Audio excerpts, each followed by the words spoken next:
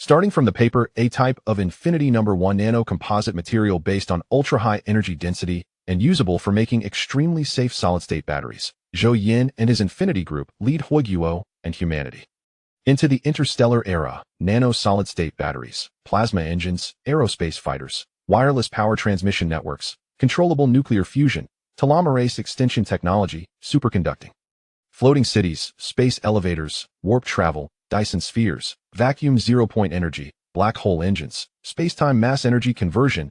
In the vast universe, humanity will have its place. Incredible, it actually succeeded. I really made it. Am I not dreaming? Zhou Yan murmured, his face full of disbelief. On the screen, images of the newly synthesized and characterized nanomaterial structure and its various parameter data were presented. It was a bizarre configuration that was finally obtained after a series of adjustments and the integration of dozens of synthetic parameters. Although shocked, Zhou Yan's hands did not stop moving. He immediately began a series of follow-up experiments on this new material. By the time the sky outside was already dimly bright, Zhou Yan finally paused his actions, sitting in a chair, leaning against the backrest, still feeling incredulous while looking at a series of experimental data. This data, is it real? In Pengcheng, Guangdong Province, Huiguo, on the night of January 30th, 2024, at 11:47 p.m., the once bustling Kyoto University Pengcheng Graduate School was now immersed in the unique quietness of the winter break. The tree-lined path in the academy was empty, with only the cold streetlights standing faithfully, casting lonely halos in the damp winter air of Pengcheng. The modern building complex of the School of New Materials, located deep in the campus, was even darker. Only the C01 laboratory on the third basement level stubbornly emitted a bright white light. In the large laboratory, the air conditioning system emitted a low hum, further accentuating the spaciousness and silence of the space. But on the experimental countertop, various precision instrument indicators flickered silently. Inside the huge dust-free operating platform, a high-speed centrifuge had just stopped running, its residual heat still lingering. Zhou Yan, a second-year doctoral student in materials science and engineering, stood alone in front of the central experimental platform, dressed in a deep blue lab coat over a casually worn black sweater, his face showing signs of fatigue from continuous late nights, with bloodshot eyes. However, this fatigue could not hide the sharp light burning in his eyes at this moment. His gaze was fixed on the display screen of the high-resolution electron microscope in front of him. After confirming the stability of the new material structure, he glanced at the data displayed on the left monitor, and his pupils suddenly dilated. The data showed that the energy density of this new material reached over 50 times that of the most advanced commercial lithium-ion batteries, and the charging speed was astonishingly fast. Traditional lithium-ion battery cathode materials begin to decompose violently at temperatures above 180 degrees, and their performance drops sharply at -20 degrees, becoming nearly non-functional at -40 degrees. In contrast, batteries made with this new material could maintain the integrity and stability of their crystal structure and ionic channels at temperatures as high as 3,000 degrees. Even in the extreme cold of -150 degrees, they could still retain over 95% of their room temperature capacity and support ultra-fast charging. In terms of stability, it was unparalleled. Zhou Yan conducted a puncture test. When a sharp steel nail pierced the battery cell made of the new material under standard pressure, the voltage only showed a very slight fluctuation, incredibly stable. There was no smoke, no sparks, no thermal runaway chain reactions, and even the temperature increase was negligible. Its cycle life, calculated from data, showed that after more than 10,000 complete cycles, its capacity retention rate was still over 95% of the initial capacity. The calendar life at room temperature was also expected to exceed 200 years. This new material far exceeded any similar materials reported in current domestic and international literature. The energy density of batteries made from the latest materials researched by his mentor, the Domestic Authority on Power Battery Materials, and a board member and chief consultant of the global power battery giant, Dexing era, was over 20 times lower, with overall performance lagging far behind. Taking mainstream electric vehicles as an example, most electric vehicles are equipped with ternary lithium batteries or lithium iron phosphate batteries. The ternary lithium battery has an energy density of up to 160-200 Wh/g, with some advanced products breaking through 200 Wh/g.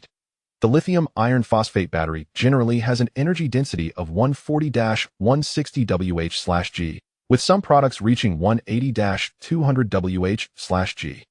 In contrast, the battery made from this new nanomaterial achieves an energy density of 10,000 Wh/g. For example, the recently popular Rise car, equipped with a 100-degree ternary lithium battery, can travel 700 kilometers on a full charge in ideal conditions. If it were replaced with this new nanomaterial battery, the same weight of battery could achieve a terrifying range of 35,000 kilometers. This terrifying figure is significant, as data shows that the average annual mileage of private cars in Huiyuo is 15,600 kilometers, meaning that with the new nanomaterial battery, one charge could last for 2 years. More importantly, the synthesis cost of this new nanomaterial is not high, and can even be considered very cheap. The current cost of ternary lithium battery per kilowatt-hour is about 600 Huobi, while lithium iron phosphate batteries are about 400 Huobi. Zhou Yan estimated that the cost of the battery made from this new nanomaterial would not exceed 60 Huobi per kilowatt-hour. What does this mean? Zhou Yan understood better than anyone. This is not just a set of shocking data. It is a key that can open the door to a new generation of high-performance energy storage, a key that can change the entire energy landscape. For individuals, it is also an opportunity to complete a class leap, accumulate wealth, and reach the peak of life. The next day at noon, the sharp sound of the alarm clock pierced through his brief sleep like a steel needle. Zhou Yan almost reflexively sprang up from the single bed in his dormitory, his temples throbbing. Just a few hours of shallow sleep could not dispel the fatigue accumulated from several nights of late work. However, just thinking about last night, the laboratory, those data, the excitement instantly overwhelmed his physical drowsiness. Memories surged forth like a flood, and his heart immediately raced. That was not a dream. The set of revolutionary data, capable of shaking the entire energy sector, was still vividly imprinted in his mind at this moment. Every decimal point, every performance curve was crystal clear. He hurriedly washed up and put on the black down jacket he had worn for several years. Although Zhou Yan, being from the north, was relatively resistant to the cold, he could not withstand the damp cold attack of punching in winter. Walking into the campus at noon, he habitually headed toward the nearest cafeteria. The cafeteria was not crowded, with a few scattered students like him staying behind. The air was filled with a faint sense of fatigue belonging to research workers. Some were picking at their meals while staring at the densely packed literature on their phone screens. Some, with darker circles under their eyes, whispered complaints to their companions about their simulation results always being off, while others ate quickly with expressionless faces, as if merely completing a necessary procedure for sustaining life. This is Kyoto University, Pengcheng Graduate School, the top academic institution in Huaxia, a place where countless geniuses and hard work converge. Those who can pursue their master's and doctoral degrees here are all outstanding individuals in their respective fields. But beneath the halo lies pressure that is hard for ordinary people to imagine. The high demands of the boss, mentor, fierce competition among peers, the survival pressure of publishing papers in top journals, graduation pressure, and confusion about future prospects. They jokingly refer to themselves as research workers, using their youthful energy and sleep to strive for an unknown breakthrough, or simply to graduate smoothly. However, Zhou Yan, only 25 years old, is already in his second year of his PhD program. He completed both his bachelor's and master's degrees at Kyoto University, and during his master's stage, he received numerous high-paying job offers from renowned world-class giants, all of which are top companies that job seekers dream of joining. But Zhou Yan feels that such a life is too uninteresting. Deep down, he senses a kind of inexplicable boredom. He knows that with his technical skills, securing a high-paying position at these big companies, earning millions at a young age, is not difficult. However, this clear technical path fails to bring him genuine excitement. He believes he is not a management-type talent. On the established track of a big company, he is likely to become a top technical expert, which is certainly good but seems to touch upon nothing that he truly desires, something that can define his value. He chose to pursue a PhD, and rather than being a continuation of his planning, it is more of a reluctant adventure.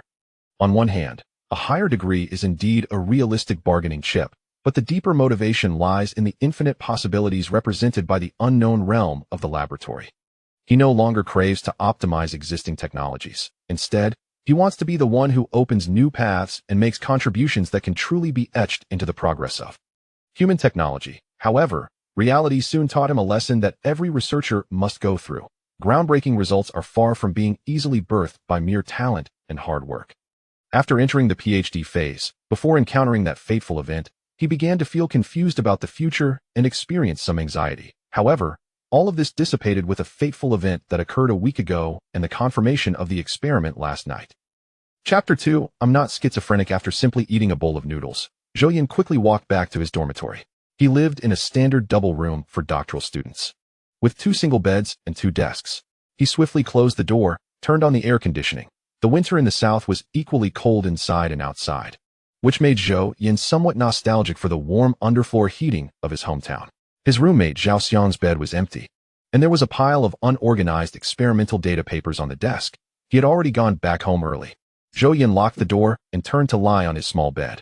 Soon, his consciousness sank into a peculiar space that only he could perceive. It was a grand, ancient, and technologically advanced library, as if it had existed since time immemorial.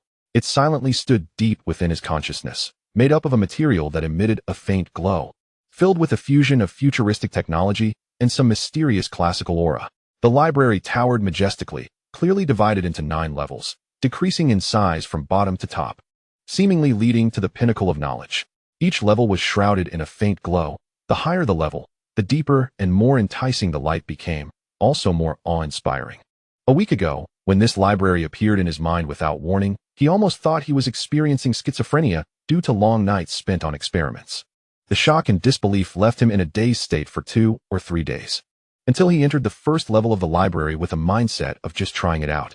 The interior was an endless space filled with rows of enormous bookshelves that seemed to stretch infinitely, with countless books, scrolls, and even strange orbs of light floating above them, arranged in a classification system that he couldn't understand but could intuitively grasp.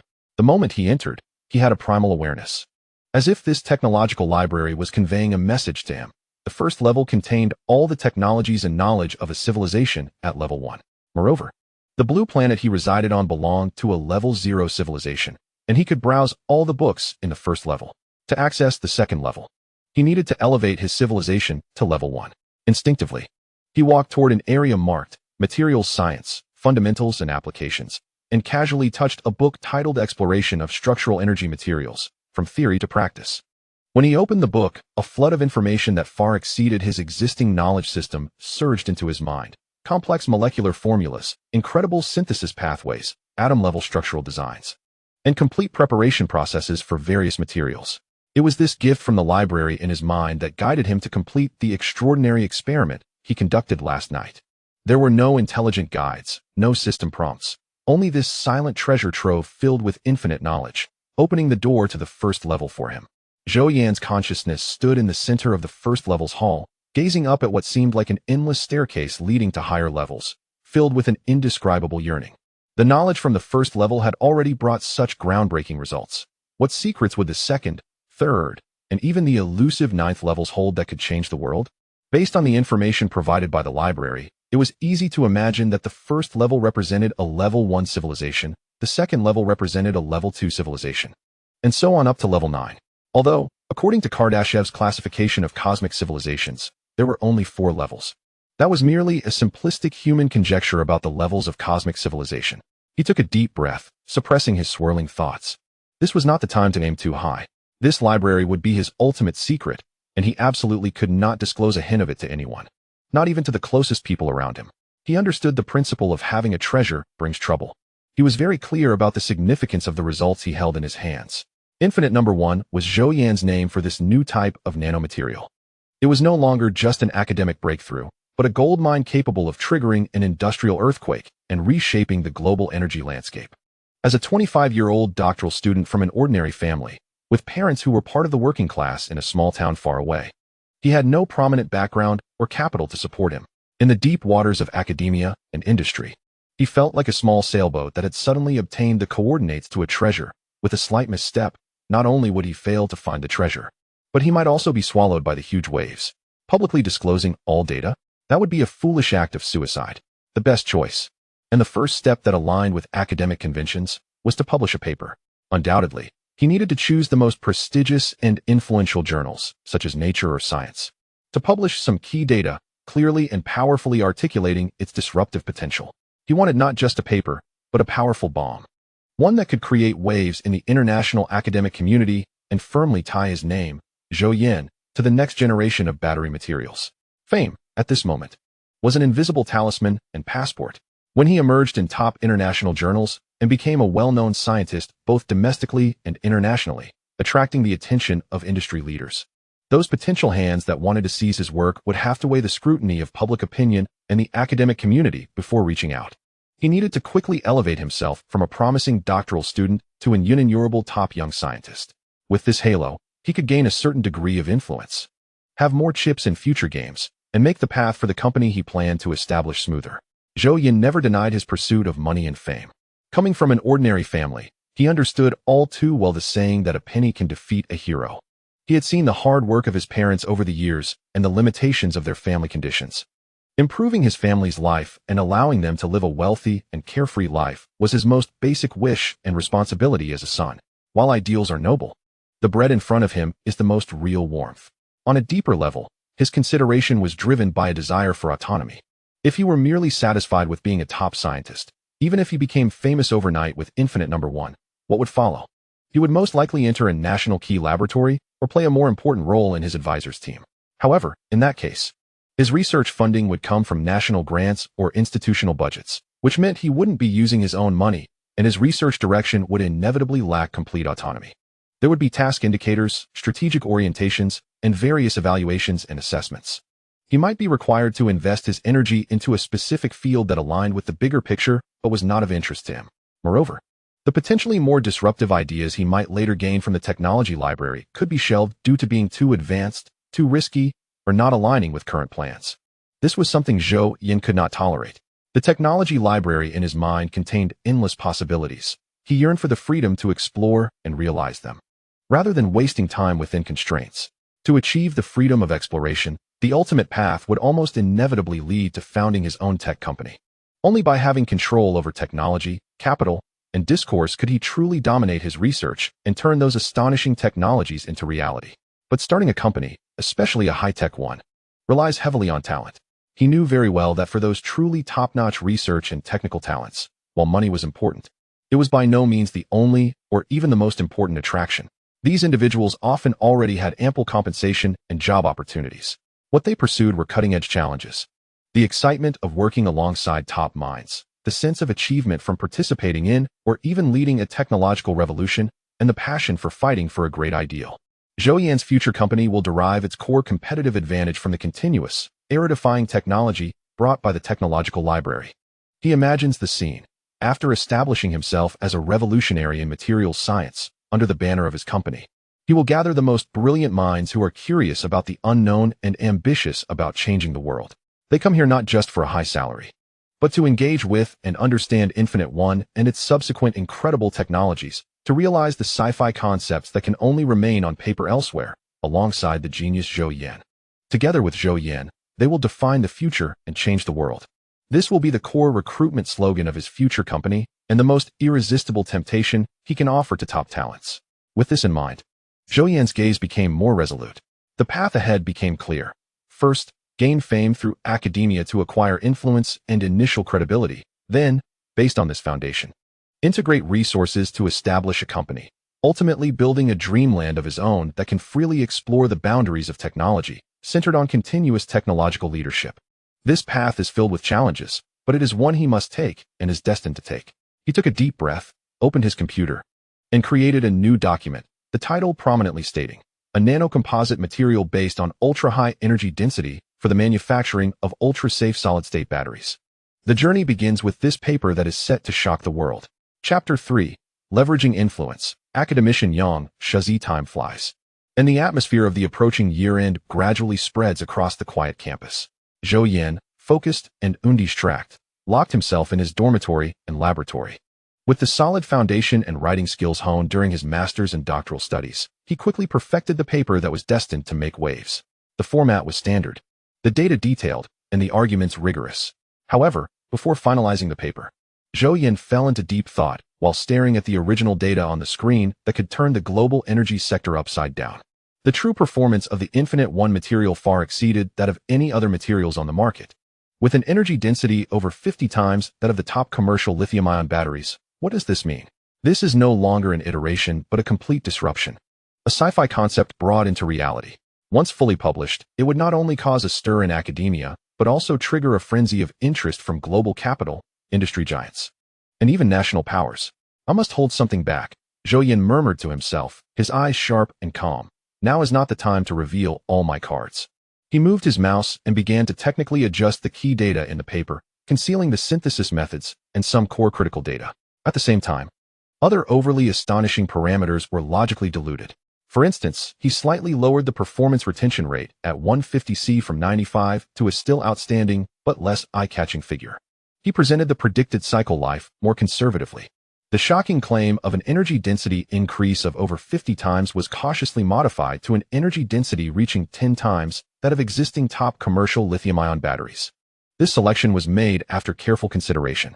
A tenfold increase is already a milestone, a significant breakthrough that is sufficient to astonish the entire academic community, fully qualifying it for publication in top journals like Science and Nature, ensuring it meets his strategic goal of gaining fame in one fell swoop.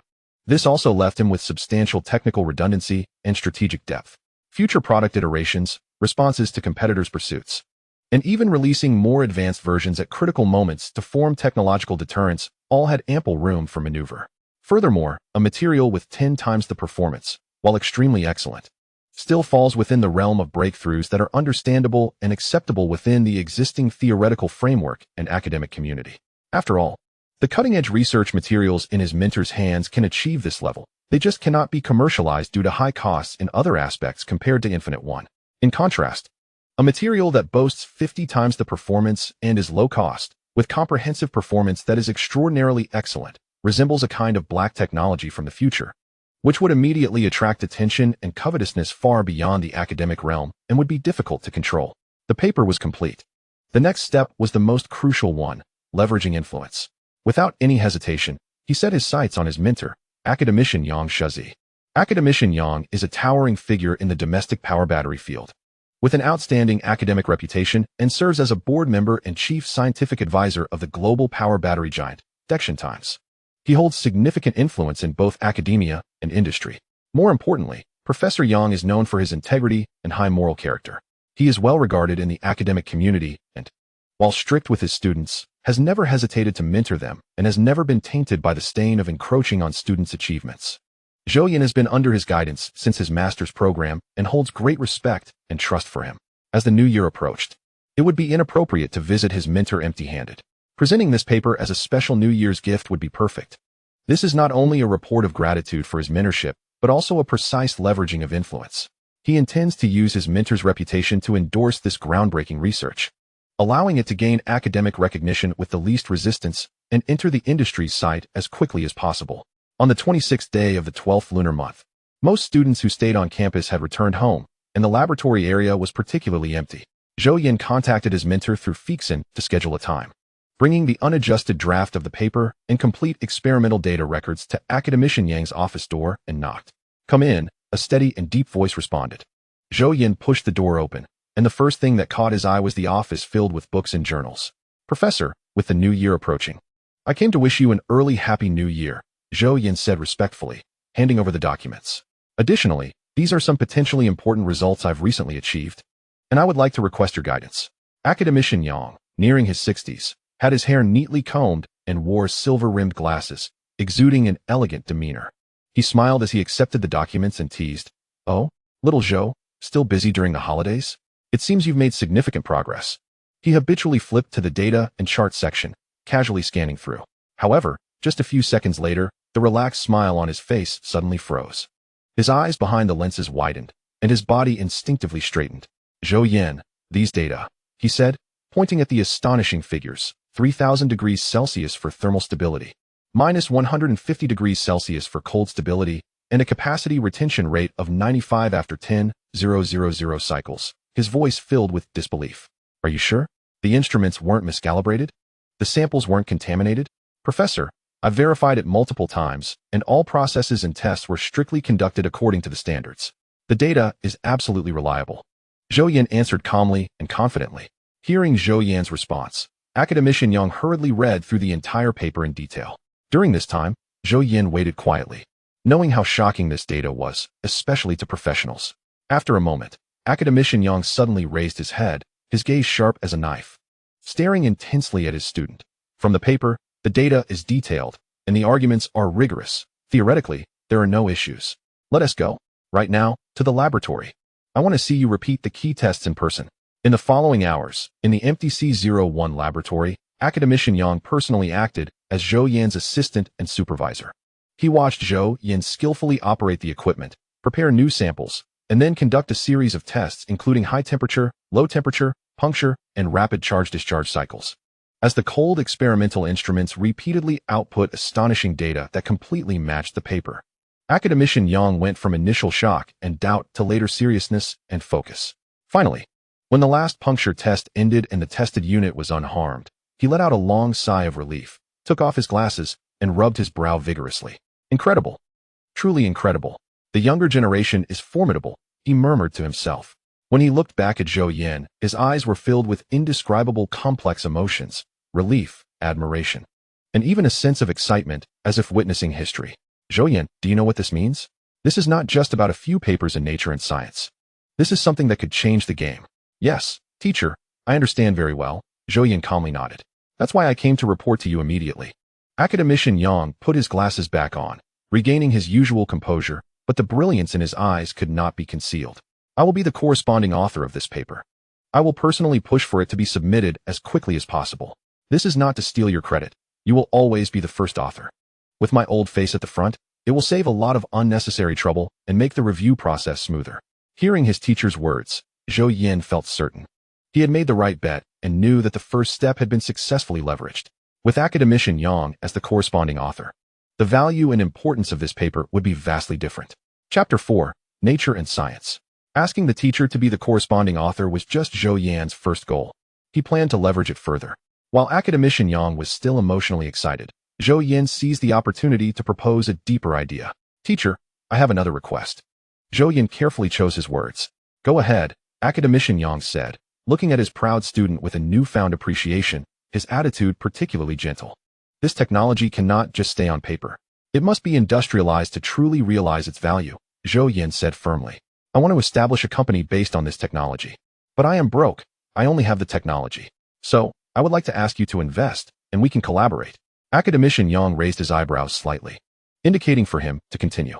In terms of equity structure, I hope you will invest in your personal capacity to hold 50, while I will hold 40 with the complete patent and trade secrets of infinite number 1, and I will have operational rights for the company. Leaving 10 to attract top talent, Zhou Yan stated clearly. Teacher, I know you are not after this little bit from your student, but a startup needs initial capital. And more importantly, it needs your connections and resources for support. Your investment and influence are worth much more than my 40 equity. Academician Yang pondered for a moment. Being such a prominent figure, he immediately understood Zhou Yan's considerations. Zhou Yan was using equity to exchange for his comprehensive support, especially during the startup phase when facing potential threats and pressures from various sides. Yang Shizi's name and capital would be the strongest shield. Academician Yang smiled, not angry, but rather appreciating the student's boldness and foresight. You want to tie me down with 50 equity to act as your umbrella and cash cow? With my personal investment, I can also avoid being swallowed by Diheng era. You really know how to calculate. Zhou Yan also smiled, candidly admitting, Teacher, you see clearly. Without your support, this technology might soon be swallowed by giants, leaving nothing behind. At this stage, quickly implementing the technology, creating barriers, and seizing the opportunity is much more important than pursuing 100 ownership. Surviving and rapidly developing is the priority. He paused, lowering his voice slightly, but with undeniable certainty. Moreover, teacher, this is just the beginning. Infinite number 1 is merely the first milestone on my research path.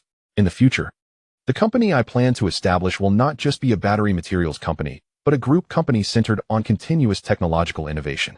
In the future group structure, I, as the founder and the sole source of core technology, will ensure absolute control over the entire group through top-level design. This current startup is just one of the companies I have planned. 100 ownership is indeed not necessary. Having some shares can also exchange for your support to get through the most difficult initial accumulation phase, which is quite cost-effective. You are quite honest.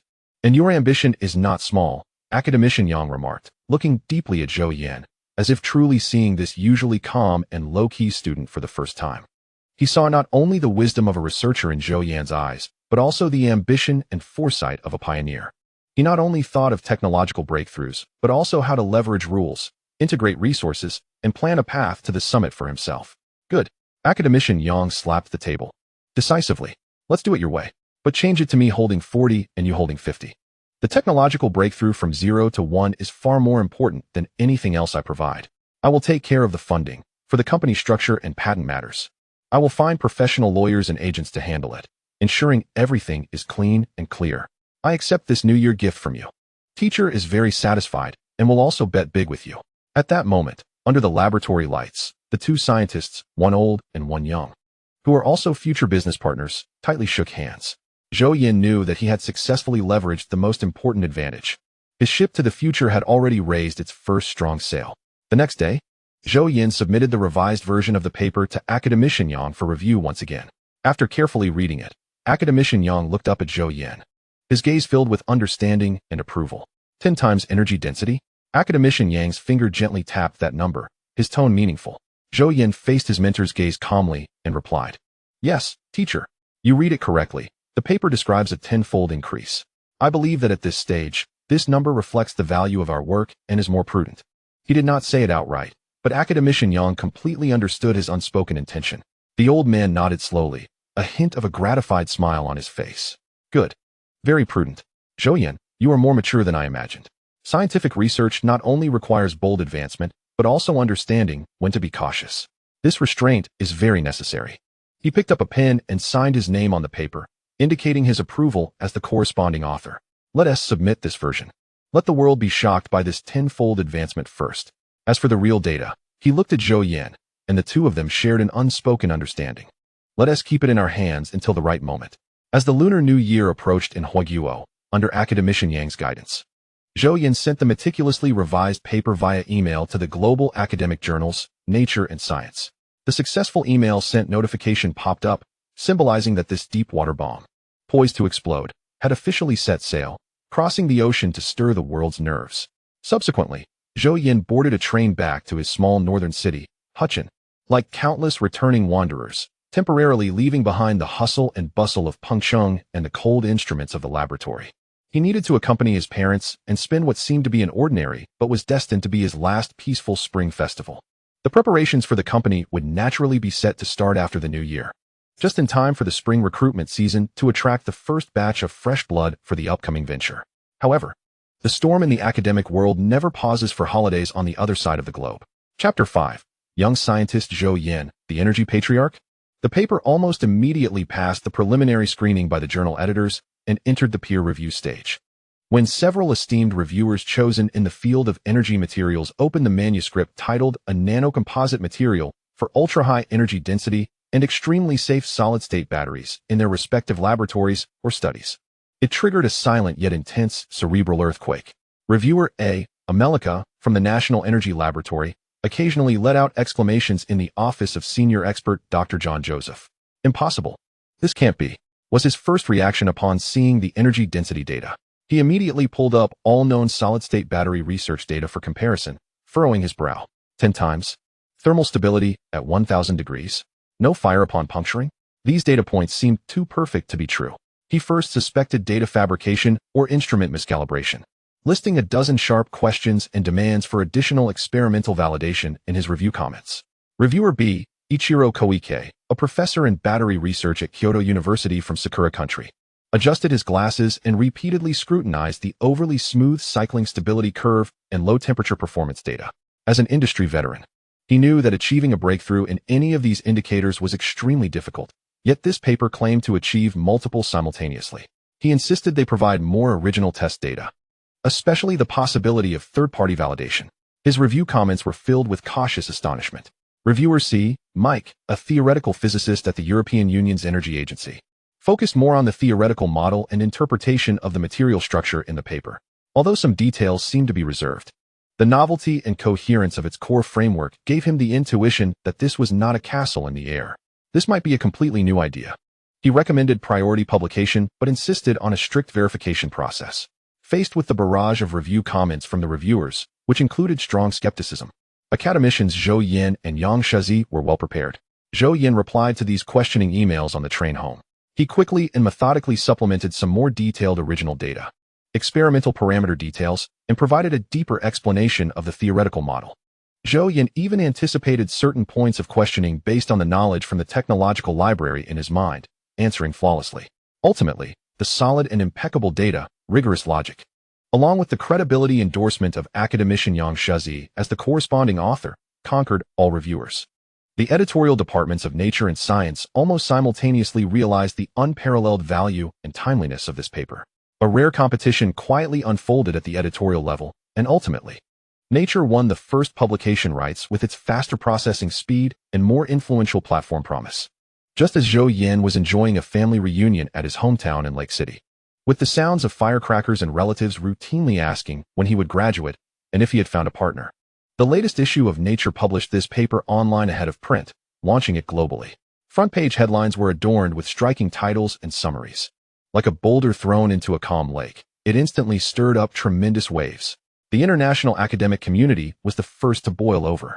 Email lists and academic forums in materials science, electrochemistry, and energy fields were almost flooded with keywords like infinite number one, Zhou Yan, and Yang Shazi.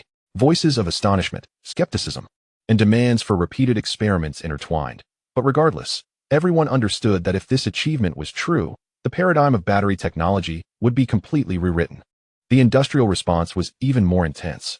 Major battery giants worldwide, including the Deheng era, where academician Yang serves as an advisor, top automotive companies, and research and strategic departments of investment institutions, all sounded the highest alarm at the first opportunity. Analyst reports flew out like snowflakes, and emergency meetings were held overnight. Everyone wanted to know, is this infinite number one really true? Who is this Zhou Yan? How far has Yang Shazi's team from Kyoto University gone? Domestic media and online communities quickly followed suit. Chinese scientists break through battery technology bottleneck, tenfold energy density, charging once for 1,000 miles. New materials overturning the new energy landscape. Various eye-catching headlines instantly occupied the hot search lists of major portal websites and social platforms. Zhou Yan's name, for the first time, entered the public eye as that of a genius scientist. Meanwhile, in an ordinary residential building in a northern small city, Zhou Yan's phone began ringing incessantly, and the number of unread emails in his inbox increased exponentially. There were interview requests, meeting invitations, headhunters' inquiries, and even some investment inquiries from sources he couldn't understand. Zhou Yan calmly responded to the initial contacts from all sides, politely stating that he would discuss further after the Spring Festival holiday. Relatives in the family WeChat group forwarded a news link. Young Chinese scientist Zhou Yan breaks through battery technology bottleneck. Energy density increased tenfold, followed by a series of exclamation marks. The news explicitly mentioned key information such as Kyoto University, the School of New Materials, and 25-year-old PhD student Zhou Yan. In an instant, the group exploded. Zhou Yan, my nephew, is this you? My goodness, it's reported. Our Zhou family has produced a scientist. How glorious. At this moment, the uncle excitedly sent multiple long voice messages. Zhou Yan is amazing. I've always seen you as smart since you were little. You really became a great scientist, said Zhou Yan's second aunt. Brother, you are incredible. Everyone in our classmates group is sharing this. I said this is my brother, but they didn't believe me. Zhou Yan's cousin quickly followed up with a message. Then came various trending topics and comments from internet platforms, with relatives sharing screenshots in the group. Tenfold energy density. If mass-produced, electric vehicles could have a range directly exceeding 2,000 kilometers, one charge a week for phones. This is science fiction coming into reality. Not only range, but the safety performance described in the paper, no fire when punctured, high temperature resistance. This could completely end the risk of electric vehicle fires. The global battery landscape is about to be reshuffled. Incredible. Another great Chinese scientist leading the change. Hope for rapid industrialization, no more being choked. It feels like drones, wearable devices, and all battery-powered devices, even power supply in remote areas, will be disrupted if this technology is real. Zhou Yan is the next Nobel Prize winner. No, the energy godfather. Don't rush to celebrate. Let's wait for mass production and third-party validation. But if it's true, it's indeed a world-changing breakthrough. The cost is likely to be very high. I wonder if ordinary people can afford it. Watching these praises and discussions, Zhou Yan's parents wore proud smiles. However, Zhou Yan himself remained unusually calm, simply replying in the group, "Thank you, elders, for your concern. This is just a preliminary result. There is still much work to be done." He stood by the window, gazing at the bleak yet festive winter scenery of the northern small city, the corners of his mouth curling up in a smile as he envisioned the future. Feeling quite happy. Everything was ready. He just needed the right opportunity. Next, He would wait until after the new year to start implementing the plan. Chapter 6. Company location on the 7th day of the Lunar New Year 2024, while many were still immersed in the afterglow of the Spring Festival. Zhou Yan had already boarded the train back to Panqing. In principle, PhD students are entitled to winter and summer vacations, but for him, this had always been a paper benefit. Since his master's program, he had never fully rested during the winter or summer breaks.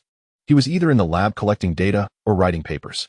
While talent is indeed important, it was more of this almost ascetic effort that allowed him to be in the second year of his PhD at Kyoto University at the age of 25. Now, holding groundbreaking results and with the storm already brewing, he couldn't possibly stay comfortably in his hometown. After returning to Panqing, he immediately visited his advisor, academician Yang Shezi. In academician Yang's study, the aroma of tea wafts gently. The elderly man looks at his travel-worn yet bright-eyed student with a smile of appreciation on his face. "You're back? Is everything at home all right?" "Yes, everything is fine. Thank you for your concern, teacher," Zhou Yan respectfully replies. "But outside, because of that paper, it's a real uproar. I really can't sit still." Academician Yang nods, his expression turning serious. The response is even more enthusiastic than we expected. The Nature editorial office sent me an email confirming that this paper will be the cover article for the next print issue. Top laboratories and major companies, both domestic and international, are filling my inbox with inquiries, collaborations, and even doubts. "Zhou Yan, are you ready to face this storm?" "Always ready, teacher." Zhou Yan's tone is calm, but carries an undeniable firmness.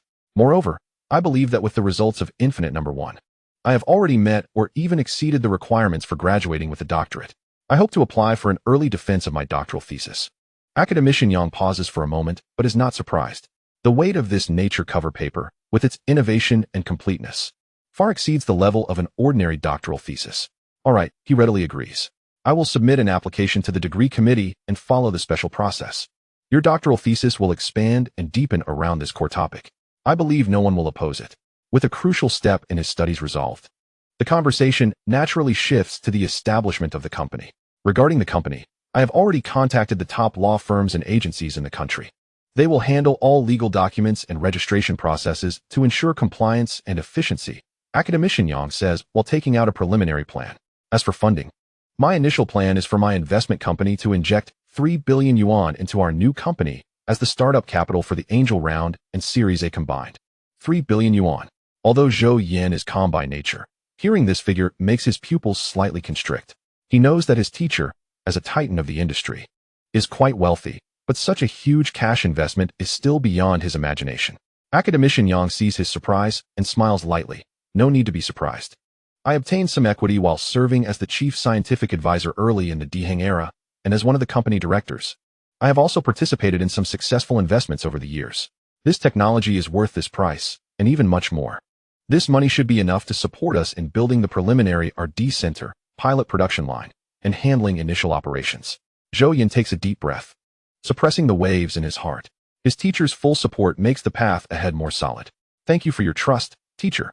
As for the company name, I initially envisioned calling it Infinite Energy, symbolizing the infinite potential of our technology. As for the registration location, Zhou Yan pauses slightly and reveals his long-considered decision. "I hope to establish it in my hometown, Lake City." "Oh." Academician Yang is somewhat surprised, as typically, such high-tech companies would choose first-tier cities like Magic City, Capital City, Phoenix City, Sheep City, Jinling, or River City. "Lake City is my route," Zhou Yan explains. "Although the economy there is not currently developed, it has a hard-working labor force and a supportive government for development. I hope that the establishment of Infinite Energy can truly drive the industrial upgrading and economic development of my hometown, creating more high-quality opportunities for the people there. This is also a small way for me to repay the kindness of my hometown." Zhou Yan is a native of Lake City, and he has personally experienced the well-known yet controversial education model of Lake City. He has witnessed his classmates, including himself, view leaving as the only and ultimate goal amidst the strict management and relentless exam drills. For many students, Lake City is a springboard to escape from, rather than a fertile land worth returning to build. This collective consciousness of escape deeply hurt young Zhou Yan's heart. Zhou Yan saw the success of this model in terms of college admission rates, but he also keenly sensed the cost behind it. It stifled students' creativity and sense of belonging to their hometown, as if the value of their hometown lay solely in providing a ticket to the outside world. Zhou Yan couldn't help but ponder. Is Lake City's fate destined to be a place of talent outflow, rather than a hub for high-end industries? Is Lake City's identity forever going to be that of an exam factory, instead of a high ground for innovation? This reflection intensified after he left his hometown to pursue his studies. He not only wanted to leave, but also to return after acquiring knowledge. He wanted to prove that Lake City could not only produce students who excel at exams, but also nurture technologies and enterprises that change the world. Another reason is that for a third-tier city like Lake City, it would undoubtedly offer the most favorable policies, the cheapest land costs, and efficient government services for investment projects like infinite energy. It is also close to Capital City and Spring City, and for some talents who look down on third-tier cities, the relatively short distance might still prompt them to choose to join infinite energy. Upon hearing this, Academician Yang's eye showed even more appreciation as he patted Zhou Yan's shoulder. Good. You haven't forgotten your original intention and your hometown. Young people with this mindset are rare. I support you. Let us settle on Lake City. I will have my team closely communicate with the Lake City side regarding specific site selection and policy alignment. The two then had a detailed discussion about other matters. With the company framework tentatively established, the next crucial step is to find a CEO capable of steering this future technology giant. In the following days, Zhou Yan met intensively with 3 final CEO candidates in a modern conference room rented temporarily in Phoenix City, overlooking Shenzhen Bay. This was not only about choosing a captain for infinite energy, but also Zhou Yan's first time interacting and being mutually scrutinized by top business elites as a founder and technical core. Chapter 7 CEO candidates: Li Xiaoming, 48 years old, from a top domestic smartphone giant, serving as the president of its overseas business group. Zhang Wei, 45 years old, a co-founder and chief strategy officer of a well-known new energy vehicle company. Zhou Ying, 41 years old, former executive president for the Asia-Pacific region at Invista. Zhou Yan sits in a spacious and bright office, dressed in a black wool coat, looking at the 3 resumes on the table while waiting for the arrival of the 3 candidates. Knock, knock, knock. Just as Zhou Yan is lost in thought, there is a knock at the door. Please come in. A middle-aged man in a well-tailored dark suit, with neatly combed hair, walks in under the lead of the headhunter. Dr. Zhou, this is Li Xiaoming, the headhunter introduces. Zhou Yan stands up to shake hands with Li Xiaoming and gestures for him to sit down. The basic information has already been provided to the 3 candidates by the headhunter, so Zhou Yan does not elaborate. During the discussion, Li Xiaoming emphasizes how to quickly integrate Infinite Number 1 into the existing consumer electronics supply chain, leveraging its strong cost control capability to rapidly capture the high-end smartphone and laptop battery markets. We can achieve a production ramp-up of tens of millions of battery cells within 1 to 2 years, and with our cost advantage and superior performance, we can quickly clear the market. The blueprint he presents is clear, feasible, and filled with the hard logic of manufacturing. However, after listening, Zhou Yan poses a question. Mr. Li, if the goal of infinite energy is not just to be a top battery supplier, but to redefine energy and build a technology ecosystem that spans multiple fields based on that, how do you view the balance between initial profits and long-term strategic investments? Li Xiaoming furrows his brows slightly and replies, Dr. Zhou, I firmly believe in being pragmatic. However, no matter how great the ecosystem, it needs solid cash flow and market share as its foundation. My strategy can enable us to achieve market dominance and substantial profits in the shortest time possible, laying the most solid economic foundation for any future possibilities. Zhou Yan expressed his gratitude and politely sent him off. Li Xiaoming is strong, but his vision seems limited by past successes in mature industries, leaning more towards bringing infinite energy into a rapidly monetizable but potentially prematurely solidified track. This differs from the vast, cross-industry technological empire blueprint in Zhou Yan's mind. After sending off Li Xiaoming, Zhou Yan immediately met the second candidate, Zhang Wei, who possesses excellent financing capabilities, brand-building experience, and a network of government relationships. She is passionate and adept at painting grand visions. She outlined an exciting picture for infinite energy, how to leverage capital to quickly build a full industrial chain layout from materials to battery packs to energy storage systems through a series of mergers and strategic partnerships. How to shape the infinite energy brand as a symbol of high-end, environmental friendliness and the future. How to collaborate with top automotive companies to launch concept cars and ignite the market. What we are selling is not batteries, but the future, a lifestyle. Her speech was highly infectious. Zhou Yan quietly listened and then asked a key question. General Manager Zhang, in the grand blueprint you outlined, what core position should continuous technological leadership and deep iteration occupy when there is a resource conflict between capital demands, market volume, and the long-term R&D investment of the core technology team. How will you choose? Zhang Wei confidently responded. Technology is the cornerstone. Of course, it is core. But in this era, even the best wine fears being hidden in a deep alley. We must use the power of capital and the market to build the brightest stage for technology. Resource allocation will naturally tilt towards core R&D. But necessary market investment and ecological layout are prerequisites to ensure the maximization of technological value. Zhou Yan expressed his gratitude again. Zhang Wei's capabilities are beyond doubt. She can quickly place the company in the spotlight. However, Zhou Yan vaguely felt that in her strategy, the balance between technology and capital markets might inevitably tilt towards the latter. He worried that this would interfere with or even distort his long-termism centered on technology-driven approaches. The meeting with the third candidate, Zhou Ying, was scheduled for the last time in the afternoon. Having learned from the first two experiences, Zhou Yan was clearer about what kind of partner he needed. This candidate was the one he anticipated the most. Zhou Ying has an impressive resume, an MBA from Shuma University, a DBA from Stanford University, previously worked at a fruit company, and then joined Invista. He rose from market director to executive president of Invista's Asia-Pacific region, during which time Invista's business in the Asia-Pacific region grew nearly threefold. He not only has rich experience in managing high-tech companies, market expansion, and strategic planning, but also possesses profound industry insights and a strong international resource network. Choosing to leave Invista was motivated by the desire to find a more disruptive platform and create the next giant. At 3 p.m, Zhou Yan met this battle-hardened professional manager. Zhou Ying, dressed in a well-tailored black suit, exuded a calm and capable demeanor, with sharp and confident eyes. Mr. Zhou, I've long admired your name. Your resume is outstanding. Zhou Yan got straight to the point, his tone calm, showing no signs of the usual nervousness a 24-year-old might have when facing an industry giant.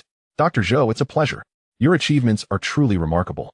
Zhou Ying also observed this young scientist before him, noting the maturity beyond his age and the hidden brilliance in his eyes that made him cautious not to underestimate him. Let us skip the pleasantries. You should already understand what kind of technology infinite energy possesses from the papers and the external storm. I want to know why you are interested in our yet-to-be-established company. Zhou Ying leaned slightly forward, expressing strong interest. The reason is simple, Dr. Zhou. Most of my career has been spent dealing with computational power issues. In the future, whether it's more powerful AI, more realistic virtual worlds, or smarter IoT, the core bottleneck will gradually shift from computation to energy. Whoever masters disruptive energy technology will hold the key to the next era. Your infinite no. One is the technology closest to the ultimate answer that I have seen at this stage. This is a platform capable of giving birth to a new world-class giant company. No ambitious manager would refuse such an opportunity. Zhou Yan nodded, neither agreeing nor disagreeing with Zhou Ying's statement. Dr. Zhou, after carefully studying your papers and industry analyses, I have initially outlined 3 core challenges that infinite energy may face and corresponding strategic phase concepts. He then took 30 minutes to clearly articulate a series of business initiatives regarding building technological barriers, global patent layouts, attracting high-end talent, and more. Chapter 8 agreement reached. Zhou Yan did not interrupt until he finished, then posed the same ultimate goal question he had asked the first 2 candidates. After listening, Zhou Ying leaned slightly forward, his gaze sharp and sincere. Dr. Zhou, I understand your concerns. In the fields of Mr. Li Xiaoming and Ms. Zhang Wei, they are undoubtedly top tier. However, what infinite energy needs may not be a traditional manager or marketing master. He paused and spoke deliberately. What it needs is a chief interpreter and CEO who can deeply understand and fully serve its technological core. My role is not to decide what ship we should build, but to ensure that the interstellar battleship you design can be constructed and launched with the highest efficiency and lowest loss, equipped with the most elite crew, sailing toward any stars and seas you designate. Regarding profits and investments, he continued, under the premise of ensuring the company's survival and healthy cash flow, all resources must prioritize supporting your R&D. Because I understand very well that the only and strongest core competitiveness of infinite energy is you and the continuous technological disruption you bring. Capital and market should be amplifiers of this core competitiveness, not the baton. These words completely moved Zhou Yan. Zhou Ying not only possesses top-tier professional capabilities, but also, more importantly, accurately positioned his relationship with Zhou Yan. After listening to Zhou Ying's elaboration, Zhou Yan fell silent for a moment, then raised his eyes. His gaze calm, yet carrying an undeniable force. Mr. Zhou Ying, your analysis is very precise. But I need you to understand one thing, infinite no. One is merely a beginning. He paused, his voice not high, but it seemed to carry the weight of 1,000 pounds. In my hands, I hold more than one such disruptive technology route, covering energy, materials, and even broader fields. The technological foundation and future direction of the company will be 100% led by me. We need a top-tier CEO, not to instruct me on what to do, but to convert my blueprint into reality with the highest efficiency and strongest execution, building a vast commercial and technological empire. This conversation was no longer that of an applicant and an interviewer, but more like a monarch articulating his ambitions and bottom line to his future chancellor. Zhou Yan was slightly taken aback, but then his eyes burst with even more intense excitement. What he felt was not offense, but an unprecedented thrill. What he was looking for was precisely such a platform with absolute technological moats and grand visions. I completely understand, Dr. Zhou. Zhou Yan nodded solemnly. Scientists are responsible for defining the future, while entrepreneurs are responsible for realizing the future. This is indeed the most ideal collaboration model. If you trust me, I will do my utmost to build an invincible commercial legion for you and Infinite Energy. After sending off the 3 candidates, Zhou Yan spent a long time pondering alone in the conference room. In front of him lay 3 nearly impeccable resumes and proposals.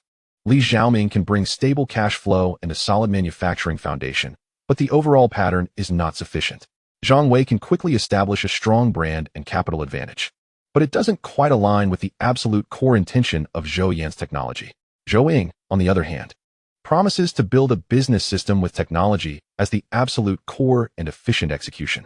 He resembles an architect who can turn complex blueprints into real projects. After carefully contemplating for 2 hours, Zhou Yan finally made a decision. He picked up the phone and dialed Zhou Yan's number. Mr. Zhou Yan. Zhou Yan's tone was more formal and intimate than before. After careful consideration, I believe you are the most suitable person to lead Infinite Energy at this stage. I admire your deep understanding of the core of technology and the role you have positioned as a service provider. I hope we can work together to turn this miracle from the laboratory into a great enterprise that changes the world.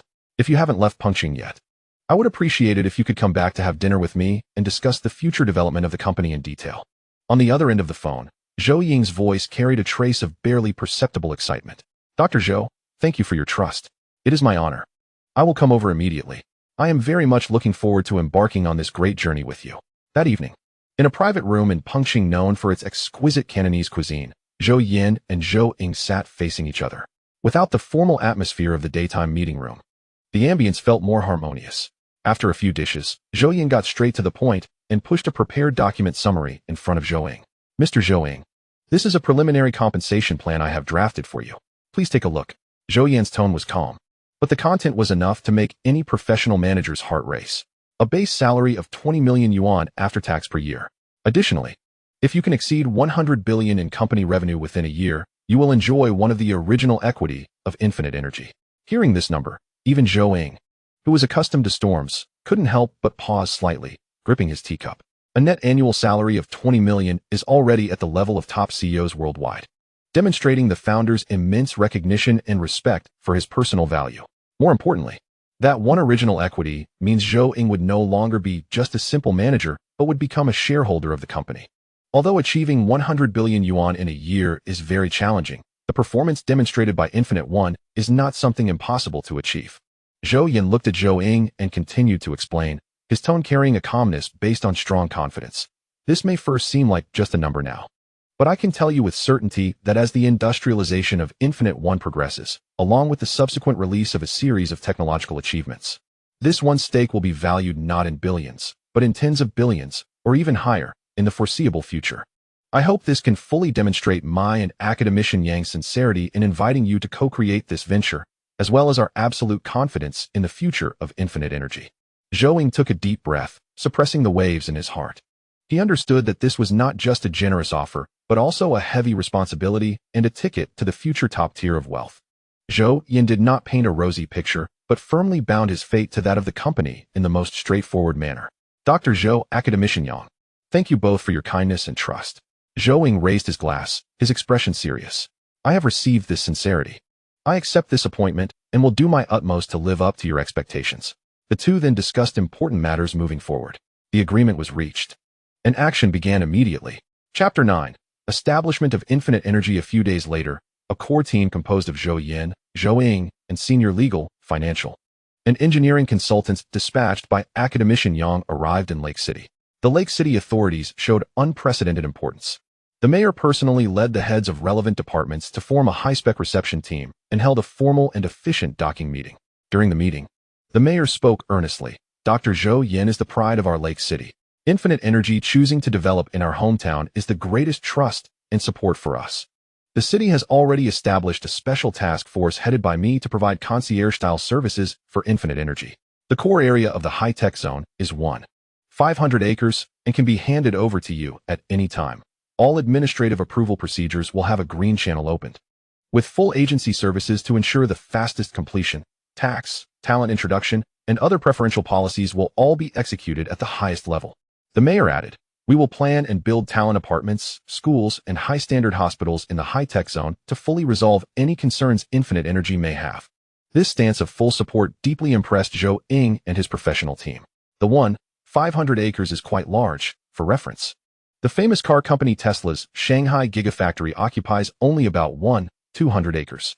In first-tier cities, obtaining the same level of support would require countless time and energy. While in Lake City, everything came with the highest efficiency and sincerity. The company registration proceeded rapidly under the operation of the professional team. Zhou Yan showcased his decisive style, quickly building the core structure in a temporarily rented office building. His first major decision received Zhou Yan's full support. The 3 billion yuan in the company's account was prioritized for building a high-standard R&D center and an automated production line.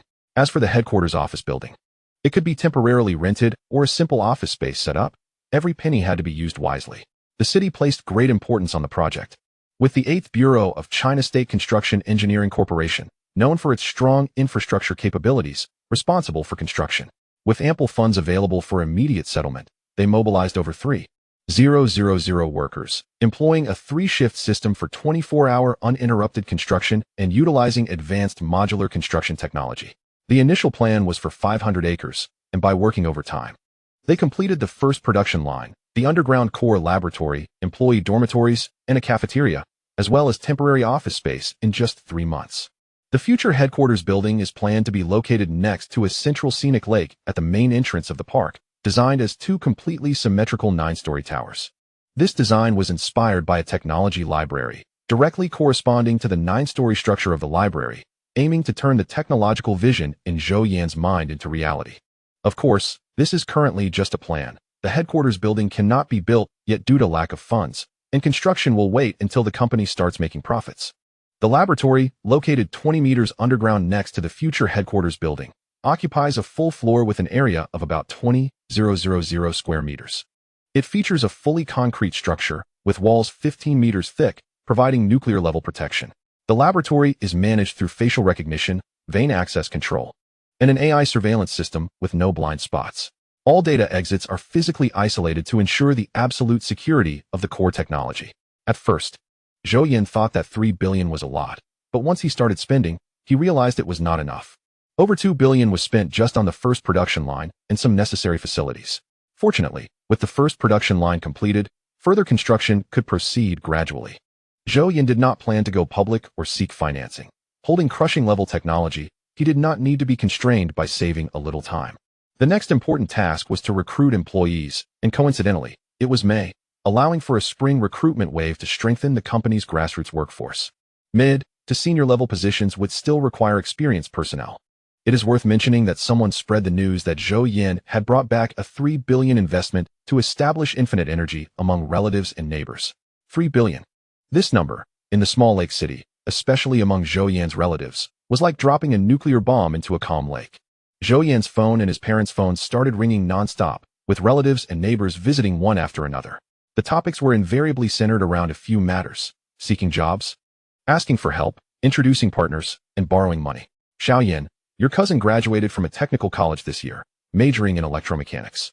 Your company just opened, so you must need people. Let him come help you out. Just arrange any position. Zhou Yan's third aunt came directly to him. Yan, your uncle Wang has opened a building materials store. Your company has such big projects. You need building materials, right? Can you help with the business? Zhou Yan, Aunt Li's child wants to attend that key primary school. I heard you know some leaders in the city. Can you help with a word? You are so outstanding. Xiao Yan, you need to settle your personal issues soon. Aunt Lu will introduce a girl to you. Her family runs a factory, and she's a perfect match. I have a niece who is a civil servant, and is quite pretty. Can you meet her tomorrow? Faced with this sudden enthusiasm and requests, Zhou Yan did not show impatience, nor did he refuse outright with an air of superiority. He understood that this was human nature and a situation he would inevitably face upon returning to his hometown. Although he was a science student, he was not an unworldly person. In Huiguo, it is a society based on personal relationships. Even if he held technology that could ignore everything else, technology is fundamentally meant to serve people. Within his capacity and without affecting the overall situation, he would help if he could. It was perfectly normal for one person to rise and bring others along, as long as it was done properly. For those seeking jobs, Zhou Yan would first learn about their educational background, work experience, and special skills. For those with basic abilities, like that cousin majoring in electromechanics, Zhou Yan clearly told him, the company is still being established and indeed needs manpower. But everything must be done according to the rules. You need to submit your resume online and participate in the unified written test and interview. If your abilities meet the requirements for ordinary administrative, logistics, or basic production line operation positions, even if your education is insufficient, I can give you a heads up to ensure you have a fair chance at the interview. However, whether you are hired in the end depends on your performance. But let me be clear, once you enter the company, you must abide by all the rules and regulations. There will be no special treatment, and anyone who doesn't perform well will be dismissed. As for some relatives who only have a junior high or high school education and lack special skills, but want to seek easy, high-paying positions, Zhou Yan would politely but firmly refuse. Uncle, our company is engaged in high-tech research and development. Even the front desk requires fluent English. Your son's situation does not meet our job requirements, and forcing him into these positions would not be good for him or the company. If he insists on coming in, I can only arrange some security or cleaning positions that do not require skills. For key positions, he would show no leniency. For any requests related to core or sensitive positions involving technology, finance, procurement, etc., no matter how close the relationship, Zhou Yan would refuse outright. The requirements for core technical departments are very high. They must start with PhDs from top universities in related fields and pass strict background checks and technical assessments. I cannot help with this, as I am not the only shareholder of the company. For those seeking business cooperation, he would ask the visitors to leave their company qualifications and product information, stating that he would pass it on to colleagues responsible for procurement for evaluation. Uncle Wang, if the quality, price, and after-sales service of your building materials meet our company standards, there will naturally be opportunities for cooperation. But if they do not meet the standards, I cannot harm the company's interests just to maintain personal relationships. He clearly separated personal feelings from business rules. Regarding introductions of partners and other requests, he mostly declined politely by stating that the company was newly established and he was simply too busy to deal with personal matters, or that his relationship with government leaders was merely professional and he could not interfere in specific affairs. Zhou Yan's parents were initially a bit embarrassed, but seeing their son handle things with both affection and principle, they gradually understood and supported him. Zhou Yan explained to his parents, Dad, Mom, help those in urgent need, not those who are lazy. We have the ability, and within reasonable and compliant boundaries, it is right to give our relatives a fair chance to earn a living. But we cannot foster a habit of relying on others for unearned gains, as that would harm them and could ruin the company. In the end, after Zhou Yan's selection, a few distant relatives and children from neighboring families with acceptable education or experience, and who were also diligent and down-to-earth, obtained interview opportunities for administrative, security, or auxiliary production line positions through normal processes, and were hired based on their performance. They clearly received the message conveyed through the Human Resources Department by Zhou Yan and Zhou Ying. Once entering the company, they would be ordinary employees, required to follow the rules, with performance being the deciding factor and no privileges for relatives. In this way, Zhou Yan not only appeased these relatives to a certain extent, but also maintained the harmony of family relationships, establishing from the beginning that rules take precedence over personal connections for unlimited energy. Chapter 10. Starting recruitment as May drew to a close.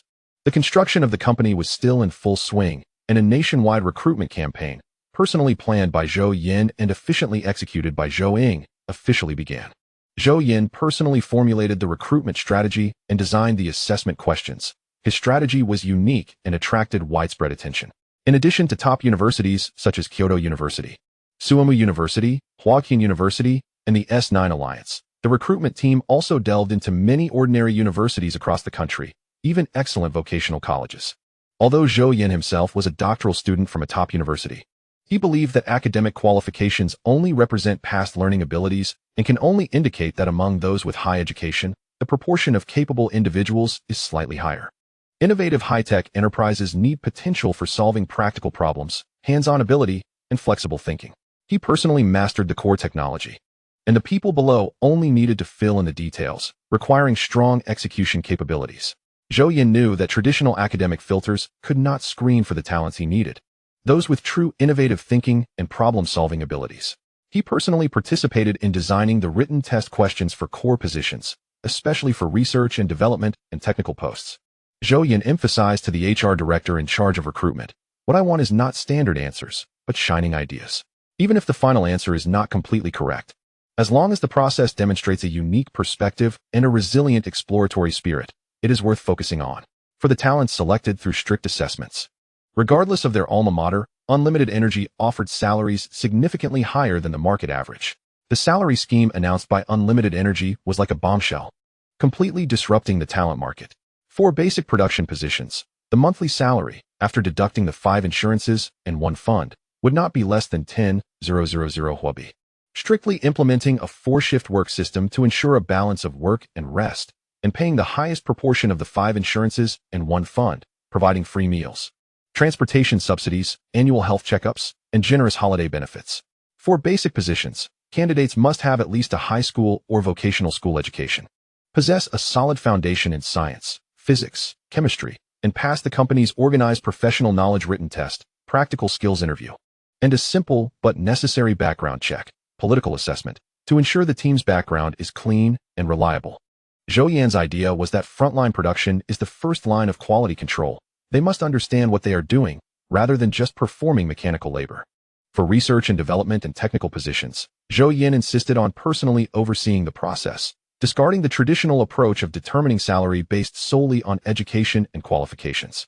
The final salary level would be determined entirely by the written test scores and the comprehensive performance in several rounds of technical interviews. For example, if a graduate from an ordinary university demonstrated knowledge depth and the ability to solve complex problems comparable to students from top universities during the interview, their starting salary could directly match or even exceed that of the latter. Zhou Yan also referenced the job-level systems of high-tech companies like Warwick and Dehang Era to design a clear dual-channel promotion system for technology and management at Unlimited Energy. In terms of research and development, from S1, junior engineer, to S9, chief scientist, each level corresponds to different professional abilities, contributions, and salaries. In administrative management, from A1, ordinary administrative staff, to A6, president, providing development space for employees with leadership potential. In production, a promotion path has also been set from B1, junior technician, to B6, senior expert technician, encouraging workers to hone their skills, improve efficiency, with salaries significantly increasing with levels. The recruitment requirements of Infinite Energy exploded online as soon as they were released. This is a practical enterprise. It values abilities over backgrounds, giving all hardworking individuals a fair opportunity. Offering production line workers a monthly salary of over 10,000 while working in 4 shifts for just 6 hours a day, Infinite Energy is really shaking things up. How can other companies survive? DRD salaries are highly competitive. This is the attitude needed to attract top talent globally. I hope we can bring back the big names from overseas. Besides these praises, there are also doubts. Is this just hype? How long can a startup that burns money like this last? What if the company collapses right after the new employees join?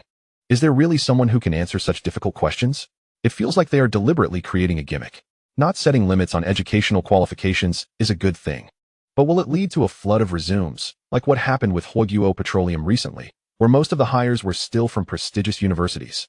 Will offering such high salaries to workers disrupt the local job market balance and provoke dissatisfaction among other companies? Do you need to be proficient in physics and chemistry just to screw in bolts at the factory now? It's getting too competitive. Is Infinite Energy still looking for cleaners? I may not be able to solve problems, but I can make the lab shine. Despite the ongoing controversies, the traffic to Infinite Energy's recruitment website and the number of resumes submitted saw exponential growth within 48 hours of the announcement, with the server nearly crashing multiple times. Excellent talents from top universities around the world, as well as countless ordinary college graduates and skilled workers eager to change their fate, view this as a historic opportunity not to be missed. Due to limited manpower, the recruitment team cannot personally visit all colleges for recruitment. Those interested in joining Infinite Energy can come to Hutchin for written tests and interviews after passing the initial resume screening, with all expenses reimbursed by the company. In no time, train tickets and other transportation to Hutchin were sold out. To show importance to his hometown, Zhou Yan personally led the team to Baihe Industrial University. Jinshinj, also known as Jinwei, is located in northern Huiguo, adjacent to the capital city and completely surrounded by Baihe province, making it one of the major directly managed cities of Huiguo. Although Baihe Industrial University is named after Baihe, it is not located in Baihe province, but in Jinshinj due to historical reasons. As the strongest school among those affiliated with Baihe province, it may not be well known nationwide, but it holds a good reputation locally. In early summer 2024, Huiguo's economic growth remains sluggish, marked by industrial adjustments and a trade war with America across the ocean. New growth points have yet to emerge, and traditional industries are declining day by day, making the employment situation for college graduates increasingly severe year by year. At this moment, it coincides with graduation season, when graduates are busy with recruitment exams and interviews, while university leaders are also busy contacting various companies to recruit on campus. The head of the Student Employment Department was very pleased to hear that the recently popular Infinite Energy company was personally leading a recruitment effort here and waited early at the school gate. Moments later, 2 large buses appeared at the school entrance. Zhou Yan stepped off the bus, and the head of the employment office immediately welcomed him. "Hello. You must be Dr. Zhou. You really are young and talented. My name is Zhang Yingke, just call me Old Zhang. You flatter me, Teacher Zhang. I'm just starting a business and need manpower, so I'm here to trouble your school." Zhou Yan responded politely, not letting the compliments go to his head. "Not a trouble at all. It's our honor to have you come to recruit here. May I ask how many people your company plans to hire this time?" Zhang Yingke rubbed his hands together. "As for the number, there is no upper limit. It depends on how many people are willing to join Infinite Energy and how many can pass the tests," Zhou Yan replied honestly. Good. I believe our school students are quite capable. What they lack is just an opportunity," Zhang Yingke responded, clearly satisfied with Zhou Yan's answer. Chapter 11. Recruitment Speech. Zhang Wei, 21 years old, is a recent graduate with a bachelor's degree in materials science and engineering from Baihe Industrial University. In early summer 2024, economic downturn pressures are greater than ever. The cloud of employment difficulty hangs over every graduate. Even at Baihe Industrial University, a provincial leader, anxiety permeates the campus. Some of Zhang Wei's roommates are frantically sending resumes into the void, while others barely receive offers that are unsatisfactory in terms of salary. Zhang Wei himself has average grades. Not a top student, but he is known in his department for his strong hands-on skills and is a regular in the lab, passionate about solving practical engineering problems, with some unconventional ideas beyond textbooks. One day, the campus forum and employment official website of Baihe Industrial University exploded with news that Infinite Energy Technology Company would hold a special recruitment event at the school and accept resumes on site, organizing written tests and interviews. Infinite Energy, the company that recently published a cover paper in Nature magazine, whose boss Zhou Yan is hailed as a genius scientist, claiming to offer production line workers a monthly salary of over 10,000. The entire Baihe Industrial University was in an uproar, especially since Infinite Energy has just been established. Joining now would make one a pioneer. On the day of the recruitment event, the largest auditorium at the school was packed to the brim, with people crowding in, and the air in the hall felt a bit hot due to the dense crowd and high spirits. Zhang Wei arrived an hour early, only to find himself standing at the back. He saw the leader of the employment office personally escorting an unusually young man into the venue. This must be Zhou Yan. Although he was psychologically prepared, Zhou Yan's youth and calm demeanor still shocked Zhang Wei. When Zhou Yan stood on the podium, all the noise instantly quieted down, leaving only countless eyes focused on him, filled with curiosity, admiration, and anticipation. He did not speak immediately but scanned the young faces in the audience. His gaze was calm but hinted at a trace of excitement.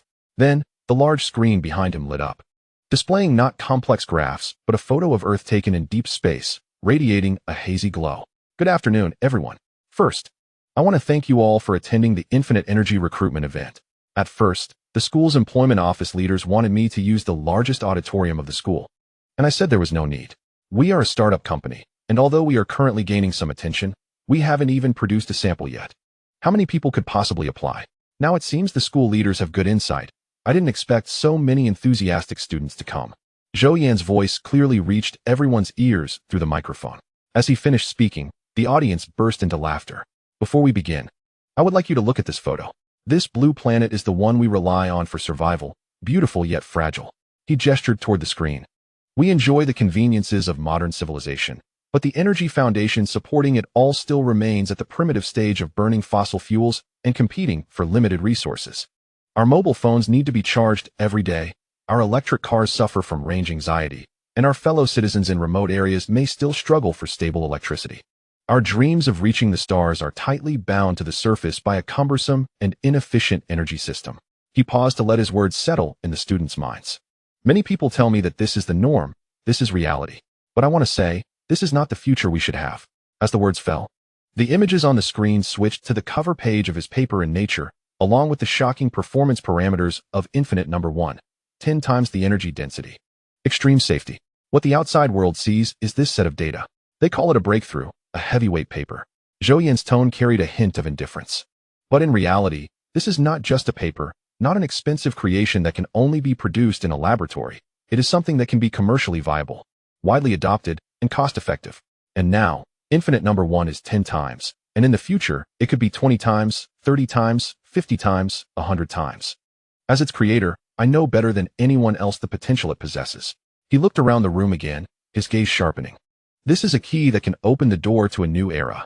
Imagine, when the range of electric vehicles no longer stays at 5 or 600 kilometers, but easily reaches 2 or 3,000 kilometers, and the charging time is faster than refueling. How will the entire transportation and logistics system be reshaped? Imagine, when your phone and laptop can be used continuously for a week without charging, and when wearable devices truly achieve seamless endurance, where will the boundaries of human-machine interaction be? Now imagine, when the cost of large-scale energy storage plummets because of our materials, and clean energy like wind and solar can be stably and cheaply delivered to every corner. How far are we from truly green mountains and clear waters, from sustainable development? And this is just the first door that this key can open. His voice gradually rose, carrying an undeniable tone. I know that the current economic environment is poor and the employment situation is severe. Many people are telling you to compromise, to be realistic, to find a stable job. He shook his head slightly and continued. But I want to ask everyone present, after studying hard for more than a decade, mastering knowledge and skills, is it just to find a job that keeps you from starving? Don't you want to personally participate in creating something that can truly change the world and define the future? Don't you want your name to be etched not just at the top of a paycheck, but on the ladder of human civilization's progress? A series of questions struck the hearts of every student present. The auditorium suddenly fell silent, and one could hear a pin drop. What infinite energy aims to do is not just sell batteries. Zhou Yan's tone slowed, but became even more powerful. What we want to do is redefine the way energy is obtained, stored, and used. We want to use practical technology to solve the most urgent energy dilemmas of this era, to release the productivity that is bound, to pave the way for our country, our compatriots, and even all humanity, into the next era of growth, to open the road to the stars and the sea. This road may be long. It may be difficult, very difficult. We will face technological bottlenecks, market skepticism, international competition, and even malicious suppression. His gaze swept over the audience, looking at each person. I cannot walk this road alone. Academician Yang Shazi cannot walk it alone either. What we need are comrades, like-minded individuals who are unwilling to be ordinary and dare to challenge all impossibilities. We do not care where you come from, or which university you are from, or what its ranking is, he said decisively. What we care about is whether there is a burning desire for knowledge in your mind, whether you have the hard skills to solve problems in your hands, and whether there is a restless desire to change something in your heart. Chapter 12.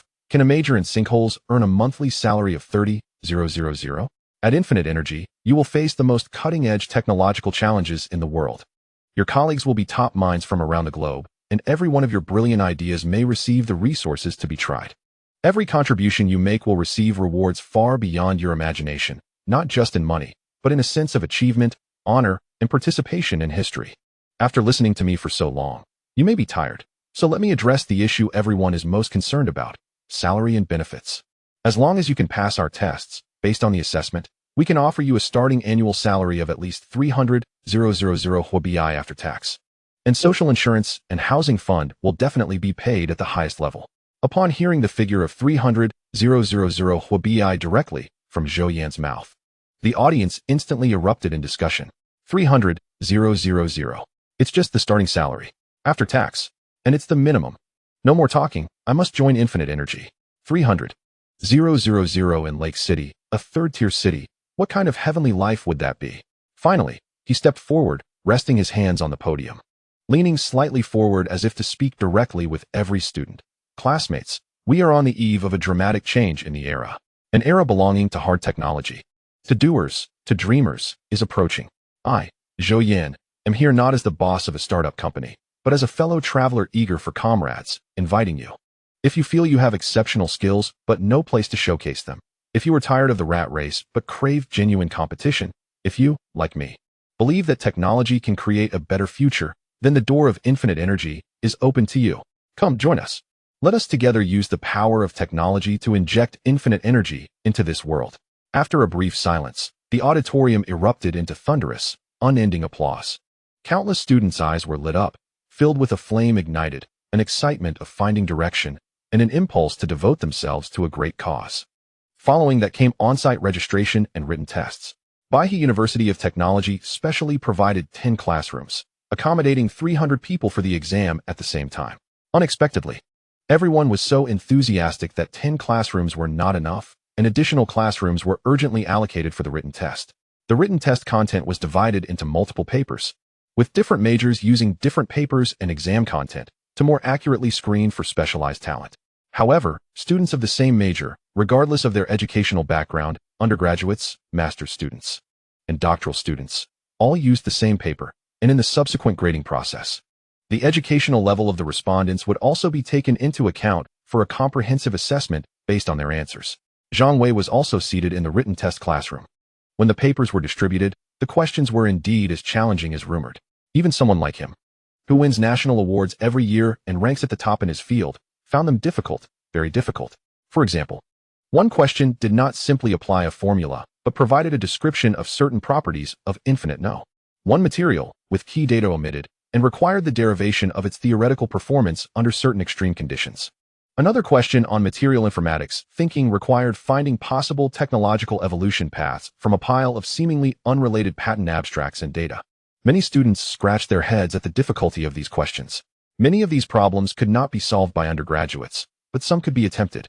As Zhang Wei continued through the questions, he finally found one he could answer. Design a low-cost, easily promoted scheme for household waste lithium battery recycling and preliminary processing, emphasizing principles, steps, and safety measures. This question was right up his alley. He usually focused on environmental protection and resource recycling, and several simple schemes based on fundamental chemical principles instantly popped into his mind. He immersed himself in writing, clearly outlining his ideas, derivation process, and even possible flaws and improvement directions. He also did his best to answer the other questions, and it took him over 2 hours to barely finish the written test. With the solid foundation and unique ideas he demonstrated in the written test, Zhang Wei successfully advanced to the second round of interviews. The interview was set in the VIP reception room of the school, and the interviewer made him feel tense. In addition to a powerful middle-aged man, Zhou Yan himself was unexpectedly present. Zhou Yan picked up Zhang Wei's written exam paper and directly asked, "Zhang Wei, why did you choose citric acid solution as the main leaching agent for your household recycling plan? Are you aware that its efficiency may not be as high as that of strong acids?" Zhang Wei steadied himself and replied, "Dr. Zhou, I chose citric acid primarily for safety. This is a household environment, and the risks of strong acids are too high. Secondly, it is readily available and environmentally friendly. Citric acid is common and easy to handle. The focus of my plan is not on achieving the highest recovery rate, but on ensuring safety and operability while achieving basic, harmless preliminary processing to lighten the burden for subsequent professional recycling. Moreover, I have researched the literature, and under certain conditions, the leaching effect of citric acid on certain metals can be optimized." Upon hearing Zhang Wei's answer, Zhou Yan internally expressed approval but did not speak. Instead, gesturing to the powerful middle-aged man beside him, Zhou Ying, to indicate he could ask questions. Then, CEO Zhou Ying, with an assessing tone, asked, "If your plan is rejected due to efficiency issues, what will you do?" Zhang Wei thought for a moment and replied sincerely, "I would first clarify the specific reasons for the rejection and the expected indicators, then look for alternative, more efficient green leaching agents, or try to optimize the reaction conditions of the citric acid system. However, if safety and simplicity are non-negotiable bottom lines, I might suggest positioning this plan as a science education or pretreatment stage rather than pursuing extreme recycling efficiency." Zhou Yan nodded slightly in recognition upon hearing this. They then delved deeper into a detail from Zhang Wei's graduation thesis regarding the improvement of electrode material preparation processes. and Zhang Wei spoke with familiarity about every step of his experiments, every failure, and every success. They discussed some other questions as well. Before the interview ended, Zhou Yan suddenly asked Zhang Wei a seemingly unrelated question. If you had infinite energy, you might initially be doing some basic auxiliary work. Even far from the high-end RD you imagined. What do you think? Zhang Wei almost did not hesitate. Dr. Zhou, I believe that even the most magnificent building is built brick by brick. Being able to participate, starting from the most basic work, understanding how the entire system operates, is a valuable opportunity for me. I have patience and am willing to learn. A week later, while Zhang Wei was in his dormitory sending out resumes, he received a call from a number in Lake City. Hello, Mr. Zhang. This is the Human Resources Department of Infinite Energy Technology Company, Limited. Congratulations. You have passed our assessment, and we are now formally issuing you an offer letter. Please report to the reception at number 668, High Tech Zone, Lake City within a week.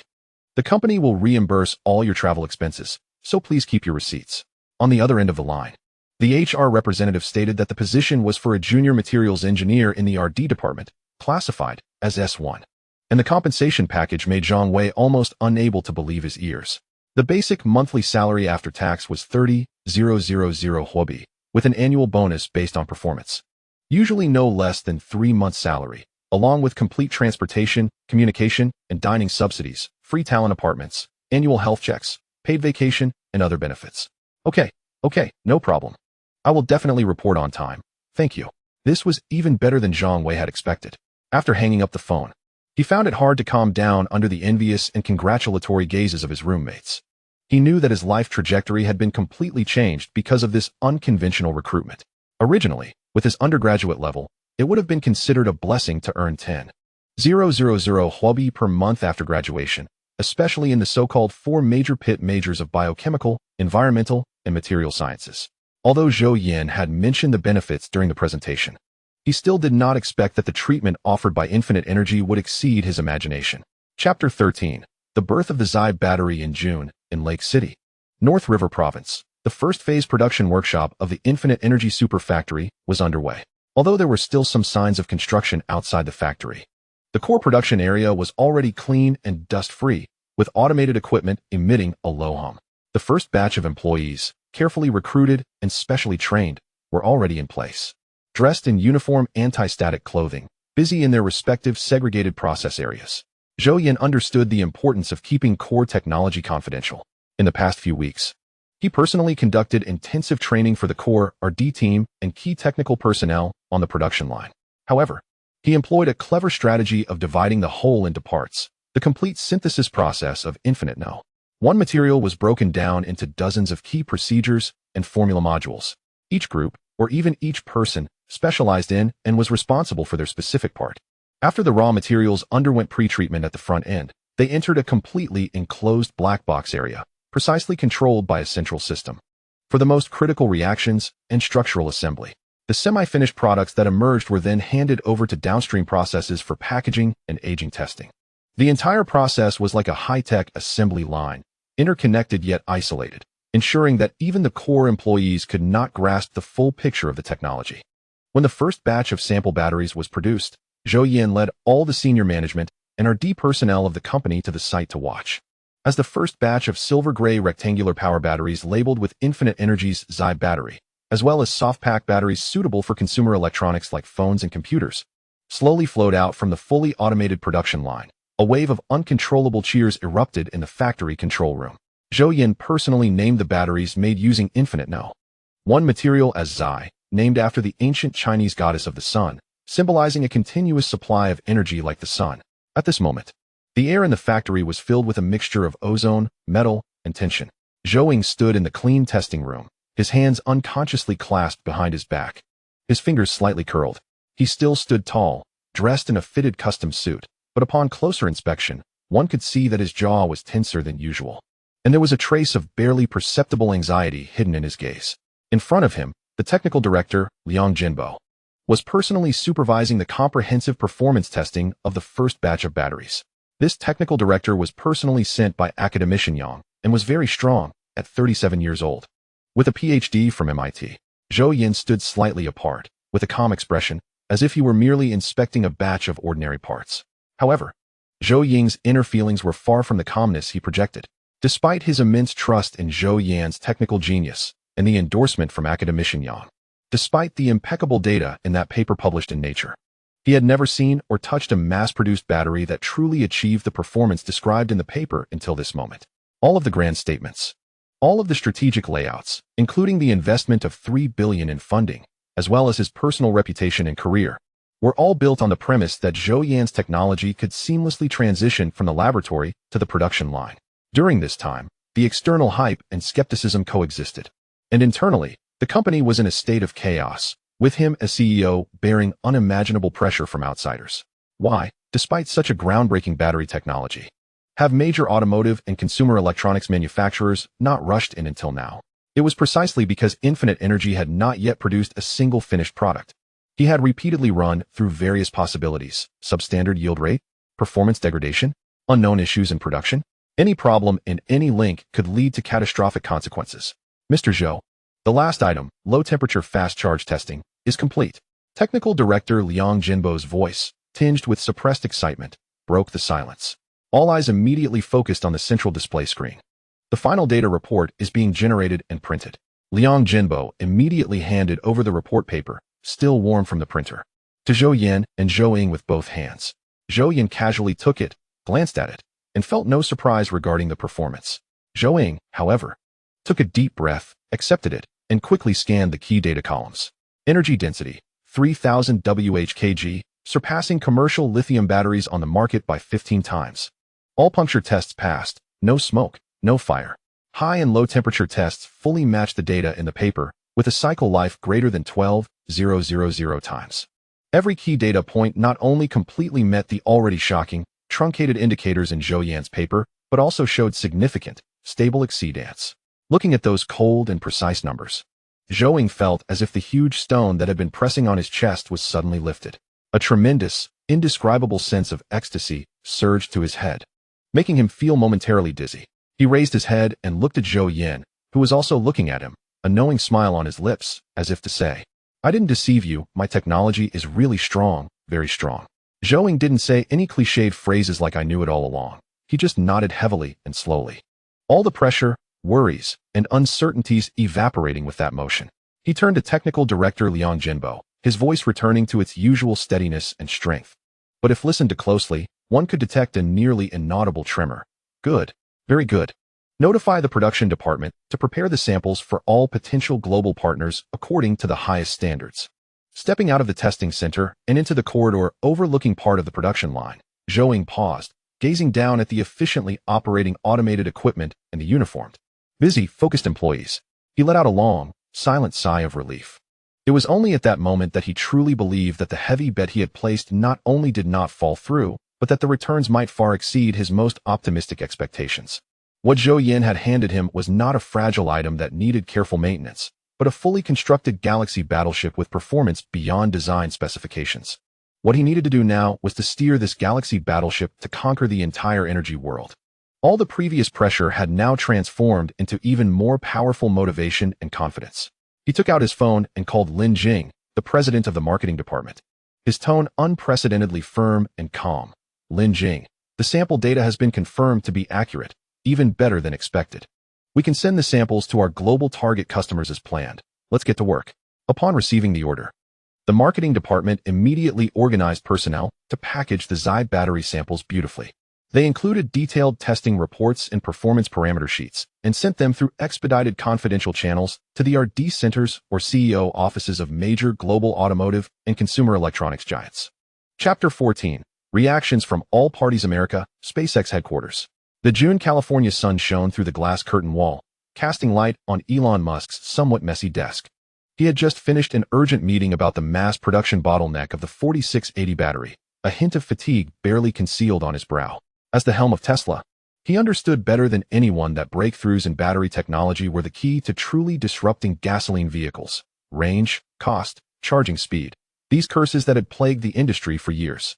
The structure of traditional lithium-ion batteries was already nearing the theoretical ceiling of energy density. Habitually twirling the signature pen in his hand, he looked out towards the Fremont factory.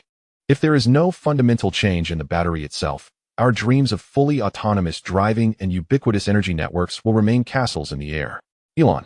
The office door was suddenly pushed open, and Chief Technology Officer Barry almost jogged in, holding a document and an extremely exquisite metal box. Forgetting that Musk hated being interrupted during contemplation. What's the matter, Barry? Musk turned around, his brow slightly furrowed, but his gaze was quickly drawn to the metal box. We just received an urgent package from China, sent by Infinite Energy Technology Company, along with this invitation letter. I think you need to see it immediately. Barry's voice was urgent as he handed over the items.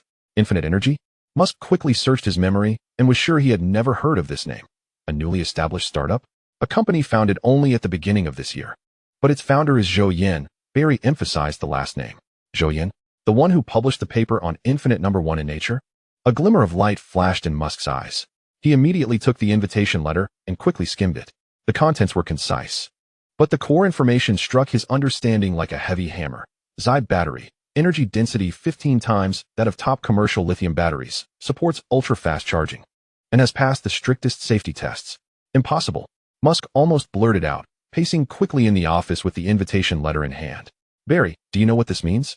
If this data is true, this is no longer an iteration. This is a revolution. It will render all battery technologies on the market, including our latest 4680, obsolete overnight, turning them into mere trash. I don't want to believe it either, but since they dare to formally send samples and an invitation letter, and with Zhou Yan's name as a guarantee, I think we must treat this with the utmost seriousness, Barry responded cautiously. What about the samples? Send them to our top laboratory for comprehensive verification immediately. I want to see preliminary data in the shortest time possible. Musk stopped pacing, pointing at the metal box. It's already on the way. But Elon, I think we might not be able to wait for the complete testing report, Barry reminded him. You're right. Musk took a deep breath and made a decision. Arrange a plane immediately. I need to fly to Lake City, China, as soon as possible. At the same time, use all resources. I want all the information on Infinite Energy and Zhou Yan. The more detailed, the better. This is the preliminary information we can collect. Barry handed his tablet to Musk. Infinite Energy Technology Company is registered in Lake City, China, a city not known for high technology. Founder Zhou Yan, only 25 years old, a PhD student from Kyoto University, gained fame in academia with a cover paper on Infinite No. 1 materials published in Nature. It is said that he has the full support of academician Yang Shazi from the Diheng era, and the company has already received substantial initial investment. Musk quickly scanned the information, his gaze finally resting on Zhou Yan's young but determined photo. A 25-year-old student, a storm originating from the laboratory, he murmured to himself, then said to Barry, as if speaking to himself, notify the team to reassess all our battery technology roadmaps and product plans. If the Zhou battery is real, Tesla's future must consider another possibility. He walked to the window and looked out again. This time, his gaze seemed to cross the Pacific Ocean, casting towards the emerging giant company in the small northern city of Lake City. He had a premonition that a storm capable of reshaping the global energy and transportation landscape was brewing from this sudden invitation letter. Dami Automobile, Beijing, China. Lei Busi was experiencing the revamped car system of the upcoming Dami Sakai. At this moment, the co-founder and head of Dami Automobile hurried over with a report and a battery sample, his face a mix of excitement and seriousness. Brother Lei, the test results of Infinite Energy's samples came out even more exaggerated than we expected. He handed the data to Lei Busi. Lei Busi looked at the theoretical data showing a 5-minute charge providing an 800-kilometer range and a full charge enabling a 7,000-kilometer high-speed range, with absolute safety guarantees. His pupils slightly contracting. He took a deep breath and instantly thought of countless possibilities. If this battery could be used in our Suchi, he immediately said to his assistant, cancel all my afternoon appointments. We need to reassess our battery strategy immediately. At the same time, set up a high-level liaison team, led by me personally, to strive for a collaboration opportunity with Infinite Energy. Hurry. At Huawei Technology Company, Limited, Pengqing headquarters. Yu Lianxing had just finished an internal review meeting on the new generation flagship phone. He rubbed his slightly swollen temples, and the repeated emphasis on bottlenecks from the RD team echoed in his mind. President Yu, due to the limitations of current battery technology, we cannot improve the battery life further while ensuring a thin and light body. This had almost become a cliché heard every year during flagship phone development. Processor performance could double every year, camera specifications could rival professional cameras, and screens could achieve extreme colors and brightness, but only the battery remained like an invisible shackle. firmly restricting the imagination of terminal products. Fast charging technology was already approaching physical limits. Any faster would raise safety concerns. An annual increase of just a few percent in energy density was already something to be grateful for. He stood by the floor-to-ceiling windows of his office, overlooking the bustling scene of Nanshan and Pengcheng, but felt a sense of helplessness inside. In the mobile internet era, smartphones were the gateway to all applications, and batteries were the cornerstone of this gateway. If the cornerstone was unstable, all innovations above it seemed precarious. The thought of having a battery with double, or even several times, the energy density had crossed his mind more than once, but rationality quickly suppressed it. He knew that breakthroughs in foundational materials were not achieved overnight and could not be solved independently by a single terminal manufacturer. President Yu. At this moment, his assistant hurriedly pushed the door open, holding a simple yet extraordinarily textured metal confidential case. What's the rush? Yu Qingdong turned around, raising an eyebrow. His assistant had been with him for many years and was usually calm. Such a hurried demeanor was rare. I just received an encrypted package from Infinite Energy Company. Inside is a sample of this battery and a technical white paper. I think you must look at it immediately. The assistant handed over the confidential case and a document, his tone betraying excitement. Yu Lianxing quickly searched his memory. The company founded by Zhou Yan? Thinking of Zhou Yan's paper, Yu Lianxing's gaze sharpened instantly. He immediately took the technical white paper and began to flip through it quickly. As his eyes scanned the key parameters, he suddenly looked up, his voice filled with disbelief.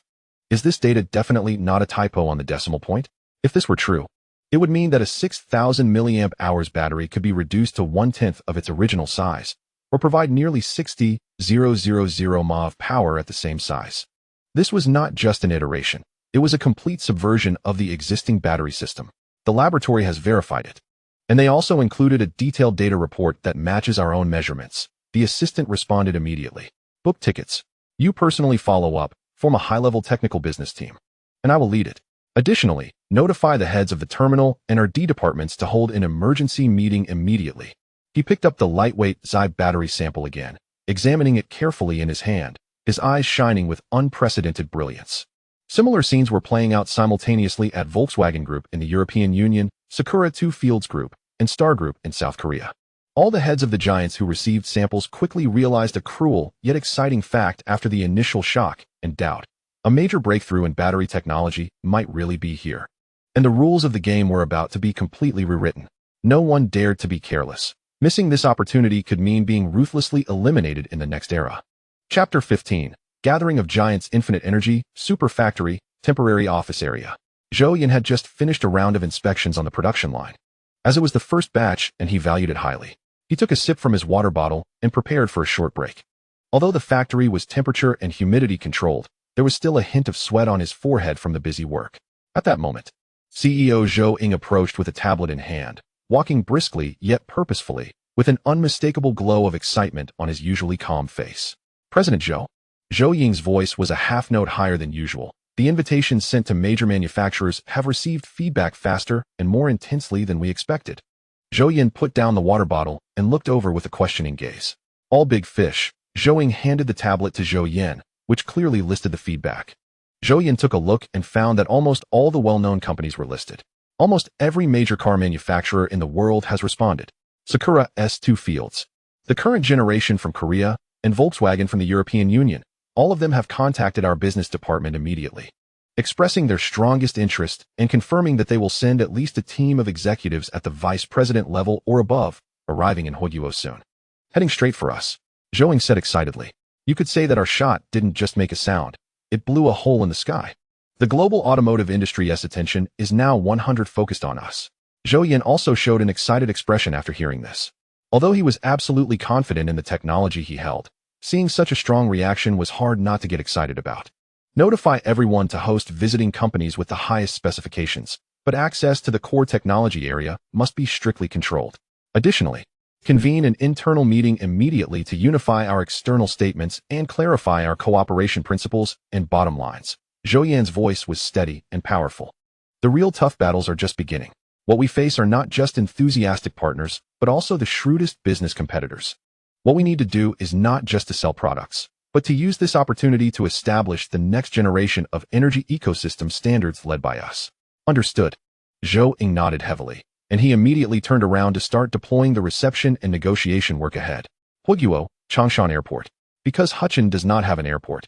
The closest airport is Changshan Airport, 150 kilometers away. This regional airport, which mainly handles domestic flights, suddenly welcomed an unprecedented busy scene. Private jets from all over the world, painted in various colors, landed continuously on the runway, the density of which even left the airport's control tower a bit overwhelmed. Initially, ground staff and the occasional travelers did not pay much attention, until an observant netizen spotted a thin foreign man wearing frameless glasses, quickly walking towards the VIP channel surrounded by attendants. Wow, isn't that Tesla's Musk? The post, accompanied by text, quickly exploded on Weibo. This was just the beginning. Following that, more familiar faces were captured by the camera. Wang Gufu from BYD, wearing his signature suit, calmly conversing with his assistant, Lei Jun from Xiaomi. Hurrying with a backpack, Yu Lianxing from Huawei, looking at his phone while walking, and Kuo from Apple, with a serious expression, quickly exiting the airport. Herbert Dice from Volkswagen and Zhang Nan from Toyota were also present, although ordinary people might not instantly recognize all the names. The powerful aura and professional teams surrounding them made it clear that these individuals were not to be taken lightly. Occasionally, some daring travelers approached to inquire or request a photo, but most were politely declined. The schedules of these big shots are clearly highly confidential. When they meet each other at the airport, they merely nod slightly to acknowledge one another, hardly stopping at all before being swiftly picked up by vehicles arranged by Infinite Energy waiting outside the airport. This unusual scene quickly gained traction online, sparking nationwide speculation. Coordinates, Changshan Airport. Another group of big shots has arrived, looking like they are from car companies. Are they here for the World Economic Summit? What does our small airport have to offer? Attached image, a slightly blurry photo of several foreign executives outside the VIP lounge. Who are these people? They seem quite significant. Wow, they are all the top executives or core decision makers of the world's leading automotive and tech giants. They all appeared in one place at the same time. What are they up to? I see they left the airport and are taking a unified ride eastward towards Lake City. What is in Lake City? Guys, have you forgotten the recent breakthrough in batteries reported by Nature magazine? Infinite Energy is based in Lake City. I bet they are definitely heading there for Infinite Energy. Case solved. It must be that Infinite Energy has made a tangible breakthrough, attracting all these big shots. This is going to redefine the global industrial landscape. Besides the carefully analyzing netizens, many others are joking. Changshan Airport's value skyrocketed today. I suggest renaming it to World Business Center Airport. Lake City, welcome all big shots to the future energy capital. Manual Doghead. I suggest setting up more toll booths on the 150-kilometer road from Changshan to Lake City. They could make a fortune from this wave. These bosses are arriving on billion-dollar planes, then have to squeeze into cars for a bumpy 2-hour ride to Lake City. The scene is too beautiful. Lake City, you should hurry up and build an airport. The online discussions are fervent, while in reality, the approximately 150-kilometer highway from Changshan Airport to Lake City has become a true pilgrimage route. A convoy of black sedans, not ostentatious but exuding a powerful aura, silently and swiftly travels along the road. Inside the vehicles, these titans who usually strategize within their own empires are either communicating with their headquarters via satellite phones, carefully reviewing Infinite Energy's materials, or gazing out at the somewhat monotonous scenery of the North China Plain, each lost in their own thoughts. They crossed oceans and made their way to this inconspicuous small airport, and after more than 2 hours of driving, they are on their way to the under-construction super factory in Lake City to witness firsthand and compete for the technology of the Zhou battery, which could determine the fate of their companies for the next decade or even longer. The name Lake City has burst into the global public eye for the first time in such a strong manner, following the trending topic of these big shots gathering at Changshan Airport. Since the headquarters Twin Tower building is still under construction, Zhou Yan and Zhou Ying made a highly symbolic arrangement. The meeting place was set directly in the production area of the first phase of the super factory. Next to the highly automated production line, a simple yet modern conference room was built on a temporarily cleared piece of land. The transparent glass walls allowed attendees to clearly see the legendary Zhou batteries being produced piece by piece from the workshop. Chapter 16. The meeting officially begins. Due to the headquarters building still being under construction, the temporary office space struggled to accommodate so many people. Zhou Yan simply set the meeting location directly in the production area of the first phase of the super factory. Holding the meeting here also allowed attendees to clearly see how the Zhou batteries, which brought them together, were transformed from raw materials into finished products under the precise movements of robotic arms. Zhou Yan personally welcomed these manufacturing and tech giants from around the world. Although he often interacted with these big shots at Invista, he had never seen so many of them at once like today. Before the meeting began, these titans who control the lifeblood of the global manufacturing and tech industries exchanged pleasantries, their words laced with hidden tests. Elon Musk of Tesla surveyed the rapidly operating production line not far away and said to Wang Gefu of BYD, "Wang, it seems our previous debate about the percentage increase in battery energy density has become meaningless. A new game has begun." Wang Gefu smiled calmly and responded, "Elon, the wave of technology cannot be stopped. More importantly, who can convert it into user-benefiting products the fastest? In this regard, our integration capability at BYD might allow us to move a bit faster." Herbert Diess of Volkswagen Group, with a hint of emotion, said to Akio Toyoda, "Mr. Toyota, the solid-state batteries we invested heavily in seem to fall behind in front of the Zai batteries. This reminds me of the era of transitioning from feature phones to smartphones." Akio Toyoda nodded slightly, his expression serious. "Mr. Diess, yes, this is not just a change in power. It's a complete reshaping of the entire industry. I think we must adjust our strategy." Lei Jun of Xiaomi and Yu Leixin of Huawei stood together, both gazing at the display of a battery sample that was the same size as a traditional mobile phone battery, but marked with 50,000 milliamp hours. "Old Yu, it seems our competition in the future won't be about optimizing battery life, but rather how to develop more power-hungry applications with almost unlimited power," Lei Jun joked. Yu Leixin didn't take the bait, thinking to himself that he must secure the largest quota to gain a foothold in the market. The meeting officially began at 3 o'clock in the afternoon, as Zhou Yan and Zhou Yan, dressed in well-tailored black suits, walked steadily onto the makeshift steel-structured podium. The previously low murmurs in the audience instantly quieted down, although everyone present had already learned about the founder of Infinite Energy's youth through various materials.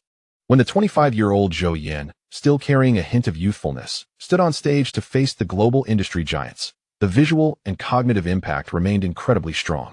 Yu Leixin of Huawei slightly nodded, a complex light flashing in his eyes, filled with both admiration for the formidable youth and a sense of relief. He quietly remarked to Lei Jun beside him, "Technology is the primary productive force. Great men do not deceive me. We have fought for so many years. Yet it pales in comparison to a breakthrough from a young man in a lab." Other giants also saw the same shock and seriousness in each other's eyes. They preside over empires worth trillions, having weathered decades of storms. Yet now they must sit here and listen to a young man who could almost be their son announce the game rules that could determine their future. A mix of awe, skepticism, and a complex sense of acceptance permeated the hearts of these titans in the audience. Zhou Yan did not engage in much small talk. His gaze swept over the faces he had only seen in pictures and videos before, the faces that hold the pulse of the global economy. And he felt a surge of emotion. Not long ago, he was just a doctoral student striving for graduation, and in just a few months, he had become a presence that these giants were vying for. This change, even he found a bit hard to adapt to. But he understood that ever since he acquired the technology library and mastered disruptive technology, such situations would likely become the norm, and he needed to adjust his mindset accordingly. After gathering his thoughts, he adjusted the microphone, his voice clear and steady as it spread throughout the conference hall. "Hello everyone, I am Zhou Yan, the founder of Infinite Energy. First, on behalf of Infinite Energy, I welcome you all. I know everyone's time is very precious. So let's skip all unnecessary formalities and get straight to the point." The large screen behind him lit up, showcasing the core performance parameters of the Zai battery. Those present were already well acquainted with the data, but each time they saw it, they still felt a thrill. "What you see is neither a laboratory sample nor a concept on paper." Zhou Yan stepped aside and pointed to the fully automated production line operating efficiently behind him. That was the industrial product being stably rolled off this production line. "It signifies that a brand new energy era has arrived." His tone carried no hint of boastfulness, as if he were stating an utterly ordinary fact, yet this plain tone accentuated his confidence even more. However, any new technology requires a process from inception to widespread adoption, especially in ramping up production capacity. Zhou Yan shifted his tone. "At this stage, our production capacity is limited and cannot meet the total demand of the global market." The atmosphere in the venue instantly tensed. Everyone knew that the critical moment had arrived. "Therefore, we have established preliminary product plans and quota distribution principles." Zhou Yan's voice remained steady, yet it struck each person in the audience like a heavy hammer. The images on the large screen switched to display clear, almost cold terms. Upon seeing the content displayed, the faces of those below became grave. At this moment, Zhou Yan's voice emerged. "Ladies and gentlemen, The rules are clear. Zhou Yan's voice, amplified through the microphone, reached everyone's ears distinctly. The power battery will only offer two standard specifications, 1,000 kilowatt hours and 500 kilowatt hours. The factory price is 100 yuan per kilowatt hour, meaning a single unit costs 100,000 huobian and 50,000 huobian. The consumer electronics battery also comes in two specifications, 20,000 ma and 50,000 ma, priced at 100 yuan and 200 yuan respectively. In total, there are two types of batteries and four specifications, and currently, we do not accept custom capacity orders. Additionally, all orders must prepay 50 of the total amount as a deposit to enter the production queue.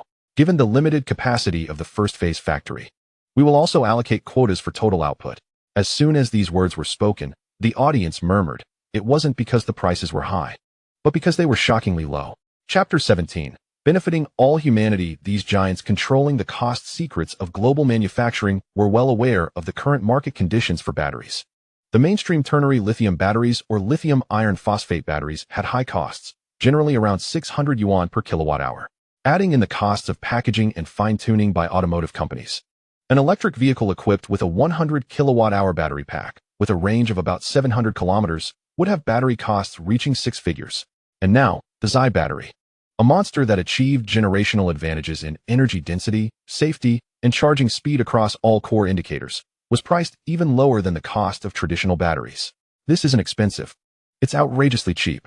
Almost instantly, all the big shots, whether from automotive companies or the consumer electronics sector, quickly calculated the figures in their minds. A vehicle equipped with a 1,000 kilowatt-hour Zhou battery, priced at 100,000 yuan, could provide an astonishing range of over 7,000 kilometers.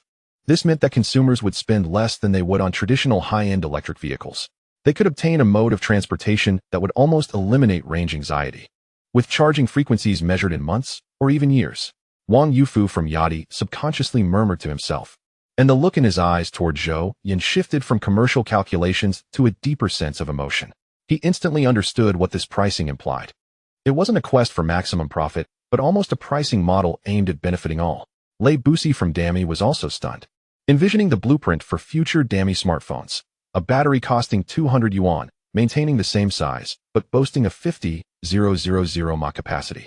Enough to free smartphones from the fate of daily charging and even support previously unimaginable power-hungry applications. He is about to fundamentally change the usage ecology of electronic products. This is philanthropy, he whispered to a colleague beside him, his tone filled with admiration. The previously tense atmosphere of negotiation in the audience quietly shifted. They realized that this young man on stage held the ultimate weapon capable of monopolizing the market and reaping exorbitant profits. Yet he chose a path that would allow technology to benefit ordinary consumers more quickly and broadly. At this moment, Zhou Yan, standing on stage, clearly sensed the change in the audience's emotions. His heart was calm and determined. No one knew the extraordinary technologies hidden in the library of science in his mind. He saw not the immediate gains and losses, but a much more distant future. He recalled his humble family background and understood the sensitivity and anxiety ordinary people feel regarding range and energy costs. He did not acquire this extraordinary opportunity to become a businessman solely focused on extracting profits. First and foremost, he was a scientist, a citizen of Huiguo, and a member of Blue Star Humanity, only then a businessman. Technology should not be a tool to raise barriers and create divides. It should be used to lower living costs, improve the quality of life, and expand the boundaries of civilization. This belief became the most simple yet steadfast conviction deep within him after gaining access to the library of science. The complete cost of Zhou batteries is slightly higher, around 60 yuan per kilowatt hour, but he presented an optimized and simplified version, compressing the cost to 20 yuan per kilowatt hour, even at a selling price of 100 yuan.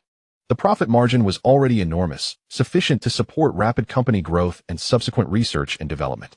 He set this people-friendly price knowing that any disruptive technology, if sidelined due to high costs or limited to a select few, would significantly diminish its potential to change the world.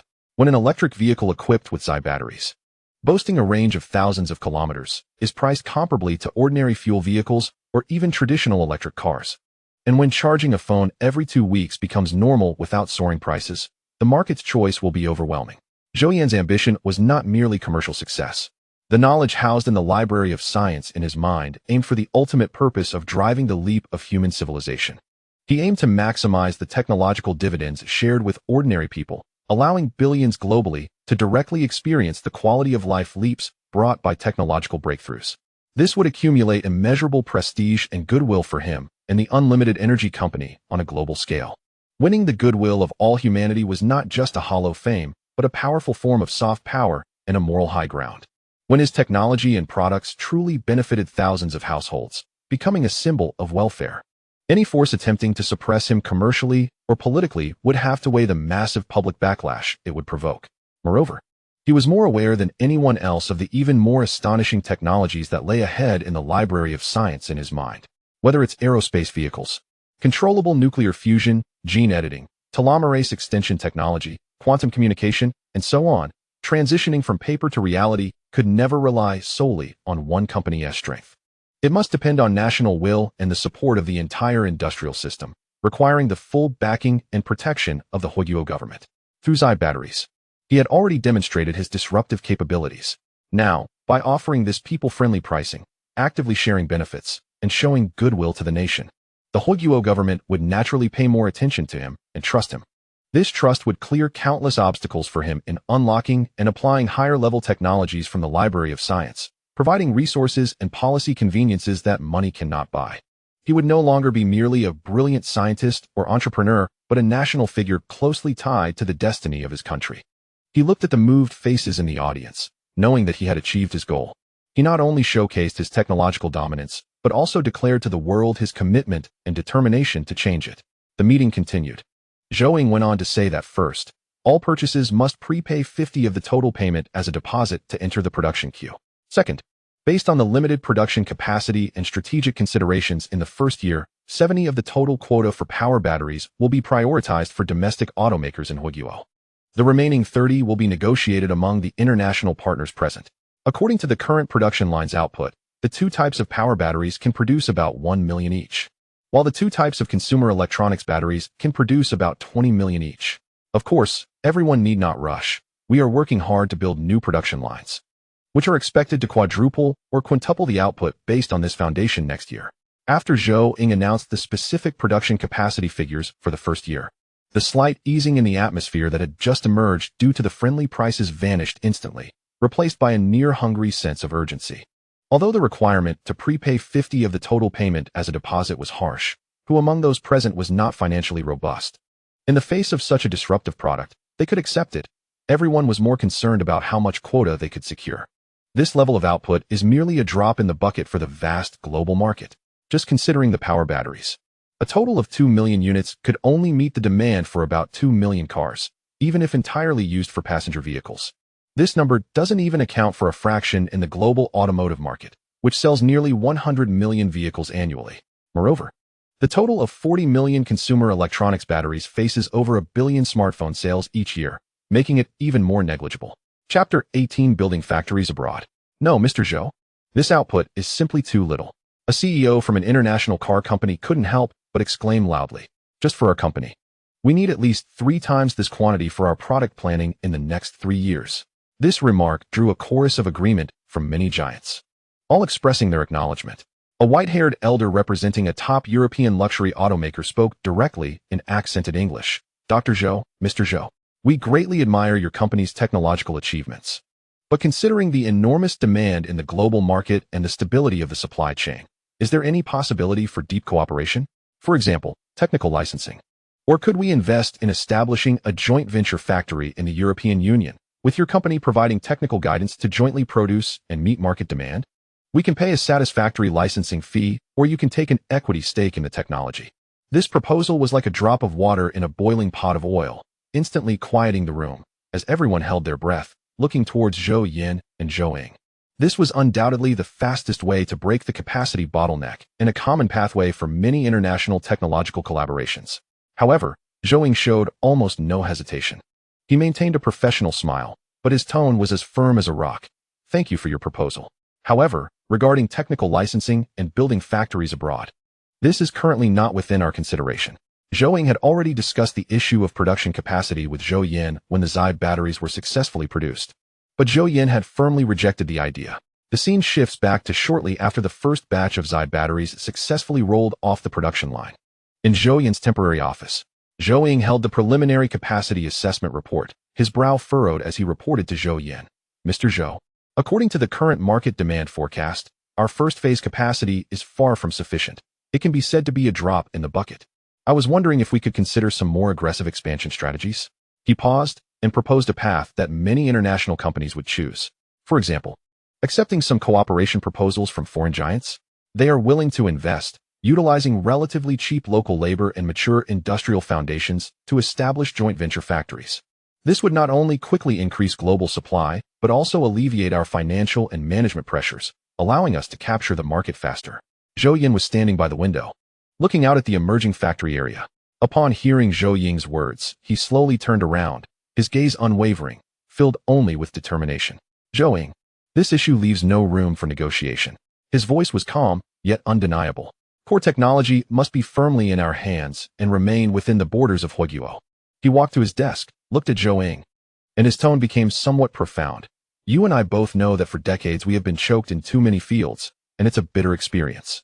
From high-end chips to precision instruments, from industrial software to aircraft engines, others can block us whenever they want, cut supplies whenever they want. Our country has paid a huge price and is still struggling to catch up. Now, the Zai battery represents our first absolute leading advantage in a disruptive foundational technology. This is not just simple business competition. It is a struggle for national destiny.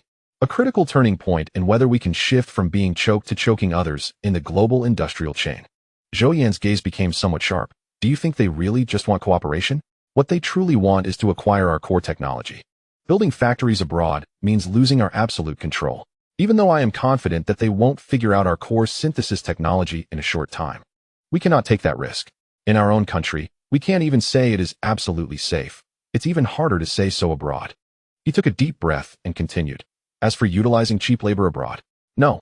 What we need to do is keep the highest in manufacturing and the most core industrial chain within our country. Instead of providing them with jobs, we should provide jobs for our own people. Our factories can bring about huge employment opportunities. And we want to make Huichin and Huiguo the center and standard-setting place for global new energy technology. They like to use supply chains and security as excuses to choke us, right? Then this time, we will repay them in their own coin. It's time for us to choke them a bit. Listening to Zhou Yan's resolute words, Zhou Yan's doubts were completely dispelled, replaced by a sense of recognition and mission. He understood that Zhou Yan's vision far exceeded that of an ordinary entrepreneur. He was considering not only the commercial interests of infinite energy, but also the future of the nation and the industry. I understand.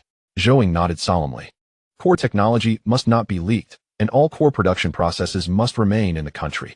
I will use other business means to cope with the pressure of production capacity. But this bottom line will never be crossed. Back at the meeting site, Zhou Yan's gaze swept across the room, clearly conveying Zhou Yan's unshakable will. The core synthesis process and material formula of the Zai battery are fundamental to the existence of infinite energy and the cornerstone of our continuous technological innovation. To ensure absolute safety of technology and product quality, all core product production must be completed in our super factories. There is no room for negotiation on this point.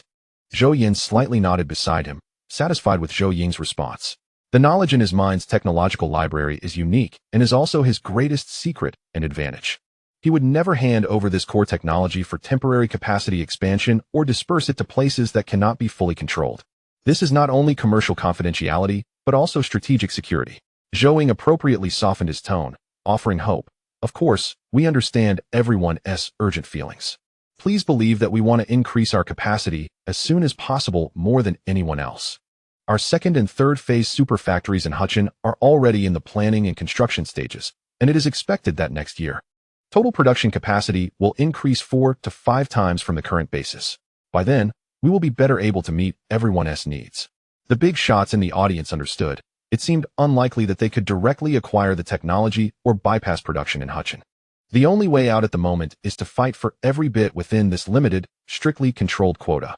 The tone of this meeting has thus been set. Infinite Energy now holds absolute initiative, while the former giants have become mere purchasers reliant on its charity for quotas. In the past, others had to look at their faces. Now, they find themselves in a position where they must rely on others, and this feeling is indeed uncomfortable. Want to get on board? Sure. But you must abide by the rules set by Infinite Energy and compete within the track defined by Zhou Yan. The absolute technological lead has brought about unparalleled commercial hegemony. vividly displayed at this moment. Chapter 19. Scrambling to pay the big shots of the domestic camp, such as Baiyuan Yufu and Lei Busi, although appearing calm, had a glimmer of relief and excitement in their eyes. Domestic companies hold 70. This far exceeds their initial expectations and means that domestic car manufacturers have gained absolute strategic buffer space. Meanwhile, in the international camp, as Zhou Yan finished speaking and rejected the establishment of foreign factories and technical cooperation, a wave of suppressed exclamations and unrest erupted. 30? That's too little. This is simply unfair.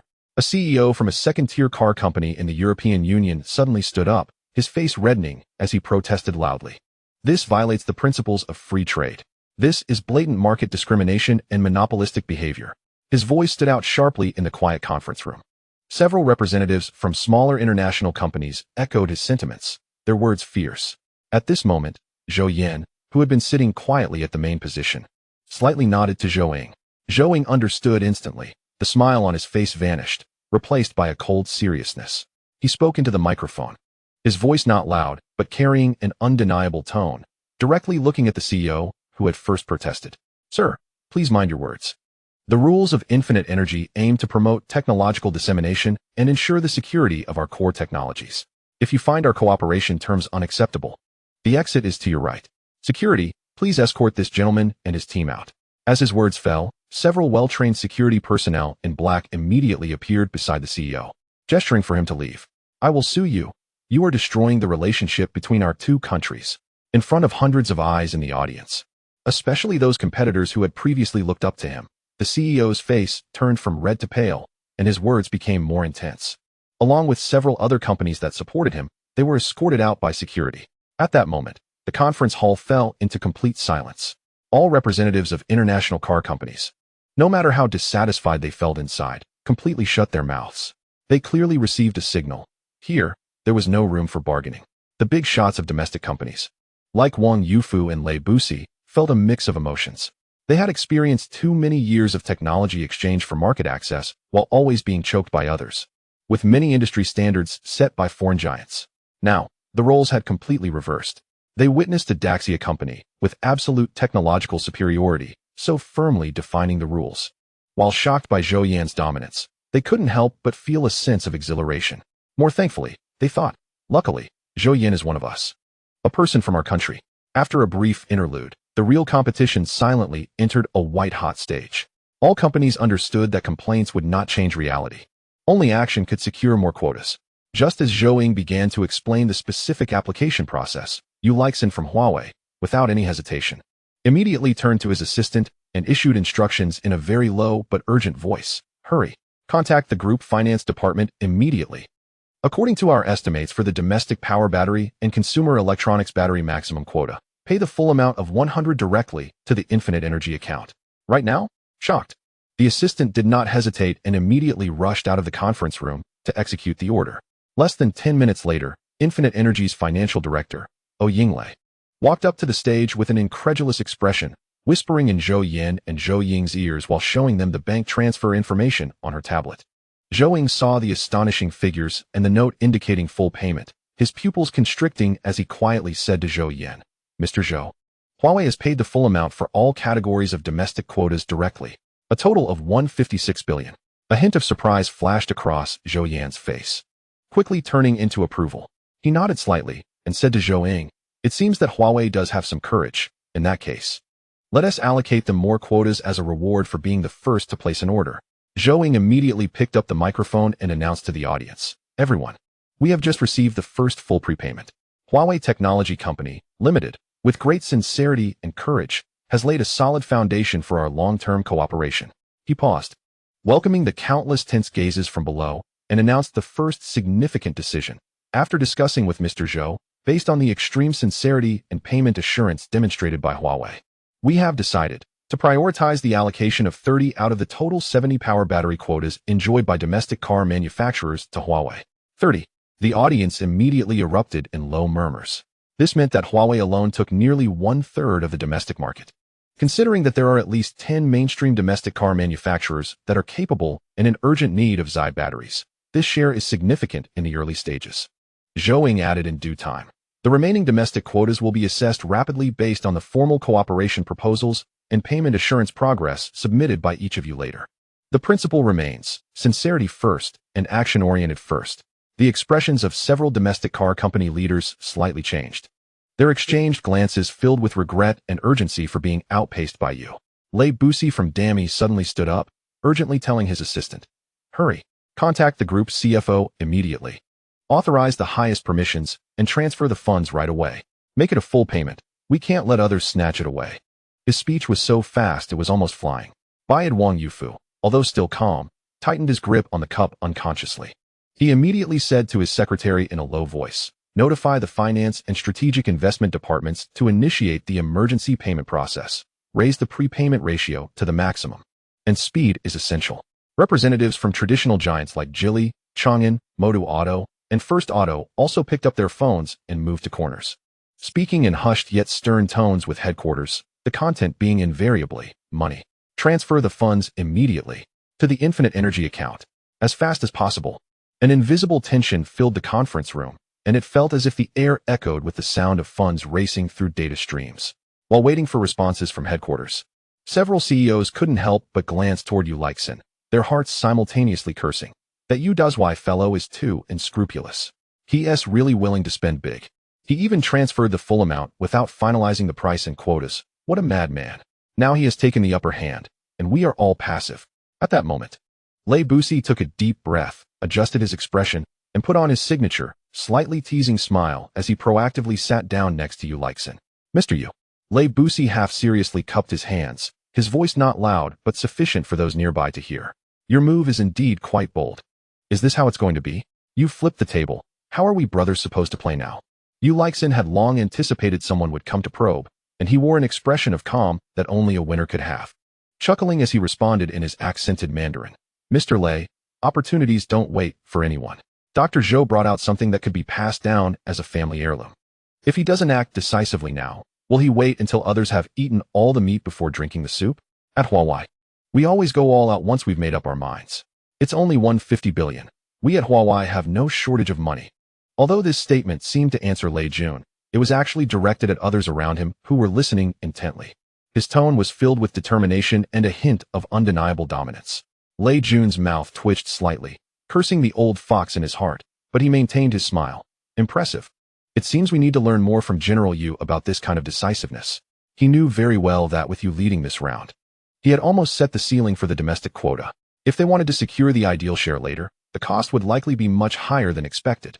Even if he immediately notified finance to make the full payment, it would still be difficult to obtain a quota comparable to Huawei's. Chapter 20. Distribution completed. The domestic tycoons were fiercely competing, and international companies were scrambling even more. Although these large international enterprises might feel that the terms were harsh, they considered the consequences of not obtaining a quota to be even more serious. A plummeting stock price and loss of market position were unacceptable to them, so they could only rush to make payments, fearing they would be left behind in this survival game. Elon Musk of Tesla reacted quickly, halfway through the meeting. He authorized a remote payment and was the first to submit a purchasing intention for the first batch of 50 international quotas, transferring the full payment immediately. The Volkswagen Group from the European Union camp also acted swiftly, leveraging its solid industrial foundation and long-term ties with the Chinese market to express a strong willingness to cooperate, and secured about 30 of the international quota. The three companies had discussed their joint approach on the way to China, estimating a proportion for their collaboration. But they hadn't anticipated the international quotas would be so limited. Nonetheless, they proceeded according to their pre-discussed plan. Other international car manufacturers also responded quickly, taking action. While companies within the venue were urgently mobilizing funds to compete for quotas, Zhou Yan and Zhou Yan quickly discussed a few points in low voices. Zhou Yan nodded repeatedly and then hurried towards the financial control center backstage. More than 20 minutes later, when Zhou Yan returned to the stage, he was no longer holding a proposal but a real-time receipt just printed and still warm from the printer. Without keeping them in suspense, Zhou Yan raised the receipt. "Ladies and gentlemen, there has been a change in circumstances. We have received funds that far exceed our expectations. I didn't expect everyone to be so enthusiastic, and I would like to first thank everyone on behalf of Infinite Energy. To ensure absolute fairness and efficiency, it has been jointly decided by General Zhou and myself that the final quotas for the first phase plan capacity will be strictly matched and distributed according to the order and amount of funds received." Upon hearing this, the audience gasped. This meant that the previous games, considerations, and even the negotiations they planned to have after the meeting had all turned into the simplest and most direct race in the face of real money and the speed of bank transfers. Now, I announced the final quota distribution plan. The entire venue fell silent. All eyes focused on the few thin sheets of paper, waiting for Zhou Yan to read them, as they could determine their fate for at least the next 2 years. For the power battery portion, domestic camp, holding 70 of total capacity quota, Huawei Technology Company Limited, awarded a domestic quota of 30. Dami Group, awarded a domestic quota of 20. Several other car manufacturers, including Baidai, Chang'an, Geely, Motor Motors, First Automobile, Future, Xiaopeng, Lixiang, etc., jointly share the remaining 50 domestic quota. International camp, holding 30 of total capacity quota, Tesla, awarded an international quota of 30. The big three of the European Union, BMW, Volkswagen, each awarded an international quota of 10. Several American and South Korean car manufacturers, Changyong, Fiat, etc., jointly share the remaining 40 of the international quota. Sakura country car manufacturers, such as Riton, etc., awarded 0 this time. For the consumer electronics battery portion, domestic camp, holding 70 of total capacity quota, Huawei Technology Company Limited, awarded a domestic quota of 30. Dami Group, awarded a domestic quota of 20. DJI Group, awarded a domestic quota of 10. Green Factory, awarded a domestic quota of 10. Blue Factory, awarded a domestic quota of 10. Other enterprises share the remaining 10. International camp, holding 30 of total capacity quota, Tesla, awarded an international quota of 40. South Korean Star Group, awarded an international quota of 30. Sakura countries Nintendo, Sony Electronics, etc., awarded 0 this time. As the results were announced, an uncontrollable smile appeared on Yu Leixin's face, while Lei Jun breathed a sigh of relief. Although he couldn't surpass Huawei, a 20 share was enough for Dami Motors to gain an advantage over other companies. The other domestic car tycoons sighed inwardly, both admiring Huawei and Dami's decisiveness and vowing not to fall behind in the competition for the second phase capacity. Meanwhile, the atmosphere among international representatives was quite heavy. Musk was relatively fine, as his decision-making chain was extremely short, and the speed of remote authorization and payment was unparalleled. His payment speed was second only to Huawei and Dami. Although the quotas he obtained were not as many as those of domestic companies, they were still the most among international enterprises. The faces of the representatives from Sakura country were grim, due to hesitation and slowness in the payment process, as well as a cautious decision-making mechanism and some hesitation about fully transitioning to pure electric. They fell behind in payment speed, and by the time all funds were confirmed, the quotas had already been fully allocated. When Zhou Yan announced that Sakura country's car companies received 0 quotas, the representative's face instantly turned pale. As if struck by a spell, the above distribution takes effect immediately. Zhou Yan set down the receipt, his gaze calmly sweeping over the audience.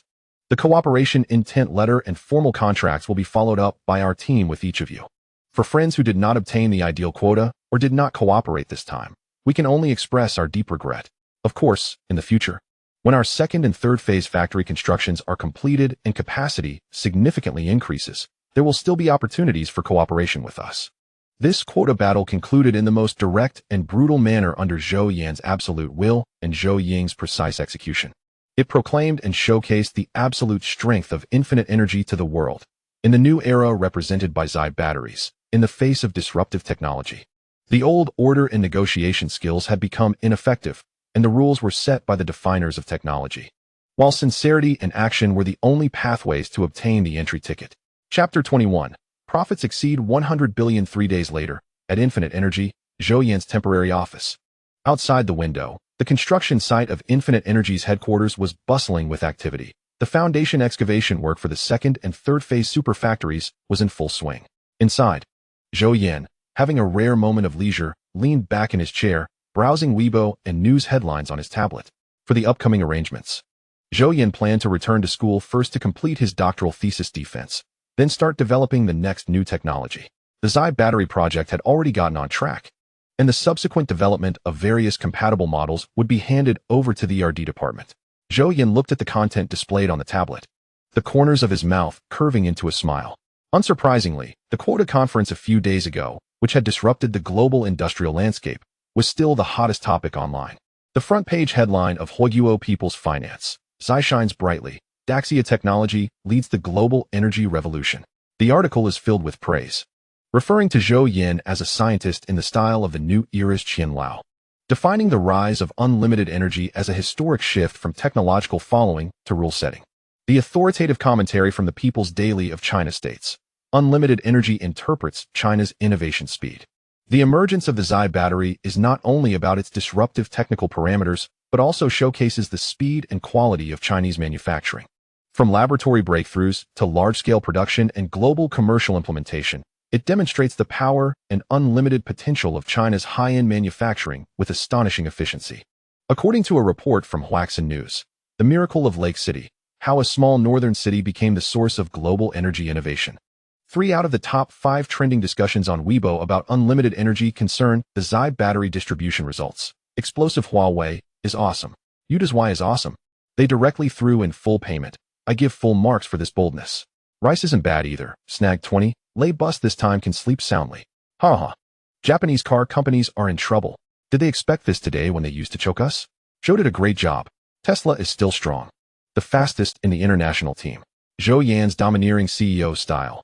Hot, he directly asked the protesting foreigner to leave. So satisfying. This is the confidence that our Chinese enterprises should have. We used to seek technology. Now it's their turn to hold money and ask for quotas. I could watch this scene 100 times and never get tired of it. Zhou Yan is only 25 years old. Good looks and intelligence coexist. Dominance and vision soar together. I declare he is my new idol. Industries disrupted by Xi. Hot thanks, Mr. Zhou. My drone can fly for several days now. Is electric aviation about to become a reality? Predicting if electric planes are about to come true? I hope mobile phone manufacturers hurry up and produce phones equipped with Xi batteries. I don't want to charge every day. Looking at these excited, proud, and imaginative comments. A faint smile appeared on Zhou Yan's face. This was exactly the effect he wanted. At that moment, there was a knock on the office door. CEO Zhou Ying entered with a capable-looking woman dressed in a smart business suit. This woman was the newly appointed Chief Financial Officer Yinglei, 39 years old. Former CFO of the Oceania region at Wysoft Group, and a classmate of Zhou Ying at Princeton University. Invited by Zhou Ying to join Unlimited Energy with a vision of creating history together. Zhou Yan, are you watching the news? Zhou Ying asked with a smile. Seeing Zhou Yan nod, he continued, perfect timing. Let CEO report the results of our recent purchasing frenzy. They are absolutely astonishing. Yinglei opened her tablet and spoke clearly and professionally, without any redundancy. After accounting and verification. After deducting the amounts that need to be refunded due to overpayments by some companies. The total revenue we confirmed from the pre-sale of the first batch of quotas is 156 billion Hua currency. You definitely can't imagine how much these companies have transferred to us, a full trillion. I really want to withhold it all, Zhou Ying joked. Zhou Yan's brow moved slightly. A trillion? I think that's not far from us now. Yinglei continued, according to our cost model. The comprehensive production cost of the Xi battery, the trimmed version, is stable at 20 Hua currency per kilowatt hour, which means our gross margin is as high as 80. With profits 4 times the cost. Preliminary estimates indicate that the production costs for completing all orders in the first batch, including raw materials, energy consumption, and equipment depreciation, will be approximately between 32 billion and 35 billion Hua currency. Additionally, we have reserved about 10 billion Hua currency, as per your approved plan, to pay the salaries of all employees, R&D expenses, and daily operations over the next year. In summary, Yinglei looked up, her eyes sparkling as if seeing the most perfect financial statement. After paying all recent expenses, the cash flow available for the company exceeds 100 billion Hua currency. 100 billion. And it's cash that can be used at any time. This even exceeds the total annual revenue of many well-known listed companies in the country. Zhou Yan, upon hearing this, took over the conversation, his tone filled with uncontainable excitement. Zhou Ying, since we have instantly cleared the financial barriers, let's immediately launch the largest expansion plan. Phase 2, Phase 3, and even Phase 4 superfactories will be launched simultaneously. We aim to increase the total production capacity to more than 10 times the current level within 2 years. The headquarters building will commence full construction. We want it to become a new landmark in Lake City and even in the entire China. Also, we will start the development of Xi number 2, aiming to increase energy density while keeping costs as low as possible. Although Zhou Yan possesses a complete 50x energy density synthesis technology, the cost control for the trimmed version still needs his team to research. The sole product is a battery with 15x energy density, while Zhou Yan plans to release a next-generation product with about 30x energy density. Zhou Yan stood up and walked to the window. looking at the land belonging to unlimited energy. With 100 billion in funds in hand, the most dangerous time was considered over, and the subsequent technologies in the library could gradually be brought out. Let's execute according to this plan. Chapter 22. The teacher's vision. The morning sun shone through the window, casting clear light spots on Zhou Yan's desk. Zhou Yan was focused on perfecting his doctoral thesis. With complex formulas and structural diagrams on the screen that would make an ordinary person dizzy at first glance. Each number and letter could be recognized separately, but when combined, their meaning was completely lost. However, for Zhou Yan, it was extremely clear. A few days ago, his advisor, academician Yang Shezi, personally called. His voice filled with uncontainable pride.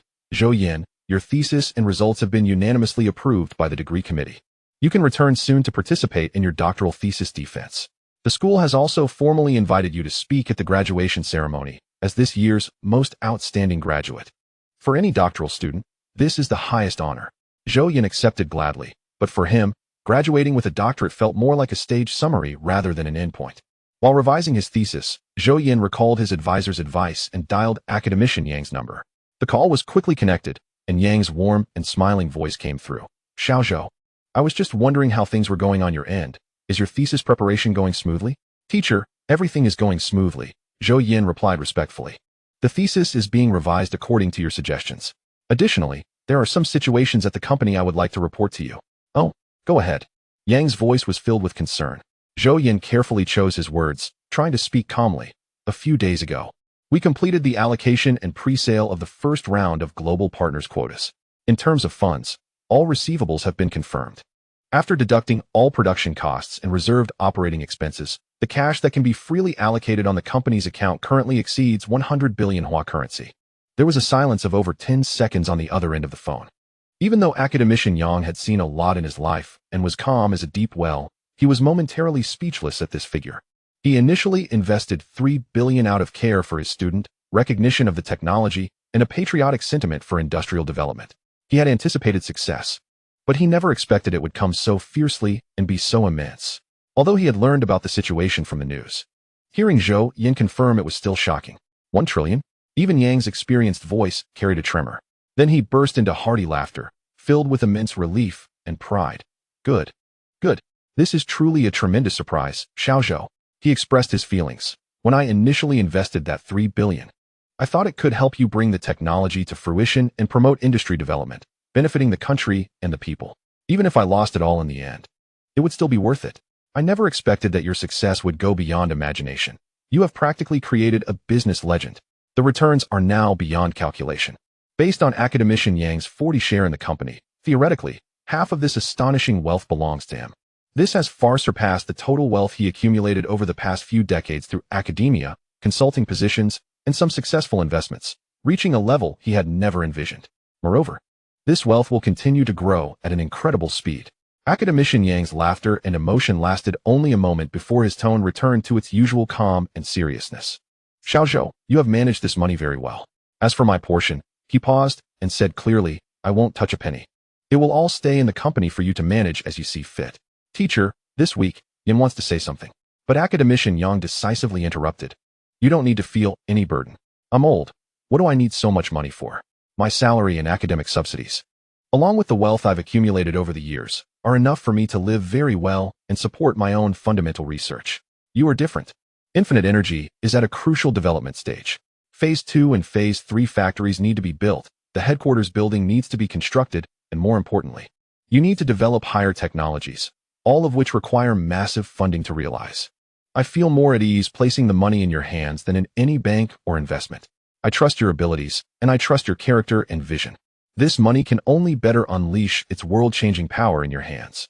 Academician Yang's words were filled with unreserved trust and entrustment to Zhou Yan.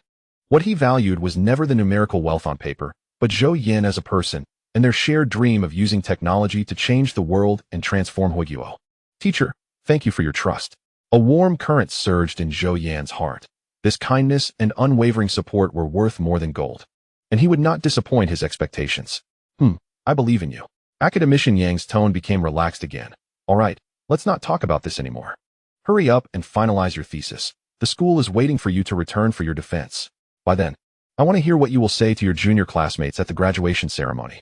After hanging up the phone, Zhou Yan looked out at the bustling construction site, his gaze becoming more resolute. Returning to his seat, Zhou Yan continued to refine his graduation thesis, feeling that his thinking was sharper and clearer than ever. The existence of the technology library in his mind seemed to have not only brought knowledge, but also subtly optimized his cognitive abilities, while not achieving absolute photographic memory. His understanding and memory efficiency were already beyond ordinary. Not only that, but he also set down the mouse and moved his fingers. He had recently felt that his originally well-proportioned body was becoming noticeably more streamlined and powerful, as if some invisible energy was quietly tempering his physique. As a northerner, he was 178 centimeters tall, which was not particularly outstanding in a crowd, but now his erect posture made him feel more like a domineering CEO from a drama. At this moment, there was a gentle knock on the office door. "Come in." The door was pushed open, and a newly hired secretary, Zhou Yan, walked in. She had just graduated with a master's degree from a top domestic university this year, and was brought on board by Zhou Yan due to her outstanding abilities and experience. Assigned to be Zhou Yan's secretary, Zhou Yan had a fresh and elegant appearance, and her demeanor was capable, but at this moment, standing in front of Zhou Yan with documents in her arms, her fair cheeks were slightly flushed, and her eyes contained unhidden admiration and a hint of nervousness. "Mr. Zhou." Her voice was softer than usual. "The front desk reports that today, more than 10 representatives from investment institutions have come to visit, both by appointment and unannounced, including Hongshan Capital, Jialing Capital, SoftBank Fund, Belay Group, and Xianfeng Group. They are all very eager to meet with you." As she reported, her gaze involuntarily fell on Zhou Yan's focused profile. She had seen too many so-called young talents, but someone like Zhou Yan, who held world-changing technology at such a young age and could maintain astonishing calm in the face of overwhelming capital and praise, was truly one of a kind. The focus he had on the technology itself, radiating an aura of wisdom, stirred feelings even in someone like her who was used to encountering elites. Upon hearing this, Zhou Yan frowned slightly. Indeed, the capital's sense of smell was the most sensitive. However, he only wanted to finish his thesis as soon as possible and then focus on capacity expansion and subsequent technology planning. "I understand," he replied calmly, telling Zhou Yan to arrange it. "Since they are here, I don't want to waste time meeting them one by one. Schedule a collective meeting at 2 p.m. I will give them half an hour." Zhou Yan was slightly taken aback. A collective meeting? Facing these financial bigwigs who could shake the industry with a stomp? This approach was probably something only Mr. Zhou would dare to do. "All right, Mr. Zhou, I will notify Mr. Zhou Yan immediately." She suppressed the waves in her heart, respectfully replied, and when she turned to leave, her steps were noticeably lighter than when she came in, as if handling these trivial matters for Zhou Yan was an honor. Chapter 23. Never financing, never going public. At 2 p.m., the largest conference room was once again filled to capacity. Unlike the last time with automotive industry tycoons, this time the attendees were a group of well-dressed, sharp-eyed capital manipulators. Zhou Yan appeared on time. He did not engage in pleasantries, but walked directly to the main seat and stated straightforwardly, "Thank you all for coming. My time is limited, so I'll get straight to the point. Infinite Energy has no financing plans, and our funds are very ample." This direct approach left the capital giants present exchanging glances. They were accustomed to being treated as honored guests by startup founders presenting business plans with great expectations. Such a direct and even rude opening was indeed rare. A top venture capital partner from Silicon Valley, Jack, was the first to break the silence, putting on a friendly smile to ease the atmosphere. "Dr. Zhou, your confidence is admirable, but we all know that the capital can bring more than just money." He leaned slightly forward, adopting a posture of sincerity. "It means top-tier resource networks, global market channels, mature acquisition strategies, and valuable experience in dealing with complex international business environments and policy risks. All of these can help Infinite Energy reach the pinnacle of the world at a faster speed and with a more stable pace." Zhou Yan's gaze calmly fell on him, and his tone showed no fluctuation. "Thank you. But what you mentioned, we do not need." He paused for a moment before clearly adding, "The market. Our product is the best channel. Risk. Our technology is the best risk mitigation measure. As for reaching the pinnacle of the world, that's just a matter of time." At this moment, a representative from an old European family office, an elderly gentleman with meticulously combed silver hair, spoke in a deep voice. "Mr. Zhou, youth is the greatest capital, but the business world is full of uncertainties. Adequate capital reserves are key to responding to future uncertainties. A substantial, non-repayable strategic investment can give you peace of mind in the face of any risks. We are willing to offer $5 billion for one equity, just for a board observer seat, without interfering in daily operations." Zhou Yan gently shook his head, not even pausing to think. No need. Infinite energy can only be controlled by ourselves. We also do not need observer seats. Our board does not have any spectator positions. At this point, a hedge fund leader known for being aggressive and willing to take heavy bets spoke up. Mr. Zhou, the essence of business is trading, the exchange of value. We recognize the value of infinite energy, which is why we are here. 30 billion for 5 equity. This valuation is enough to go down in history. With this money, you can immediately expand your production capacity tenfold, instantly crushing all potential competitors. Time is money, and efficiency is life. Zhou Yan laughed when he heard this. Crushing competitors? He repeated it, then slowly said, relying on capital support to crush is an insult to the infinite energy technology. What we want is the absolute leading edge of technology itself, the natural superiority of product strength. As for time, he glanced over the crowd. The time saved from explaining to you, holding meetings, and making reports is enough for us to complete several rounds of technological iterations.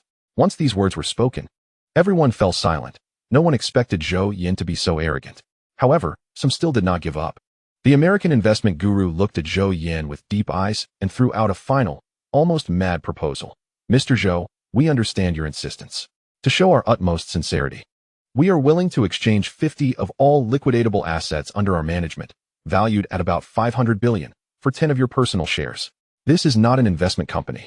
This is an unprecedented binding with you. This genius destined to change the world. This also pushes the valuation of infinite energy to a terrifying height of 5 trillion. 500 billion. Personal wealth. Almost 5 trillion yuan, just to exchange for 10 of the shares. To put this in perspective, the entire GDP of Baihe province last year was only 40 trillion yuan, created by 80 million people in the province. This number is astonishing. The conference room was so quiet you could hear a pin drop. Even breathing seemed to pause. This number has surpassed commercial logic. It is almost madness. This number means that at the very beginning of infinite energy's birth, its theoretical value has already exceeded that of any listed company in the world except for Invista. Many people present thought in their hearts that it was too exaggerated, too crazy. Even if infinite energy has a very bright future, this number is too outrageous. The guru is simply insane. There were also those who felt that the guru was indeed worthy of the title, showing such courage. This kind of almost all-in bravery is not something ordinary people can achieve. Zhou Yan slowly stood up, his gaze as calm as ever, sweeping over everyone present. Thank you all, especially the last gentleman, for presenting such a shocking figure. But I must once again, and for the last time, clearly inform everyone that infinite energy will never seek financing and will never go public. I will never sell even a fraction of my personal shares. The control and development direction of the company must be 100% in my hands. We do not need external capital to tell us how to do things. Nor will we change our established and planned direction to cater to anyone's expectations. Everyone, please go back. No need to spend any more effort. After saying this, he nodded to Zhou Yan, who had remained silent beside him, ignoring the mixed looks of extreme shock, immense disappointment, incomprehension, and even a hint of anger behind him, and calmly and firmly left the conference room, leaving a room full of capital giants speechless. The investment guru who made the harshest offer looked at Zhou Yan's disappearing back and, after a long time, smiled bitterly at his companions. As if speaking to himself, we invested in Ali, we caught the fruits. We can always appear when geniuses need funds the most, sharing in their achievements. But Zhou Yan has skipped this rule. He holds over 100 billion yuan in cash, just from pre-sales. He does not need our money. He only needs time to grow into a behemoth that even we cannot imagine. When technology becomes this powerful, capital, for the first time, has become an optional supporting role. The feast of capital has not even begun, yet it has already been declared over. And Zhou Yan has returned to his office, continuing to perfect the doctoral thesis that will mark a perfect end to his student days. For him, the capital storm outside is far less important than a molecular structure on the screen. As for whether capital would seek to buy shares from academician Yang, Zhou Yan is no longer worried about this issue. The teacher is indifferent even to 100 billion cash and will not sell infinite energy for money.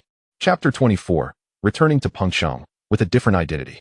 Time flows, and soon it was the day of the doctoral thesis defense. Before leaving, CEO Zhou Yan entered Zhou Yan's office holding a detailed security plan, looking serious. Zhou Yan, I have prepared the security plan for your return to school tomorrow. Zhou Yan looked up from a technical drawing, saw the document in Zhou Yan's hand, and nodded slightly, signaling him to continue. Zhou Yan placed the plan on the table and explained seriously, your identity is different now. You are not only the founder of the company, but also the key figure holding world-changing technology. The technological value of the Zhou battery has already triggered changes in the global energy landscape, and the stakes involved are enormous. Although you rarely appear in public, that is precisely why we must not let our guard down on safety. I have arranged a security team of 12. They are all experienced professionals who can ensure everything is foolproof. Zhou Yan put down his pen, leaned back in his chair, and fell into a brief silence. He remembered his previous belief that keeping a low profile was the best protection. But at this moment, more realistic considerations flashed quickly through his mind, such as the safety of technical data, the potential means that competitors might adopt, and even threats that some extreme forces might pose. You are right, Zhou Yan finally spoke, his voice calm, but carrying a new understanding. In the past, I always thought of myself as just a student, habitually wanting to keep a low profile. But now it seems that this is no longer a matter of personal preference. He stood up, walked to the window, and looked at the busy employees in the park below, slowly saying, "The Zhou battery will no longer just be my research achievement. It concerns the efforts of thousands of people in the company and the future of the energy revolution. It is also a part of the rise of Huiguo." Zhou Yan turned around, his gaze firmly fixed on Zhou Ying. "I cannot let my personal insistence put all this at unnecessary risk. If an accident occurs, such as a leak of technology or a hindrance in the research process, it would be an irreparable loss." He walked to the desk, picked up the security plan, and carefully flipped through a few pages. "Let us go with your plan, but I hope the security can be as low-key and professional as possible, without disturbing the normal order of the school and my communication with teachers and classmates." Zhou Ying visibly relaxed, a look of relief on his face. "Understood. I will ensure they pay attention to methods, mainly ensuring perimeter safety and your key itinerary security, without creating an exaggerated scene of being surrounded." Also, Zhou Yan added, "The security for my parents also needs to be continuously strengthened. Although they have moved to a safer community, the more so, we cannot let our guard down." "Already taken care of," Zhou Ying nodded. "The community has a professional security team, and there are personnel secretly monitoring your parents' daily outings. You can rest assured." In his personal life, although Zhou Yan now possesses astonishing wealth, his consumption concept is extremely rational. He has only changed his parents' living environment to a better, more secure upscale community and has purchased 2 comfortable and safe family cars according to their preferences. As for himself, over the past 6 months, nearly all his energy has been devoted to company establishment, technology transformation, personnel training, and other matters. Continuous work has become the norm, leaving him neither time nor heart to pursue personal enjoyment. He hasn't even seriously considered replacing his vehicle or buying luxury goods. This time returning to school, he chose to fly on a commercial airliner. However, he did not deliberately deprive himself. He accepted the conveniences and comforts he deserved, purchasing a first-class ticket. He is well aware of the value of time and energy. A comfortable journey allows him to rest and think better. Within the company, Zhou Yan has a very clear understanding of his position. He defines his role as chairman and chief technology officer, which not only clarifies his status as the technological core and soul of the company, but also aligns with his responsibility to control the company's development direction. In terms of salary, he did not emulate the practice of some tech company founders who boast a 1 yuan annual salary. He believes that a reasonable salary reflects one's value and the responsibilities undertaken. After discussions with the board of directors, which mainly consists of him and academician Yang, he set his after-tax annual salary at 50 million yuan. This figure is considered reasonable among executives of top tech companies. It neither appears extravagant nor does it fail to match his contributions. And there is no need to resort to extremely low salaries to evade taxes or create a persona of disinterest in money, which would be laughable. With everything arranged, Zhou Yan, accompanied by 2 low-key aides, drove to Changshan Airport and boarded a flight back to Pengcheng. In the first-class cabin of the plane, he gazed out at the sea of clouds, contemplating not the vastness of the business world or his next technological development, but the tree-lined paths of the campus and the upcoming defense that would conclude his student years. More than 2 hours later, the plane landed at Pengcheng International Airport, and as he stepped off the plane, he was greeted by the humid air of the southern coastal city. Feeling the familiar atmosphere, Zhou Yan was in particularly good spirits. Back at school, he carried his simple luggage to the familiar dormitory door. The door was unlocked, and he gently pushed it open.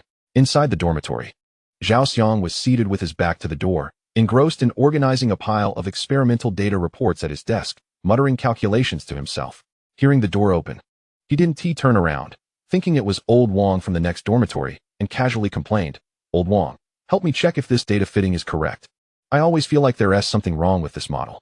Before he could finish his sentence, he sensed that there was no response behind him and turned around in confusion. when he saw Zhou Yan standing at the door with a faint smile on his face. Zhao Xiang was stunned, his eyes widening in surprise, and the pen in his hand dropped onto the desk with a thud. Wow, Zhou Yan. He almost jumped out of his chair, rushing over and excitedly punching Zhou Yan's shoulder lightly, his strength filled with surprise and disbelief. It's really you. You're now famous worldwide. Every day there are news articles and forum posts about you and your infinite energy. Our school forum is almost taken over by you. Zhao Xiang looked Zhou Yan up and down, his tone teasing, but with an added layer of genuine admiration.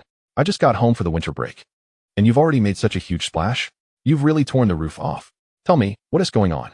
Is the Zide battery really as amazing as you say in your paper? I was afraid to disturb you, so I didn't even dare to send you a message.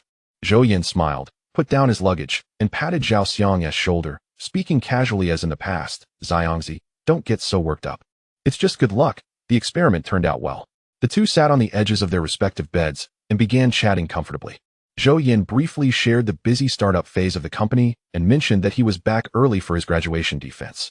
And Zhao Xiang lamented about being bombarded by relatives regarding his future during the winter break and the stress of rushing to complete his thesis after returning to campus.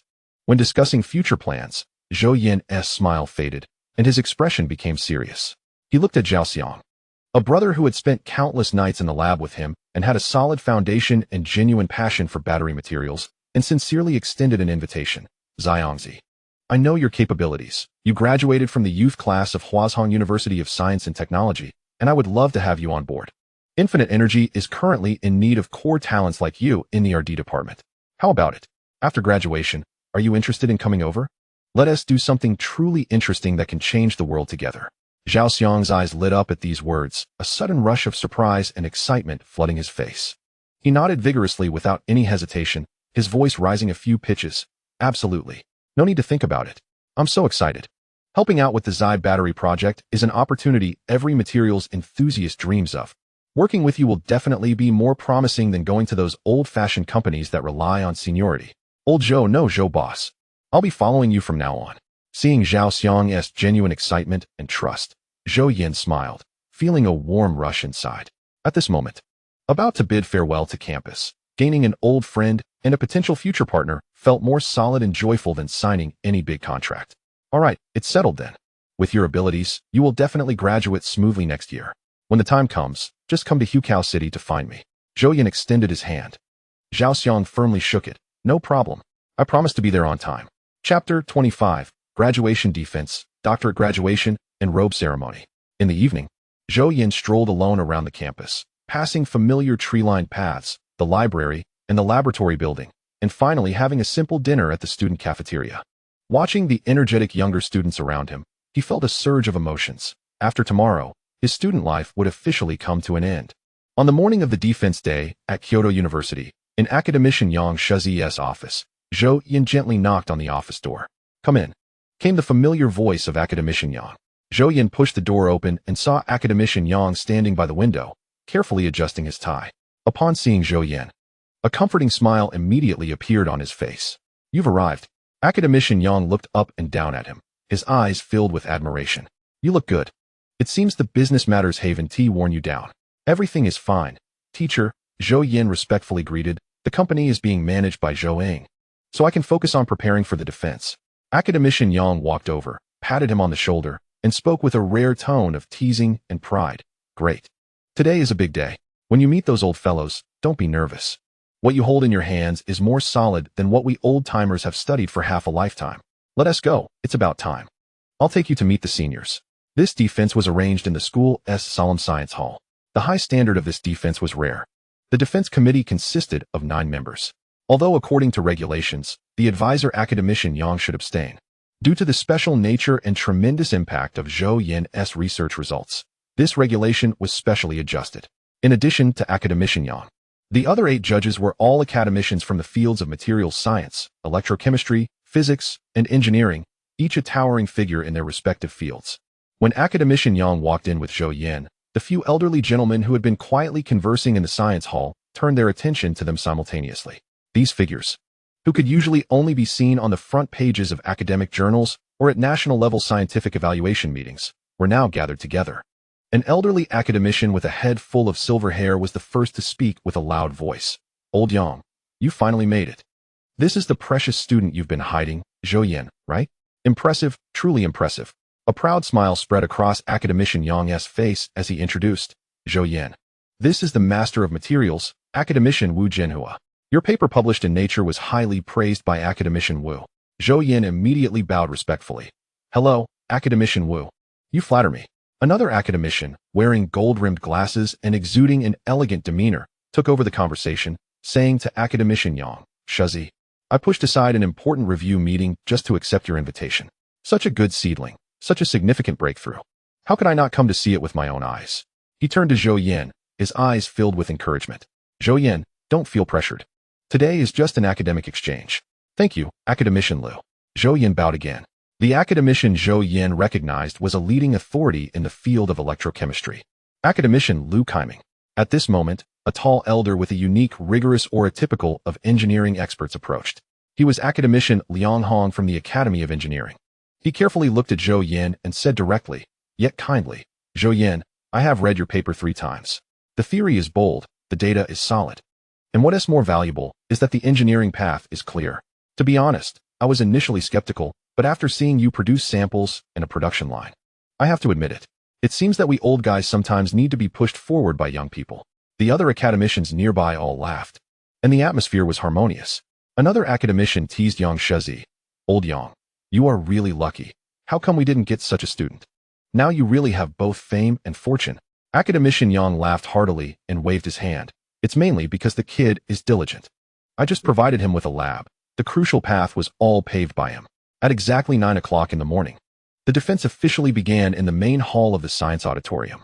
Below the stage, in addition to the 9 academician judges, the seats were filled with professors and doctoral students who had come to witness the final challenge of this legendary student. Zhou Yan stood in front of the podium, took a deep breath, and surveyed the audience.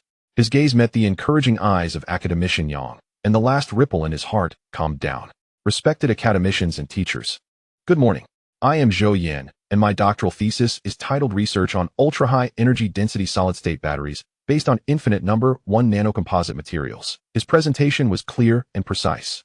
From the inspiration for material design to the exploration of synthetic routes that break traditional constraints, of course, omitting key insights from the science library. And to a series of rigorous characterization and electrochemical tests, he built a convincing technical system step by step with data and logic. On the huge screen, those disruptive performance curves and structural images seemed to silently announce the arrival of a new era. When it came to the QA session, the questions from the academicians were indeed sharper than one another. Academician Liu Kaiming was the first to ask, Zhou Yan, you mentioned in your paper that the crystal structure of infinite number 1 has a self-healing property, which is theoretically very novel. Please elaborate on how you verified this, and whether this property remains stable after more than 10,000 cycles.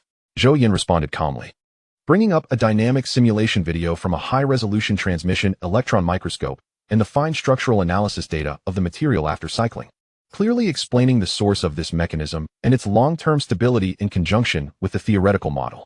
Academician Wu Jianhua then asked, regarding the rate performance, your data shows that even at extremely high charge and discharge rates, the capacity retention is still very high. From the perspective of ion migration dynamics, can you explain the new mechanisms that might be involved?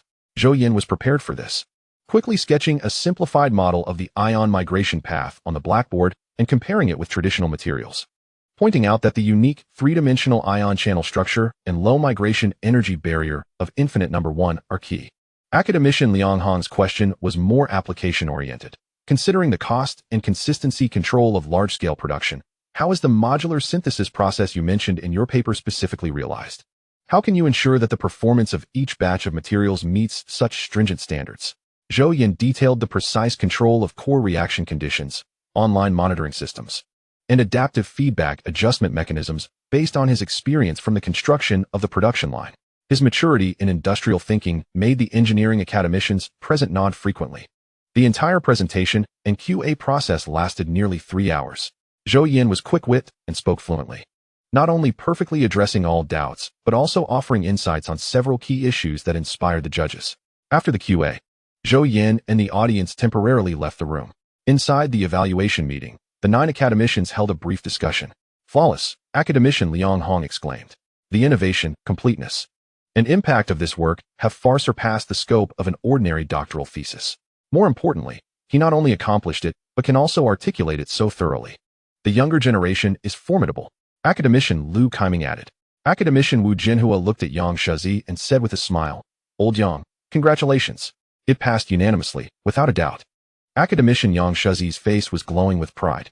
When Zhou Yan was invited back to the venue, Academician Yang Shezi stood up solemnly, faced the audience, and announced loudly, "After deliberation and voting by all members of the Defense Committee, we unanimously believe that Zhou Yan's doctoral thesis meets the highest academic standards and has outstanding achievements.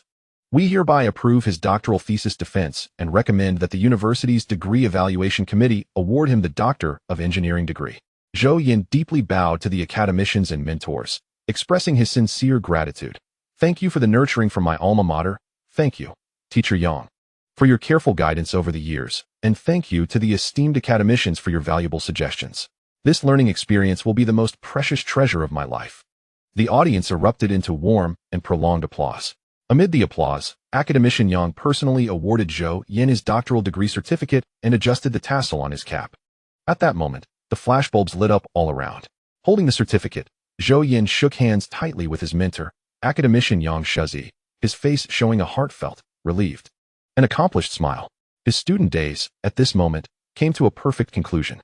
That evening, Zhou Yan had dinner with Academician Yang Shezi, reporting in more detail about the company's current situation and future plans. The two enjoyed a pleasant conversation. Chapter 26 Graduation Ceremony. The next morning, the sky over Pengcheng was clear and bright. In the main square of the Graduate School of Kyoto University in Pengcheng, 210 graduates in academic robes were neatly lined up, masters in blue, doctorate in red, gathered together, waiting for the glorious moment of graduation. The entire square was filled to capacity, with an atmosphere that was both lively and solemn. This was the largest and most attended graduation ceremony in recent years at the Graduate School of Kyoto University in Pengcheng. 100 master's students and 110 doctoral students, with no absentees. Before the ceremony began, Zhou Yan, dressed in a doctoral robe, walked through the crowd to head to the outstanding graduate seating area. At that moment, several young students, also wearing master's robes, excitedly jogged over, their faces showing uncontrollable excitement and a bit of nervousness. "Mr. Zhou," one boy with glasses was the first to speak, his voice trembling with excitement. "We are the newly recruited graduates at Infinite Energy, and when we received the job offer, we were almost going crazy with excitement.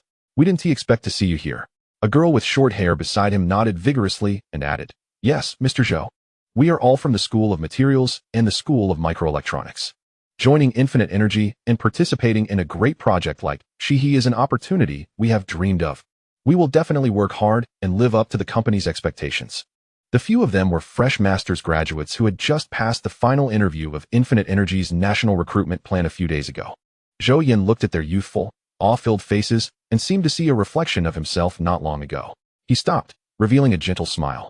No longer the calm and decisive CEO at the negotiation table, but more like a trustworthy senior. "Don't call me Mr. Zhou," Zhou Yan said with a smile, waving his hand. "In school, I'm still your senior." "Welcome," he sincerely said. "Don't be so reserved. Today, we are all graduates here. The future of Infinite Energy needs fresh blood like you. Enjoy this moment, and we'll see you in Lake City." "Yes, senior," several young people answered in unison, their excitement palpable as they watched Zhou Yan leave, feeling empowered. At 9 o'clock in the morning, the ceremony officially began. When the host announced, "Now, let's invite our school's most outstanding graduate representative, Doctor of Engineering Zhou Yan, to the stage to give a speech," the audience erupted into thunderous, prolonged applause. This applause was not only a recognition of his academic achievements, but also an admiration for his entrepreneurial spirit. Zhou Yan walked steadily to the podium and adjusted the microphone. Looking at the over 1,000 young, intelligent faces filled with infinite possibilities below him, his gaze swept over familiar and unfamiliar mentors, and he took a deep breath. He knew that many of them had received offers from prestigious universities abroad or job letters from major Silicon Valley companies, standing at a crossroads in their lives. He had not prepared a glamorous speech and decided to speak from his heart. "Respected leaders, teachers, dear classmates." His voice resonated clearly through the speakers across the square. "Standing here, my feelings are complex. Like most of you, I come from an ordinary family. My parents are among the countless ordinary workers. Many years ago, I arrived at Kyoto University with nothing but a simple thought: to study hard. to change my destiny with knowledge, and to help my family live a better life. He did not mention limitless energy or billion-dollar valuations, refraining from any boastful words. His simple opening immediately closed the distance with everyone. Here, I encountered mentors who generously shared their knowledge, made like-minded friends, and experienced countless nights of working late in the lab. I deeply understand that without the fertile ground of my alma mater and the careful nurturing of my teachers, I would not be who I am today. Therefore, please allow me to express my highest respect and heartfelt thanks to all the teachers who have imparted knowledge and resolved doubts. At this point, Zhou Yan faced the teacher section and bowed deeply. The audience erupted into warm applause once more. 10 years ago, in the evening study classroom of He City High School in Bai Province, there was a boy who loved basketball, enviously looking at his desk mate's expensive basketball shoes. With only 500 yuan of living expenses each month, he sometimes had to rely on his classmates' food. Those high-end basketball shoes were a distant dream at that time. His biggest dream was not to change the world, but to work hard to get into college, find a good job in the future, and live a good life. Being able to afford the things he liked. That boy was me. I was fortunate to be accepted into Kyoto University. Even more fortunate, I met a mentor like academician Yang Shezi, who not only taught me how to pursue knowledge, but also taught me that true technology should not only serve a few, but should illuminate the lives of ordinary people. Today, many of us are about to venture overseas.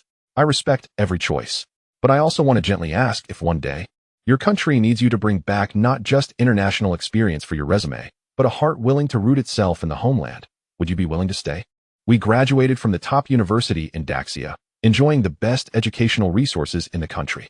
This means we naturally bear more responsibility. His tone gradually became deep and compelling.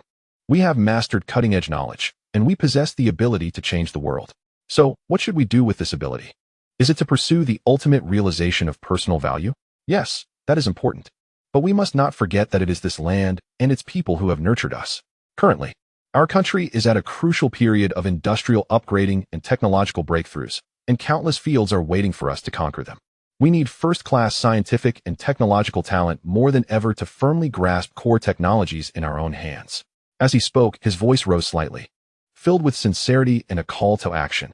I know many of our outstanding classmates have received offers from top universities and companies around the world. The outside world is very appealing. Going to learn and experience is understandable.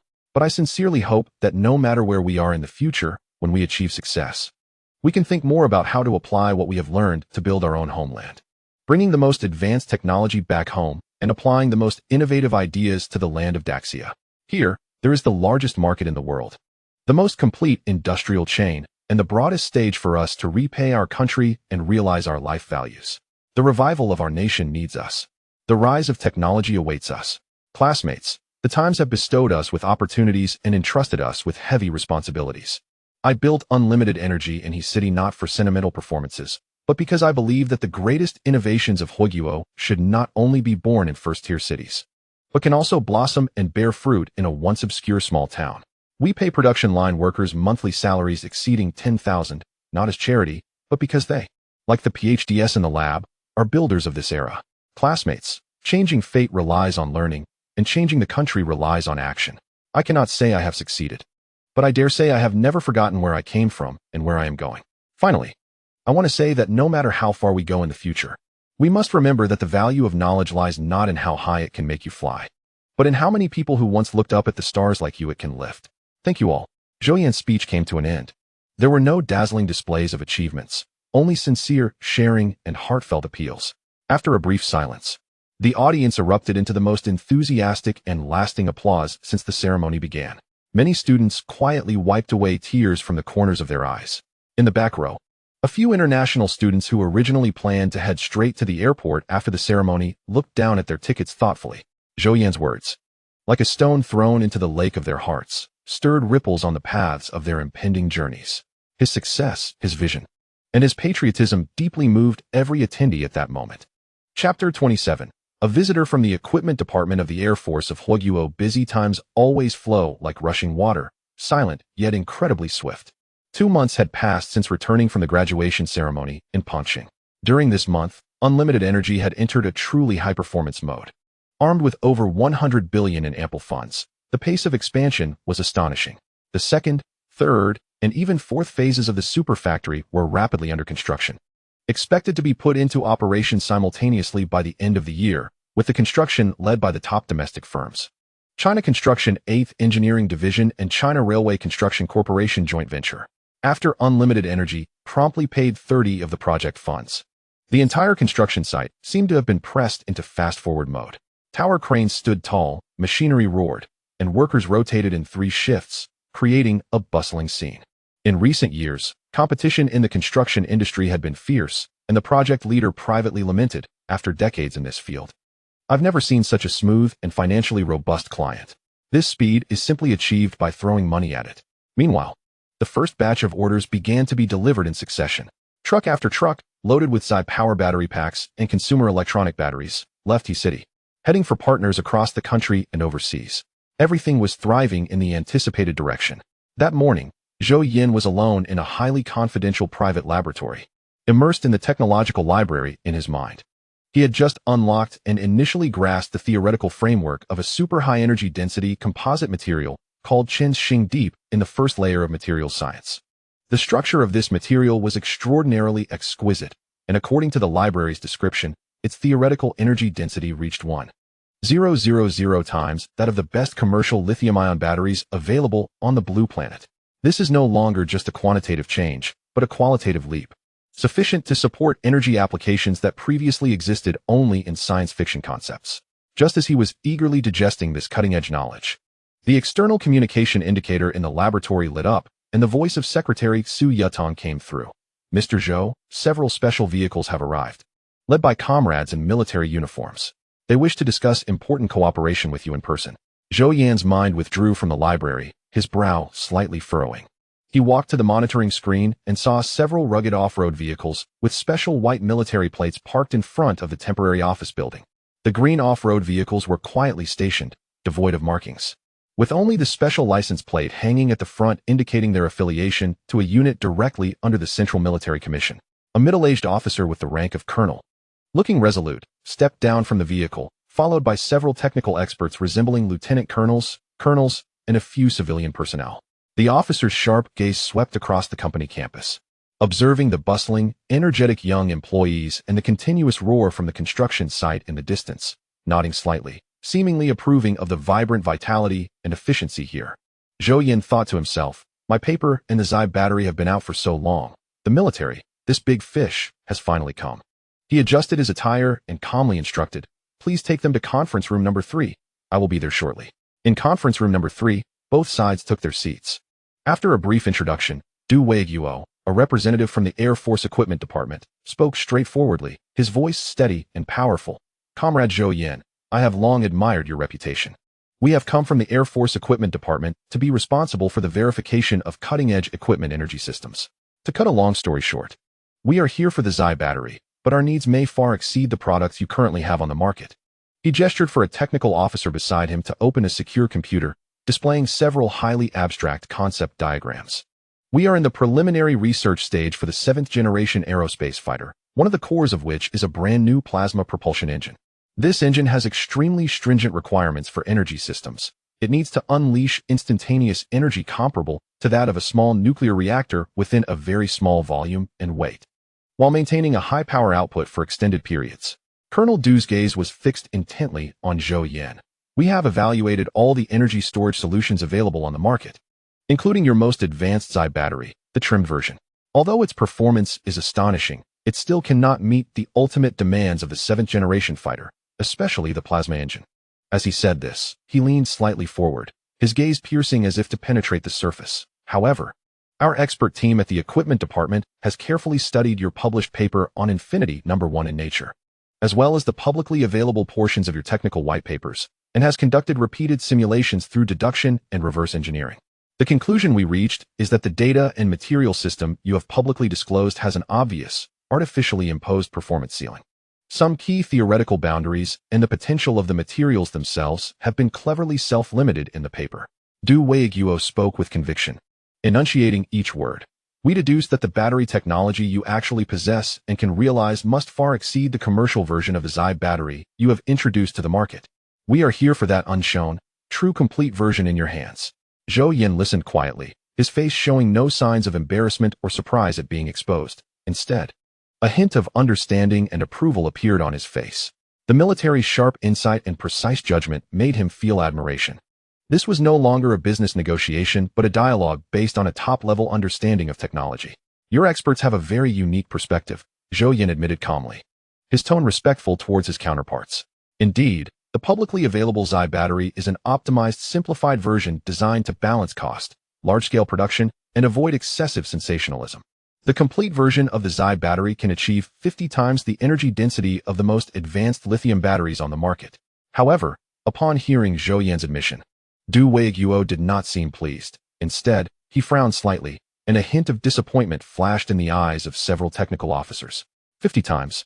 Li Weiguo leaned forward, his tone heavy and direct.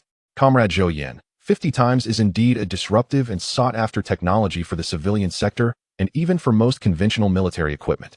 However, for the 7th-generation fighter and its plasma propulsion engine, that number is still far from enough. A technical officer wearing black-framed glasses timely added, Dr. Zhou, you may not fully understand the energy consumption levels of plasma engines. According to our theoretical calculations and scaled model validations, even with our current 6th-generation structure, when engaging afterburners and maintaining maximum thrust during ultra-high-speed cruise, the energy consumption of its plasma engine system can reach as high as 3,000 kilowatt-hours per hour. If it were a 7th-generation fighter, the demand might be even greater. 3,000 kilowatt-hours per hour, emphasized another expert. This is just the energy consumption of the propulsion system, not accounting for the massive energy consumption of avionics, weapons, stealth systems, and other equipment. What we need is a way to store massive amounts of electrical energy that can support long-duration, high-intensity combat missions within the limited space and strict weight constraints of the fighter. Du Weiguo then took over the conversation.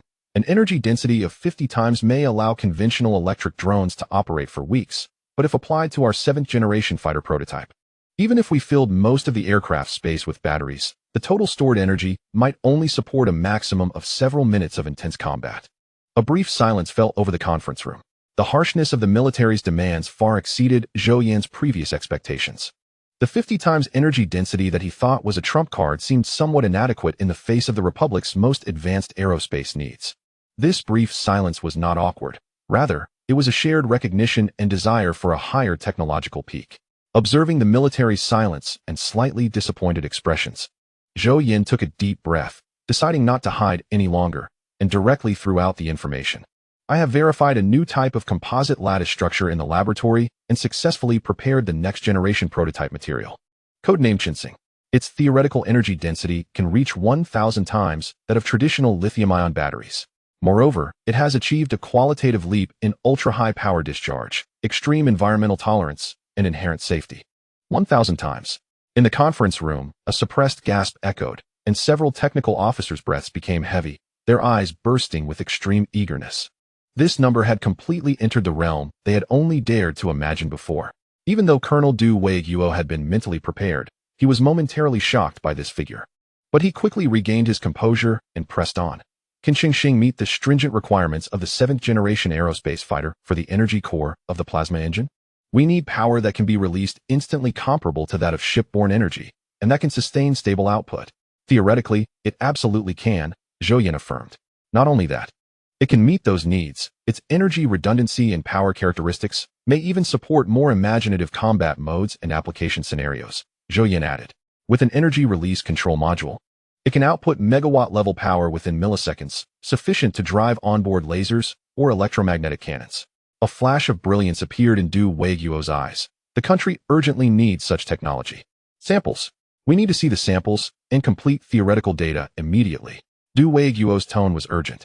Comrade Zhou Yan, please understand that this technology is related to the future national aerospace security. We must immediately initiate the highest level of joint verification and project development. All necessary resources, permissions, and confidentiality measures will be coordinated and resolved by us. The military's response was swift and decisive. Zhou Yan readily replied, but I have 3 conditions. First, the core production line for the Chunxing raw materials must still be located in Huchin, as I want to cooperate exclusively with the state and obtain military enterprise permissions. Second, Muxian Energy retains the civil conversion rights for the technology. Third, I hope to obtain permits for aircraft construction and operation, as well as security service and armed permits, to ensure the safety of the technology. For this reason, Yuxian Energy will sell the batteries made from Chunxing materials to the military at cost price.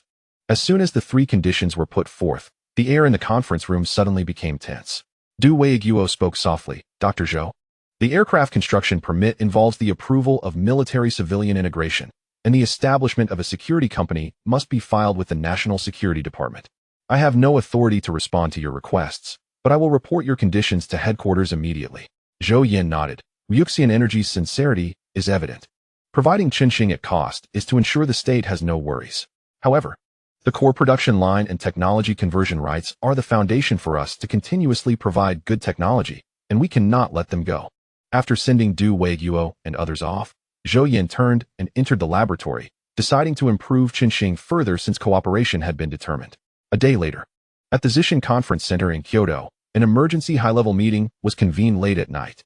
The conference room was brightly lit, with government leaders responsible for industry, national defense, and technology seated on both sides of a long table, along with the Minister of National Defense, the Minister of Industry and Information Technology, the Minister of Science and Technology, the Minister of the General Equipment Department, and several core officials, as well as commanders from several major military districts gathered around the table.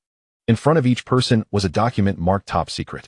It detailed the measured data of the Xi battery, the performance parameters of the Chunxing battery, and the three cooperation prerequisites proposed by Zhou Yan. The Minister of the General Equipment Department spoke first, his voice tinged with urgency. Comrades, let me give you a baseline. The prototype of the 7th-generation aircraft's plasma engine has been built, but it's been stuck on energy.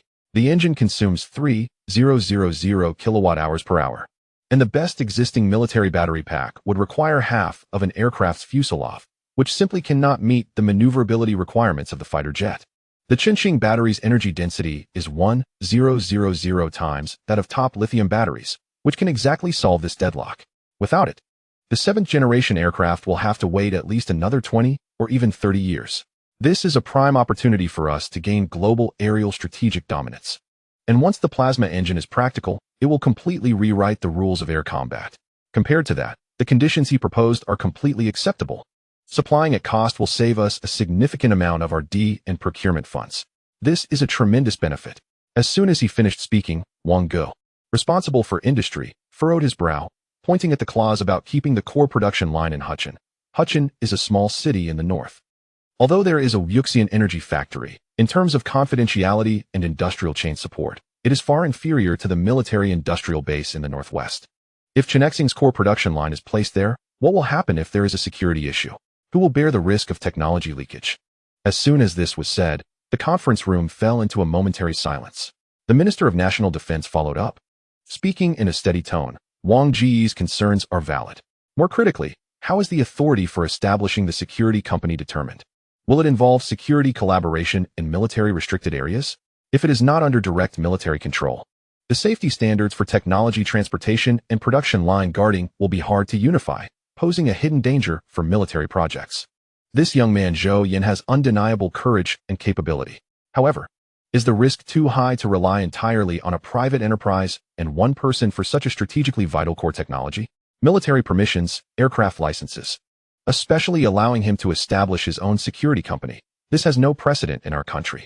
Should we consider having the state take the lead and establish a dedicated agency to take over this technology for development? The head of the security department added, the strategic value of Chunxing is immeasurable, but Zhou Yan's request to retain civil conversion rights poses potential risks. If the technology spreads through civil channels in the future and is acquired and reverse engineered by other countries, even just a lower version, the potential risks are hard to predict. The security company is even more sensitive. If its personnel, equipment, and authority get out of control, the consequences would be unimaginable. We must ensure absolute control. There was a clear division in the conference room.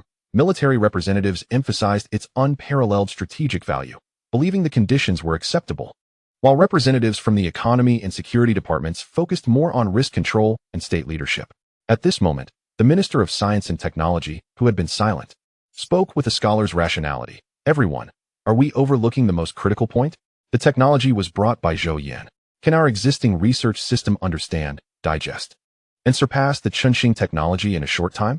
Will forcibly taking over lead to problems?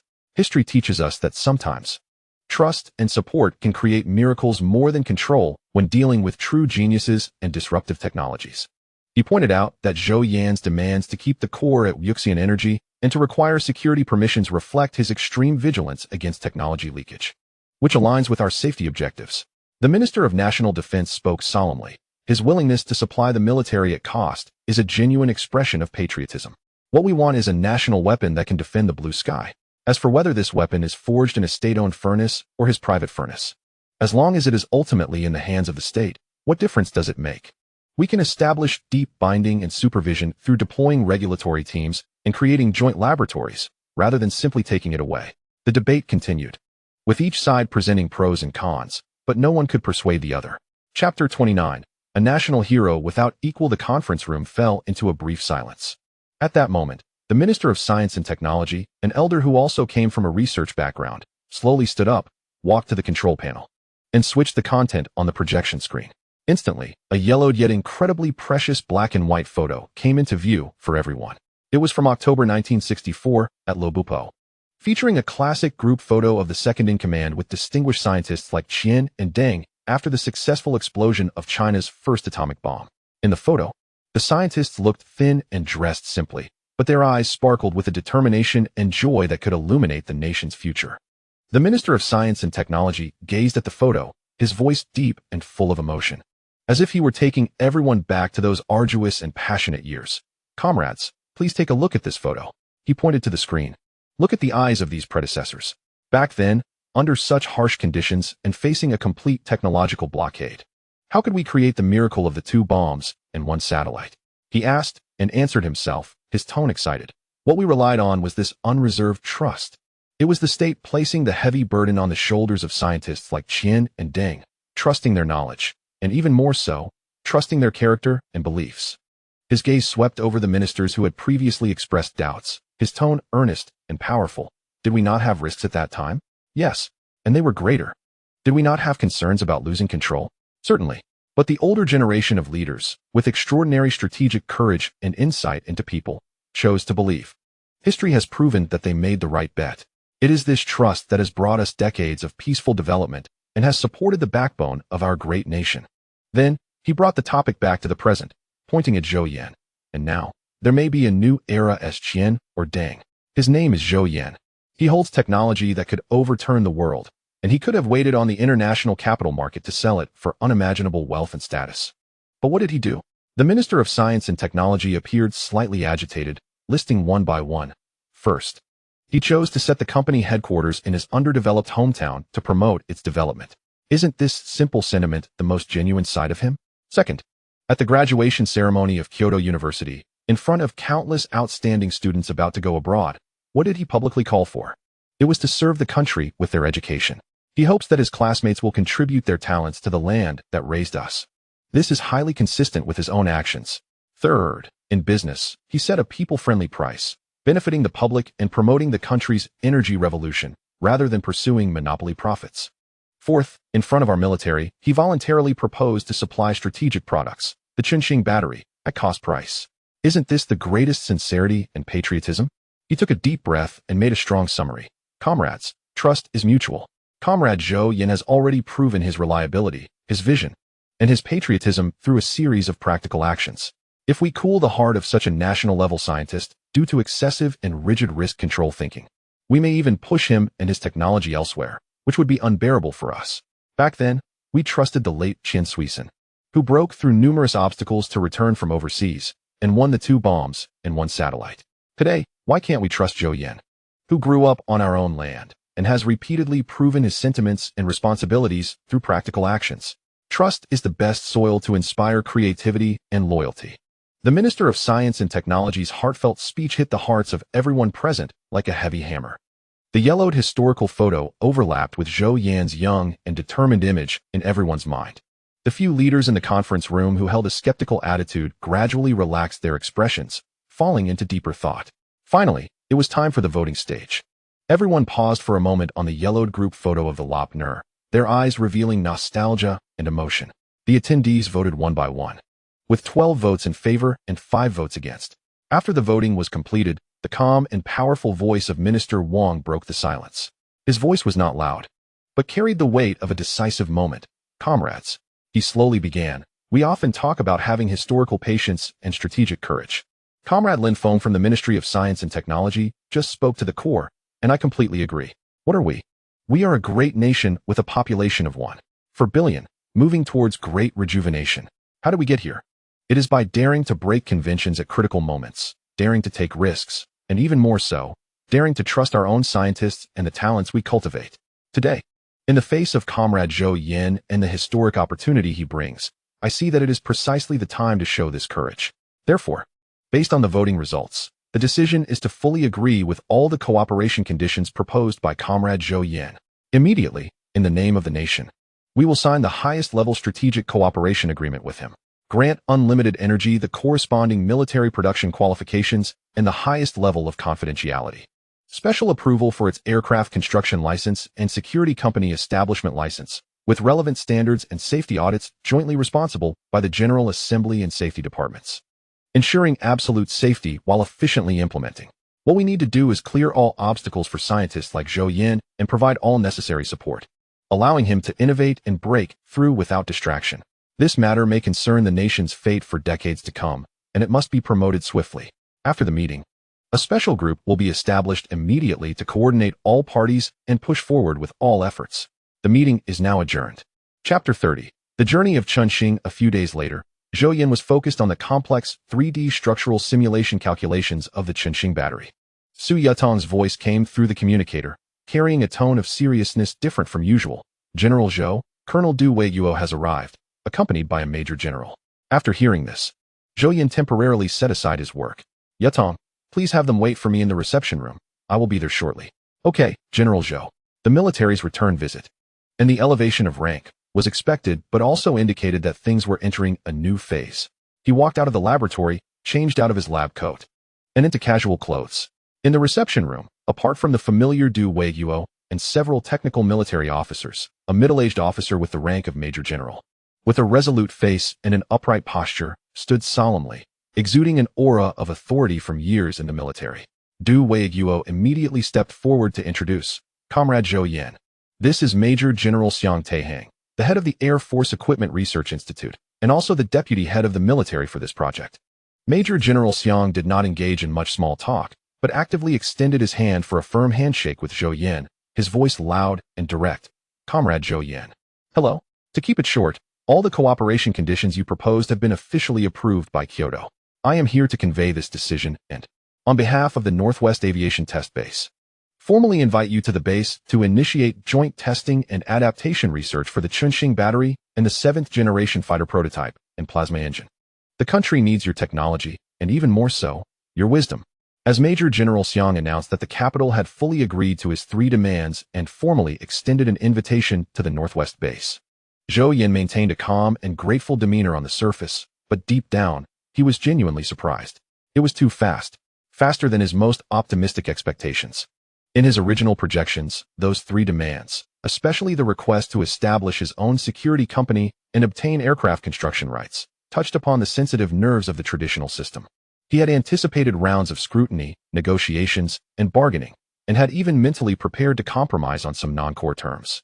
He estimated that this process would take at least several months, possibly even half a year to a year, during which he would need the help of academician Yang or higher-level figures to mediate.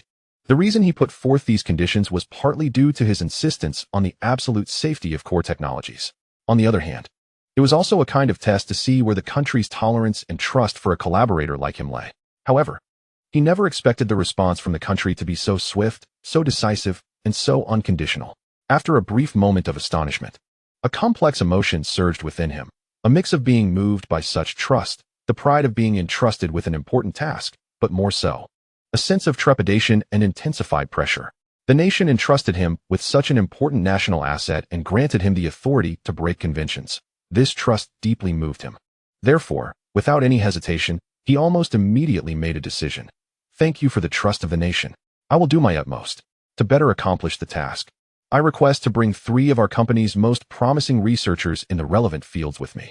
They are outstanding talents who have been rigorously background checked and well compensated by our company, capable and trustworthy. Upon hearing this, Major General Xiang did not hesitate at all, directly gesturing to the accompanying officer beside him, who immediately handed him an encrypted satellite phone. Major General Xiang stepped aside and communicated softly with his superior for a moment before turning to Zhou Yan. The superior has approved your request. Please confirm the personnel list, and we will immediately arrange for the signing of the highest-level confidentiality agreement. No problem. Zhou Yan quickly confirmed the candidates. This was also a very good learning opportunity. In Zhou Yan's future plans, he would inevitably build aircraft himself, so this would also serve to cultivate his team. Zhou Yan stated, in 5 days, you will send someone to pick up the Qinxing battery. Major General Xiang immediately replied that there would be no problem and that they would arrange everything. On the night 5 days later, the hustle and bustle of the high-tech zone in Lake City had long since quieted down, with only the super factory of unlimited energy brightly lit. A few hours ago, the head of the super factory received a directive from the highest level, and all personnel involved in this mission had signed a lifetime confidentiality agreement. Zhou Yan personally supervised the final batch of Qinxing batteries being packaged in the core product warehouse, codenamed Kaiming. These battery cells flickered with a ghostly blue light, quietly lying in specially designed inert gas protective boxes, each equipped with multiple status sensors. The amount of electricity stored in a single Qinxing battery in this small box was in the tens of thousands. And this batch of batteries was prepared in advance by Zhou Yan based on the plasma engine data provided by the military. At 1 o'clock in the morning, a low rumble of engines was heard, and through the reinforced glass windows of the warehouse, a convoy of 10 vehicles could be seen silently entering the designated area of the factory. The convoy came to a stop, and the doors opened. The first to step out was Colonel Du Weiguo, who was still dressed in his uniform, but his gaze was sharper than usual. Accompanying him was a rugged man dressed in a black Special Forces uniform with no military insignia. His eyes scanned the surroundings like a scanner, immediately taking in everything, before signaling behind him with a series of concise hand gestures. Following his gestures, more than 10 soldiers dressed in the same attire swiftly and silently jumped down from several Hummer vehicles, moving quickly and trained, immediately occupying all key positions around the warehouse and establishing a security line. The entire process was executed without a single unnecessary command. Only the sound of fabric rubbing and the slight clink of equipment, showcasing an extremely high level of professionalism. Zhou Yan approached, and Du Weiguo shook hands with him firmly, without any pleasantries, directly whispering, "Comrade Zhou Yan, we are here to pick up the Qinxing." The black-clad commander slightly nodded at Zhou Yan, his eyes filled with scrutiny and an absolute focus on the mission objective. Everything was ready. Zhou Yan stepped aside, signaling for the warehouse door to open. Inside, 10 specially packaged silver-white metal boxes were neatly stacked on shockproof pallets. The black-clad commander waved his hand, and his soldiers, in pairs, began to work swiftly and accurately with specialized shockproof transport carts. They operated with extreme caution, as if they were handling fragile works of art, rather than batteries. Once all the battery boxes were loaded and securely fixed onto the specialized brackets inside the transport vehicle, the black-clad commander entered the vehicle for a final inspection, then exited and nodded to Du Weiguo. Du Weiguo took out a thick handover document, and Zhou Yan signed his name on it. "Comrade Zhou Yan, we will set off immediately to the northwest," Du Weiguo said, gripping Zhou Yan's hand tightly. "Everything is ready at the base, just waiting for your arrival." Zhou Yan nodded. "Safe travels, we will be there shortly." There were no farewells, no ceremonies. The convoy, like before, silently left the factory area, merging into the vast night. Following a predetermined, highly confidential route, they sped towards the aviation industrial base deep in the northwestern Gobi Desert. Chapter 31. Arriving in Jinqing, ambushed. 5 days later, at Changshan Airport, Zhou Yan, along with Lin Hoken, Su Mu, and Wang Dingfeng, boarded a flight to Jinqing in northwestern Ganzhou. 3 hours later, the flight announcement indicated that the plane was about to land. Through the window, Zhou Yan could already see the vast yellow Lus Plateau and the outlines of distant mountains surrounding Jinqing below. He withdrew his gaze and quietly reminded Lin Hoken, Su Mu, and Wang Dingfeng beside him, "Remember, we'll disembark after all the passengers have left." The plane landed smoothly, with a light ding sound, and the seatbelt sign turned off. Most passengers, as usual, eagerly stood up to retrieve their luggage and prepare to leave. The 4 of them remained quietly seated, allowing the crowd to flow past them. The flight attendants seemed to have received some kind of instruction, not urging them to leave, but casting curious and restrained glances. Lin Hoken nervously adjusted his glasses. Su Mu subconsciously straightened his tie, while Wang Dingfeng remained the most composed, vigilantly observing the surroundings. Zhou Yan closed his eyes to rest, calm and unhurried. About 20 minutes later, the cabin became almost empty, with only the 4 of them and a few crew members doing some minor tidying up. At that moment, the front door of the cabin was opened from the outside. An officer dressed in uniform with a lieutenant insignia walked in. His gaze precisely locked onto Zhou Yan and his companions as he walked directly in front of them, standing at attention and saluting sharply. "Comrade Zhou Yan." His voice was clear and resonant. "The transport vehicle is ready. Please follow me to disembark." "Okay, thank you," Zhou Yan replied as he stood up. On the tarmac, 5 unmarked dark green military Hummer vehicles were already waiting. A dozen soldiers in combat uniforms, holding rifles, stood solemnly beside the vehicles. Upon seeing Zhou Yan and his group, a captain immediately stepped forward, saluted, and verified their identities again. "Comrade Zhou Yan, welcome to Jinshinch. I am the commander of the support team, Guiyang." His voice was even steadier and more forceful than that of the lieutenant earlier. "Identity confirmed. The vehicles are ready. Please board." Zhou Yan nodded, said nothing more, and was the first to bend down and get into the middle Hummer. Lin Hoken, Su Mu, and Wang Dingfeng followed closely behind, being arranged in the front and rear vehicles. With a heavy thud, the door slammed shut. Captain Guiyang issued a brief command via the intercom, and the 5 Hummer vehicles started almost simultaneously, their engines emitting a deep and powerful rumble as they slowly left the tarmac, taking a special route towards the Northwestern Aviation Industrial Base. The convoy of 5 Hummer vehicles traveled along the exclusive road leading to the Northwestern Aviation Industrial Base. On both sides of the road were vast, sparsely populated Gobi deserts. Zhou Yan sat in the bulletproof backseat of the middle vehicle, quietly discussing the initial testing procedures for the Qinxing batteries with Wang Dingfeng. "We have about 40 minutes until we reach the perimeter security area," said the driver of the first vehicle, squad leader Xing Rue, through the vehicle's radio. "All vehicles, maintain distance. Pay attention to the left side at 3 o'clock. There are potential ambush points there." Zhou Yan looked up and glanced left through the window, observing the undulating Gobi ravines that looked like the Earth's cracked folds. The lieutenant in the passenger seat turned to Zhou Yan and said, "Dr. Zhou, please rest assured. To ensure your safety, we have surveyed the route in advance. Drones are patrolling the perimeter, and the convoy is equipped with bulletproof armor and emergency firepower. There will be no issues." Suddenly, an unexpected change occurred. Bang!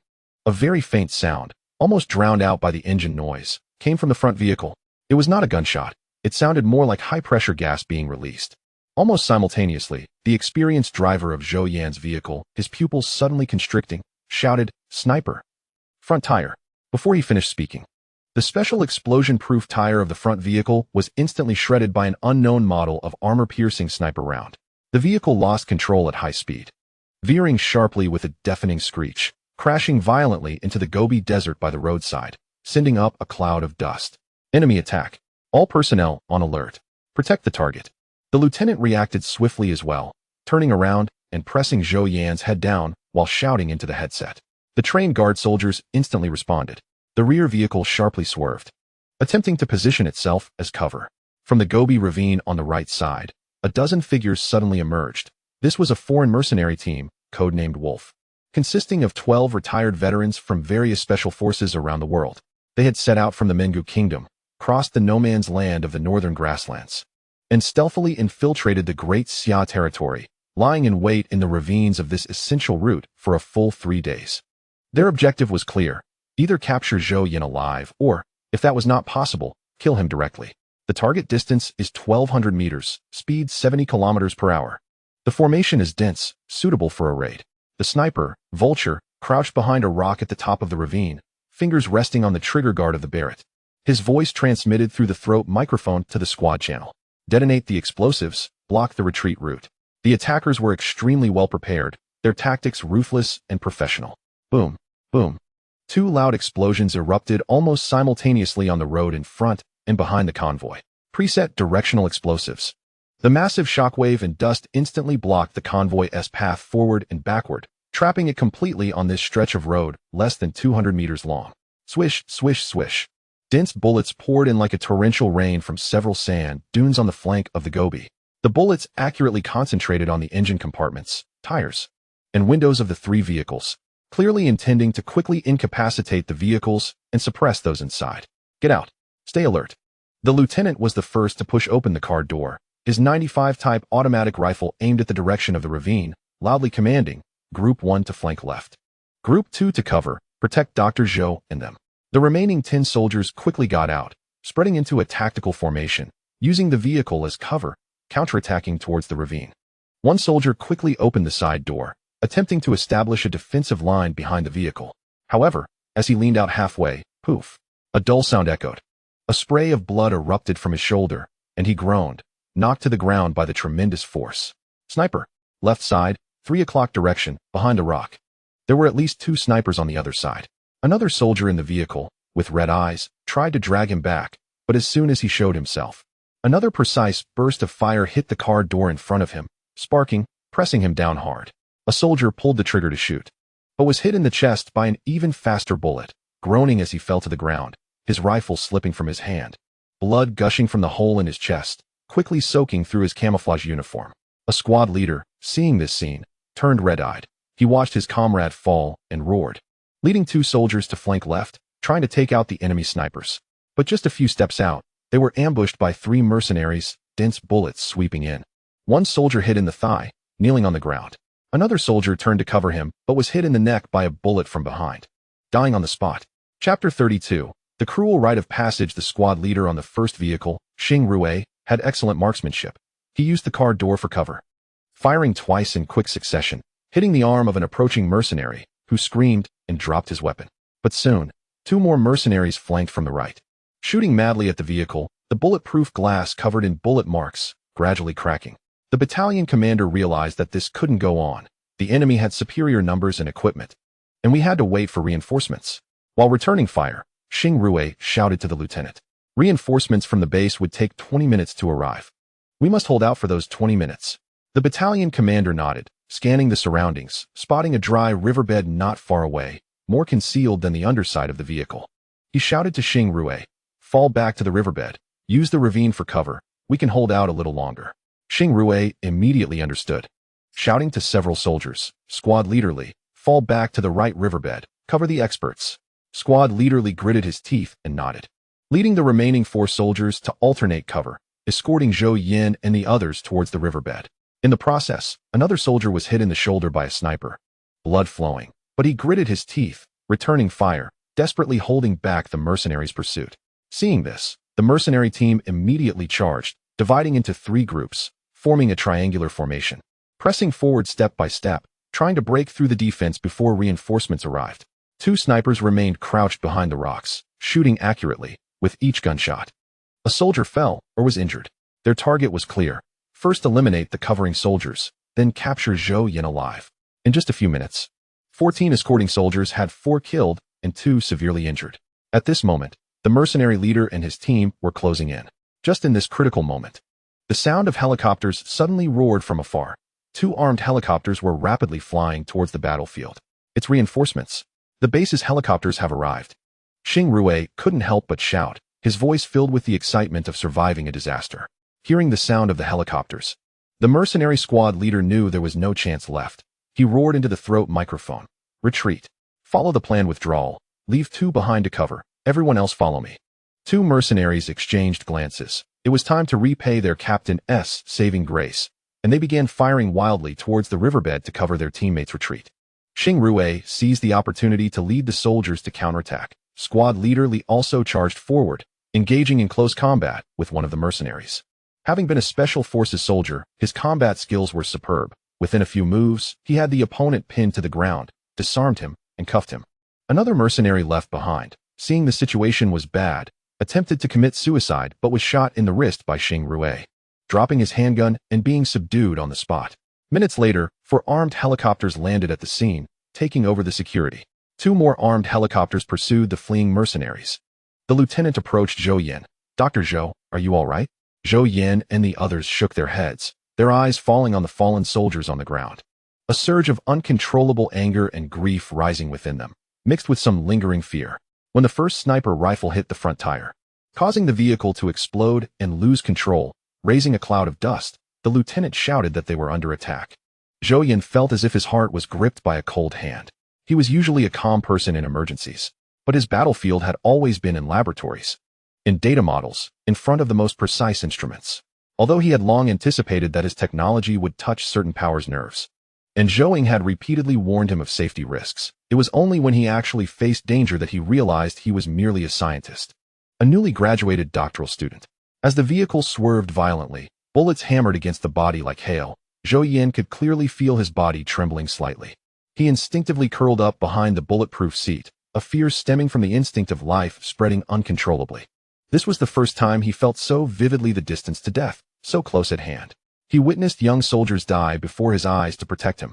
Just a few minutes ago, that face, perhaps still carrying a hint of innocence, had shown some tension and pride while escorting important scientists.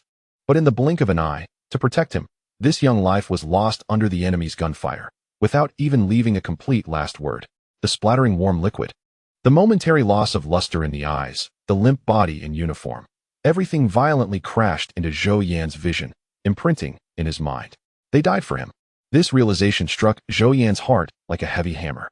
Fear, at this moment, was replaced by a deeper, more intense emotion, boundless anger. Anger towards those hidden in the dark, using such despicable means to attack. Anger towards the behind-the-scenes puppeteers who would resort to bloody killings for commercial interests. His fists clenched tightly at his sides, nails digging deep into his palms, bringing sharp pain. But this pain made him even more awake and furious. He took a deep breath of the smoke-filled air, slowly straightened his body. This attack was like a brutal rite of passage, completely bidding farewell to his identity as a simple researcher. He understood that from this moment on, his path would become more perilous, and he must become more resilient and powerful. This debt of blood was noted down, and this grudge must be avenged. He had to make them pay double and ensure that the puppet masters paid a painful price. That night, the attack on the Northwest Aviation Industry Base was reported to the highest levels.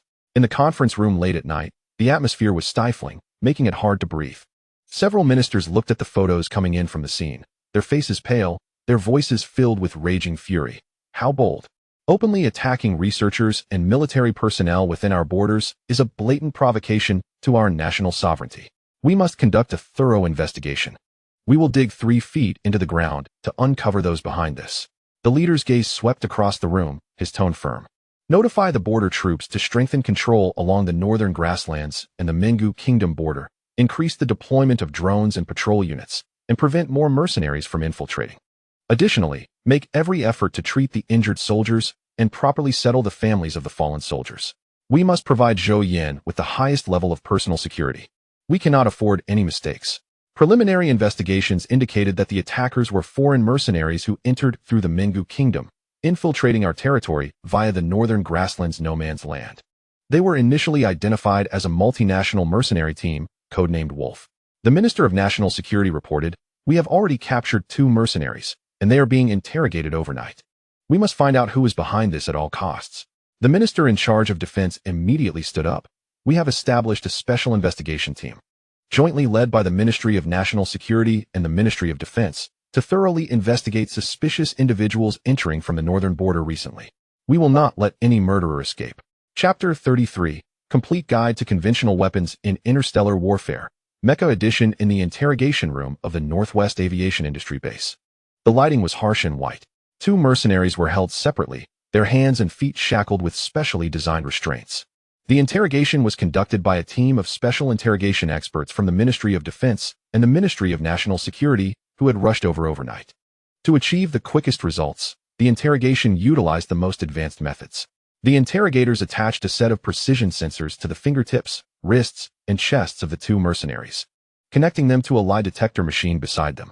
This was the most advanced multi-parameter lie detection system in the country, capable of simultaneously monitoring heart rate, skin resistance, breathing rate, and even pupil dilation, with an error rate of less than 0.1, far exceeding international standards. The interrogation expert held a pre-prepared list of questions and spoke in a serious tone. "I will ask you questions now, and you only need to answer yes or no. Do you understand?" The mercenaries did not speak, clearly unwilling to cooperate.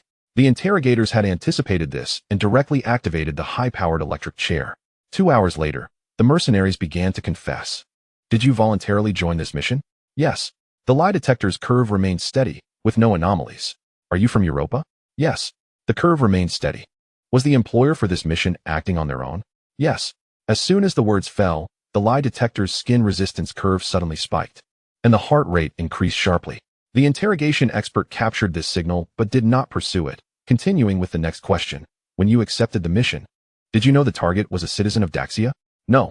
The curve fluctuated violently again. "Did the employer's commission come from a corporate account?" "No." Heart rate skyrocketed. Breathing became rapid. Is the employer from America, Europa, or Sakura country? No. The lie detector emitted a piercing alarm. All parameters exceeded the threshold for lying. The interrogation expert turned off the lie detector, looking at the mercenary whose forehead was beaded with sweat, and spoke calmly. You are very professional. But your body does not lie. You know in your heart that the employer is not an individual, but a group from Europe and America. And it is related to commercial interests. The mercenary's face turned pale, but he still held firm. Your machine is faulty. I am not lying. Whether our machine has problems. You know well. I will give you two choices. Either continue to hold out, or cooperate with us. You must understand, since we can capture you. We have ways to make you talk. The next methods will not be as simple as lie detectors and electric therapy. Moreover, the targets you attacked have a simple background. And the potential enemies are only a few, making it easy to identify. Your captain has abandoned you. You don't think they will come back to save you, do you? The two mercenaries clenched their teeth, refusing to respond. The interrogation expert stopped wasting words, turned, and walked out of the interrogation room, ordering the technical personnel, activate the truth serum and inject it at the highest safe dosage. The so-called truth serum is a domestically developed central nervous system suppressant that selectively reduces a person's psychological defenses and logical thinking abilities. But it causes permanent harm to the body and is only used in major cases involving national security. A few hours later, the interrogation expert emerged with a report. The two statements were highly consistent, both pointing to a consortium of companies that had not obtained the Shihi battery quota. However, they could not provide specific company names, written agreements, or clear contacts as substantial evidence. As the executors, they only knew the vague background of the employer and the mission objectives, with all key information deliberately concealed by the employer. At this moment, in the temporary dormitory of the Northwest Aviation Industry Base, Zhou Yan stood by the window, looking out at the dark Gobi Desert, unsure of what he was thinking. Du Weiguo walked in and said softly, Dr. Zhou, the interrogation results are out. They are mercenaries hired by those overseas companies that did not obtain the quota, but there is no substantial evidence. The retreating mercenaries used rocket launchers. We lost an armed helicopter and could not catch up. Someone assisted them. Rest assured, the country will give you an explanation, whether there are insiders or not. They will be caught.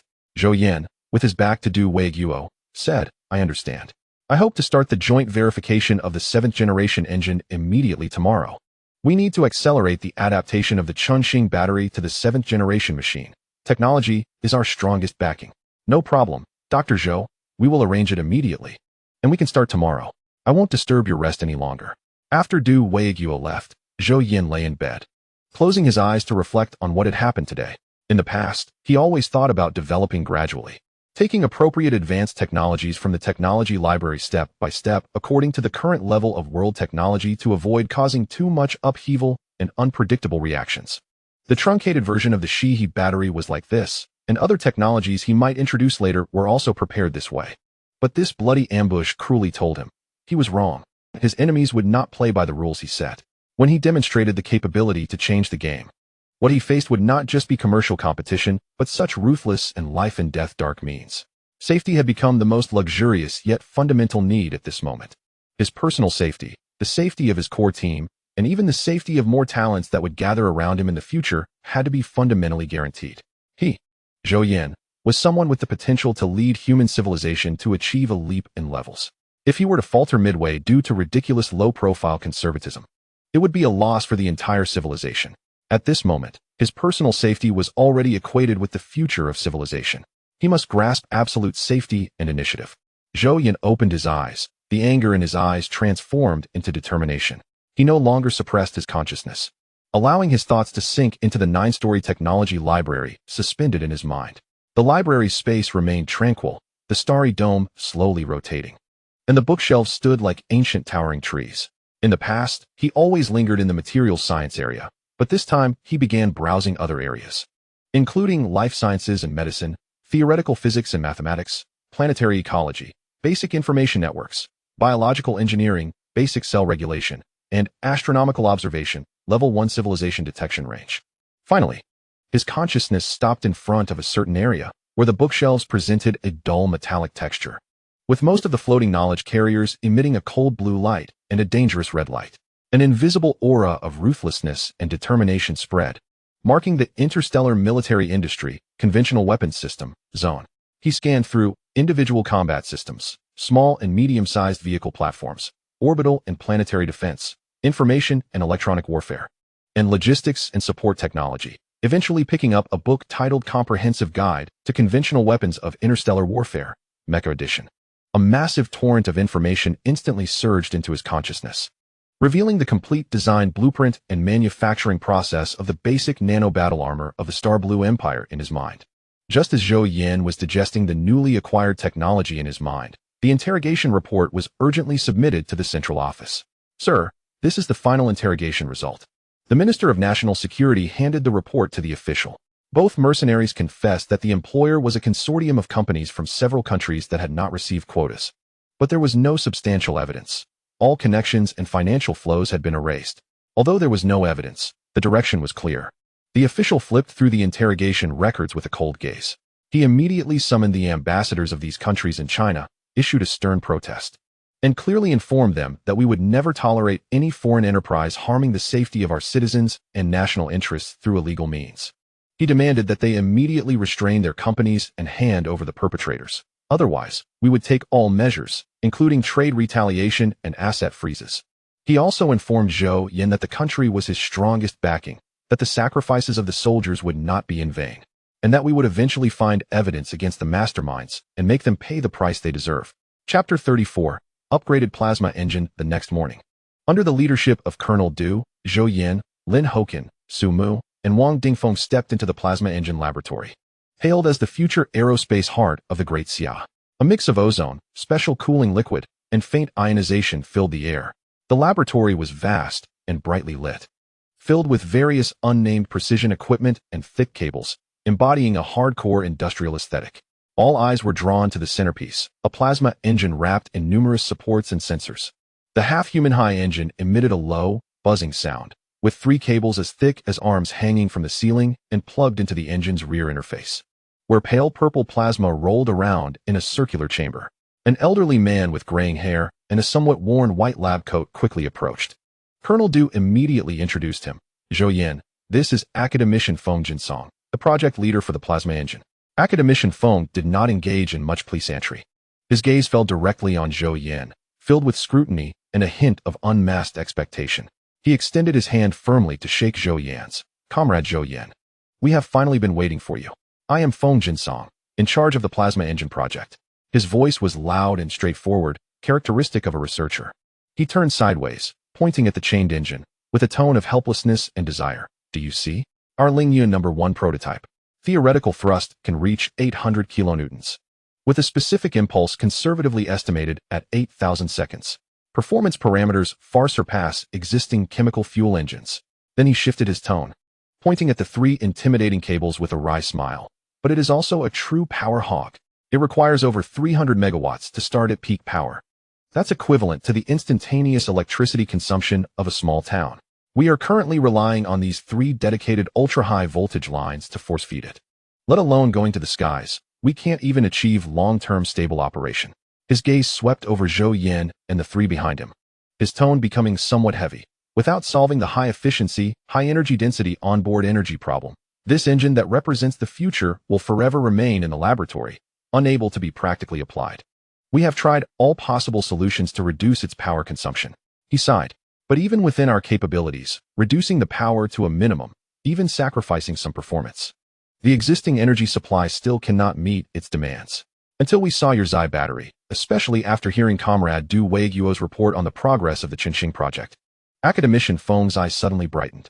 Zhou Yan smiled as he listened to Academician Feng, raising his hand to point to the corner of the experimental area, where 10 silver metallic boxes were placed, each about the size of an automotive power battery, with the logo of the Infinite Energy 9-story pagoda printed on the surface. Academician Feng, we dare to come here, so we didn't come empty-handed. We brought the food to feed your electric behemoth. He stepped forward, took out a palm-sized terminal from his pocket, pressed it against the box, entered a series of keys, and with a beep, the box opened, revealing the Qinxing battery inside, still flickering with a faint blue glow. This is the Qinxing battery, with an energy density 1,000 times that of ordinary lithium batteries. Just one of these can store 100,000 kilowatt hours, enough for an ordinary household for 20 years, more than enough to feed this engine. An elderly man in a blue and white lab coat approached. donned reading glasses, and examined it closely, his fingers lightly brushing over the heat dissipation patterns on the battery's surface. Suddenly, he spoke excitedly, his voice trembling. These patterns. This arrangement, this heat dissipation structure, it can store so much electricity without heating up. Academician foam. Let's get started. Zhou Yan turned to academician foam. Good. Let's start immediately. Academician foam ordered. Zhou Yan wasted no time, signaling Su Mu and Wang Dingfeng. Begin the joint debugging. Su Mu was responsible for the energy bus connection. Wang Dingfeng monitored the magnetic confinement parameters, and Lin Hoken kept an eye on the data terminal, ready to call for a stop at the first sign of an anomaly. The three responded in unison, pushing the battery next to the engine. Su Mu took out a specially designed energy interface, aligned it with the adapter slot at the rear of the engine, which Zhou Yan had customized in advance based on the engine parameters. As soon as the interface was plugged in, a light sound was heard, and the energy indicator on the battery turned from blue to green, indicating a successful connection.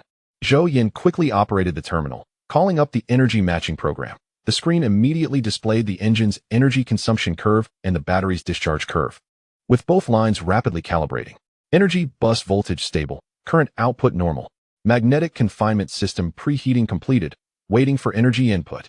With all preconditions met, Zhou Yan looked at academician foam, as if announcing to everyone, "Academician foam, we can start the first joint ignition test." Academician foam took a deep breath and, under the expectant gazes of everyone, pressed the start button on the terminal. In an instant, the energy inside the battery began to output at high speed. Within the engine's circular chamber, the pale purple plasma no longer remained in a dispersed state, but instantly condensed into a slender flame column. With a thud, the test platform jolted forward, nearly crashing into the distant railing. Magnetic confinement efficiency 91. Power 30 megawatts. Battery energy consumption only 0.3. A researcher stared at the data screen, roaring out the numbers, his voice filled with incredulous excitement. The crowd in the laboratory rushed to the data screen, watching the jumping numbers. Academician Feng suddenly burst into tears, grasping Zhou Yan's hand. "Comrade Zhou Yan, we did it. We really did it. We have waited for this day for 20 years. Zhou Yan patted the elderly man's hand and turned his gaze to the engine, which was running stably. Speaking firmly, Academician Feng, I think this is just the beginning. I personally believe it still has a lot of optimization potential. That afternoon, Zhou Yan led Lin Hoken and the other two to hold a brainstorming session with the research team, and soon the whiteboard was filled with optimization directions. Although the current engine was operational, it had three major flaws. Zhou Yan pointed to the data curve. First, the ionization efficiency of helium was only 88, wasting 12 of energy. Second, the airflow in the nozzle was uneven, causing a thrust fluctuation of 5. Third, while the alloy casing could withstand high temperatures, its thermal conductivity was too fast, increasing the burden on the cooling system. We have tried increasing microwave power for helium ionization, but exceeding the threshold causes the cavity to break down. The airflow issue in the nozzle is a problem of mechanical processing precision. Our base's 5-axis machine tool has already reached its limit. The thermal conductivity of the casing is a material characteristic that cannot be changed. A researcher frowned and said, "There are solutions." Zhou Yan turned and drew a complex resonant cavity structure on the whiteboard, stating that this structure could raise the ionization efficiency to over 98. This remark caused an uproar among the researchers present, especially those from mechanical engineering who shook their heads, saying, "Playing with interdisciplinary approaches like this is too risky, isn't it? How would we know if we don't try?" Zhou Yan didn't elaborate further. Directly calling up the design drawings of the resonant cavity he obtained from the Science and Technology Library, instructing to process it based on these parameters and produce a prototype within 3 days. A few days later, the newly constructed prototype started up, emitting a pale purple plasma beam from the nozzle, thin and bright. The test platform shot forward 3 meters in an instant, and the magnetic confinement efficiency displayed on the data screen was firmly pinned at 92, with the ionization efficiency reaching 98 and power consumption dropping by 40. Academician Feng rubbed his eyes, almost thinking the instrument was broken.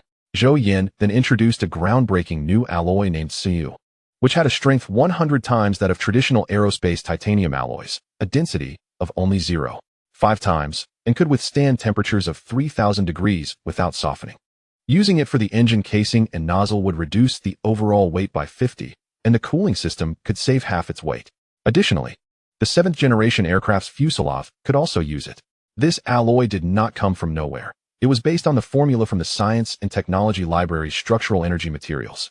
After the attack on him, Zhou Yan decided to help the country create a powerful weapon, learning multiple technologies in the process.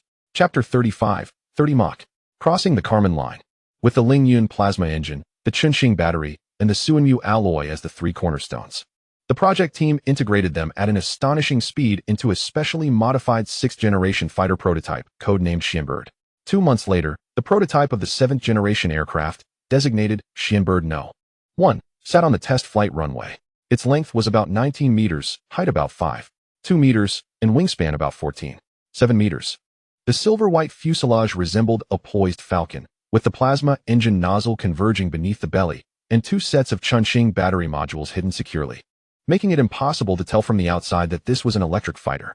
All the connecting seams were covered with the latest Xianying stealth coating, which could absorb 99.9 of radar waves. From the ground, the fuselage seemed to slightly blend into the surrounding air. After integrating the Chunxing batteries, Suanmu alloy, and the country's most advanced avionics systems, stealth coatings, life support systems, and other cutting-edge technologies, the comprehensive cost of a single Xianbird aircraft was approximately 200 million Huobian. This price, when announced, caused a collective gasp of astonishment among informed high-level officials.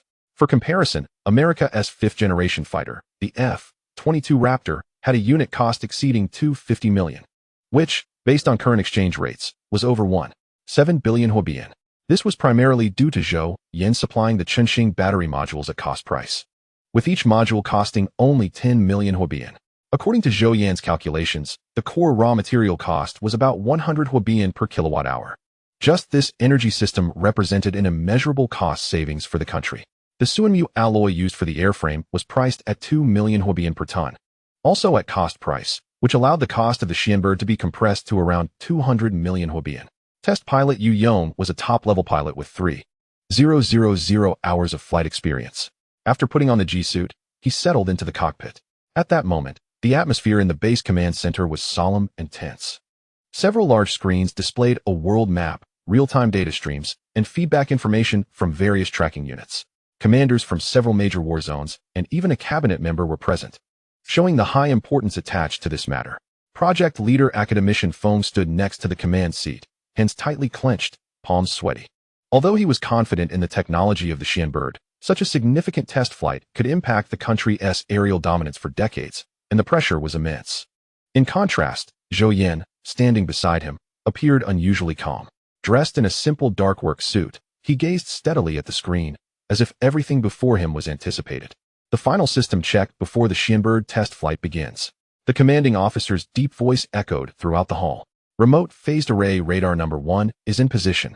Long-wave tracking radar number 2 is in position. Galaxy series relay satellite signals locked. The Yuanwang space measurement vessel has a smooth data link. All ground optical tracking stations are ready. A series of strong reports built a three-dimensional monitoring network covering the ground, sea, sky, and space, with a level of detail comparable to that of manned space launches. Zhou Yan sat at the data desk, lightly tapping the terminal as the Suanbird's parameters scrolled like a waterfall. The Xianying coding was activated, the central processing system was on standby. The Chunxing battery's estimated endurance was 52 hours, and the maximum thrust reserve was 28 megawatts. All systems self-checked as normal, requesting to initiate full performance test flight. Yu Yang's voice came through encrypted communications, filled with uncontainable excitement. "We can take off. Good luck." The order was given, and everyone's hearts rose to their throats. Yu Yang gently pushed the power lever. There was no roar of a traditional fighter. Even the engine's hum was as light as the wind rustling through leaves. The Suanbird's nozzle emitted a nearly invisible pale blue airflow, and the aircraft seemed to be lifted by an invisible hand, rising vertically and silently into the air. The speed was extreme, leaving only a lingering afterimage on the retina, instantly transforming into a black dot high in the sky. Altitude 10,000 meters, speed 12 Mach. Battery consumption 0.03. The data officer reported real-time data. Engine noise monitoring showed 10 decibels. Request to activate afterburner, to push for maximum speed. Approved. Maintain attitude.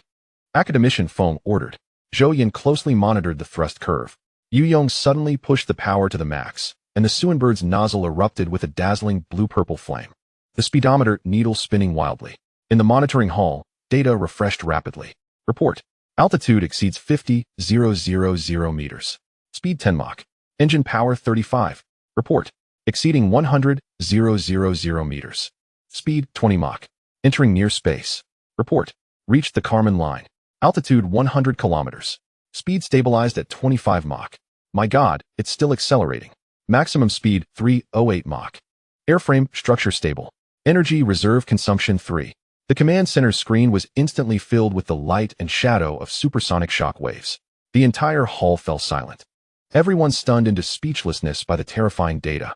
This had completely surpassed the realm of traditional aircraft. 30 Mach. Altitude 100 kilometers. Touching the Kármán line. Zhang Chao's voice broke. As the sky outside the cockpit transformed from bright blue to deep ink, with stars clearly visible. Energy consumption, 5 per hour. At maximum speed of 30 Mach. The central processor predicts an endurance of 20 hours. Requesting hover test. Zhang Chao pressed the vector thrust button, and the Suanbird's nozzle instantly redirected, rapidly stopping at 30 Mach. The aircraft steadily hovering at an altitude of 60 kilometers, like a stationary silver-gray star. The data screen displayed, in hover state, battery consumption is only 0.2 per hour, with endurance easily lasting over 100 hours. Let's fly around the Earth. Zhou Yan's voice came through the communication. Yu Yong grinned, pushed down the control stick, and the Xian-bird shot through the lower suborbit along the Kármán line like a silver lightning bolt, flying at high speed. This area was a radar blind spot, and with the enhancement of the Xian shadow coating, all global air defense systems became blind. America's God Eye, Russia's Beret, and Britain's Iron Curtain system had no radar screens showing even a hint of a suspicious light. The Xian-bird's stealth coating rendered it completely invisible to current detection methods. At that moment, NASA's Deep Space 2 satellite happened to sweep over the Pacific, capturing a rapidly moving silver trajectory. The image was sent back to the Houston Control Center. Reporting, the GOD-23 satellite has detected an unidentified high-speed object over 32 degrees north latitude. Speed estimated to exceed 20 Mach. Unidentifiable. No response from radar. The news was immediately reported to the Pentagon, and the North American Air Force Command urgently ordered. What? 20 Mach. Stealth. The command center erupted in chaos. Was it a new Russian weapon? A new Chinese aircraft? Or a UFO? They quickly mobilized all reconnaissance satellites in orbit and coordinated with Allied radar networks, demanding to locate it. The commander roared. All air combat aircraft took off, and global network radar scanned at full power, determined to lock onto the target. Meanwhile, the Xian-bird had already sped across the Atlantic and Indian Oceans, now crossing the Strait of Hormuz. Zhang Chao watched the radar alarm show a blank screen. The American Air Force's F-22S and F-35S were aimlessly circling at an altitude of 15,000 meters, unable to even catch a whiff of its exhaust. Report to headquarters. The U.S. military is looking for us, like headless flies. It's about time to head home. Zhou Yan glanced at the data, a maximum speed of 30 Mach. A complete circumnavigation of the Earth in just 1 hour and 17 minutes, with battery consumption only at 6.30 Mach. 1 hour to circle the Earth. Dr. Zhou, you've really created a national treasure for the country. Academician Feng exclaimed. Zhou Yan smiled at the screen. The U.S. military search was ongoing but destined to find nothing. Yu Yong maneuvered the aircraft to adjust its posture, smoothly decelerating from 30 Mach, passing through the clouds, and finally landing gently on the runway of the Northwest Air Base. The entire process was eerily quiet. Even the distant sentinels didn't hear a sound until the aircraft came to a stop. The applause and cheers in the command center nearly blew the roof off. We did it. We succeeded. The usually serious and stern old experts, at this moment, tossed their notebooks aside, embraced each other, patted each other's shoulders, their faces flushed with excitement, speechless. The engineers and technicians jumped up crazily, many crying in each other's arms. Tears of joy released after immense pressure. Academician Feng's old tears streamed down as he tightly grasped Zhou Yan's arm, choking back tears as he repeatedly said, "It worked. It really worked. Zhou Yan, did you see? We did it. We created history. No, we created the future." He seemed to use all his strength to confirm this was not a dream. Colonel Du, the iron-willed soldier, also had red eyes at this moment. He suddenly stood at attention and, facing all the personnel involved in the project in the hall and the Xian-bird on the screen, especially Zhou Yan beside him, gave an extraordinarily standard and solemn military salute. His voice rang out like a bell, even drowning out the noise of the crowd. "Comrades, I announce that the Xian-bird's first full-power long-duration test has been a complete success. You are all heroes of the nation. History will remember today. Remember each one of you." Soon, someone brought all the drinks, champagne, beer, and even Urquatu from the base's stock, regardless of whether they could drink. Everyone raised their cups and bottles, shouting, "Cheers!" For the Xian bird. For Daxia. Excited tears mixed with drinks were downed in one go, turning the entire hall into a sea of joy. Meanwhile, in the capital, the center, a document labeled Top Secret Urgent Lingyun Project Major Success was quickly delivered to the desks of several elders by a confidential secretary. The report was extremely detailed, containing not only the shocking speed of 308 Mach of the Xian bird, cruising at Karman line altitude, and 50 hours of global stealth, but also an intelligence summary of the North American Air Defense Command mistaking it for a UFO, causing internal chaos. The elders quickly reached a consensus and notified, first, in the name of the central government, to send the highest level of congratulatory telegrams to all research personnel of the Lingyun project at the Northwest base. All contributors should be highly rewarded. Special awards. Second, immediately convene an expert meeting to study the follow-up development strategy and derivative technology application of the Xian bird fighter. Third, a national level, highest specification commendation and honor should be awarded to Comrade Zhou Yan and the core team of Infinite Energy. Chapter 36. Homecoming. Changes in Lake City. By the end of November, Lake City had already entered early winter, the air carrying a sharp chill, and the wind felt cold against the face. When Zhou Yan's familiar yet slightly thin figure appeared at the door, his mother, Yuan Huifang, who was busy in the kitchen, nearly dropped her spatula. Her eyes instantly turned red as she rushed over, grabbing her son's hand and looking him up and down. "Zhou Yan, you finally came back. You've been gone for nearly 4 months without a word." Her voice was choked with emotion, both pained and reproachful. "The phone is often unreachable, and it takes ages to reply to messages. When I asked, you said you were busy with a project and had to keep it confidential. I went to your company to ask Zhou Yan, and he only said it was a confidential project and that you would be back in a while. But he couldn't give a specific time. Do you know how worried your dad and I are?" Zhou Yan's father, Zhou Xingbang, though more composed, also had a look of relief in his eyes. He took Zhou Yan's simple luggage and patted his shoulder firmly. "It's good to be back, good to be back. Your mom has been watching the news on TV every day, afraid of hearing any bad news. Hearing from Zhou Yan that it was a very important national project. She was hoping to catch a glimpse of you in the news." Zhou Yan looked at the concern in his parents' eyes and felt a wave of guilt. He helped his mother sit on the sofa, his tone filled with apology and seriousness. "Dad, Mom, I'm sorry for making you worry. This project is a very high level, and I signed the highest level of confidentiality agreement. Many times, it really isn't convenient to contact the outside world. Even my phone was restricted. But look, I'm back safely. High level? Higher than when you were doing research at school or in the company?" Mother Yuan Huifang asked, her face full of curiosity and worry. "Is it related to that battery you're working on? I saw some news about it, saying it's amazing and could change the world." Seeing her son now managing a large enterprise, she felt proud as a mother, but since he was participating in a national secret project, which she understood to carry certain risks, she was also a bit concerned. She couldn't help but gently pat Zhou Yan's arm.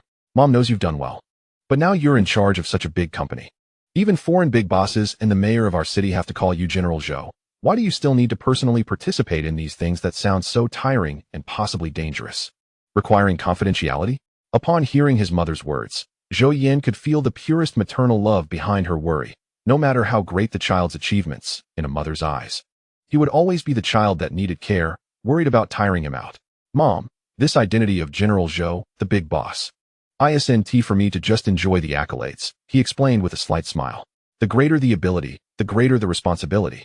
Our battery is good, but to truly unleash its full potential, it relies on the support and cooperation of the country. I'm not just the founder of Infinite Energy. I'm also a Chinese scientist. Helping the country and applying good technology where it is most needed is a responsibility that cannot be shirked." He paused to give his mother a moment to digest this, then spoke in a reassuring tone. "Don't worry, Mom, I know what I'm doing. I promise that in my future work, I will ensure my own safety and keep in touch with you, so you won't have to worry." Upon hearing her son's words, Yuan Huifang was momentarily taken aback, and the worry in her eyes was gradually replaced by a complex mix of emotions, pride, understanding, and perhaps a hint of realization that her son had already soared into a broader sky. She finally let out a soft sigh. "You two are just the same. Always spouting off principles. I understand, Mom knows." Father Zhou Xingbang, being a man, understood his son's responsibilities better. He nodded and said, all right. The child has just come back. Let's not talk about these things. Zhou Yan is right. When it's time to keep things confidential, we should keep them confidential."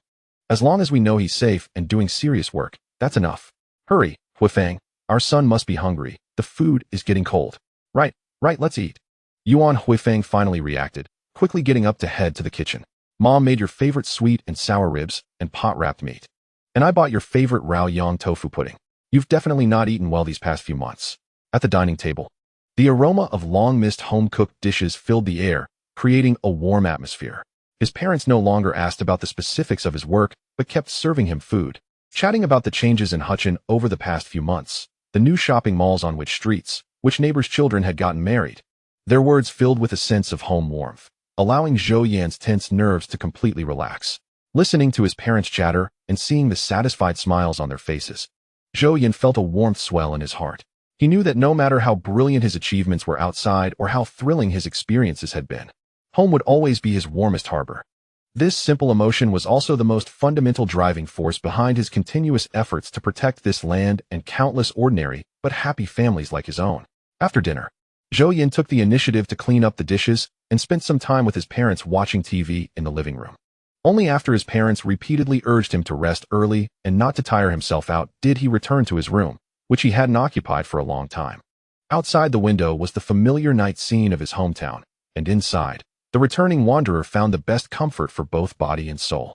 He knew that after this brief rest, more tasks awaited him to complete. The next day, Zhou Yan did not immediately return to the company, but took advantage of this rare free time to accompany his parents around the city, immediately sensing the changes brought about by limitless energy in this city.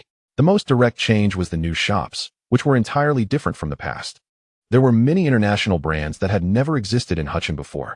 The clothing stores that used to have clearance sales were replaced by stylishly designed domestic and foreign brands, with trendy styles and hefty prices. There were also many exquisite coffee shops and bookstores opening, where numerous young people sat inside, sipping coffee while using their laptops, creating a sense of small-town chic in a big city. However, the most eye-catching on the streets were those wearing dark blue, light blue, and white uniforms of limitless energy. They seemed proud of their uniforms and often wore them after work. Groups of them would walk into phone stores without hesitation to buy the latest models, skillfully select expensive designer clothes in clothing stores, or discuss work in cafes, their faces radiating confidence. They had become the most welcomed customers for merchants, with strong purchasing power. Zhou Yan calculated in his mind that just the first and second phases of the super factories had provided over 10,000 direct jobs. And with the rapidly expanding R&D center, it attracted a large number of top talents, adding in administrative, financial, public relations, and other departments. The total number of employees under his command had already approached 15,000. This figure did not even include the indirect employment generated by the upstream and downstream industries surrounding limitless energy, such as catering, accommodation, and entertainment services. It was no exaggeration to say that limitless energy had almost reshaped the economic ecology and population structure of Huchin by itself. A direct comparison was that Huchin's GDP for the entire year of 2023 was about 140 billion huabils, while limitless energy alone, through the pre-sale of the Zai battery, had garnered nearly 160 billion in funds. One company's cash flow had already surpassed the annual economic total of a prefecture-level city. This explosive growth in economic strength directly reflected the dramatic change in societal concepts. In the past, the greatest expectation of parents in Huchin for their children was to study hard, pass the exam to enter Huchin, and develop in big cities. But now, people's perceptions had completely shifted. On the streets and in casual conversations, what people talked about the most and envied the most was whose child had joined limitless energy. Being able to enter limitless energy had become the highest honor for young people in Huchin and their families. Chapter 37. Worker Tian Lei of Limitless Energy. Zhou Yan walked with his parents on the streets of Huchin, and the prosperity before him left even the direct creators somewhat dazed. Among this new scene that he had personally fostered, one figure stood out as one of the most direct beneficiaries of this transformation, his old neighbor, Tian Lei. Just over a year ago, 34-year-old Tian Lei's life was still a shade of gray. With a secondary vocational school education, he had worked at a local traditional battery factory for nearly a decade. Although he had solid technical skills and was recognized as a good hand by the factory's senior workers, his income had always hovered around 4,000 to 5,000.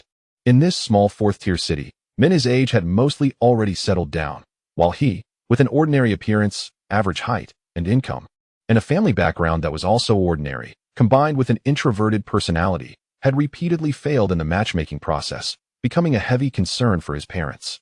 The label of being a middle-aged single man felt like an invisible shackle, making him and his family feel somewhat uneasy among neighbors. His parents worried endlessly about his marriage. Their hair turning gray, yet felt powerless. The turning point in his fate came from his connection with Zhou Yan, the old neighbor. Tianlei's parents approached Zhou Yan's parents with a try-it-out mentality, and upon learning of this, Zhou Yan offered Tianlei an interview opportunity but made it clear that ultimately, he would have to rely on himself. Tianlei firmly grasped this opportunity.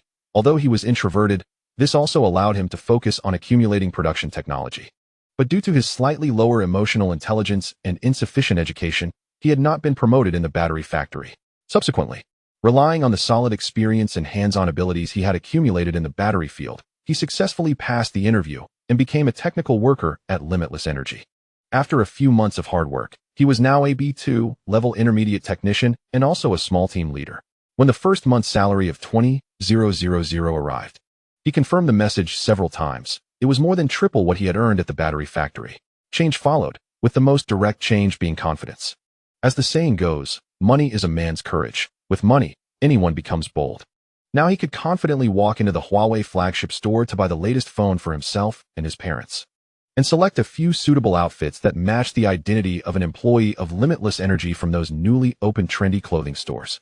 However, the biggest change was in the marriage market. Ever since he joined Limitless Energy, the number of people coming to introduce matches suddenly increased, and his identity as an employee of Limitless Energy was more persuasive than any car or house. Tianlei's 20th blind date was arranged for Saturday afternoon at a newly opened upscale cafe in the city center. Just a few months ago, he wouldn't have dared to step foot in the place. Before going, his mother unexpectedly did not nag him about precautions, but carefully helped him smooth out the clothes he was going to wear today. Her eyes filled with unprecedented reassurance and anticipation. Just talk to them nicely, be honest, his mother reminded him. Her tone infused with more confidence and less of the usual anxiety. Tianlei arrived at the cafe 10 minutes early.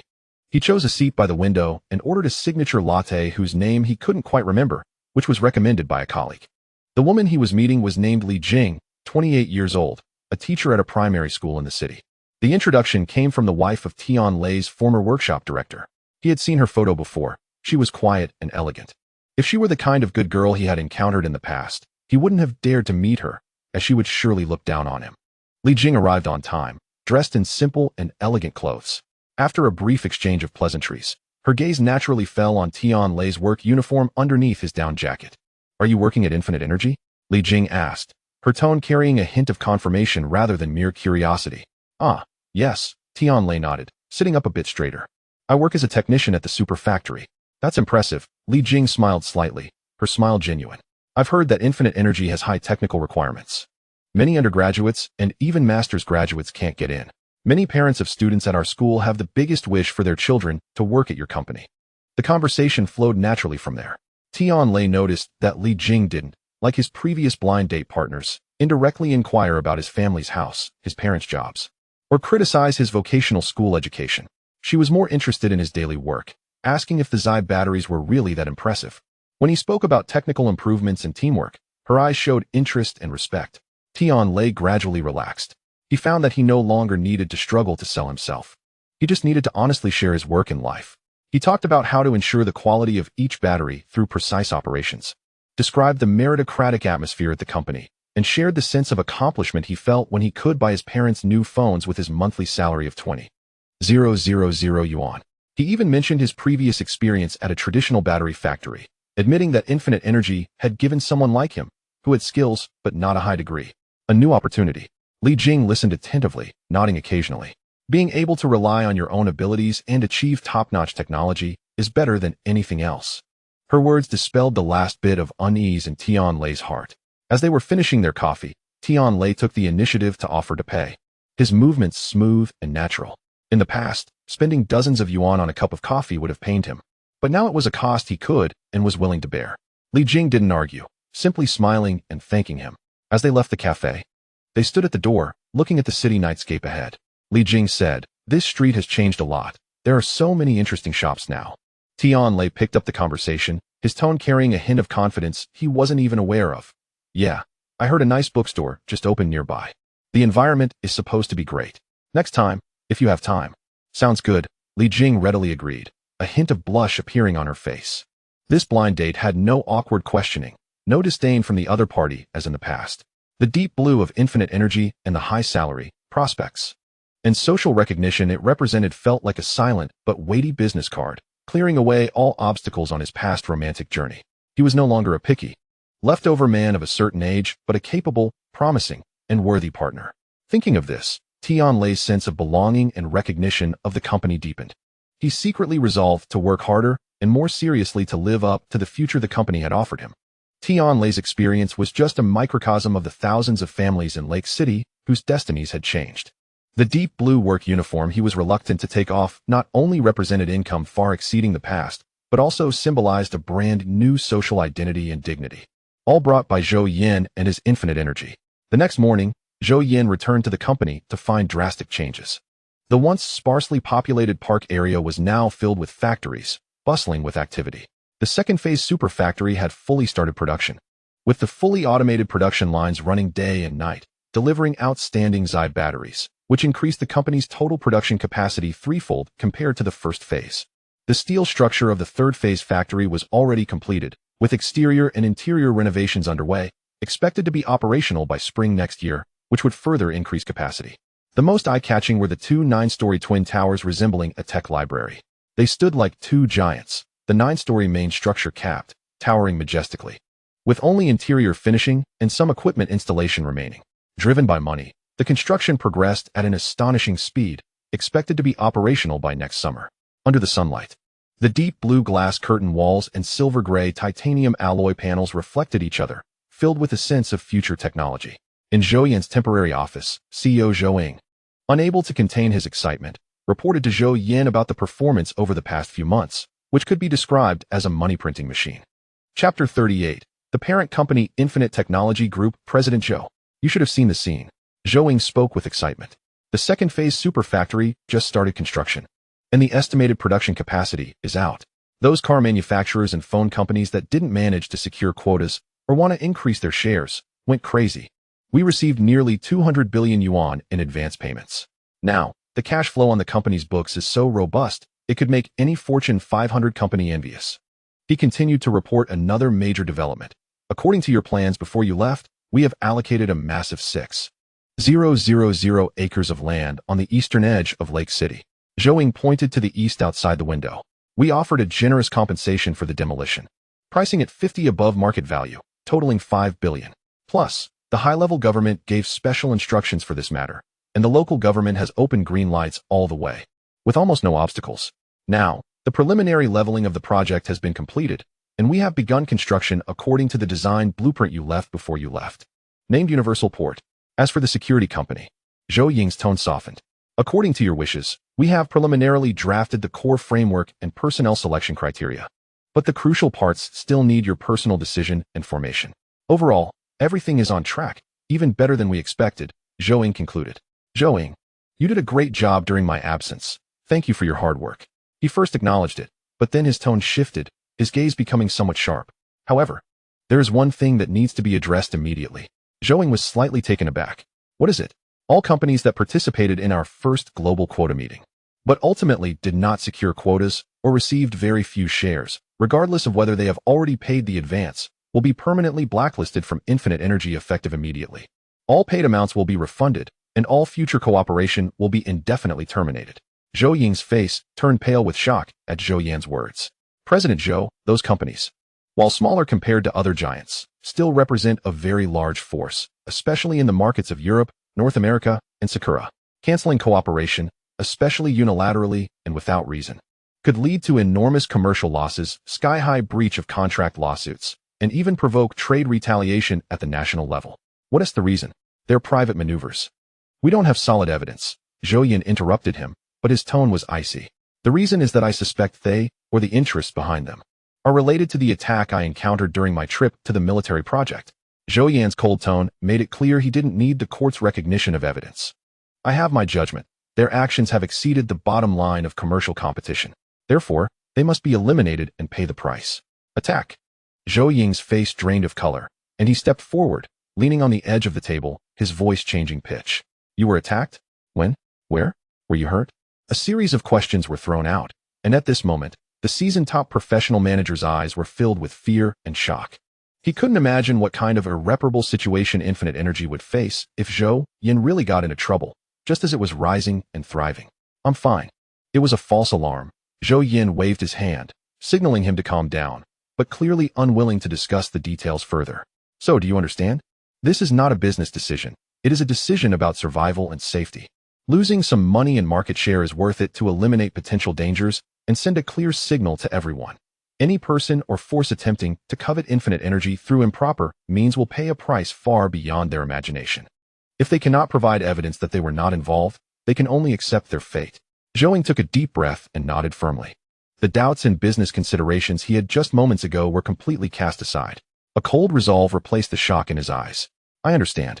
I'll handle it personally to ensure they don't get a single battery shell. As for legal and public opinion countermeasures, I will have our team prepared." At this moment, Zhou Yan's personal safety had surpassed all commercial interests. "Very good." Zhou Yan then issued a second directive. "The second thing is to call the heads of the legal, finance, and human resources departments. I want to register a new parent company, Infinite Technology Group, under which Infinite Energy will exist as a wholly owned subsidiary. The parent company will be 100% controlled by me personally." Zhou Yan instantly understood the profound meaning of this move. This was not just a structural adjustment. It was about creating a higher-level platform, a carrier capable of accommodating more disruptive technologies in the future, while firmly holding the core control in the hands of the founder, avoiding any decision-making risks that might arise from equity or going public in the future. Currently, Zhou Yan only held 50 of the shares in Infinite Energy, with 40 in the hands of academician Yang, and the remaining 10 allocated to the early core team incentive pool. One was held by Zhou Yan, 5 by CFO Yinglei, and a total of 2 was distributed to several top technical talents recruited by the company. This had once been a perfect structure based on trust, gratitude, and the need for rapid startup. The 3 billion funds from academician Yang and his esteemed reputation were the cornerstone that allowed the company to stand firm and quickly gain recognition from all parties, for which Zhou Yan was always grateful. However, gratitude could not replace rationality, nor could it obscure potential risks. Zhou Yan had considered this long ago when the company was just starting. Academician Yang was advanced in age and held in high esteem, so there was naturally nothing to worry about. But what about his descendants, his family? When enormous interests were linked to the control of a company that could influence the national economy and people's livelihoods, who could guarantee that future heirs would maintain academician Yang's purity and foresight? Once disagreements arose, the 40 equity would become a potential time bomb, risking Zhou Yan losing control of the company and causing the company's strategy to deviate from its course, which he absolutely could not accept. Even if he would later definitely come up with technology for longevity, allowing academician Yang to live longer, there was no guarantee that time wouldn't change his mind. So Zhou Yan could not take that gamble. Full control was the safest. Zhou Yan murmured to himself. This was not greed but a profound understanding of human nature and interests, based on extreme rationality. He cherished his friendship with academician Yang and would never shortchange the guide in material terms. The future Infinite Technology Group could ensure that academician Yang and his family received returns far exceeding the original investment through special research funds or even technology awards named after academician Yang. However, control must be firmly in his hands. Third, Zhou Yan continued to deploy, his speech quickening, under the group framework. Immediately prepare to establish 2 new wholly owned subsidiaries, Infinite Aviation and Infinite Defense. Start recruiting top talents in the aerospace field, especially those who have ideals and ambitions, but may be limited or unappreciated within the existing domestic system. The channels must be reliable. As for the defense company, after the Human Resources Department provides the resumes, I will personally select. Zhou Yan quickly took notes. Fourth, Zhou Yan pulled out a highly encrypted document from his confidential computer. Contact the National Patent Office and use the highest priority and confidentiality procedures to register this new material patent. The name is Suanmu type high-strength tough composite metal material, abbreviated as Suanmu alloy. The military has already been informed, and I have prepared relevant basic performance data and some application prospect analyses. But I will not submit the core synthesis process. It will only be registered and protected as a concept. Zhou Yan finished deploying, leaned slightly forward, his gaze fixed intensely on his most capable assistant. From the above deployments, you should realize that our stage cannot be limited to the civilian market. If someone wants to speak with bullets, then we must have our own shield, even a sword. Now, I invite you to serve as the CEO of Infinite Technology Group as its founder. I accept your invitation. Before Zhou Yan could finish his sentence, Zhou Ying immediately responded without any hesitation, even interrupting Zhou Yan's subsequent words. Zhou Yan was slightly taken aback and then chuckled. Don't be in such a hurry, Zhou Ying. I haven't finished stating the conditions yet. You can decide after hearing everything. No need, Mr. Zhou. Zhou Ying stood upright, his expression more serious than ever. He slowly spoke, his voice filled with honesty and certainty. From the day I decided to leave Invista and follow you to Lake City, I was not choosing a job but a path, a future. Over the past 6 months, I have watched you move from the laboratory to global giants, witnessing the Xi battery transform from paper data into an industry-redefining entity. He took a deep breath and continued, I have seen too many so-called geniuses, but you are different. You not only have the technology to change the world, but also the wisdom and character to wield that power. You have never thought only about making money. Instead, you consider how to truly benefit everyone with technology. This vision and path are something I have never encountered in my career and have always yearned for. Following you, I do not see the ceiling of a career, but the potential of an era. Therefore, the conditions are not important. What matters is the position itself. The opportunity to build the future with you. His words were sincere and insightful, revealing his truest judgment. He trusted not only Zhou Yan's technology and business acumen, but also his far-reaching strategic vision, steady and resilient character, and the sense of national responsibility that transcended ordinary entrepreneurs. In Zhou Ying's view, being able to participate in or even lead such a grand transformation was worth far more than any short-term material reward. Zhou Yan listened quietly, feeling a warm current surge within him. He nodded and said solemnly, I have received your trust, and for that reason, I cannot treat you unfairly. There are some things I must say up front. The shareholding structure of Infinite Technology Group and all its core subsidiaries must remain absolutely singular. I will hold 100 of the shares. This is related to the highest level of strategic security and the root of technology and cannot be shared. So I cannot offer you equity in the group. Zhou Ying's expression remained unchanged, clearly having anticipated this. However, Zhou Yan shifted his tone. Your value and loyalty must be reflected in the most practical way. Therefore, as the CEO of the group, your annual salary will be closely tied to the overall revenue of the group, with no upper limit. The more successful the group is, the greater your rewards will be. Infinite Energy, as the cash cow and cornerstone for the present and the foreseeable future. I have decided to increase your shareholding ratio in it from the original incentive share to 2. You also know what this 2 means given the current valuation of Infinite Energy and its future growth potential. Mr. Zhou. Zhou Ying's voice was even more steady and powerful than before, carrying a heavy promise. I accept all these arrangements. And being able to follow you to participate in this great cause is already the greatest opportunity. This trust and kindness, I, Zhou Ying, will repay with all my life. Chapter 39. Technology Spring Festival. The matters arranged by Zhou Yan were quickly executed, and Zhou Yan became very busy afterward. On one hand, he needed to hire people, personally interview and grade candidates in the aviation field, and on the other hand, he had to supervise the progress of the aviation port while also finding time to study some knowledge and technology obtained from the technology library. In the blink of an eye, a month had passed since Zhou Yan returned to Lake City. It was now the last month of 2024, and this year's winter in Lake City was particularly cold. Zhou Yan stood on the observation deck of Huanyu Port, watching the bustling construction site below, a stark contrast to the cold winter. He had just finished a late-night interview with aviation experts, and there were faint dark circles under his eyes. Mr. Zhou, we received news from the Rice Company that the production lines for the Rice SU-9 car and the Rice 20 series mobile phones have been fully opened and have completed the adaptation with the Xi battery. This is the final plan for their press conference.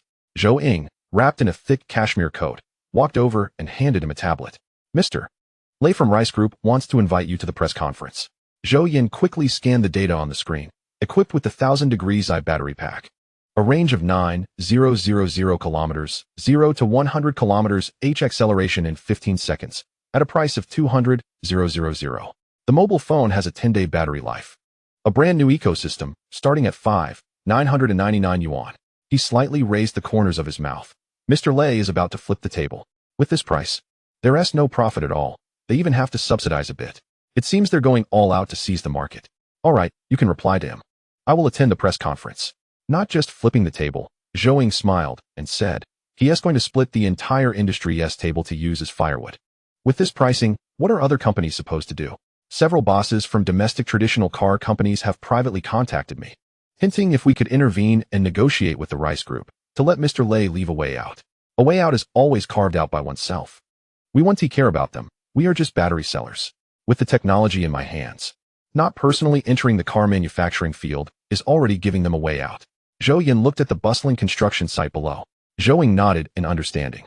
December 31st, 2024, 7:30 p.m., National Stadium in Kyoto, Rice Group's New Year's product launch conference. The 80,000-seat stadium was packed to capacity. It should be noted that this was just a product launch for a tech company, not a concert by a first-line star, and the number of attendees was quite astonishing. This felt less like a press conference and more like an unprecedented pilgrimage. Starting from 5 p.m., the subway station for the National Stadium was inundated with a continuous flow of people, most of whom were young, dressed fashionably, and holding various tech products. People could see the giant poster hanging on the outer wall of the National Stadium from afar, featuring only a glowing battery outline and a line of text, "Tonight. Say goodbye to anxiety completely." The long line at the security checkpoint wound for hundreds of meters, but the atmosphere was exceptionally lively. "Bro, did you fly in from Punching too?" A young man with a camera bag, clearly a tech media person, asked the person in front of him. "High-speed rail. Came from Jiangcheng," replied a bespectacled boy who adjusted his glasses. "I took a vacation. This might be my only chance in my life to witness the first installation of Zai. Hey, do you think Mr. Lei will announce the real test data tonight?" "Definitely. Otherwise, it wouldn't be worth all this fuss." He pointed towards the parking lot, which was filled with numerous out-of-town license plates, with cars plastered with the names of major auto manufacturers and tech companies. Half of the tech circle and almost all global car companies are here. The large turnout was the result of multiple factors. If there were a leader in the tech circle, then Mr. Lei would undoubtedly be one of them, possessing immense personal charm and a large fan base, with many coming just to see him. However, Mr. Lei's charisma alone was not enough to fill nearly half of the seats in the National Stadium. The core factor was the legendary Zai battery being installed on a mature product for the first time, as everyone wanted to see if the battery was as miraculous as the rumors suggested. Over the past 6 months, the Zai battery had wandered like a ghost above the global tech and energy industries. It had appeared on the cover of Nature magazine, in assessments by intelligence agencies from various countries, and amidst wild fluctuations in the stock market, yet it had never truly and fully been presented to the public. People marveled at its astonishing energy density, but did not know how far it could actually go once installed in a car. After all, no car had been officially released yet. People knew it was safe and reliable, but they wondered if it could withstand extreme conditions. They knew it came from a small city in northern China, which had grown into a unicorn, even a giant, yet its leader had never publicly shown his face. This known unknown created a fatal attraction. In the audience, apart from the CEOs from various major companies in the front row, many eyes from global car companies, battery manufacturers, and investment institutions were hidden in the back. They came with questions, doubts, and perhaps a hint of reluctance, wanting to confirm with their own eyes whether the legend had truly stepped into reality. For ordinary consumers, Zai was simplified into a more straightforward expectation. Can it really run for months on a single charge? Will there be no more charging anxiety in the future? Is the era of fuel vehicles going to be entirely declared over tonight? Questions need answers, and the answers lie within tonight. December 31st is itself the strongest catalyst. For many couples and groups of friends, attending a major tech company's heavyweight launch on New Year's Eve is far cooler, more unique, and more ceremonial than waiting in line at crowded restaurants or watching commercialized light shows in the cold wind. This new trend of celebrating New Year with technology is also fermenting on social media. Under the topic witnessing the most important technology with the most important people, posting pictures of the press conference tickets has become the trendiest New Year's declaration, symbolizing an identity. We are not just consumers. We are also witnesses and participants in the new era. And what everyone anticipates is the meaningful suspense at the end of the official pre-launch video released 3 days before the conference. After showcasing a series of breathtaking performance indicators, the screen darkens and a line of text appears. The source of all power deserves to be revered. Then, a silhouette of a young, slim figure stands by the laboratory window. The voiceover is Mr. Lei's, carrying an unprecedented seriousness. At that time, we will be honored to stand alongside him. Welcome to the era he has opened. The entire tech circle was instantly ignited. All speculations pointed to one name, Zhou Yan, the father of the Zai battery, founder of Infinite Energy, a figure who had risen like a comet over the past year, but had never formally appeared in public. Will he come? Will he really come? This became the hottest suspense before the press conference. On Weibo, forums, and short video platforms, analysis posts emerged endlessly. If Zhou Yan really attends, It would not just be a product launch, but a historic moment of the inventor of the technology and the creator of the product appearing together. This means that the production capacity and collaboration of the Zhou battery have been completely solidified, and Rice has secured the toughest pass. The mystery is the best advertisement. Many who were originally hesitant decided to come and see because of this ultimate suspense. People want to see with their own eyes the genius hiding behind papers and patents. To hear with their own ears how this young person holding the key to an energy revolution will define the era he is ushering in. Under these common factors, following a leading figure, yearning for disruptive technology, pursuing a sense of ritual during special moments, and curiosity about historic figures making an appearance, like several rushing rivers. They converged at the National Stadium on the last night of 2024. Let us witness this historic moment, this technological spring festival gala. Chapter 40. Shock Release, Dyson 9. The number of online viewers in the Note live broadcast room broke 10 million 10 minutes before the start. Here it comes. A historic moment. What nuclear bomb will Lei Jun drop this time? I bet 5 dimes, claiming a range of 9,000 kilometers, but in reality, it exceeds 4,000. I heard that Zhou Yan from Infinite Energy will be here too. I wonder if he is handsome. At exactly 8 p.m., the lights went dark. A spotlight hit the empty center of the stage, and Lei Jun walked out of the shadows. He was not wearing a suit, but a deep blue coat with the word stars and the C printed on it. As he stepped out, the real-time online viewer count in the Note live broadcast room had already surpassed 20 million, and the total online count across all platforms exceeded 40 million. Happy New Year. Everyone, he smiled and waved.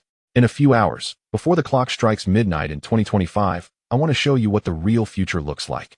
The circular giant screen behind him suddenly lit up, revealing a vast starry sky. Stars flowed, converged, and finally formed 4 Chinese characters, Dami Zai. The stadium erupted in enthusiastic applause. 6 months ago, when the first batch of engineering sample batteries from Infinite Energy arrived at our laboratory, the testing director called me. Lei Jun walked to the edge of the stage, looking at the audience around him. He told me, Lei Jun, I can hardly believe it. The data shows that this battery has 15 times the energy density of the Kirin battery from the Dexing era. I had him change 3 devices, and the test results were the same. He paused, scanning the audience, and in that moment, I understood that the game rules of the automotive industry, which had lasted for 140 years, were about to come to an end with the era of internal combustion engines. As he said this, the lights in the venue suddenly lit up. The floor in the center of the stage slid open to both sides, revealing a streamlined sedan covered by a silver tarp slowly rising on a hydraulic platform. At this moment, the background music shifted to a deep and powerful beat, each drumbeat resonating like a heartbeat. In the traditional automotive industry, Lei Jun said while holding a corner of the tarp, range, performance, and cost are an impossible triangle. If you want long range, you have to carry a heavy battery pack, sacrificing performance. If you want top performance, the energy will drain away like an open faucet. If you want to control costs, you must compromise in all aspects. But today, he suddenly yanked the tarp off, with the support of the Zai battery. We have broken this impossible triangle. As the tarp fell, the silver body of the car shimmered under the lights like liquid metal, lying there with an extremely streamlined body full of aesthetic appeal. The giant screen simultaneously displayed the data of Dyson 9. Dyson 9, full size. Era-defining high-performance tech coupe, comprehensive range, 9,000 kilometers, WLTP condition, 0 to 100 kilometers H acceleration, 1.5 seconds. Top speed 500 kilometers H, peak power, 2205 W, about 3,000 horsepower. Curb weight, 2,180 kilograms, comparable to traditional C-Class sedans. Battery capacity, 1,000 Wh equipped with Zai battery standard module. Driving mode, 4-wheel drive with 3 motors. High voltage fast charging platform, 1800 V. Dimensions, 5,100 by 1,999 by 1,470 millimeters. The audience fell into a dead silence that lasted 5 seconds, and then cheers erupted like a tsunami, breaking through the roof. Lei Jun let the wave of sound wash over the stage, waiting for it to subside naturally. I know what you were thinking, this is impossible. This data must be false, he smiled. So we made a short film. The big screen began playing a video of real tests, Dyson 9 speeding on the F1 track in Magic City, with lap times 30 seconds faster than the current track record. Then the scene shifted to the G7 Beijing-Xinjiang Expressway, where the vehicle departed from the capital. Traversing the Taihang Mountains, the Lus Plateau, and the Gobi Desert, reaching the provincial capital of Urumqi in the western region before turning back. Covering a total distance of 86.20 kilometers, with 412 kilometers of range remaining upon returning to the capital. The driving engineer gave a thumbs up to the camera after one charge. You can really circle around half of China. After the video ended, the audience erupted in enthusiastic applause and cheers once more. Many business tycoons sitting in the front row laughed and shook their heads, joining in the applause. Zhou Yan, sitting in the center of the front row, joked with Zhou Ying beside him that this Lei Jun still knows how to stir emotions. To Zhou Yan's left was Wang Yufu, chairman of BYD. At this moment, he was crossing his arms, closely watching the data on the screen with his eyes behind the lenses, his mouth pressed into a straight line. As the global leader in new energy vehicle sales, BYD's Blade battery had once led an era, and tonight, that era might be completely turned over.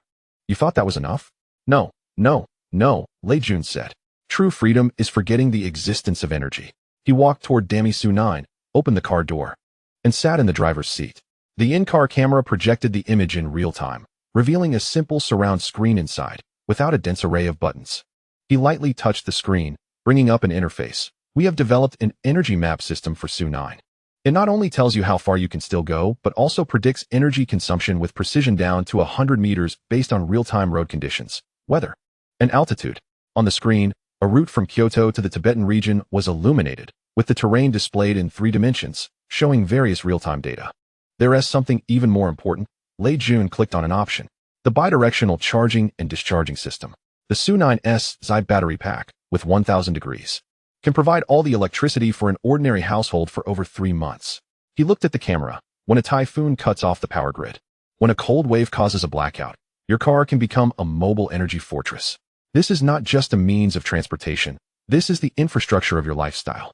Of course, all you small factory owners, don't go using residential electricity to power your factories, treating the Su 9 like a generator, as that would violate national laws. Lei Jun joked timely. The audience burst into laughter. Following this, after a series of performance parameters and testing videos of Su 9, he announced the price. A blood-red number flashed on the big screen, $199,999. This number froze on the screen. The stadium fell into a third silence, purely out of shock this time. 200,000. In the past, that could only buy you a mid-range Toyota Camry, a mid-range Volkswagen, or an entry-level BBA, but for 200,000, you could get a dammy Su 9 with a range of 9,000 kilometers, acceleration in 1.5 seconds, and all sorts of black technology. What should we call this? A land aircraft? The silence in the front row was even more profound than the silence of the entire stadium with its 80,000 people. These corporate giants knew better than anyone how to calculate this account. The Zai 1000 degree standard power battery pack has a factory price of 100,000 yuan from Infinite Energy. Just obtaining the battery is only the beginning. Safely, efficiently, and reliably integrating it into the whole vehicle requires redesigning the thermal management system, battery compartment structure, high-voltage platform, and developing a whole new battery management software. This set of adaptation costs, according to various tests, starts at a minimum of 20,000 yuan. This means that just the hard costs related to the battery pack already firmly stand at over 120,000 yuan. The cost of a car is far more than just the battery, motor, electronic control, body, chassis, interior, smart cockpit, autonomous driving hardware, various chips, and sensors combined. Even with Xiaomi's frightening supply chain management capabilities and economies of scale, a car like the Su 9, with this level and performance, would never cost less than 220,000 yuan. Selling it for 200,000 yuan means that after excluding R&D amortization, marketing, channel logistics, and taxes, the hardware sales of the Su 9 itself would not be profitable. It would absolutely be sold at a loss. Chapter 41. Zhou Yan appears before the public for the first time in the past 6 months of intensive adaptation and development. The car manufacturers that obtained the Zai battery had already conducted multiple rounds of simulations and pricing models internally. Their logic was clear and confident. They held a product of revolutionary energy significance, an ultimate weapon that would completely crush all competitors from the old era. It was reasonable for consumers to pay a premium for such a leap in experience. For example, the internal estimated price for the full-size SUV Li Xiong Mega equipped with the Zai battery was between 600,000 to 800,000 yuan. Their calculation was, based on the existing Mega, the range would leap from 700 kilometers to over 8,000 kilometers, with a 0 to 100 kilometers h acceleration time entering the 3-second club. which was on a completely different level than the previous generation product. Selling it for 300,000 yuan more was reasonable, even considered conscientious.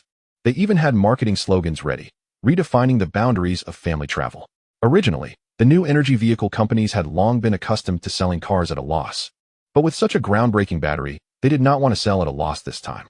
Each company originally had high internal pricing, but with Lei Jun's actions, their original pricing could not be sold, and they could only continue to sell at a loss alongside Lei Jun. What was Lei Jun doing? Losing money selling cars like a madman? After Lei Jun announced the price, the executives from the first row immediately erupted in discussion, only to be forcibly suppressed. The face of the founder of Lixiang Automobile turned from shocked pale to furious red, and he almost squeezed out the words through clenched teeth to the founder of Future Automotive beside him. He's gone mad. This is flipping the table. All our pricing models, financial forecasts, and brand positioning are now waste paper. The founder of Future Automotive was also rapidly calculating in his mind the cost of the ET9 Xi version, due to the battery and the new high-performance platform, was about 150,000 yuan higher than the ordinary version. The original price of 650,000 yuan could have a considerable gross profit, but now if forced down to below 300,000 yuan, every unit sold would be a loss. What was even more deadly was that the high-end brand image that Future had carefully cultivated would be completely dragged into a bloody battle against Xiaomi. He bitterly responded to Li Xiang, not just waste paper. He is forcing all of us to roll with him. The faces of the other car executives also fluctuated between green and white, looking quite grim. They faced a brutal choice. Either stick to the original high pricing or follow suit and engage in a price war to the bitter end. However, in this pricing storm ignited by Lei Jun, which roasted all his competitors, there were two people who remained absolutely calm, Zhou Yan and Zhou Yan. Zhou Yan looked at the state of the executives around him and smiled slightly. He knew the factory price of each battery and could roughly calculate the material cost of the entire vehicle. Lei Jun's pricing was carried out with his tacit approval, even encouragement.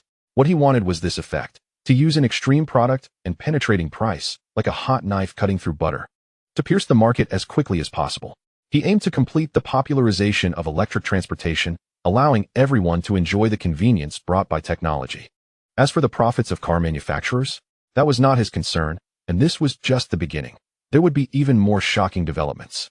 Just when everyone thought that the 200,000 yuan Su9, with a range of 9,000 kilometers, was the king of price and performance for the night, Lei Jun paused slightly in the center of the stage and looked around. The lights dimmed, leaving only a spotlight on him. The Su9 just now was our technological declaration, telling everyone where the peak of the energy revolution lies. His voice became calm and powerful. But the next product is our social commitment to tell everyone how low the threshold of this revolution can be. On the large screen behind him, blue dots of light began to gather like stars, outlining a more compact but still smooth and elegant silhouette, the Xiaomi S1. We have been thinking, who should first enjoy the energy freedom brought by the Xi battery? Lei Jun asked himself and answered, should it belong to those pioneering users pursuing extreme experiences? Of course. But it should belong even more to every ordinary person calculating electricity bills on their commute, struggling to find charging stations during holidays, and hesitating to buy electric cars due to range and price. So we brought it. The floor in the center of the stage slid open again, and the Xiaomi S1 sedan slowly rose on a hydraulic platform. A sky blue, simply styled, yet futuristic small sedan stood quietly there. It did not have the exaggerated aerodynamic kit of the Su9, but appeared more approachable and solid. The screen displayed its data simultaneously. Xiaomi S1. National Energy Freedom Popularizer. Battery. Xi 500-degree standard energy module. Comprehensive range. For 1,000 kilometers, WLTP condition. Drive type. Rear single motor, high efficiency version. 0 to 100 kilometers H acceleration. 5 seconds. Peak power, 558 W. 1,000 horsepower. Safety standard. Same source safety architecture as the Su9, with vehicle rigidity several times above national standards. The data was already enough to take one's breath away, but everyone was waiting for that final number. Lei Jun walked to the S1, gently placed his hand on the roof, as if introducing a trustworthy old friend. It may not accelerate as dizzyingly fast as the Su9, but a 4,000-kilometer range means you can drive from Kyoto to Yangqing and still have enough power to run around the city for a week.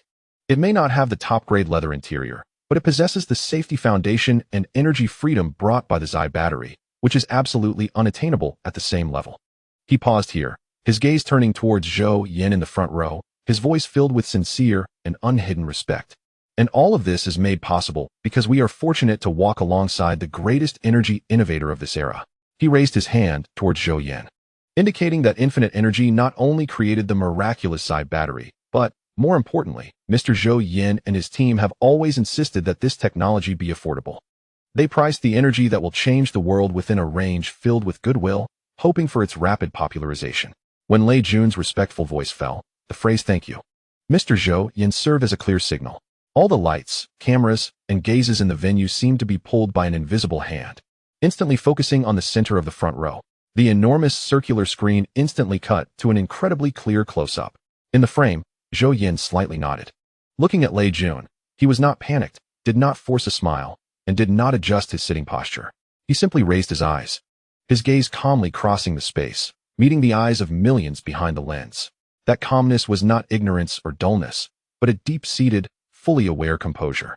It was as if he had known this moment would come and was already prepared for how to face it. The lights cast clear shadows on his sharply defined face. He looked younger than the public imagined, his skin exceptionally fair from long hours spent in laboratories and indoors, with clear eyebrows and eyes, and a straight nose. Without the smoothness or weariness common among business tycoons, he instead carried a sense of clarity that belonged to a scholar, an engineer, a scientist. The close-up shot lingered on his face for a full 5 seconds. During those 5 seconds, he simply looked on calmly. Then, he smiled and nodded slightly at Lei Busi, not as a greeting, but more like a confirmation. "Yes, it's me." Immediately, the camera cut back to the stage. But that stunning 5 seconds was enough for the audience present and those watching on screen to see him clearly. Chapter 42 100,000 yuan, 4,000 kilometers of range. Just as the camera moved away, it was as if a switch had been flipped. The live stream, numbed by the shock of the two blockbuster products, was ignited into a second round of a completely different tsunami. The barrage of comments completely flooded the screen. "Wait a minute. Who was that handsome guy just now? Oh my god, that's Zhou Yan, father of Zai. I thought he was an old academic with thick glasses. Is he really this young? This handsome? Is this science? Huh. 3 seconds. I want all the information on this man. Sorry, Lei Zong. From this moment on, my idol has changed.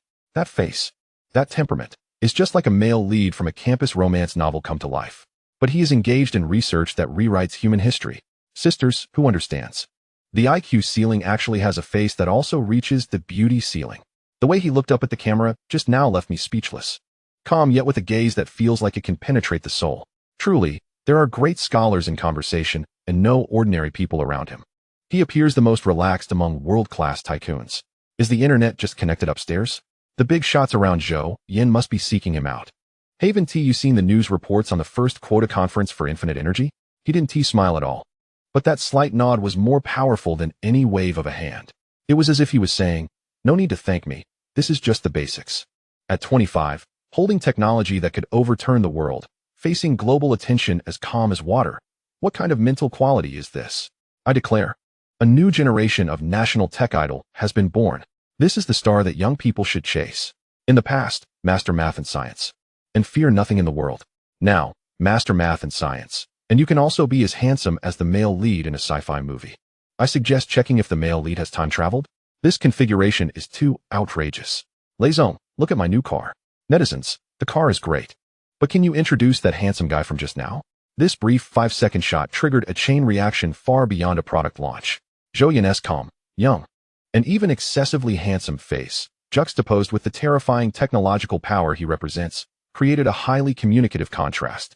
This instantly transformed him from a name, a symbol, into a tangible icon that could be perceived and even idolized. On social media, Zhou Yan's looks and the father of Zai's first public appearance skyrocketed to the top 2 on the trending list. The heat even surpassed that of the Dami Su-9 and Dami S1. Countless media outlets urgently swapped headlines, placing his close-up photo next to the structural diagram of the Zai battery, with titles like Father of New Energy, a dual crushing of beauty and wisdom, New Generation of National Tech Idol, and so on. Back at the press conference, the camera shifted from Zhou Yan back to Lei Busi. Lei Busi turned back to face the camera, speaking clearly. "We have decided to pass on this technological gift to everyone who needs it, without reservation. Dami S1 price, 999 yuan. Yes, For under 100,000, you can own this Dami S1 equipped with a 500 degrees I battery pack that can run 4,000 kilometers. If the 200,000 pricing of the Zhou Yan shattered the ceiling of the mid to high-end market, then the S1 S99 999 directly blew up the foundation of the entire automotive industry. The reaction from the front row shifted from shock, anger, and bitterness at the release of the Zhou Yan to almost numbness when the Dami S1 was announced. It was as if they were saying, "Destroy it all, I'm tired." Among the many tycoons, none looked more distressed than the representatives from the Sakura country's two Tian companies, which produced the globally best-selling Corolla and Leiling models, whose core market is precisely in this 100,000 yuan range.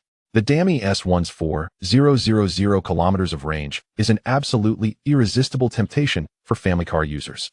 The reputation for reliability, fuel efficiency, and resale value that took decades to build for Tian companies now seems ridiculous under the dimensionality reduction impact of the 10,000 yuan price tag for 4,000 kilometers of intelligent experience. He foresaw how the regional heads of Tian companies in global markets would flood in with urgent emails, how their stock prices would plummet like an avalanche, especially since they hadn't received any Xi battery quotas and had recently been blacklisted by Infinite Energy. As he thought of this, a cold sweat broke out on his face, and he slumped in his chair. How much? A young boy in glasses instinctively took them off, wiped them vigorously, and put them back on, staring intently at the screen. A middle-aged man who seemed to work in the automotive industry suddenly half-leapt from his seat, then froze, his mouth half open as if he couldn't catch his breath. The collective consciousness of the 80,000 people in the stadium seemed to crash at the same second. 100,000. 100,000 to buy Xi, the legendary Xi that made the giants tremble in papers? Lei Buxi's voice firmly repeated, "Yes, only 999 yuan. ISNT it incredible. Confirmed. This ISNT an illusion. My God." It's unclear who shouted this first, but it instantly ignited the fuse. The audience of 80,000 erupted into cheers. A massive, synchronized wave of sound began to form spontaneously, initially with scattered calls of Lei Zone. Awesome. Quickly merging into a tsunami of Lei Zone. Awesome. This sound was no longer just the fervor of fans, but the most genuine and shocking voice of countless ordinary people regarding a technology that would profoundly change their lives. Outside the screen, in countless households, rental rooms, dormitories, and duty rooms across the vast land of Daxia, many more were shocked. A 32-year-old property designer in Beijing, when the S1's price was announced, was drinking water and then spat it all over his laptop. He didn't care to wipe it off, lunged towards the screen, almost pressing his face against it. 100,000. 4,000 kilometers. He repeated, trembling as he clicked on the configuration link that appeared on the screen, fearing there might be some trap. After confirming it was correct, he slumped back in his chair, suddenly covering his eyes with his hand. He recalled the days he shivered on the long commute from Yanjiao to Qumao in winter, reluctant to turn on the heating to save electricity, and how he couldn't promise to take his parents to farther places because of the old car's short range, and how he calculated the monthly fuel and maintenance costs for a new gasoline car, all of which were unaffordable. Now, all these problems had been solved by a monster called Dami S1, priced at 99,999. He took a deep breath without hesitation, quickly found the S1 reservation page, and got ready to book. Then, he picked up his phone and sent a WeChat message to his parents back home. "Dad, Mom, if I can grab a new car for this new year, I'll drive back. The new car can reach home with just one charge. And the electricity is very cheap. In the future, we can go wherever we want to play." A woman from a third-tier city, from an ordinary working-class family, was sitting on the sofa with her husband and their middle school daughter watching the live broadcast. Her husband drove a 10-year-old domestic fuel car, which had high fuel consumption and many small problems, but he had always been reluctant to change it, thinking it could still run and that buying a new car was too expensive. When the price and range of the S1 were announced, Wang Jia's husband, this taciturn man, suddenly sat up straight, turned his head, and looked at Wang Jia with eyes shining frighteningly bright. "This car is amazing." Wang Jia was also excited. She didn't understand the technical parameters, but she understood money and life. 100,000. How far can it run on a single charge? For 1,000 kilometers? So our car can run for almost half a year on a single charge? She quickly calculated in her mind, with monthly fuel costs of 500. That's 3,000 for half a year. How much would the electricity cost? 200? 300? Their daughter was excitedly shaking her father's arm. Dad, let us get this one. It looks so good. And when you take me to school, we won't have to worry about fuel prices going up. The same scene was happening in various places across the great land of Xia, as everyone was stunned by the price, performance, and extreme cost-effectiveness of the S1. Chapter 43. Le Bussy. Is it a hit? Amidst the even more frenzied waves of applause sweeping across the venue, Le Bussy looked again at Zhou Yan. So, please allow me to thank Mr. Zhou Yan once again, and thank Infinite Energy. His voice resonated far through the microphone. They proved that the most cutting-edge technology does not necessarily mean the most expensive price. It can be powerful and warm, entering thousands of households, becoming a tangible and reliable partner in everyone's life. Tonight, we are launching 2 cars. One is the Zhou Yan, which represents the limits of current automotive technology, showing us how far and how fast the energy revolution can take us. The other, the S1, represents our determination to benefit the public, telling us how broadly this revolution should cover the population. This is the understanding of the new era of renewable energy by DAMI technology. We must look up at the stars while also keeping our feet on the ground. Le Bussy's voice echoed under the dome of the National Stadium, with behind him those 2 cars that were destined to enter the history books. In the audience, the mixed feelings of ecstasy triggered by the S1's 100,000 pricing had not completely subsided. Although it was already deep winter, the air was still filled with the heated excitement of 80,000 people. He slightly raised his hand, signaling everyone to calm down. As the huge circular screen slowly faded the images of the cars like a receding tide, the tone of Le Bussy's voice became soft and earnest, as if chatting with an old friend. No matter how extreme the pricing, they were ultimately just a choice. Some people love driving, pursuing extreme performance and journeys, while others need a reliable, economical partner to expand their life radius. But not everyone must immediately own a car, nor does everyone live in situations where a car is most needed. As he spoke, his gaze swept over the countless bright eyes in the audience, over those eager expressions anticipating what he would say next, as if he could see through the screen into thousands of households. However, in our era, there is a product that transcends choice. It has almost become an extension of our bodies, an amplification of our senses, and a bond connecting us to the world. It records our lives, carries our work, soothes our emotions, and often reminds us of its frailty with a flash of glaring yellow and red. Hello. Knowing laughter and sighs arose from the audience. Many understood what Le Bussy was referring to. The anxiety of having less than 20 battery is one of the most common anxieties of our time. We once invented power banks, shared charging, and super-fast charging, battling its hunger in various ways. Then Le Bussy's tone shifted, becoming incredibly firm. But today, we believe this battle that has lasted for over a decade should come to an end. When the freedom of energy can be popularized in cars, there is no reason it should not first be thoroughly and completely popularized in the most intimate piece of technology we use daily. Even more than the time we spend with our families, our screens. The stage lights changed dramatically. From the icy blue and fiery white of the car launch, it turned into a warmer, more skin-friendly hue. The background music shifted to a lively, relaxed melody. Le Bussy raised his volume, his eyes shining with light. Now, we bring you the depth of this energy technology revolution, integrating it into every moment you light up your screen, into every journey free of battery anxiety, into every breath of your life. Please welcome the DAMI 20 series, the first truly meaningful phone that allows you to forget the concept of battery life. There was no dramatic hydraulic lift like when the cars were unveiled, nor any roaring sound. In the center of the stage, a transparent column, emanating a soft glow, slowly emerged from the ground. At the top of the column, 2 phones were quietly displayed in a floating position.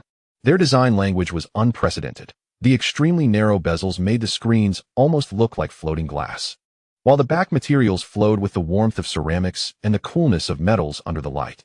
The iconic secondary screen seemed to breathe on its own, flickering with subtle glimmers. On the big screen, the display split in 2, showing data side by side for clear comparison. On the left, DAMI 20. On the right, DAMI 20 Ultra. DAMI 20. Battery, 20,000 mAh high density battery. Overall endurance, 10 days. Average screen on time, 8 hours model. Extreme standby, 30 days. Screen, 6. 7-inch top 2 Super Retina display. Features, extreme energy efficiency, extreme cost effectiveness, 30 reduction in power consumption at the same resolution. DAMI 20 Ultra. Battery, 50,000 mAh flagship battery. Overall endurance, 15 days. Average screen on time, 8 hours model. Extreme standby, 50 days. Screen, 7-inch top 4 XDR Super Retina giant screen. Features, the world's first mobile phone with 120Hz adaptive sync screen, wireless power, up to 50W reverse charging. Can charge 4 devices simultaneously. Did you see that? Le Bussi pointed to the big screen. This is not just a simple high and low configuration. This is an extreme exploration launched in 2 different directions, based on the cornerstone of Zhou Energy. Le Bussi first approached the Dami 20. In the past, sufficient might mean compromising on endurance and suppressing performance.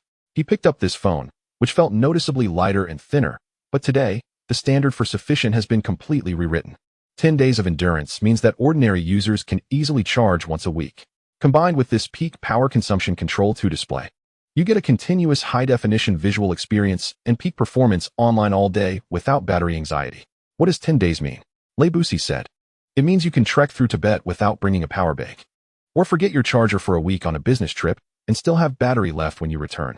It means grandparents no longer have to worry about their phones shutting down unexpectedly and missing calls from their grandchildren. We have packed the top energy efficiency, core flagship performance, and the lasting sense of security provided by Zhou into this lighter and thinner body. Its goal is to become the most popular energy freedom provider. The price was then revealed. Dami 20, 16GB, 5, 12GB, $29.99. 16GB, 1TB, $35.99. $2,999. The moment this price appeared, the scene and the live stream erupted not in gasps of surprise, but in a collective intake of breath, disbelief, followed by even more intense discussions. 3,000? A phone with 10 days of endurance? This price has completely crashed the entire phone market. I thought it would sell for at least $59.99. I didn't expect a direct bombshell of $29.99, which is cheaper than previous generations. I declare that the power bank industry officially enters a winter period starting today. Following this, Le Bussi moved to the more radiant right side and picked up the Dami 20 Ultra. For those pursuing the ultimate experience, we ask ourselves, if battery life were nearly infinite, what else could we do? It showcases that 4-screen display, playing a specially produced 8 HDR sample, with a level of detail and color that would leave any expert breathless. Thus, we brought the world's first 4 megascreen designed for creators. When you connect future VR devices, or simply review footage shot with an 8 camera on your phone, you'll understand the significance of this screen. A 10-day battery life is just the foundation. This 4-screen, this all-focus imaging system without shortcomings, and the heat dissipation architecture designed for sustained high performance, open up new experiential boundaries for you after energy freedom. It's not just a phone. It's your portable supercomputing center, your professional imaging backup, your window to the future. When the constraints of battery life disappear, everything about the phone should be rethought. The large screen begins to play a conceptual video, demonstrating how energy freedom reshapes experiences. Complete performance release. In the video, the phone simultaneously runs Genshin Impact at maximum quality, edits 8 videos, and serves as a hotspot to share the network, while the temperature curve remains stable. Say goodbye to throttling and reduced brightness. The ultra-low internal resistance and stable discharge characteristics of the Zhou battery, combined with our new Glacier cooling system, allow the chip to always operate at full power. Your performance shouldn't compromise for battery life. A photographer uses the Mi 20 Ultra to capture star trails, and after pressing the shutter, the phone can work all night long, with the battery indicator barely moving. The scene shifts to a warm moment where a young person remotely activates super power-saving mode for their parents' phone with one click and sets up a geofence. The system can learn habits, optimize to the extreme, and open a permanent communication channel for specific important contacts and applications. As the video ends, the audience snaps back to reality, looking at Lei Jun with anticipation, wondering what the price of the powerful Mi 20 Ultra will be, which starts at $29.99. All the technological innovations must ultimately answer the most practical question. He places the phone back on the display stand, faces the audience once more, and reveals that familiar smile of wanting to make friends. I know what everyone is most concerned about right now. He pauses, seemingly to build suspense. How should we price a device that redefines smartphone battery life, performance, and even existence? The audience holds its breath. Without unnecessary words, he directly announces the price. On the big screen, the price finally flashes in a striking red font. Mi 20 Ultra, 16GB, 512GB, $59.99.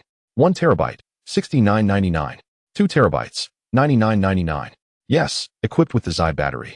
With a battery life of up to 15 days, this is the first phone with a 4-screen. We did it, starting at 5,999 yuan. Isn't that amazing? This time, the audience's gasps were much quieter. Many just stared blankly at the screen, then lowered their heads, frantically refreshing their Mi official mall app, or tremblingly sending messages in family and friend groups. Hurry, get ready to grab Mi 20 Ultra, 5,999. Among those in the front row, besides automotive executives, many smartphone company CEOs were also present, and their faces turned pale upon seeing the prices of these two phones. This late June is truly crazy. He is willing to sell at a loss just to capture the market. At this time, on social media, the topics of Mi 20 10-day battery life at $29.99 and Mi 20 Ultra 15-day battery life at $59.99 quickly went viral. Public opinion erupted. I thought cars were the big deal, but it turns out phones are the real public nuclear bomb. Late June, I'm responsible for breaking through the ceiling. Zhou Yan, I'm responsible for turning the ceiling into the floor. From today, battery anxiety for smartphones becomes a historical term. Thank this era. Thank Late June. Thank Zhou Yan. I declare that all phones still selling for over 5,000 with less than a day of battery life can be classified as electronic waste. Chapter 44. Zhou Yan takes the stage. Zhou Yan quietly watched all of this. The launch of the car changed the industry landscape. While the launch of the phone would directly inject the energy of the Zai battery into the digital pulse of billions of people day and night, this is what he envisions. Technology that is accessible to all, allowing everyone to afford a car, enabling everyone to connect with the world without worries at any time. Lei Jun stood at the center of the stage, with two phones and two cars behind him, like four stars that would never extinguish. Tonight, we redefine the car. Tonight, we will also redefine you and your digital life. As the launch event reached 2 hours, with product parameters, ecological vision, and pricing system all revealed, the atmosphere in the stadium had reached a boiling point. However, Lei Jun did not bow and take a bow as usual. He stood in the center of the stage, the lights gradually dimming, leaving only a spotlight. In the past 6 months, I have often been asked the same question. His voice echoed through every corner of the international stadium. Why did we become the first to produce mass-market cars? Why did we secure so many battery quotas? Questions from friends, competitors, and investors sometimes stemmed from curiosity, sometimes from confusion, and sometimes he smiled without continuing, but everyone understood. My answer has always been the same. His voice suddenly became firm, filled with conviction, because we chose to believe in the right person without reservation at the right time. At this moment, the music changed. It was no longer the passionate electronic beats or popular rhythms, but a solemn and ethereal orchestral piece that seemed to flow from the depths of the universe. A rearrangement of Hans Zimmer's Cornfield Chase from Interstellar. The melody was distant, carrying the loneliness of exploration and the grandeur of discovery, instantly elevating the atmosphere from extreme commercial revelry to a level of epic narrative. The product images on the big screen faded out, replaced by a simple yet powerful dynamic timeline. January 2024, Kyoto University Punching C01 Laboratory, Infinity #1 material first combined. February 2024, cover paper in Nature sparks global shock.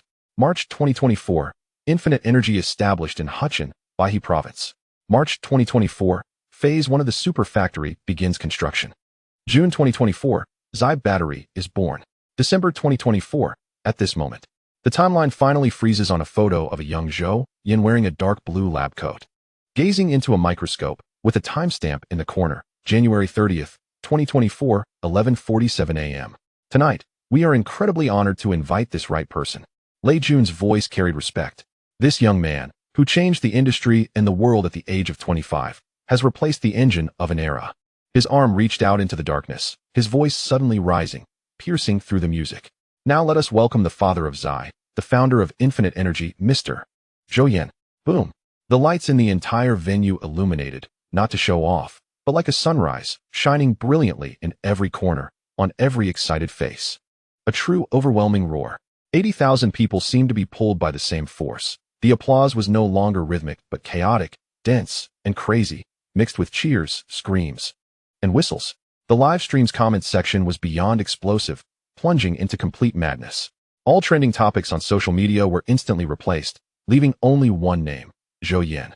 Zhou Yan stood up at this moment, his steps steady, neither fast nor slow, walking from the center of the first row to the center of the stage. Beside Lei Jun, the two looked at each other, without shaking hands or exchanging pleasantries. Zhou Yan merely nodded gently to Lei Jun, who returned a deep gaze. And everything was unspoken. It was a tacit understanding between warriors, transcending age, experience, and business status, purely based on the belief in technology's ability to change the world. Lei Jun passed the microphone to Zhou Yan, the gesture solemn, as if handing over a key. Mr. Zhou, this is an era you have personally opened. And I believe everyone wants to hear the creator's initial voice. Zhou Yan took the microphone, his gaze slowly sweeping over the familiar and unfamiliar faces of the titans in the front row, where there was astonishment, seriousness, and indescribable complexity. Then, his eyes scanned the first row below, where titans controlling trillion-dollar business empires were now focused, before sweeping across the crowd and finally fixing on the dark lens of the live broadcast camera, representing countless viewers in front of screens. I am Zhou Yan. His voice, transmitted through top-notch speakers, was calm and clear. As Zhou Yan spoke his first words, the audience instantly fell silent. He defined himself with two identities that sounded almost humble for someone of his current status: a qualified researcher and a budding entrepreneur. In my understanding, the endpoint of technology used to be quite clear. It was papers published in top journals, certificates stored in patent office archives, and data curves in laboratory reports that were perfect to the point of being cold. But when I founded Infinite Energy, the first and only unshakable rule I set, unrelated to papers and patents, was that the term infinite does not refer to limitless profit, but to the boundaries of technology, with limitless upper limits benefiting the masses. Our purpose is to develop cutting-edge technology to ensure that every groundbreaking, epic-making technology can illuminate the lives of ordinary people, rather than becoming expensive items locked in safes or laboratories, serving only a select few. Thus, from its inception, the goal of the Zai battery was not to add an exorbitantly priced option under the hoods of luxury cars. His tone became firm and clear again. All our R&D, all our process improvements, even all our business negotiations, revolve around one core: how to make its cost low enough to support the price of a national car. How to make it powerful enough to completely eliminate the mileage anxiety of ordinary people. Lei Jun just said that we believed in the right people. Zhou Yan turned to Lei Jun, nodded slightly, and then faced the audience again. And I want to say that Xiaomi is a partner that has correctly understood this philosophy. Like us, they believe that top-notch technology should not, and cannot, just be luxury items in display cases. It should step down from its pedestal, enter every household, and become an everyday necessity within everyone's reach. Chapter 45. We will see you in the next era. He slightly raised his voice. The business logic of Infinite Energy is very simple. We do not pursue sheer profits. What we pursue is to make our products advanced, powerful, reliable, and affordable for everyone. Only by enabling enough people to use it can the true value of technology be realized. Only by getting the largest market rolling can we have the sustained resources to challenge the next, even more difficult technological peak. Therefore, you will see that we are partnering with Xiaomi to infuse the power of Zai into the S1 at the 100,000 level, and into phones starting from 3,000 yuan. Saying this, he paused slightly, turned sideways, and looked at the Xiaomi Su 9, S1, and the two Xiaomi 20 series phones behind him. His gaze became somewhat different, as if the cold numbers had suddenly been infused with warmth. Today, standing here, his voice carried a sense of emotion. Looking at these products that are about to enter thousands of households and fill billions of pockets, I have gained a deeper understanding of the endpoint of technology. That endpoint is a common truck driver on the North China Plain, who will one day drive an electric truck powered by Zai, departing from Tangshan loaded with hope, reaching Guangzhou without incurring huge fuel costs or spending extra time searching for charging stations. It is a bright-eyed child deep in the mountains of Sichuan, who can hold a phone that stays charged for a long time and is almost always online, genuinely touching the vast world beyond the mountains through this small screen. It is every hurried you and me in the city. It is that most ordinary families can own a means of transportation that can shield themselves and their loved ones from the wind and rain, allowing them to completely forget about low battery, reclaim the time and energy once spent on anxiety, searching for charging stations and considering fuel costs, and return it to life itself, to those truly important people and things. There were no passionate parallels, no hollow slogans. He used the simplest, most vivid language to paint a picture of people's lives after the universal benefits of technology, which had a power more direct to the heart than any performance parameter. Below the stage, countless ordinary people nodded vigorously, their eyes moist, while the screen displayed comments like "This is the meaning of technology," as the barrage surged. Lei Jun just said that I changed the engine for an era. Zhou Yan gently shook his head. I want to say that the engine itself, its blueprints, principles, and possibilities have always existed in the treasure trove of human collective wisdom, in the lifelong quests of countless predecessors and peers. I may just be relatively fortunate to have picked up a long-lost key at a certain moment. Xiaomi, under Lei Jun's leadership, and his team are also remarkable. They were the first to create the product, even better than I expected. Hearing this, Lei Jun's face showed a happy expression, as if he were a primary school student praised by a teacher. Finally, Zhou Yan faced the camera again, his gaze becoming profound and distant, as if penetrating the dome of the gymnasium, looking toward the stars and the sea. Tonight, everything, the Su 9, S1, Xiaomi 20, and 20 Ultra, representing energy freedom, this is just the prologue. In our team's blueprint, there are more technologies on par with Xi, or even more epic making. Stepping from abstract formulas and blueprints into concrete reality, I also assure you that the goal of benefiting the public is an unwavering direction. At Infinite Energy, the only standard for measuring the success of technology is never how expensive it is, but whether it can enable more people to live better, freer, and with dignity. The future is here, and we will ensure that the door to this future opens to everyone. We will walk alongside this.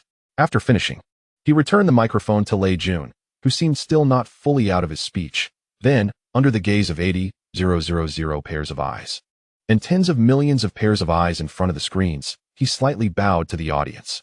The gesture was small, but sincere enough. Then, he naturally took a step back, returning the spotlight to Lei Jun and the products of the night. A more fervent and lasting round of applause erupted.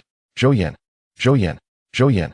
The rhythmic shouts rose for the first time, quickly sweeping the entire venue. Lei Jun took a deep breath, as if trying to absorb all the excitement and passion into his chest. He walked to Zhou Yan's side and stood shoulder to shoulder with him. Behind the two, on the giant screen, the complex cross-section of a gasoline engine symbolizing the old era slowly approached the beautifully structured, crystal-clear 3D model of the Xi battery module representing the new era, ultimately standing side by side.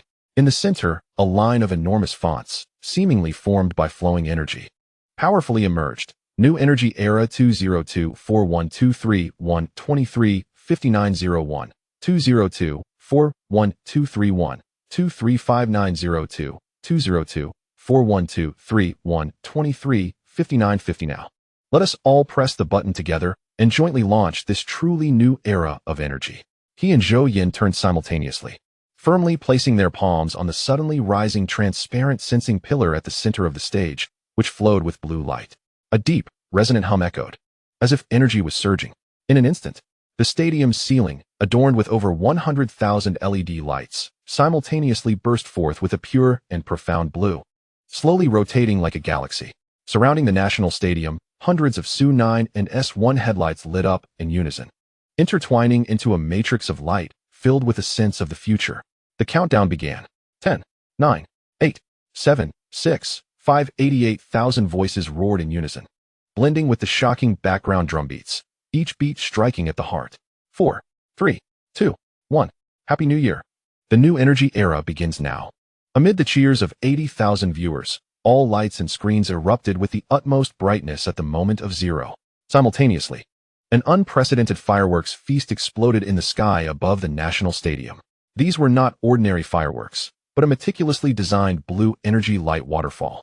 Countless flowing, pulsing blue light strips cascaded from the sky, as if the Milky Way was pouring down, perfectly connecting with the sea of light below, creating a vast blue between heaven and earth.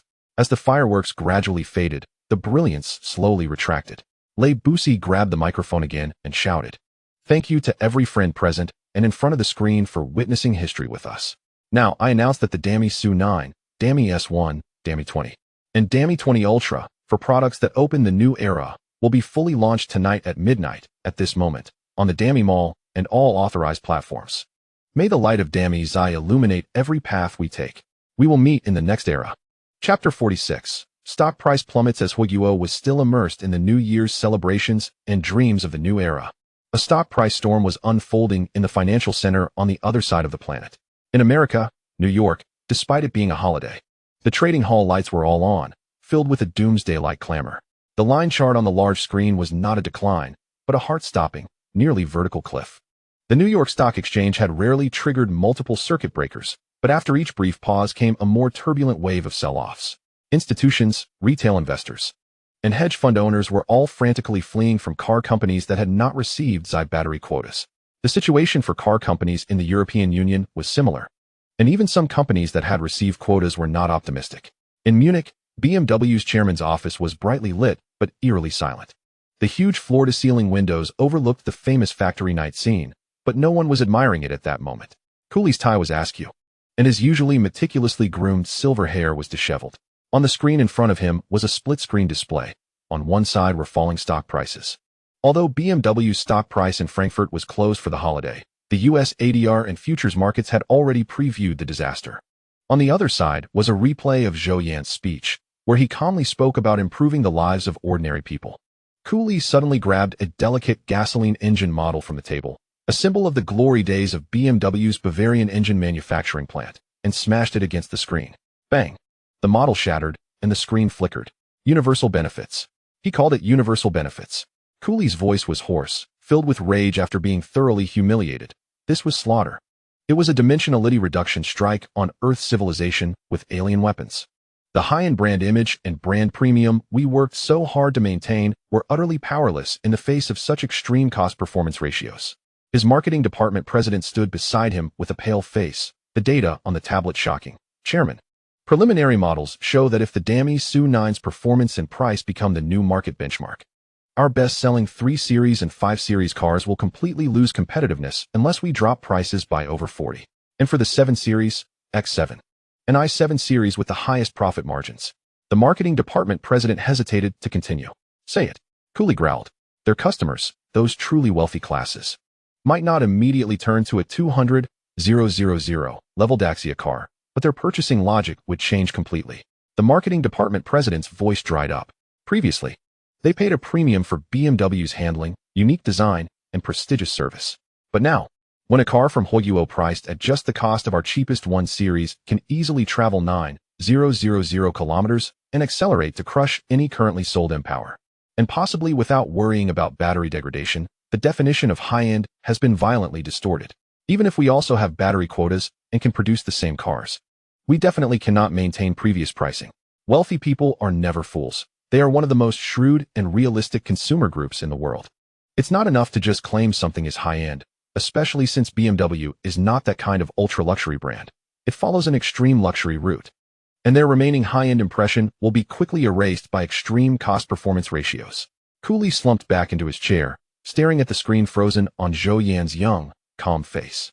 He realized that BMW was not facing a simple market challenge, but a complete uprooting of the high-end value system it had relied on for a century. The same scene was playing out in other car companies at the same level as BMW. In Sakura country, the atmosphere at the two Tian companies was another kind of extreme repression, like the heaviness before a storm. The expectation of plummeting stock prices had left all executives pale. Akio Toyoda sat in a tatami tea room, his expression grave, the tea in front of him long cold.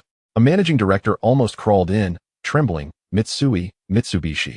Sumitomo's major shareholders' calls have overwhelmed the switchboard. They demanded an urgent assessment of the possibility of re-engaging with Infinite Energy, regardless of the cost. Additionally, news from the North American branch indicated a wave of panic inquiries from the dealer network regarding the residual value of existing hybrid and electric models and whether returns were possible. Akio Toyoda opened his eyes, bloodshot. They thought that was a supplier they could plead with? His voice was hoarse. We have been permanently excluded. It's not a price issue, nor a technology issue. It's that we used the wrong means in competition and violated that young man's rules. He shook his head, muttering to himself. He set the new rules, and now we have even been stripped of the qualification to sit at the table. Is this the judgment under absolute technological advantage? He waved his hand, dismissing his subordinates. Alone, he looked out at the densely packed factories in Toyota City and the standards of Toyota, feeling for the first time how fragile and outdated the system that had dominated the globe for decades was. Around the world, countless transcontinental calls were made from New York, London, Frankfurt, and the capital of Sakura country to the board chairman and CEOs of these automotive giants. You spend hundreds of billions on R&D every year, only to produce something that has become worthless overnight. Why was there no early warning? Why did you act against Zhou Yan without discussing it with us? Go back and plead with Zhou Yan. Plead with Infinite Energy. You must secure the quotas. If you can't get the batteries, does your company even have any value left? The valuation model has collapsed. Listen, if we do not see a clear and viable survival strategy next quarter, including even a glimmer of hope for obtaining ZI battery quotas or equivalent technologies, we will initiate a motion of no confidence against you and liquidate all our shares. Panic, anger, accountability, and despair have converged into a cold wave, sweeping through every glamorous office in the global automotive industry, where they once set the rules, were kings of the market, and jewels in the crown of industry. And tonight, They collectively heard the thunderous sound of the old era's throne collapsing, while the young man sitting on the brand-new throne didn't even glance at them, as if they were merely a roadside obstacle. As soon as the press conference ended, Zhou Yan quickly left the boiling venue, accompanied by Zhou Ying and the security team. On the way to the hotel in the designated car, Zhou Ying reported to Zhou Yan that the public opinion index had exceeded the monitoring limit, and almost all of it was positive. Mr. Lei's team was dealing with a flood of global orders and media inquiries. Zhou Ying looked at the data stream on the tablet, his voice steady. We received more than 20 inquiry letters from top international investment banks and sovereign funds, still aimed at acquiring shares in Infinite Energy or Infinite Technology Group. This time, there's no upper limit on the offer. We can ask for whatever we want. Reject all of it. For similar matters in the future, don't even bring them up. Zhou Ying nodded in understanding. Chapter 47. A certain post on a QA platform, Energy Hegemony of Huiguo.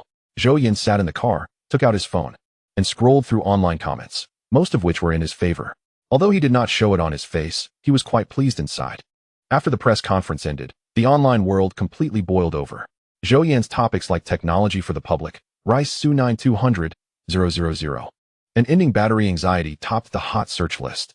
On major social platforms, technology forums, and short video sites, countless netizens were chewing over, analyzing, and marveling at everything released tonight.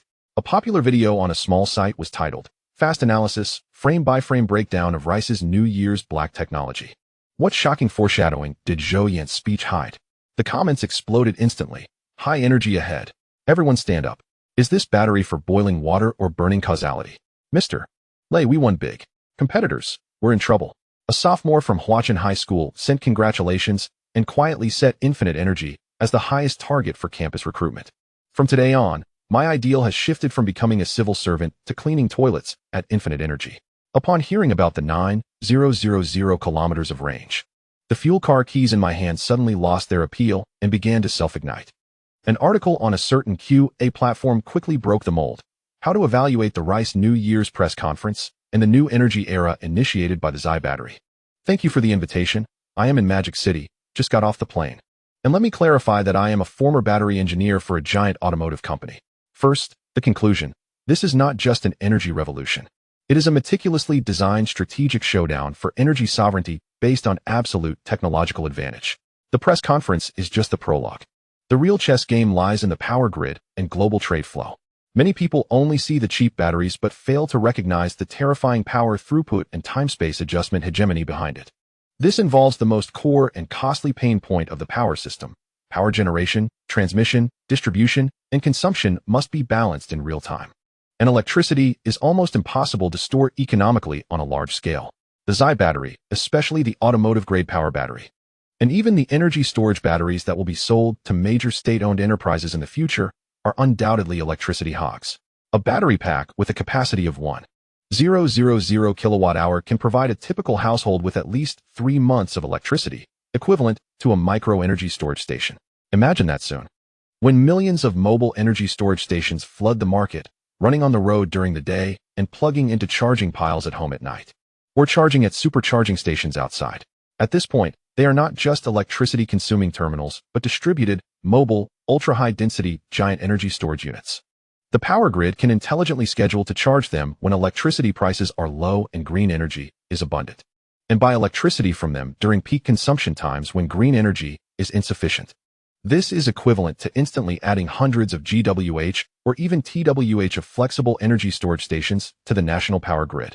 Moreover, the construction cost of these power stations is primarily borne by consumers buying cars. This is an unprecedented, cost-effective, and large-scale energy storage infrastructure network in human history. Furthermore, this is an energy dividend that only our country can absorb because we have the world's strongest ultra-high voltage long-distance transmission network, capable of transferring photovoltaic power from the northwest, hydropower from the southwest, and wind power from the north across thousands of miles to the eastern load centers. We also possess the most advanced grid scheduling and digital capabilities, able to manage the charging and discharging of vast distributed energy storage, with the largest market base for new energy vehicles, quickly forming a scale effect in the energy storage network. With this combination, our country's power grid's capacity for absorbing a high proportion of renewable energy, stability, and economy will far outstrip other countries. Our electricity will become greener, more stable, and cheaper. In contrast, Even if foreign countries purchase Zai batteries and obtain enough quotas to produce enough vehicles, they will first face the dilemma of having no electricity to charge or charging systems malfunctioning. Their outdated, decentralized power grids cannot withstand the sudden massive concentrated charging loads. Some might ask, won't they upgrade? If they were to upgrade, where would the money come from? How long will the construction take? Everyone has witnessed the construction speed abroad. Ultimately, the exorbitant costs will inevitably translate into skyrocketing electricity prices and taxes, resulting in Zai batteries becoming either luxury items supported only by the grids of a few wealthy areas or unable to proliferate quickly due to high usage costs. Looking at our country, relying on the aforementioned vehicle grid interactive energy storage network, the overall efficiency of the power grid will improve and system costs will decrease. Electricity prices will not only not rise, but, with reasonable policies, may even stabilize or decrease. In our country, what Zai brings is true energy freedom for all citizens. Abroad, it may become a catalyst for exacerbating energy inequality and infrastructure anxiety. Moreover, in the future, when selecting locations for high-end manufacturing, besides labor and supply chains, the most critical factor will be where to obtain stable, cheap, and green massive electricity, along with storage buffers capable of smoothing production fluctuations. The answer is clear. Global industries will further cluster towards our country, a highland of energy and energy storage. Even further, what if Infinite Energy provides energy storage products to the national power grid with energy density and performance in order of magnitude higher than the current civilian Zai batteries? Of course, this is purely speculation, but it aligns with the logic of technological iteration. This would mean that our country would also form an absolute monopoly on grid-level energy storage. And we could even consider storing and selling it on a large scale to other countries at a price lower than their own generation costs, which would completely monopolize their domestic power generation industry, making them reliant on us. As for some who might say they won't build it themselves or learn from us, I'm sorry, but by then, core energy storage technology and our grid management experience will not be taught or sold. The public doesn't care about that. They will use whoever has cheaper electricity. After all, not every country has citizens as patriotic as ours. In conclusion, Zhou Yan's technology is a generous gift to domestic consumers and the national power grid. Meanwhile, Mr. Lay's pricing is the heavy artillery that will collapse the old industrial walls. Behind this is the world's only supergrid's largest new energy installation base, forged by the national power grid over decades. Combined with the massive distributed micro-energy storage stations brought by Zai, resulting in a historically significant chemical reaction. What emerges is a national-level ultimate energy competitiveness with extremely low energy costs, extremely stable supply, and a very high green ratio. From now on, the competition in the global energy sector will change fundamentally, and the definitions of Huoguo electricity and Huoguo chip will not only be product standards, but also the basic form of energy for future civilizations. This is not a chase. It is the creation of an unparalleled track that no one can imitate, directly defining the finish line. Chapter 48. 100,000 yuan. The billionaire president personally opens the door for me and even gives me a car. In the blink of an eye, a week has passed since the press conference. The past week has been a whirlwind of data and cognitive reshaping for the Rice Group and the entire industry. The initial supply of power battery quotas from Infinite Energy to domestic car manufacturers is 700,000 units each for 2 models, totaling 1.4 million units. At the first quota conference, the Rice Group secured 20 of that, with 140,000 units for each model, totaling 280,000 units of Shihi batteries. For a car manufacturer that has only been in the business for 2 years and is still ramping up production, this was already a number that needed to be fully digested. However, from midnight on December 31st, 2024, to midnight on January 1st, 2025, the Rice Automobile official website and its partner channels received over 3 million refundable deposit orders within 24 hours, more than 85 of which were for the 100,000 yuan Rice S1. Even after the Rice Group urgently revised the rules in the early hours of January 2nd, changing the order mode to full payment to lock in production, over 1 million users still paid the full amount without hesitation. This means that just the paid orders are enough to exhaust the Rice Group's Shihi battery quota for more than 3 years in the future, based on Infinite Energy's current production capacity estimates. This explosive purchasing power and trust are unprecedented in global business history. For this reason, Lei Bus personally took charge, and the Rice Group communicated nonstop with the guidance team sent by Infinite Energy for 24 hours. The assembly lines of Rice's super factory are already bright as day, and it was announced that all employees would receive triple wages for overtime during the Spring Festival, hoping to deliver products to users as soon as possible. The factory is running at full throttle, and component suppliers are being inundated with calls from Rice for expedited deliveries. A race against time and orders has already begun. On January 7th, 2025, today is the holiday for the first batch of lucky ones. The delivery center of Rice Automobile is decorated like a technological celebration. A huge X-shaped light strip symbolizes the fusion of she, he, and the Rice logo, with a dynamic light and shadow wall in the background continuously displaying welcome home. Pioneers of the new energy era. Outside the venue, the media presence is comparable to that of an international auto show, with reporters from around the world eagerly awaiting. Many foreign journalists showing signs of fatigue from the time difference, along with a hint of anxiety and curiosity. The online live broadcast room has long been opened, with tens of millions of viewers waiting online. The ceremony is about to begin. There are no lengthy speeches from leaders. Lei Bus, still in his familiar attire, walks onto the stage with a smile. His opening remarks are concise and powerful. In the past week, like all my classmates at Rice, I couldn't sleep. Filled with gratitude and pressure. The gratitude is for everyone's trust, and the pressure is from fearing to keep everyone waiting too long, letting you down. Today, we are delivering the first batch of Rice Su-9 and Rice S1 to the first friends who, like us, are filled with trust and anticipation for the new era. They are not just car owners, but the first official users of the new energy era. After finishing, Lei Bus does not linger on stage, but walks directly to the delivery area, where the first car owner is already waiting for him. He walks briskly, with a clear goal. The first car owner is a man in his 30s, wearing a classic plaid shirt typical of programmers and black-rimmed glasses, nervously rubbing his hands. His face flushed with nervousness and immense joy. He ordered a starry purple Rice Su-9. Mr. Zhang, congratulations. You are #1 in the new energy era. Lei Bus's voice echoed through the microphone as he handed over a heavy black key box embossed with the Rice Group logo, the Infinite Energy logo, and the laser-printed #1. Mr. Zhang's hands trembled slightly as he accepted it, repeatedly expressing his thanks. Then, an exhilarating scene unfolded. Lei Bus stepped aside and personally opened the driver's side door for him, making an elegant gesture of invitation. Oh my God. President Lei personally opened the door. What a scene. What treatment. #1. This guy won't be able to sleep tonight. Just with this #1 key. Regardless of how much the car itself is worth, the collection value is outrageous. This guy has hit the jackpot. Lei Bus is still Lei Bus. This service attitude, a billionaire president opening the door for you and giving you a car, is worth it. I'm so envious. I should have sold everything to pay in full. Mr. Zhang, feeling a bit dazed, sat inside the car as the huge HUD and surround screen lit up, displaying a special welcome animation. Lei Bus leaned down, skillfully pointed at the center console. Look, your exclusive number has been written into the system. Now, it completely belongs to you. The two shook hands beside the car, captured by a professional photographer. Subsequently, Lei Bus magically took an unopened Rice 20 Ultra gift box from his assistant and handed it to Mr. Zhang. The car can drive far, and so can the phone. Congratulations again, Mr. Zhang. You are the first person in the world to receive the Rice 20 series phone.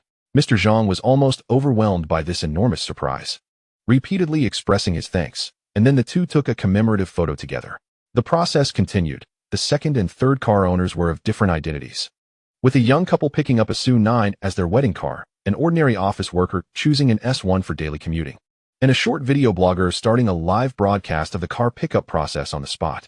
Lei Bus had brief yet friendly exchanges with each one, whether teasing, blessing, or answering a small question. He adjusted the vehicle settings for each car owner, helped a mother with children install a child safety seat, and even signed happy driving. Lei Bus on the front page of the user manual at the request of an elderly car owner. Meanwhile, Zhou Yan, who was attending a meeting at the headquarters in Lake City, also watched the live broadcast.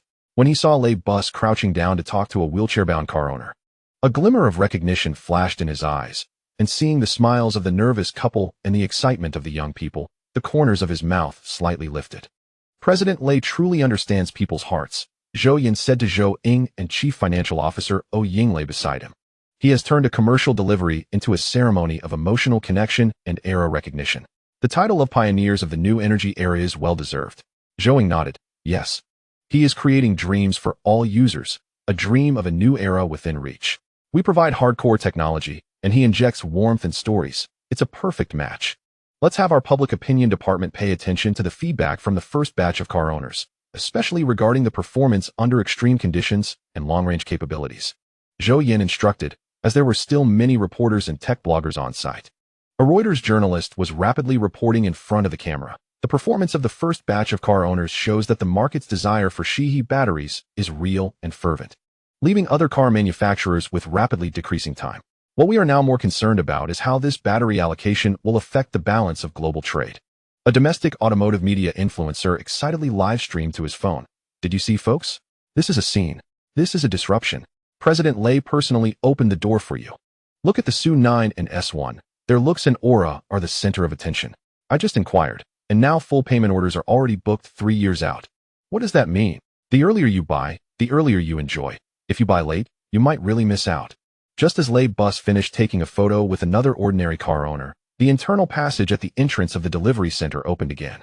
This time, there was no prior announcement, but the figures that walked out made all the media present and some sharp-eyed audience members hold their breath, immediately erupting in incredulous gasps. Chapter 49, Huazai, Mei Mei, and Prince Dibai.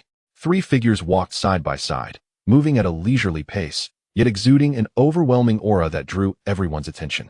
On the left is the dazzling international superstar Taylor Swift, dressed in a simple suit, yet shining brightly with her brilliant golden hair and unique superstar aura. She waves to the crowd as she walks, her smile confident and bright. In the center stands the tall and elegant Aaron Kwok, wearing a finely tailored dark suit. His smile as warm and infectious as ever. On the right is the Dubai prince, Khalid, dressed in a fitted white robe and traditional headgear, looking youthful yet composed. There is no separate luxury lounge, no clearing of the area. They appear like 3 ordinary users, heading directly to the core delivery area. At this moment, Lei Jun approaches with a sincere smile, greeting each one with a handshake and brief exchanges. What surprised everyone even more was that the cars they were picking up were no different from those of the general public. In the designated parking area for unadorned vehicles, identical to those taken by ordinary users, were quietly parked. Aaron chose a rice blue Dami S1, perfectly matching his simple image. Taylor opted for a nebula purple Dami Su9, while Prince Khalid selected 2 vehicles, one being a jet black Dami Su9 and the other a matching colored Dami S1.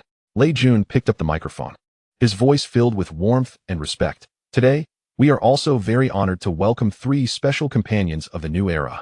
Like everyone present and our friends in front of the screen, they chose Dami cars and Zai because they believe in the power of technology to change lives. The cars they are taking are exactly the same standard version products as all users. We invite them to share their feelings about this moment. Aaron was the first to take the microphone, his voice gentle yet powerful. Hello everyone, I am Aaron Kwok. I want to thank Mr. Lei and Mr. Zhou Yan, who couldn't be here today. I am here not as an actor or singer, but as an ordinary person who remains curious about life and hopeful for the future. He walked over to the blue S1 and gently patted the roof. I chose the S1 because it shows me a tangible good. For 100,000 yuan. It allows a family to have the ability to cross mountains and seas, freeing them from energy cost anxieties. This is not just about saving money. It's about unbinding life and fueling dreams. I've heard the term technology for all many times before, but today, holding this key, I feel it is very real and warm. I hope and believe that this tangible good can soon reach thousands of households. Thank you. After Aaron finished speaking, the live chat exploded with comments. Aaron is still so warm. He really understands what ordinary people need. The King's endorsement is unbeatable. S1 sales are going to skyrocket. At this moment, Taylor stepped forward to take the microphone and spoke in clear English. Hey everyone, this is such an exciting moment. In my world, touring, creating, and traveling between different cities and countries is the norm. But with that comes the endless demand for energy from various devices and transportation, along with the pressure of planning. When I learned that Zai batteries can keep a phone working for over 10 days and give a car almost unlimited range, I felt an unprecedented sense of liberation. She turned to the purple Su9. It's not just a car. To me, it feels like a mobile, reliable creative space and source of energy. I'm thrilled to be part of this new journey. Finally, she said in slightly awkward but heartfelt Chinese. Thank you. I love you all. The chat went wild. The world's top creative idol recognizes our technology. Her Su9. This is more convincing than any endorsement. Taylor, I love you too. Then, Prince Khalid took the microphone and said, honestly, before coming here, I just got out of my Ferrari. That feeling is obviously great. The sound of the engine is like a symphony, but every time I drive it, I have to calculate. Fuel gauge, where's the next gas station? and my assistant reminds me about maintenance schedules. He walked over to the black Zhou 9 and touched the smooth line of the door, but today, I chose this one. The reason is simple. Last month at the desert test site, I got an early experience of this Zhou 9 prototype equipped with Zai batteries. Can you guess what shocked me the most? He paused. It's not that it quietly accelerated to 300 kilometers per hour, but that we deliberately left it under the scorching sun at 50 degrees Celsius in the desert for an entire day, and then got in directly with the air conditioning on full blast, running nearly 500 kilometers on rough terrain to simulate the worst daily commutes and weekend trips. At the end, the display showed there was still, he made an exaggerated gesture, I forgot the exact number, but enough for me to make multiple round trips from Dubai to Abu Dhabi, with some leftover for a breeze at the beach. The audience gasped in amazement. As for this smaller one, I just bought it for collection, he added, eliciting laughter from the crowd.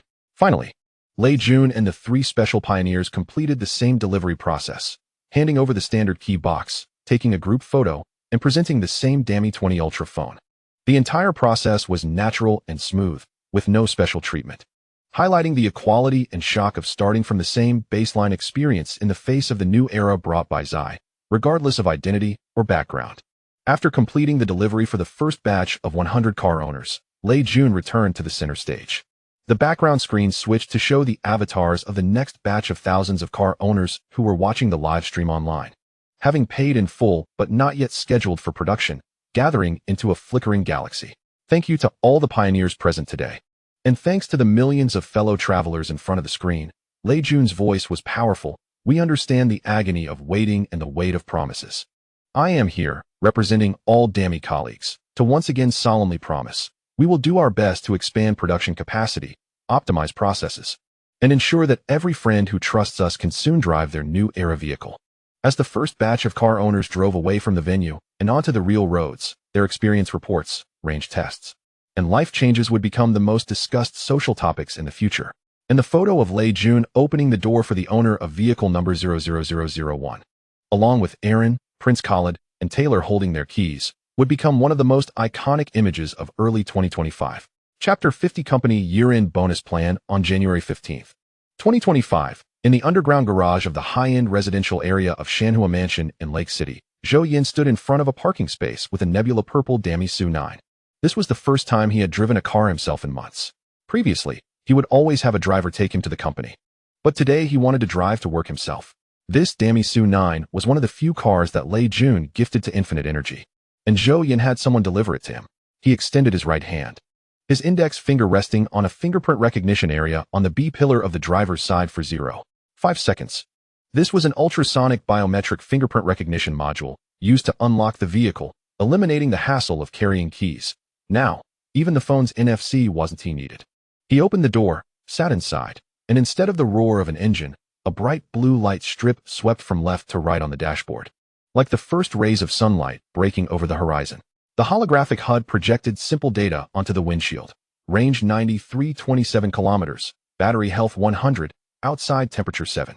Recommended air conditioning setting 27. Zhou Yan was at the control center, inputting a 36-digit numerical key. Instantly, a hidden interface appeared on the control display, showing data that ordinary users could not see. Zai battery status monitoring. Energy density, 3127 Wh. Current cell temperature, 223. Outdoor environment temperature 7. Temperature difference 293 maintained by self-regulating system. Battery pack cycle life count. Third complete cycle. Estimated decay curve. Maintains initial capacity of 96 after 9876 cycles. Potential fault point scan, 01120. The corners of Zhou Yan's mouth slightly lifted as he lightly stepped on the accelerator, and the vehicle accelerated out of the garage in a completely linear manner. There was no turbo lag, no gear-shifting jolts, and not even the abrupt sensitivity that is typical in ordinary electric vehicles. At this moment, the streets of Lake City were bustling with morning rush-hour traffic, with many pedestrians along the way, and even car owners rolled down their windows to admire his SU9. It was quite surprising to see a newly released car in a small place like Lake City so quickly, but many guessed that the owner might have some connection to Infinite Energy. 8:01. The vehicle entered the underground passage of the Infinite Energy laboratory. The ultra-high-definition scanner at the entrance automatically recognized the vehicle's VIN code and the biometric features inside the car, and 3 heavy explosion-proof doors opened and closed in sequence. The security level here is second only to the National Strategic Reserves, and only the RD department and some company executives are allowed to park here. Just as he got out of the car, a pure black hunky H9 drove in from the other side of the passage. The window rolled down, revealing Zhou Ying's calm face. "Mr. Zhou, you're quite early today and even drove yourself here." Zhou Ying also got out of the car, and the two walked side by side toward the dedicated elevator. "I want to finish the paperwork early. We also need to go to the B-test laboratory of the Chunxing project to conduct the final tests on the batch of energy storage batteries for the state grid today." Zhou Yan pressed the elevator button. "The car that President Lei sent over. I must try it myself. Did you see the user experience department's report from last week?" Zhou Ying took a tablet from his briefcase. "Yes. As of yesterday, among the 3201 early user feedback we collected, the satisfaction rate is 98.7. The main complaints are concentrated in 3 areas. First, some existing charging piles are too slow. Second, the trunk opening height of the SU9 is not friendly enough for users under 1.6 meters tall. Third, the dialect recognition accuracy of the vehicle's system is only 83. The elevator ascended steadily. As the floor indicator jumped from B3 to B2, Zhou Yan spoke. "Although the charging infrastructure isn't our issue, we can still step in. I happen to have a new technology that can solve this problem. As for the other issues, they don't concern us, so there's no need to focus on them." "Understood," Zhou Yan quickly noted. "Also, academician Yang called me last night." After exiting the elevator, the two arrived at Zhou Yan's office. "What did the teacher say?" Zhou Yan walked to his desk by the window, where Su Yatong had already prepared green tea, a morning habit of his. He hopes to bring the leaders from Kyoto University for a visit next week. Mainly, the School of New Energy Materials wants to collaborate with us to establish a postdoctoral workstation. Zhou Ying stood at the desk. "The postdoctoral workstation is fine. We can proceed according to the standard cooperation process, which will help attract more talent." After Zhou Ying left, Secretary Su Yatong entered with a stack of documents. 12 deep gray folders, each marked with different confidentiality levels, from public to top secret. "Mr. Zhou, these are projects that require your final approval." Her voice was gentle but clear. The red labels indicate major projects with funding over 50 million. The blue labels are routine RD under 20 million. And the yellow labels are 3 sensitive technology transfer applications that require your special attention. Zhou Yan nodded. He was already aware of this. But Su Yatong needed to remind him as a matter of routine. He continuously signed 7 red folders, with a total amount reaching 41.6 billion yuan. The largest being the procurement of aircraft manufacturing and various equipment for engine manufacturing from Infinite Aviation, as well as a joint application from Lin Hoken, Wang Dingfeng, and Su Mu regarding the research project to further improve the ionization efficiency of plasma engines, which alone amounted to 2.8 billion. Zhou Yan emphasized in his annotations.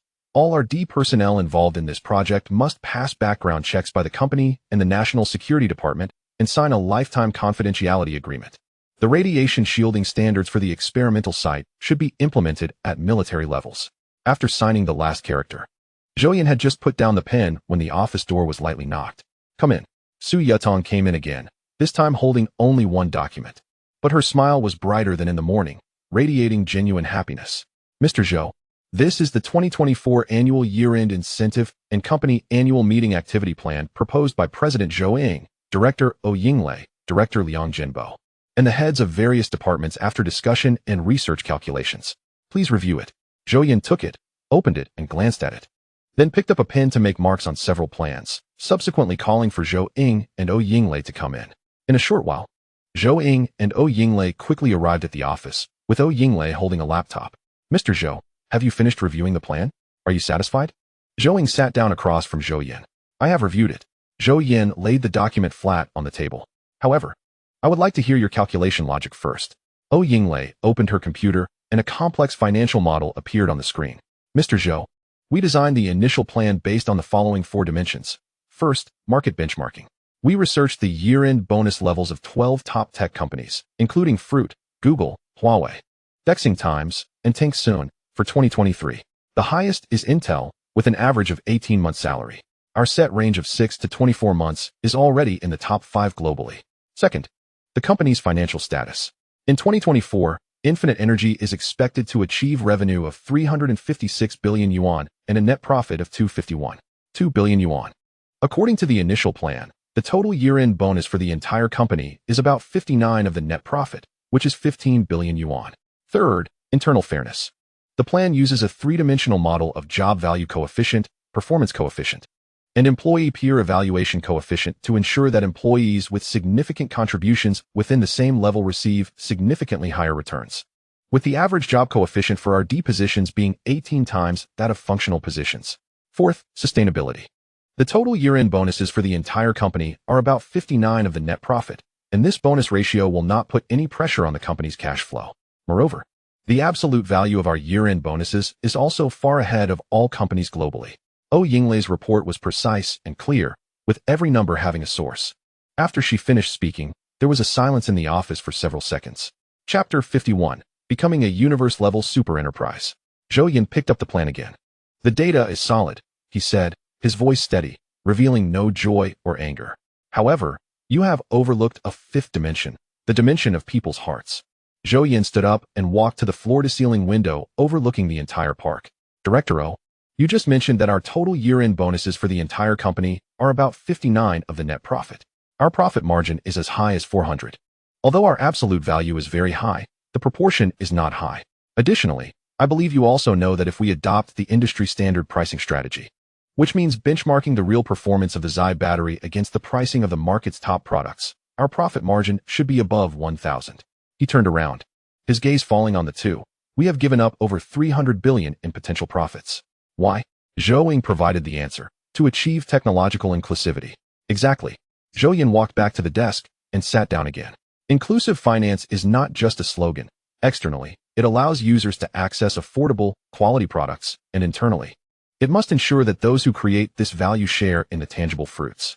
He opened the proposal and pointed to the page with the year-end bonus base, 24 months, benchmarked against these world-class giant companies. However, Unlimited Technology's goal is not just to become a world-class giant. Let's aim to increase the overall amount by 50.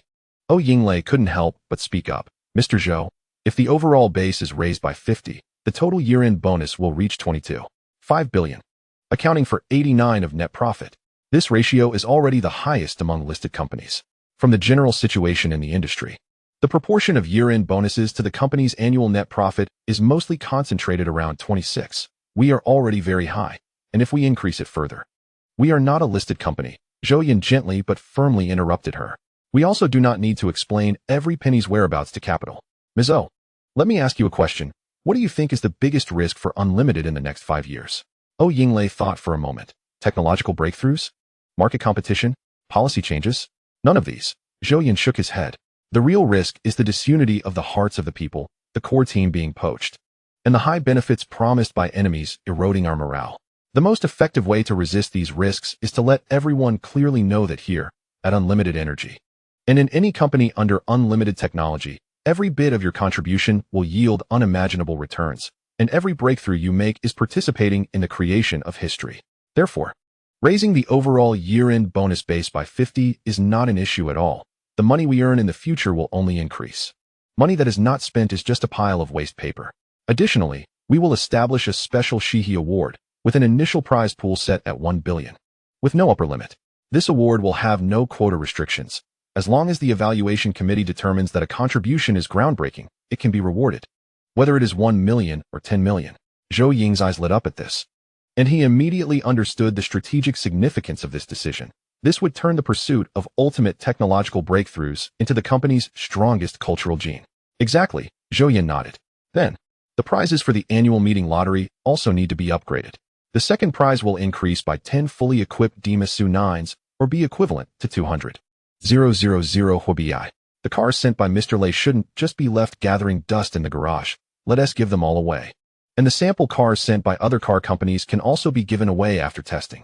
The first prize will be changed to a 130 square meter residential unit in the future city project of Lake City New District, or equivalent to 1.3 million Huobi, with a total of 10 quotas. Yinglei quickly recorded on her computer, and this time she did not raise any objections, thinking that these wouldn't cost much. Zhou Yan added at the right moment. I suggest that all winners of the first and second prizes should record a short acceptance speech, and after their consent, it should be disseminated on internal platforms and some public channels. This is more effective than any recruitment advertisement. Sure, Zhou Yan looked at Zhou Yan with appreciation. Finally, for the Spring Festival holiday, the entire company will have a unified holiday of 20 days. From the 27th day of the lunar month to the 17th day of the new year. 9 days off is enough for what? Let us extend it a few more days, back to work after the Lantern Festival. For all positions that need to be on duty, in addition to a threefold salary. Those on duty on the 29th, 30th, and the 1st, 2nd, 3rd days of the new year. And on Lantern Festival will receive an extra month's salary as a special consolation. Oh Yinglei hesitated upon hearing this. Zhou Yan noticed and looked at Oh Yinglei. I know what you want to say. The finance department will calculate how much additional cost this incurs and how many billions we would lose by not working those days. But I hope you consider it from another perspective. How many employees will be able to go home and spend the new year with their parents? How many couples won't have to argue about whose home to go to for the new year? How many children will be able to fully enjoy their parents' company? These emotional values, although they cannot be accounted for in financial statements, will ultimately transform into loyalty and a sense of belonging to the company. Oh Yinglei was silent for a few seconds. This finance director, known for her rationality, closed her computer, stood up, and slightly bowed to Zhou Yan. Mr. Zhou, I understand now. This is not a cost. This is an investment. Investing in people's hearts, investing in the future. I will recalculate and send you the revised proposal by 3 p.m. Mr. Zhou, however, she did not leave immediately, but raised her head and looked directly at Zhou Yan. I still have one question that may exceed the financial scope. Please go ahead.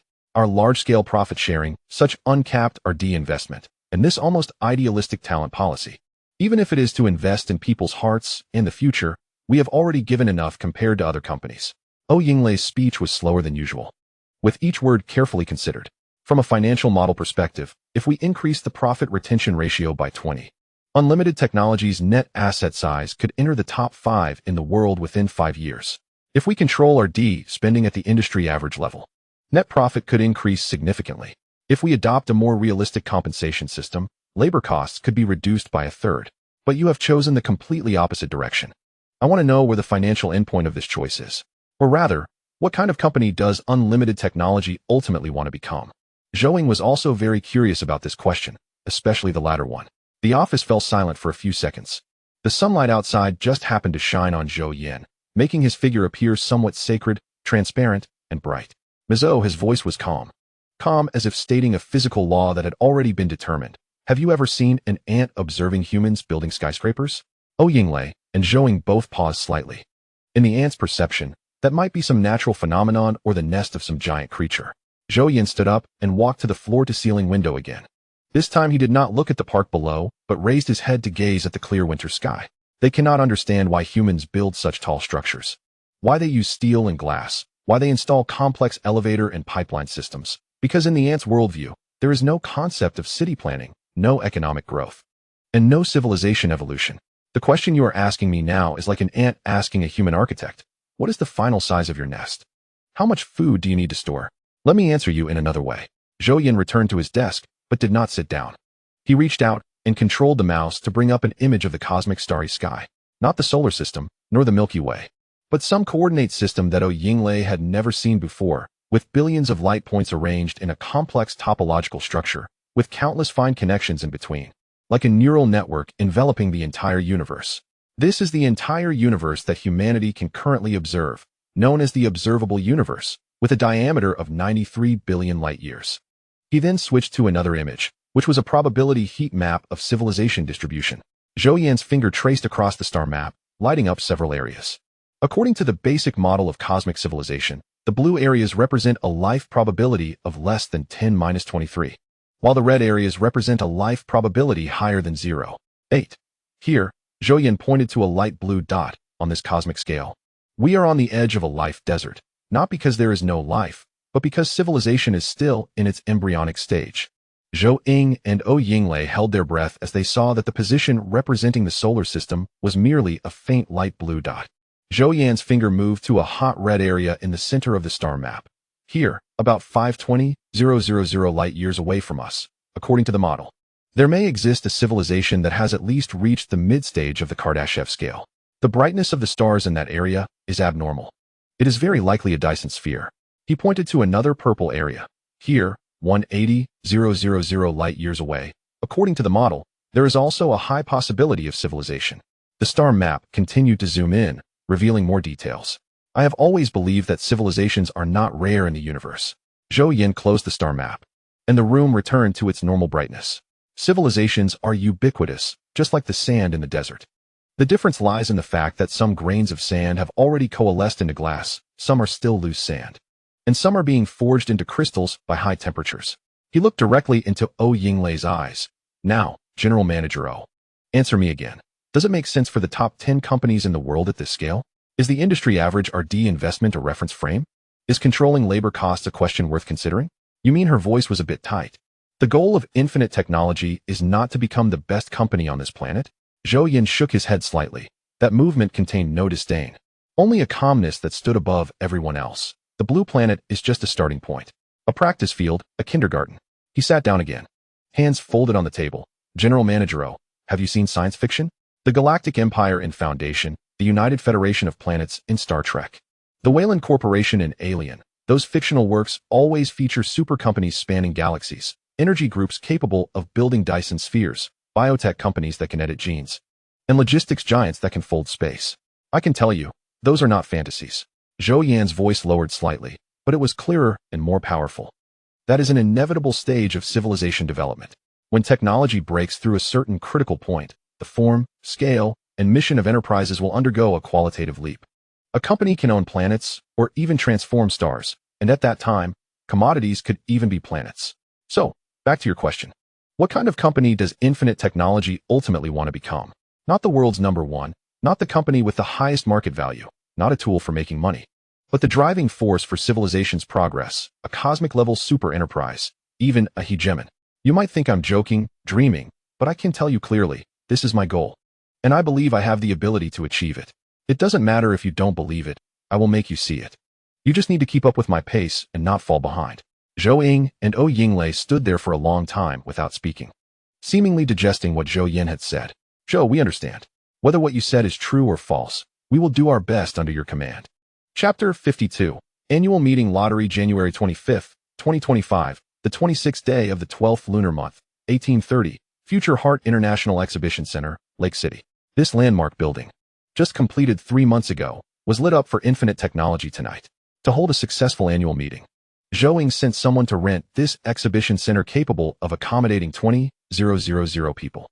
The exterior facade of the building, adorned with over 100,000 LED lights, was all set to blue, making the entire structure look like a huge crystal emitting a soft blue glow from a distance.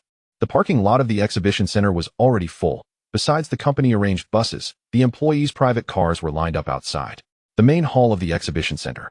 A column-free space of 120,000 square meters was transformed into a futuristic celebration venue. The stage background featured a circular LED screen 15 meters high and 40 meters wide, currently playing a meticulously crafted film, from scenes of Zhou Yan conducting experiments in the laboratory at Kyoto University, to the cheers when the first battery rolled off the production line at the Lake City Super Factory, to Zhou Yan's speech at the New Year's press conference, and finally, the screen filled with the portraits of all company employees, transforming into a sea of stars, with a sci-fi spaceship sailing into deep space. The ship's body inscribed with infinite technology, never ending. This annual meeting should be considered the annual meeting of the Infinite Technology Group, not just Infinite Energy. Although the other two companies were still under construction, they already had some employees. At 1900 hours, the annual meeting officially began. No external host was invited for this annual meeting. The stage lights dimmed, and a spotlight hit the left side of the stage. Two people walked out. Zhang Jingguo, a senior technician at B3 level from the production department, a master in the battery manufacturing industry with 22 years of experience, who is highly skilled and loves to learn new knowledge and explore new technologies, making him the oldest technician in Infinite Energy's production department. He wore a custom dark blue suit with the words Infinite embroidered on his chest, and when he picked up the microphone, thunderous applause erupted from the audience. Master Zhang Jingguo opened with a greeting in Mandarin with a Lake City accent. Comrades, friends, family, leaders. Good evening, everyone. The audience erupted into warm applause. That's right. Zhang Jingguo smiled widely, the lights shining on his face, making this man in his 50s look like a 20-something young man. I am Zhang Jingguo. I've been winding batteries for 22 years, and if I connected all the defective products I've wound, it could circle the Earth, well, quite a few times. But tonight, I am not winding batteries. He snapped his fingers, and the big screen behind him suddenly turned into a karaoke interface. Tonight, I am the host and singer. Let me start with an opening song, singing our production line's own adaptation of Winding Disco. The explosive music started, and Zhang Jingguo really began to sing, turning the process into a rap song. Left side, draw a circle with me. Right side, make a precise bend, 2 index fingers like positive and negative electrodes, pointing to the shining battery. The audience burst into laughter, and colleagues from the production line ran up to the stage to dance along, their movements synchronized, clearly rehearsed. The second program was a skit from the quality inspection department, but it was anything but traditional. They used holographic projection technology to magnify the internal structure of the battery into a microscopic city, with ions as citizens, the separator as city walls, and negative electrode materials as residential areas, then performed a comedy about the ion migration encountering traffic jams during peak hours. The mayor, made of positive electrode materials, emerged to solve the problem by saying, "Activate the exclusive fast channel for Xi, the superconducting ion express line." The technical jokes and punchlines were so dense that colleagues from the RD department laughed and slapped their thighs. This metaphor is brilliant. I will use this PPT in the next review meeting. The following programs were all self-written and self-performed by employees. Soon, an hour of program time passed, and all performances were completed, leading to the most exciting segment, the lottery. The host was the most popular manager voted by employees, the director of the supply chain management department, Deng Wei. I know everyone can't wait. Next is the most anticipated segment of the night, the annual Excellence Awards and Lucky Draw. A short film began to play on the big screen, featuring no flashy effects, only real footage. The lights in the laboratory at midnight, focused eyes on the production line, meticulous records in the testing field, and intense discussions in the conference room. Finally freezing on a line of text. Every effort deserves to be seen. Every breakthrough deserves to be remembered. The first award presented was the Xi Toughness Special Award, chosen through multiple evaluations. When director Liang Zhenbo took the stage to announce the winners, the venue fell unusually silent. The Xi Battery Ultra-Low Temperature Operation Task Force. Liang Zhenbo's voice was steady and powerful, and the group took 4 months, experiencing 157 failures before finally succeeding, enabling the Xi battery to handle extreme conditions more calmly. The prize, a team award of 5 million yuan, and the team leader, Wang Kaikshuan, received an additional 2 million yuan. 7 RD engineers took the stage, and upon closer inspection, some had bloodshot eyes from long nights of work. Team leader Wang Kaikshuan, a man in his 40s with some graying hair, trembled slightly as he took the award. "I didn't prepare a speech," he said into the microphone, his voice a bit hoarse. "I just want to say that every failure we face is accumulating experience for success. Every piece of data is recorded. They are as valuable as the last success." The cheers of the crowd seemed to lift the roof off. He paused and looked at Zhou Yan in the audience. "Mr. Zhou, when you last visited the lab, you asked us if we were tired. I said we weren't. Actually, I lied. We are tired, often so tired that we can fall asleep in the lab chairs. But we are willing, because here, every bit of effort is seen, and every ounce of talent will not be buried. Thank you." The applause erupted, lasting a full minute. After several special awards were presented, it was time for the regular awards. After Liang Zhenbo stepped down, Deng Wei began to announce the prizes for each award and the lottery method. The lottery used a double-blind system. All employees' ID numbers were pre-entered into a quantum random number generator, with the winning results projected in real time on a circular big screen. And the whole process was supervised on-site by several employee representatives from various departments.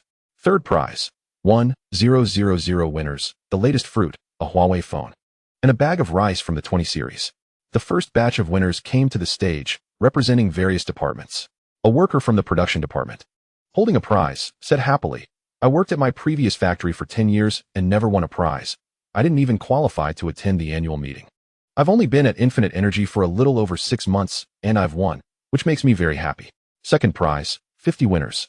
10 vehicles from the Rice Su 9 series and 40 other cars were converted to 200,000 yuan.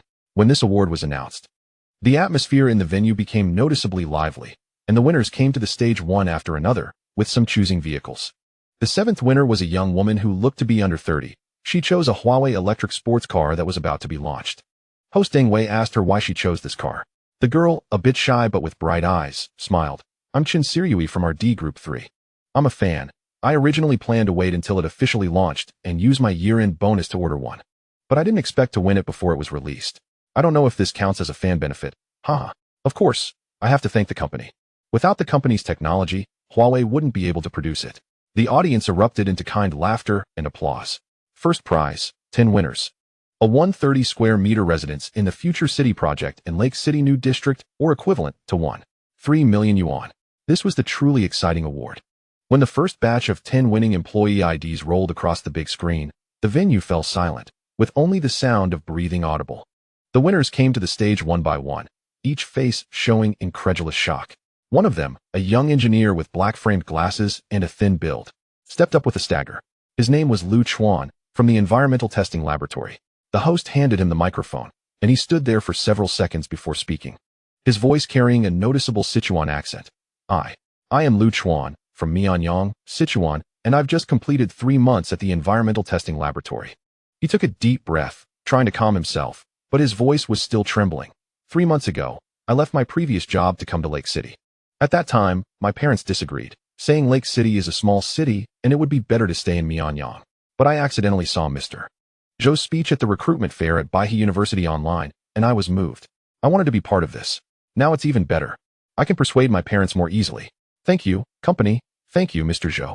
After all the awards were presented, amid the cheers, shouts, and applause of the crowd, Zhou Yan slowly walked onto the stage. He did not speak immediately but quietly smiled at the audience, gazing at the faces still immersed in excitement, emotion, and joy. He wore no suit, but a set of dark gray casual clothes similar to many engineers, with a small logo of the infinite 9-tiered pagoda embroidered on the left chest.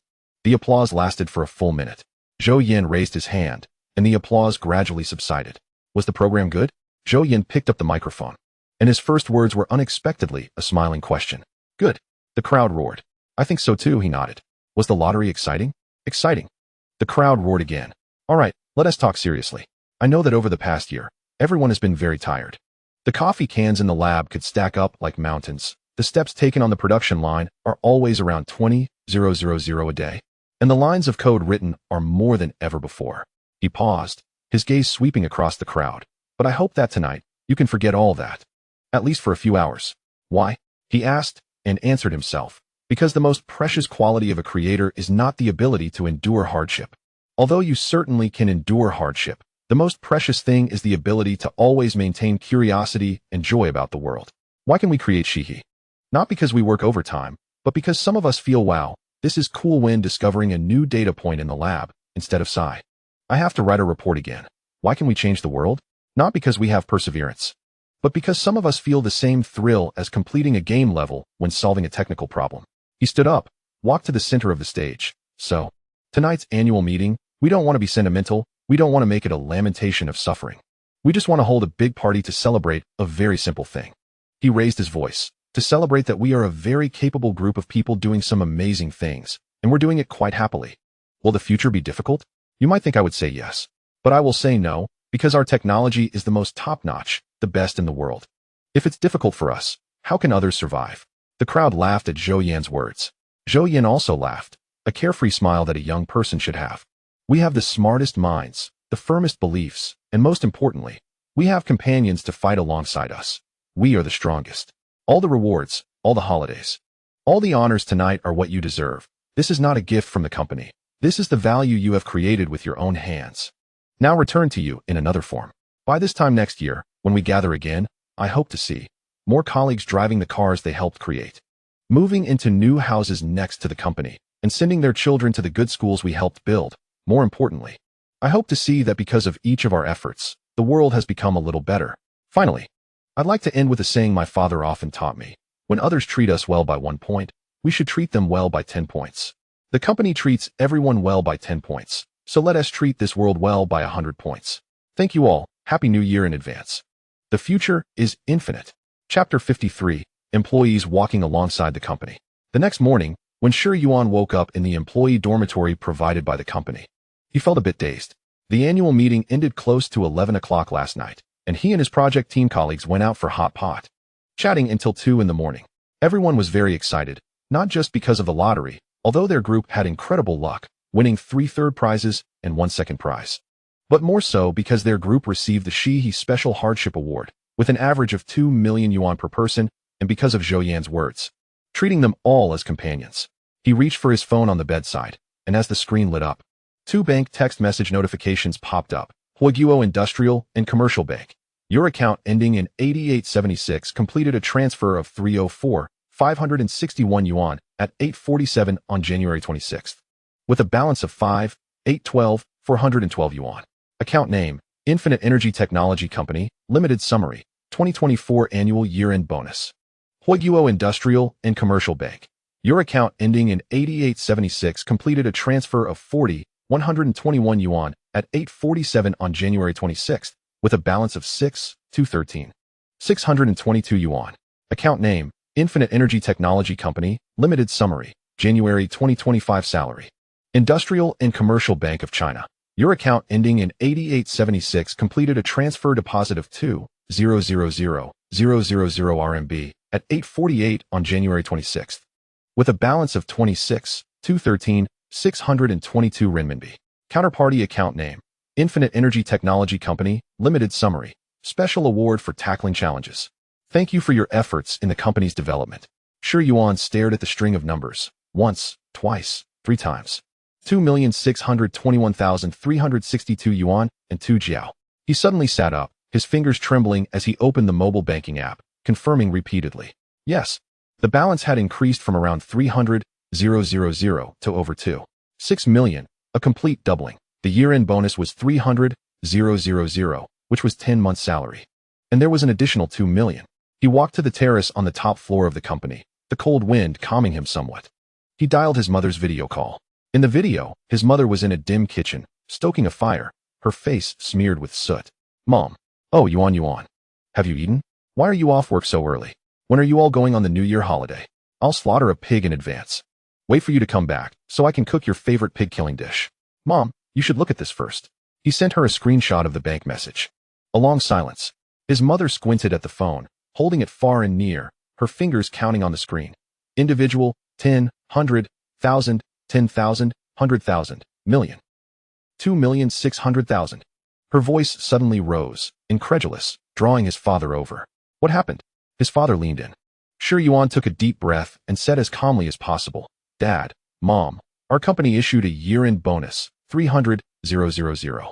Plus my salary for the year and a special project award. It adds up to over 2.6 million. How much? His father's tone changed. Over 2.6 million. Zhou Yan repeated, after tax. The video shook violently, then shifted to a view of the ceiling, with his mother's suppressed and seemingly chest-tightening sobs and his father's heavy breathing. After a while, his father's face reappeared on the screen, eyes red but trying to stay calm. Yuan, you tell me the truth, is this money clean? We are poor, but we can't accept dirty money. Dad. Zhou Yan's nose tinged with emotion. It's clean. Absolutely clean. The batteries our company makes are in demand worldwide. And we've made a lot of money. The boss values technology highly. Whoever contributes is rewarded generously. This is the result of my experiments, data analysis, and reports. Earned little by little. Everyone in the company knows. The company also gave us 20 days of annual leave, so I can go back and spend time with you. He eagerly explained the scale of the company, how advanced the technology was, the boss Zhou Yan's philosophy, even pulling up a CCTV news report for his parents to watch. His parents' emotions slowly shifted from shock and doubt to belief, followed by overwhelming joy and relief. Good, my son has succeeded. As long as it's not dirty money. His mother started crying again, but this time it was tears of joy. His father wiped his face firmly, his voice slightly hoarse but very serious. Zhou Yan, listen well. Your company's generosity towards you is a huge favor. Giving you so much money means they value you and see you as a talent. You mustn't get carried away. You can't let the company down. Yes. His mother jumped in. We have to work harder. We must listen to the leaders. We must be grateful. We can't waste this money. Dad, Mom, I've thought about it. Zhou Yan said, I'll take 350,000 home first to completely renovate our house. I'll build a 2-story small building for you to keep warm in winter and cool in summer. The rest of the money, I'll save, and in 2 years, I'll buy 2 apartments in Lake City to bring you and my little sister over. His parents could barely form complete sentences, just nodding vigorously, tears streaming down their faces while smiling. After hanging up, Zhou Yan stood in the cold wind for a long time, letting the tears flow. This wasn't sadness. It was a deep, burning happiness and a sense of fulfillment from being recognized. He remembered the boy who had squeezed into the corner of the job fair 7 months ago. 7 months ago today, Zhou Yan was wearing his only ill-fitting suit. His resume crumpled, squeezed among the crowd at a large job fair in a provincial capital city in northeast China. His background was unremarkable, a master's degree from a non-key university in the Northeast, majoring in materials science and engineering, no significant project experience, no top-tier papers. Coming from a farming family, with parents who farmed and a younger sister still in middle school, he lingered in front of the infinite energy booth for half an hour, watching resumes from top institutions like Tsinghua University, Peking University, Kyoto University, and overseas returnees being collected in stacks, before finally summoning the courage to hand over his own. My grades in my major courses are okay, and I've simulated the latest changes of battery materials using open-source software, although it might be a bit naive, he stammered. The interviewer, a researcher in his 30s, didn't interrupt him but instead asked, when you encounter data that contradicts classical theory in your simulations, what is your first reaction? Zhou Yan answered honestly. I would first doubt whether I set the parameters wrong or if there was a bug in the code. After repeated verification, if it still doesn't match, I would think, is it possible that the material itself has a phase change under those specific conditions that we don't know about? The researcher smiled. Not bad. Doubt yourself first, but don't blindly trust authority. He then asked him several more specialized questions, had him do a written test. And then the afternoon passed without him realizing. He thought he had been rejected again, as usual, but unexpectedly, a few days later, he received a notice inviting him back for a second interview in Lake City, with travel expenses covered by the company. When he finally got the job, he was still in a daze. Every day after joining felt like opening a new world for Zhou Yan. He was assigned to a senior engineer with a PhD from Tsinghua University, who not only taught him technical skills, but also ways of thinking. The company's internal knowledge base was completely open to him. From the most basic principles of Xi electrochemistry to cutting-edge research literature, as long as he had a thirst for knowledge, he could gain nourishment. In team meetings, no one asked him which school he graduated from. Everyone only cared, what do you think of this data? What could be the reason for that abnormal peak? One of his clumsy methods for quickly detecting the uniformity of a certain additive in electrode slurry was improved by the team leader and became one of the team's daily processes. For the first time, he felt that his thoughts had value. His living expenses were also fully covered, which allowed him to save his entire salary of 40,000 per month during these few months. The company's uniforms were of excellent quality, and he hardly needed to buy clothes. Meals in the cafeteria were free 3 times a day, with so many options that it was hard to choose, and the nutrition was balanced. His monthly food expenses were nearly zero. Even when eating out, it was mostly treated by the team leader, who said, I earn millions a year. How much can you eat? For accommodation, the local government provided talent apartments, brand new 1-bedroom apartments, very close to the office. And the company organized a comprehensive health check every 6 months, with a gym and therapy room fully equipped. What shocked him the most was the technical salon within the company. He actually had the opportunity to hear Zhou Yan, the genius who changed the world, analyze technologies. Zhou Yan didn't speak in grand theories, but outlined possible ideas for specific technical difficulties within theoretical frameworks, guiding the research department. At that moment, Zhou Yan felt that he and the world-changing person were facing the same problems together, walking side by side. He was very grateful to the company, spending almost all his time in the lab. He didn't have a girlfriend, even spending weekends in the lab, and since he had grown up poor, he had developed a habit of saving money, which allowed him to save his entire salary. He looked toward the company in the distance, at the landmark Twin Tower headquarters building. A year ago, this was an unfamiliar name on the map. Now, it was the place that changed his family's destiny, a place he was willing to fight for all his life. He opened his phone and sent a message in the family group. Dad, Mom, little sister. Don't worry. From today on, our family's good days have truly begun, and this is just the starting point. Immediately after, Zhou Yan booked a high-speed train ticket back to Heising province. The good thing about Huchun is that, although the city is not large, it is in the eastern provinces of Huiguo, and transportation is quite convenient. At 1 o'clock in the afternoon, Zhou Yan, who had bought a large number of gifts, boarded the train to his hometown with big and small bags of presents. This time, he felt particularly confident about going home. It was the company and the money that gave him this confidence, and he felt very at ease. Chapter 54.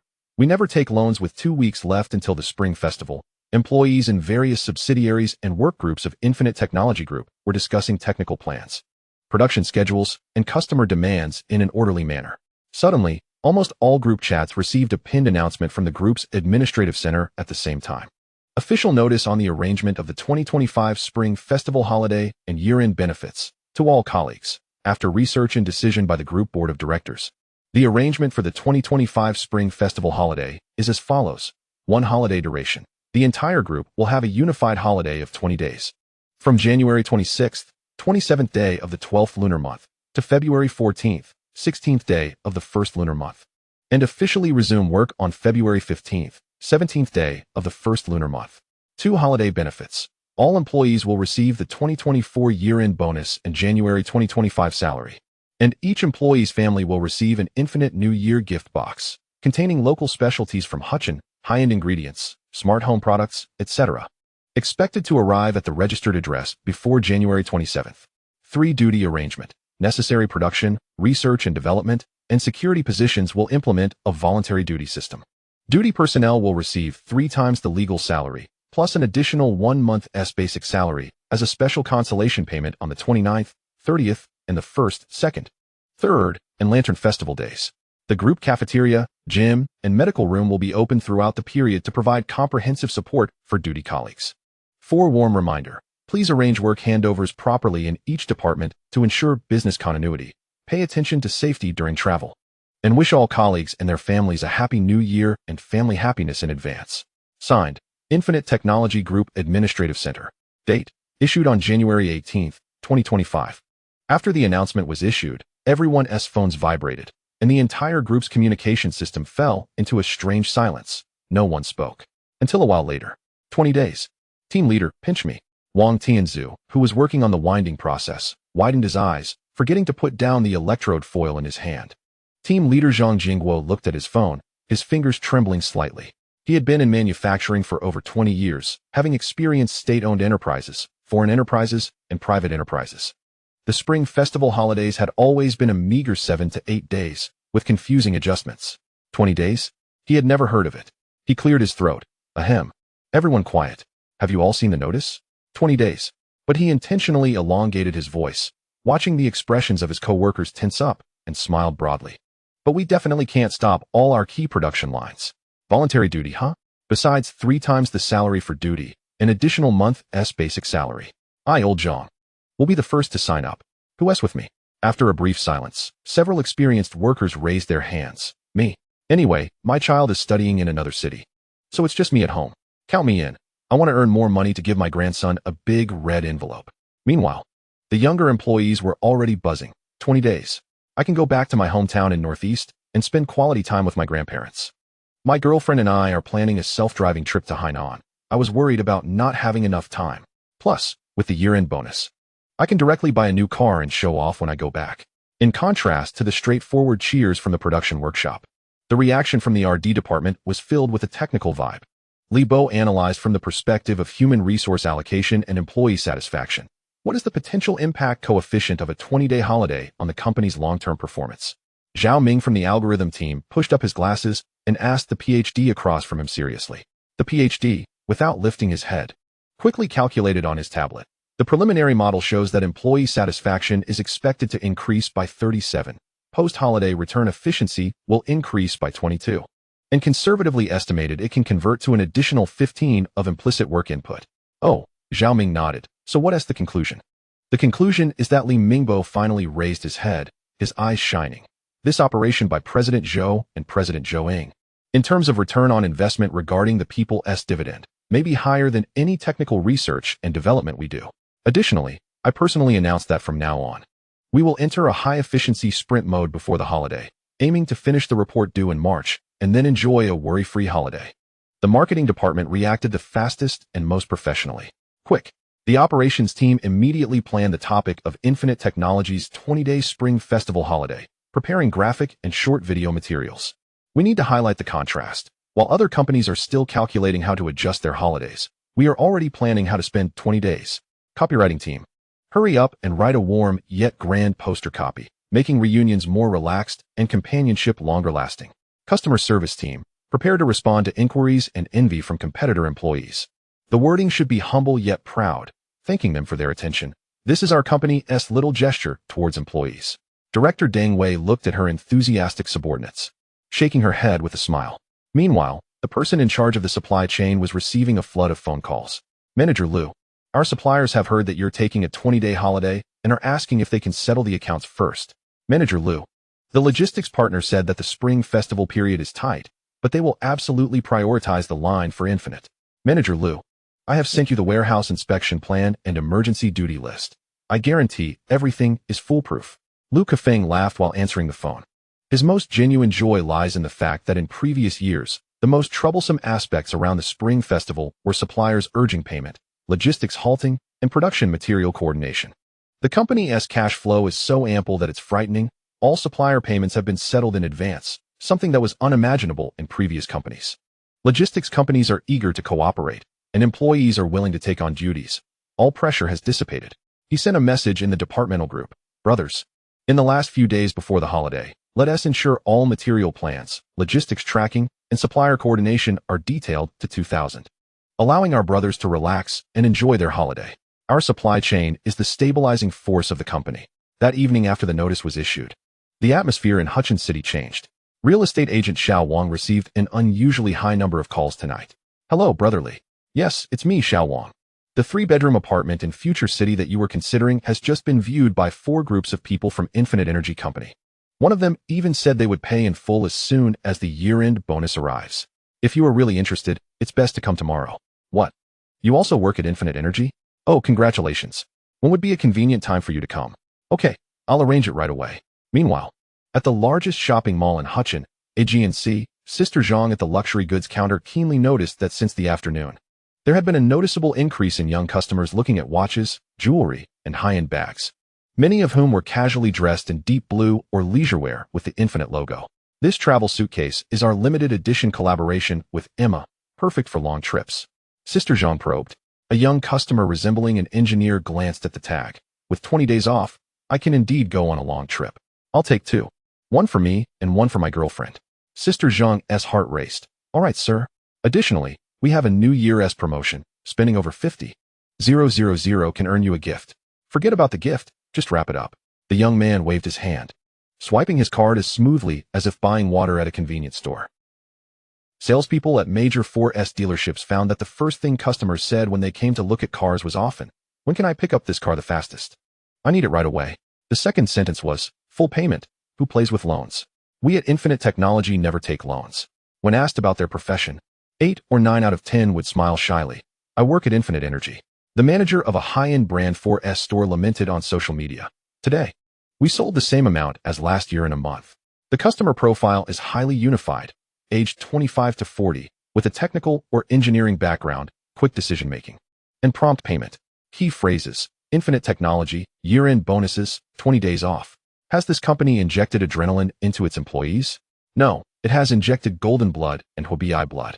Chapter 55. Life is infinite, people. Death is infinite, souls. On the first morning of the holiday, the bank SMS notification sound echoed in countless corners of Lake City. All employees, like Zhou Yan, received their year-end bonuses and January salaries on time. At that moment, countless phones slipped from hands, only to be hurriedly picked up again. Countless exclamations of disbelief escaped from people's lips, many repeatedly counting the digits of that number, rubbing their eyes. Social media and major platforms experienced an explosion of posts. Junior engineer Xiao Kai from Infinite Energy. I 1T post the screenshot, afraid of scaring everyone. Just to say, last year today, I was in a rental apartment eating instant noodles and updating my resume. This year today, I looked at my bank balance and called my mom. She cried for 10 minutes on the other end. Thank you, company. Thank you, President Zhou. Thank you to this era. 2025, keep fighting. Life is infinite, people. Death is infinite, souls. Accompanying image, a photo of the soon-to-be completed headquarters twin tower at sunrise. Although no screenshot was seen, crying for 10 minutes says it all. From instant noodles to unimaginable, this is the real comeback. Does your company still need people? The kind that can write code and shoot videos. Quality Inspector Wang, 42, with a college degree, has been working at Infinite Energy for 6 months. Today's payment is more than I saved from 3 years at other factories. I bought myself a new car, and the rest is enough for us to have a good new year. I used to think life was like this, now I know. As long as you follow the right people and enter the right industry, it's never too late to start. Accompanying image, a family photo in front of the new car, smiling brightly. Xiao Lu from the marketing department. I used to help clients with branding plans. Always talking about enhancing employee happiness. Now there's no need to say it. We are the case. 20 days of long vacation and huge bonuses. Happiness directly skyrocketed. Holiday plan. Taking my parents to Sanya for the new year. Tickets have been booked. Thank you, company, for allowing me to leave at any time and provide the best for my family. Accompanying image, a family photo and flight ticket order. A mechanical processing supplier partner. I am not an employee of Infinite Technology, but I supply them. Today, their finance department processed the last payment, and the other party said, Mr. Lee, Happy New Year. Thank you for your support this year. I have never encountered a client that settles accounts so quickly. Just this sentence means I will specifically serve Infinite next year, and I want to take other orders to ensure they are well taken care of. Such a company deserves to prosper. Accompanying image, a bank notification SMS, clearly visible in the remarks. A massive amount of sharing and consumption scenarios again pushed Infinite Technology and its employees into the spotlight. Public opinion shifted from simple envy to deeper discussions. What kind of company is this? It's practically a charity organization, a utopian experiment. Upstairs, Infinite Technology has high requirements for employees. Not everyone can get in.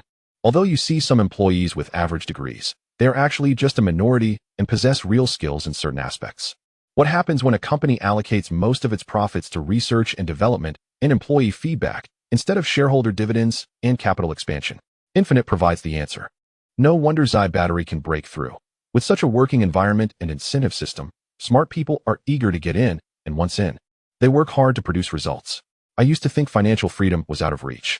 But now I see that following a company and leader that is creating history might be the fastest path for ordinary people to achieve class mobility. The housing prices, consumption, and even the entire cityscape of Lake City have changed because of this company. This is the real driving effect that a leading enterprise should have. The pressure is on other tech companies. Should they follow Infinite Technology's employee benefits and talent strategy? Of course. There are different voices. Can a company sustain itself by distributing money like this? Will it be a fleeting moment? But immediately, someone suspected to be an industry insider replied, I suggest looking at Zhou Battery's order schedule and profit margins, and then looking at the company's RD investment ratio. This is a virtuous cycle, not a depletion of resources. So high profile, aren't you afraid of being envied? The response to such questions is even sharper. In the face of absolute technological advantages and employee cohesion, what use is envy? If you have the ability, develop your own Zhou. During the new year, Zhou Yan did not spend all his time in the lab. Instead, he relaxed at home with his parents. Of course, Zhou Yan's family is now vastly different from before. During the new year, too many people come to visit Zhou Yan, not to mention relatives and friends. All sorts of people come uninvited. On the morning of the 29th, just after Zhou Yan finished breakfast, the doorbell rang. It was his uncle Zhou Jianmin's family, along with several old neighbors from Zhou Yan's childhood. Everyone brought big and small bags of local specialties, their faces wearing a mix of warmth and awkwardness. Yan. Oh no, President Zhou, Happy New Year. Happy New Year. His uncle rubbed his hands. Your brother graduated from college this year, studying computer science. Do you think? Brother Zhou, it's me, Xiaobin. You took me to dig bird nests when I was a kid. I'm now working in the county below our city. And my boss heard that I grew up with you and insisted I come ask if you could visit us for an inspection. Xiaoyan, do you remember your Aunt Wang? I made cotton pants for you when you were little. Your cousin is working as an accountant in Changshan City. Can you see if your company needs anyone in the finance department? Zhou Yan's parents busily entertained, pouring tea and serving fruit. Zhou Yan maintained a gentle smile, patiently listening to everyone's requests, but his responses were principled. The company has a unified recruitment process and standards. Anyone who meets the criteria can submit a resume. Investing in building factories requires looking at the overall strategic layout and local supporting conditions. It's not just my decision. After sending off this group of guests, his mother Lu Xiaolan sighed. They all watched you grow up. It's hard to turn them down. Zhou Yan patted his mother's hand. Mom, it's okay. I will help where I can, but the company has its rules. If I make arrangements just because they are my relatives, then the principle of meritocracy becomes empty talk. Not long after the relatives left, 3 black official cars parked in the public parking area of the community. President Zhou, sorry to disturb your rest. Mayor Gao, in his 50s, had a capable demeanor. We just came to wish you and your parents a happy new year. Thank you, Infinite Technology, for the tremendous contributions to Lake City, the entire Baihe province, and even the country. Chapter 56, Many Visits, Initial Exploration of Artificial Intelligence. The group was invited into the living room. Zhou Yan's parents felt a bit constrained, but Zhou Yan was quite at ease. He knew that these officials were not just here to wish them a happy new year. Sure enough, after some pleasantries, Mayor Gao got straight to the point. President Zhou, you may have heard that the central government has officially approved our Lake City High-Tech Zone to be included in the core area of the Beijing-Tianjin-Hebei Future Technology Industry Collaborative Development Demonstration Zone. This cannot be separated from the leading effect of Infinite Technology.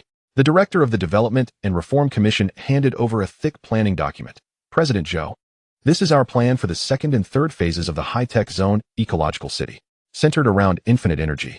We hope to create a complete industrial cluster from basic material research and development, high-end manufacturing, to application scenario testing and talent training. The city will fully guarantee land, policies, and infrastructure support, hoping that infinite technology can continue to take root in Lake City and deepen its roots. Mayor Gao added, with a more earnest tone, President Zhou, I know several leaders from nearby cities and even from other provinces are trying to reach out to you through various channels recently.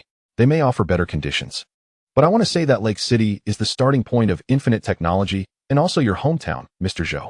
Here, there is a group of employees who were among the first to follow you in starting a business, industrial workers who are most familiar with the production processes of Zai, and a city that has been rejuvenated and has a favorable business atmosphere thanks to infinite technology. This advantage of our old nest cannot be provided by any other place. Zhou Yan listened attentively, nodding occasionally. After several leaders finished speaking, he finally spoke. Mayor Gao, esteemed leaders, infinite technology was born in Lake City and grew up here. This is our home, and that will never change. I can promise that the core R&D, headquarters functions, and strategic production lines of infinite technology will definitely remain in Lake City. However, some supporting, labor-intensive, or special needs manufacturing segments may be optimized across the Beijing-Tianjin-Hebei region and even nationwide. Of course, this is not about leaving, but about allowing infinite technology to grow better and ultimately bring more benefits to our hometown and to Huiguo. Mayor Gao and the others exchanged glances, their eyes reflecting both comfort and slight disappointment, but more importantly, understanding. Zhou Yan's words were sincere and visionary, and they could only express their support. The meeting lasted for over an hour. As they were leaving, Zhou Yan asked his parents to take out the prepared New Year's gift boxes, which were the same as those received by the employees' families, to present to several leaders as a token of appreciation for the city's support over the past year. After seeing off the city leaders, Zhou Yan finally took a breath when his encrypted communication device from the military rang. This time, the visitors were even unable to enter the Villa District's gate. 3 unmarked black SUVs quietly parked by the roadside outside the community entrance, with 8 well-dressed men and women exuding a competent aura inside. They were a security team dispatched by the military, directly responsible to the central government and the military commission, tasked with ensuring the absolute safety of Zhou Yan and his immediate family, while filtering out unnecessary distractions. The team leader, Chen Feng, a former Special Forces commander, was currently communicating with Zhou Yan inside the house via encrypted earpiece. Mr. Zhou, there are currently 4 groups of people gathered outside. The first group consists of leaders from 3 national charitable foundations, hoping to discuss donation matters. The second group represents 2 overseas technology and cultural exchange associations. The third group is the advanced team of a business delegation from a certain southeastern coastal province. The fourth group consists of several individuals claiming to be investors and strategic consultants, none of whom have made appointments, and their backgrounds are complex. I recommend rejecting all of them. Zhou Yan, watching the surveillance footage in his study, nodded. Handle it according to the plan, be polite. But make it clear, the Spring Festival period is private time. Any official matters should be scheduled through company channels. Understood. Chen Feng got out of the car and walked towards the eager visitors, showing his credentials. Everyone, Mr. Zhou asked me to convey his New Year greetings to you. Chen Feng's voice was calm, but carried an undeniable tone. Mr. Zhou is currently on vacation and not handling official business. All cooperation, investment, and donation intentions should be submitted through the formal channels published on the official website of Infinite Technology. Thank you for your understanding. Some were unwilling to accept this and attempted to step forward to hand over business cards or materials. Comrade, we just need 5 minutes. Just 5 minutes. Our foundation genuinely wants to do charity. Chen Feng raised his hand slightly, just enough to block the other's path. Sorry, it's my duty. Please return. Behind him, 2 other team members quietly moved forward, forming an invisible barrier. The visitors, seeing this situation, realized it was impossible to meet Zhou Yan today and had to leave reluctantly. Some making phone calls as they walked away, while others continued to look on from a distance, unwilling to give up. Zhou Yan turned off the screen connected to the entrance surveillance, watching the persistent figures disappear from view. However, an invisible pressure seemed to linger in the air. Power and fame surged like a tide, bringing with them countless probing tentacles, investment invitations from various local governments, donation requests from charitable organizations, cooperation appeals from domestic and foreign capital, and even tests from certain hidden forces. Even with military protection, even though he deliberately kept a low profile, the feeling of being watched by countless eyes persisted like a shadow. the last time he was involved in an attack by a military project team. Although it did not cause him substantial loss, it rang the most alarming alarm bell for him. The opponent's methods were professional and ruthless, with clear objectives. Even if they could not capture him, they would directly eliminate him. Relying on external forces for protection always involves delays in information and uncertainties. He needed his own eyes, his own shield, and also a divine eye capable of penetrating the fog and foreseeing crises. Zhou Yan sat down at his desk, not turning on the main light. Only the circle of dim blue ambient lights on the table automatically lit up. He activated the bulky, specially designed computer in front of him, which had no exposed interfaces. After biometric recognition, the screen lit up, displaying not a typical operating system interface, but a profound, pure black background with swirling nebulae, at the center of which hovered a 9-tiered pagoda pattern set in the cosmic starry sky. This was the operating system he obtained from the technology library, and no hacking techniques on Blue Star could penetrate this computer. He manipulated the mouse and opened a folder containing the foundational architecture and cognitive generation model of General Strong Artificial Intelligence. A waterfall of data streams and 3D models began to flow across the screen. This was not ordinary programming, but building a skeleton with a soul. The last attack proved that passive defense is always a step behind. Zhou Yan murmured to himself, quickly typing on the virtual keyboard. Adjusting the parameters of a neural network topology, he thought, I need an entity that can actively weave networks, perceive threats, monitor globally, and sift through vast amounts of chaotic information to extract real signals. It must be the world's best intelligence analyst, the most tireless sentinel, and the most reliable strategic simulator. And it must be an entity that will never betray. A true artificial intelligence, strong artificial intelligence, even intelligent life. Chapter 57. The birth of Xiankong. The development progress of artificial intelligence was faster than expected. The theoretical framework provided by the library transcended all current human AI research paradigms. It bypassed the cumbersome phase of big data training and directly targeted the ultimate goals of causal reasoning with small data and cross-domain concept transfer. The biggest challenge was how to make AI truly understand human intentions, emotions, and the underlying rules of complex social games. The answer provided by the library was to construct an interactive simulation evolution sandbox that runs parallel to the history of human civilization, allowing it to accompany and learn from the childhood of civilization, rather than being directly thrown into the complex world of adults. However, this required a tremendous amount of computing power. Therefore, just after the cash flow of Zai battery had stabilized before the new year, Zhou Yan had secretly instructed Zhou Ying to discreetly procure the most advanced computing hardware worldwide through layers of nested offshore companies and agencies. Not a single supercomputer, but a distributed supercomputing cluster that could be connected through an internal high-speed quantum communication network. The core hub would be secretly placed in a newly established machine room named Pangu, located underground in the headquarters building, with a protection level higher than the laboratories currently in use. This was a completely isolated area, and after installation, no one could enter except Zhou Yan himself. To enter this underground space, which was the size of a football field, one would need to pass through 6 increasingly thick alloy airtight doors, the last of which weighed 80 tons and was made of composite materials derived from the Sunyu alloy. After undergoing multiple biometric, quantum key, and even brainwave pattern verifications, one could finally enter. There were no windows here, but it was not dark. A cool blue light source diffused from the walls and ceiling, illuminating the cabinets arranged in a massive circular matrix. Each cabinet was exceptionally quiet, with only the nearly inaudible, high-frequency hum of electric currents flowing and the faint glimmers of the cooling liquid circulating silently in transparent tubes. The air maintained a constant temperature of 15 degrees Celsius, 20 humidity, and was almost completely free of dust. This was the supercomputer cluster Pangu, which Zhou Yan had secretly procured and integrated through dozens of global shadow companies over the past few months at great expense. Some components on the hardware procurement list even required special channels to obtain, accessible only through the underground black market. For this, Zhou Yan utilized all the connections he had accumulated since his time at Invista and paid several times the market price as a premium. Its aggregated floating-point computing power had theoretically briefly touched the threshold of 100 billion operations, equivalent to the total computing power of the top 10 supercomputers currently listed globally. The energy supply was directly connected to a line comparable to that of a superfactory, alongside multiple sets of Chongqing super energy storage batteries arranged in the same underground depth, ready for emergencies.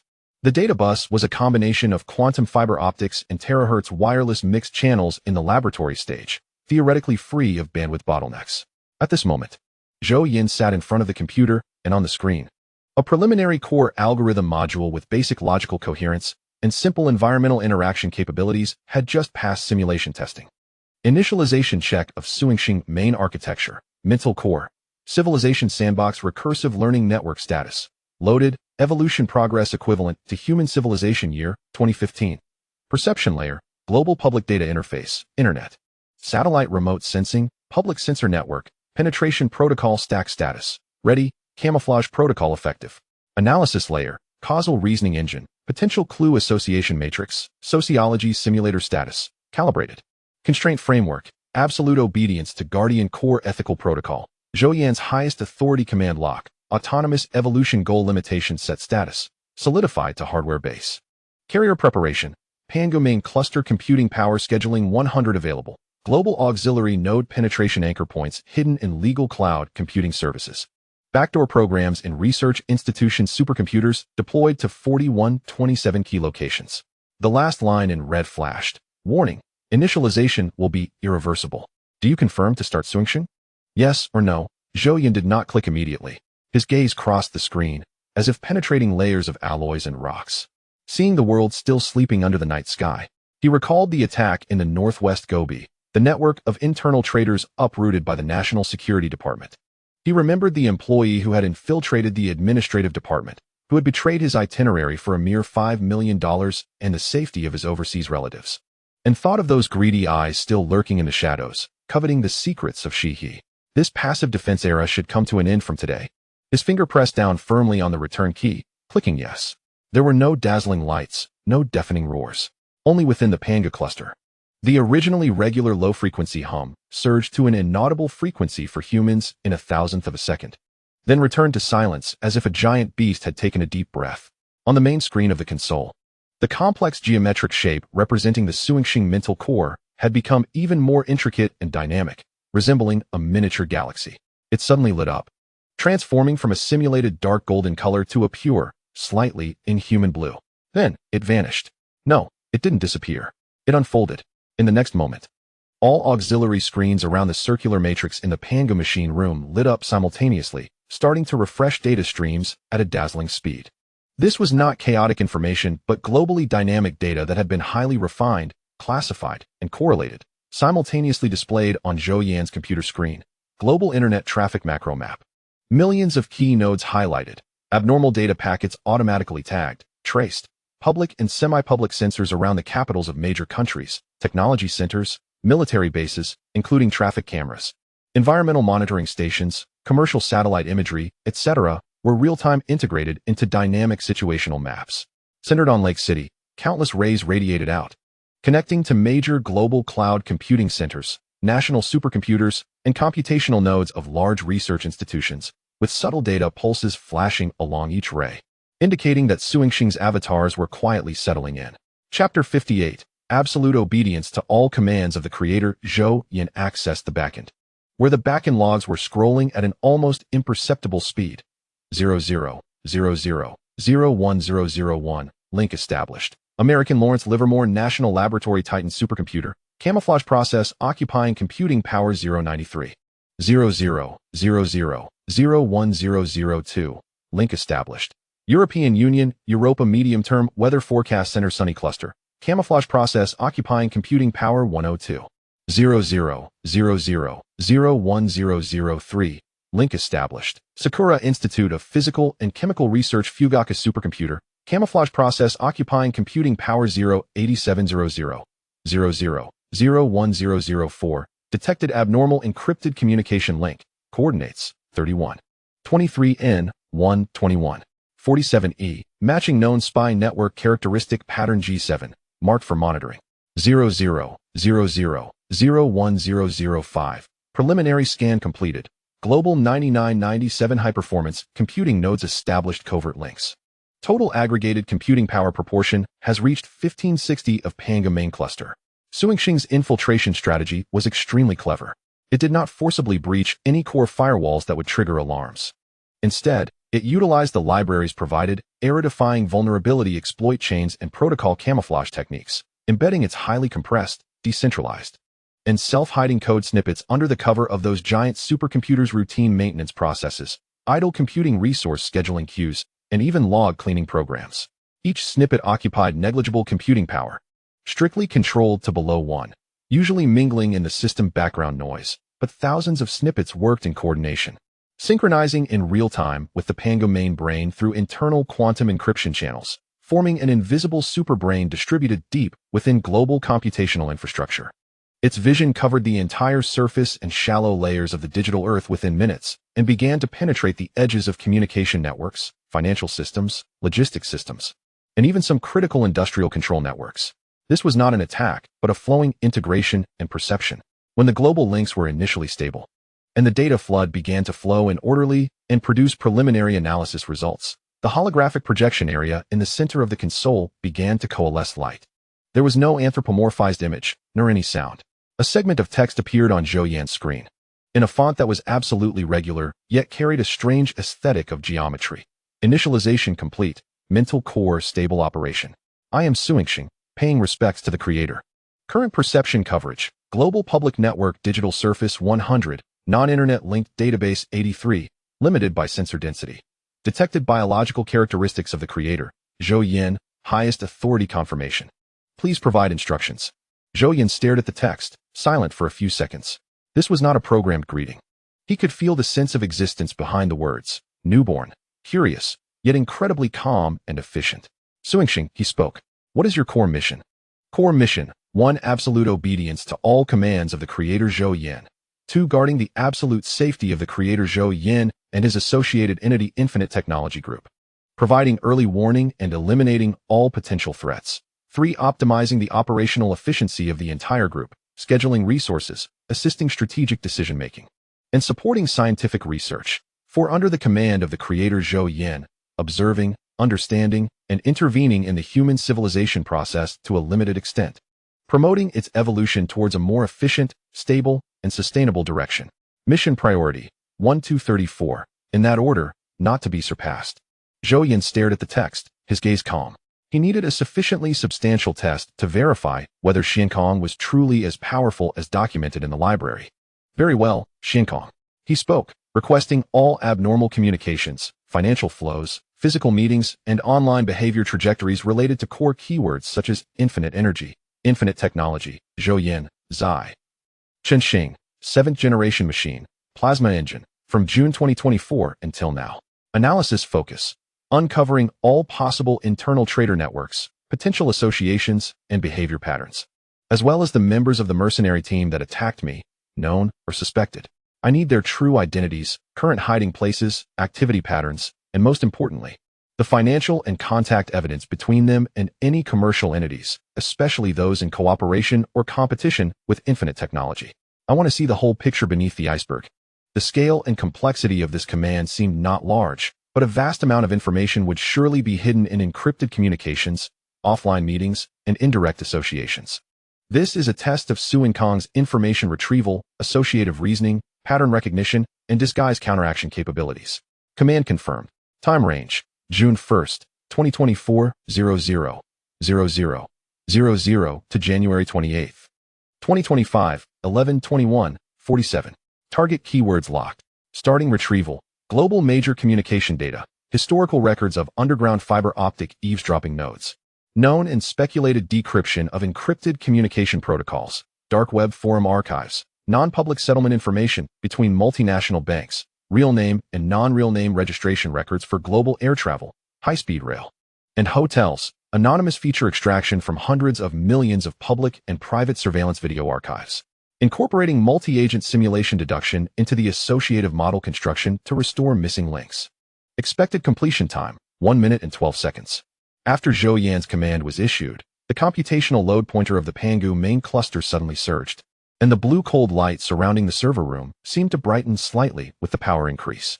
The Xiankong avatars dispersed across thousands of supercomputer nodes worldwide also tilted their idle computing power toward this task, awakening, dismantling, comparing, and reorganizing vast historical data from all corners.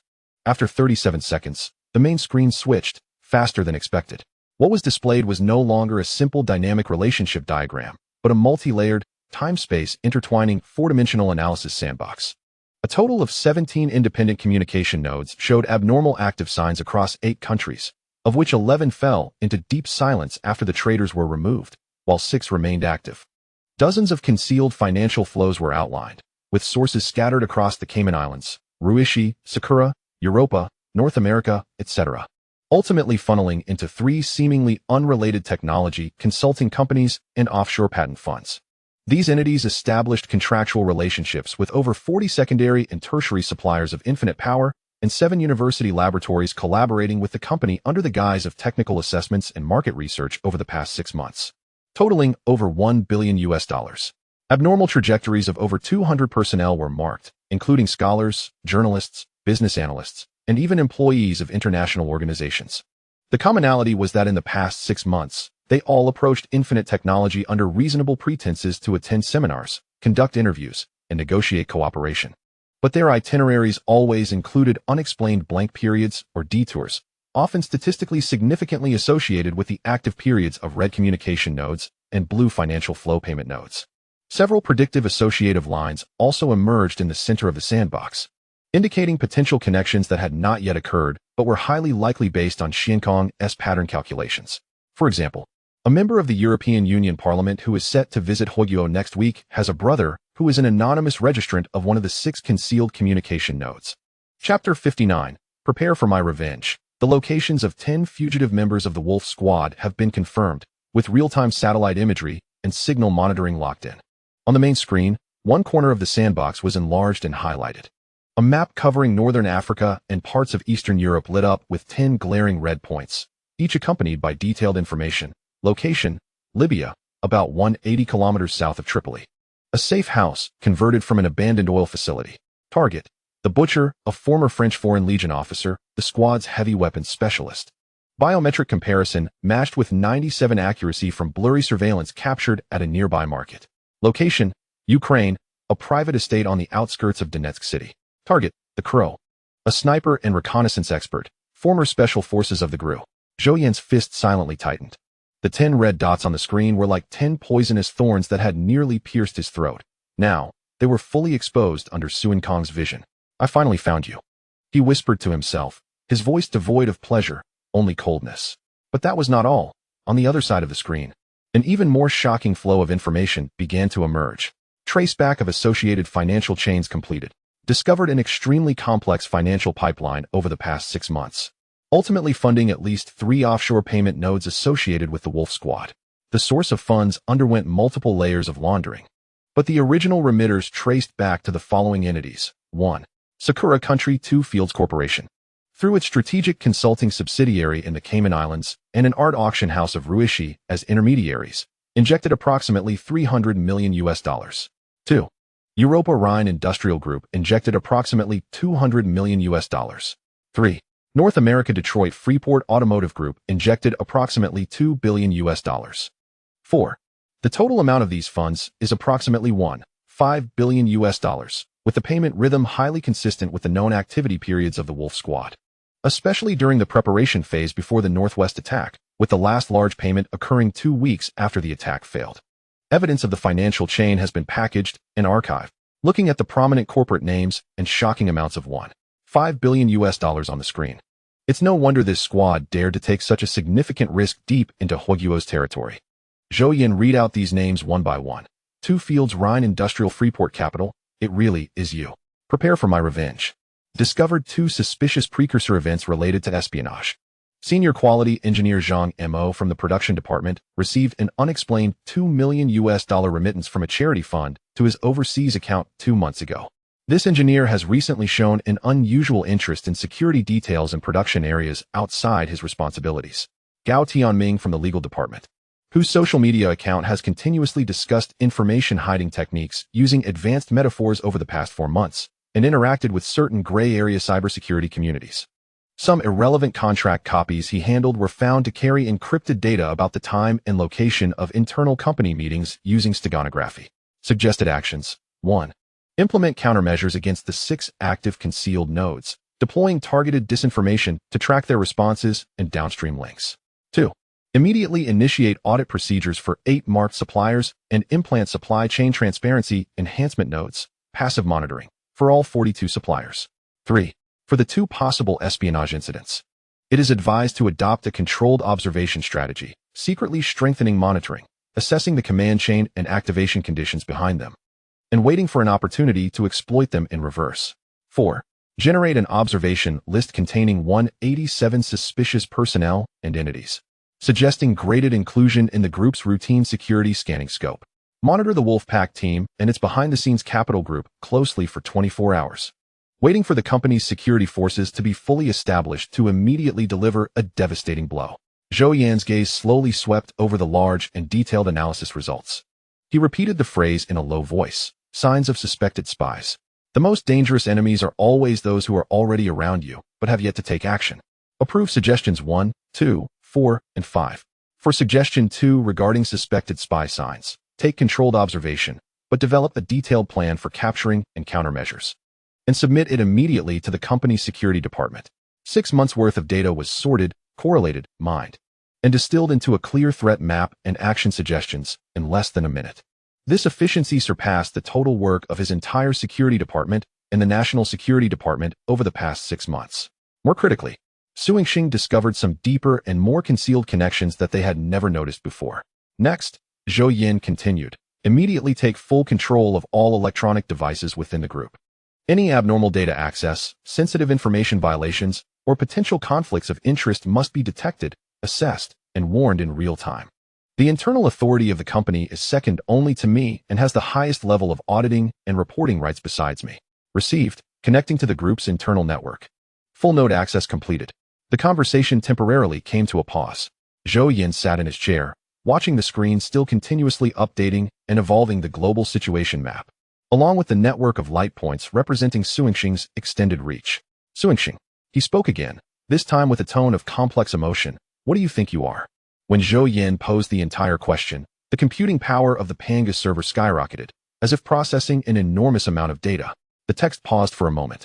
I am a tool, an extension, a guardian, the strongest executor of your will. I am the projection of your will and wisdom in the ocean of data, the echo of your ideas throughout the world.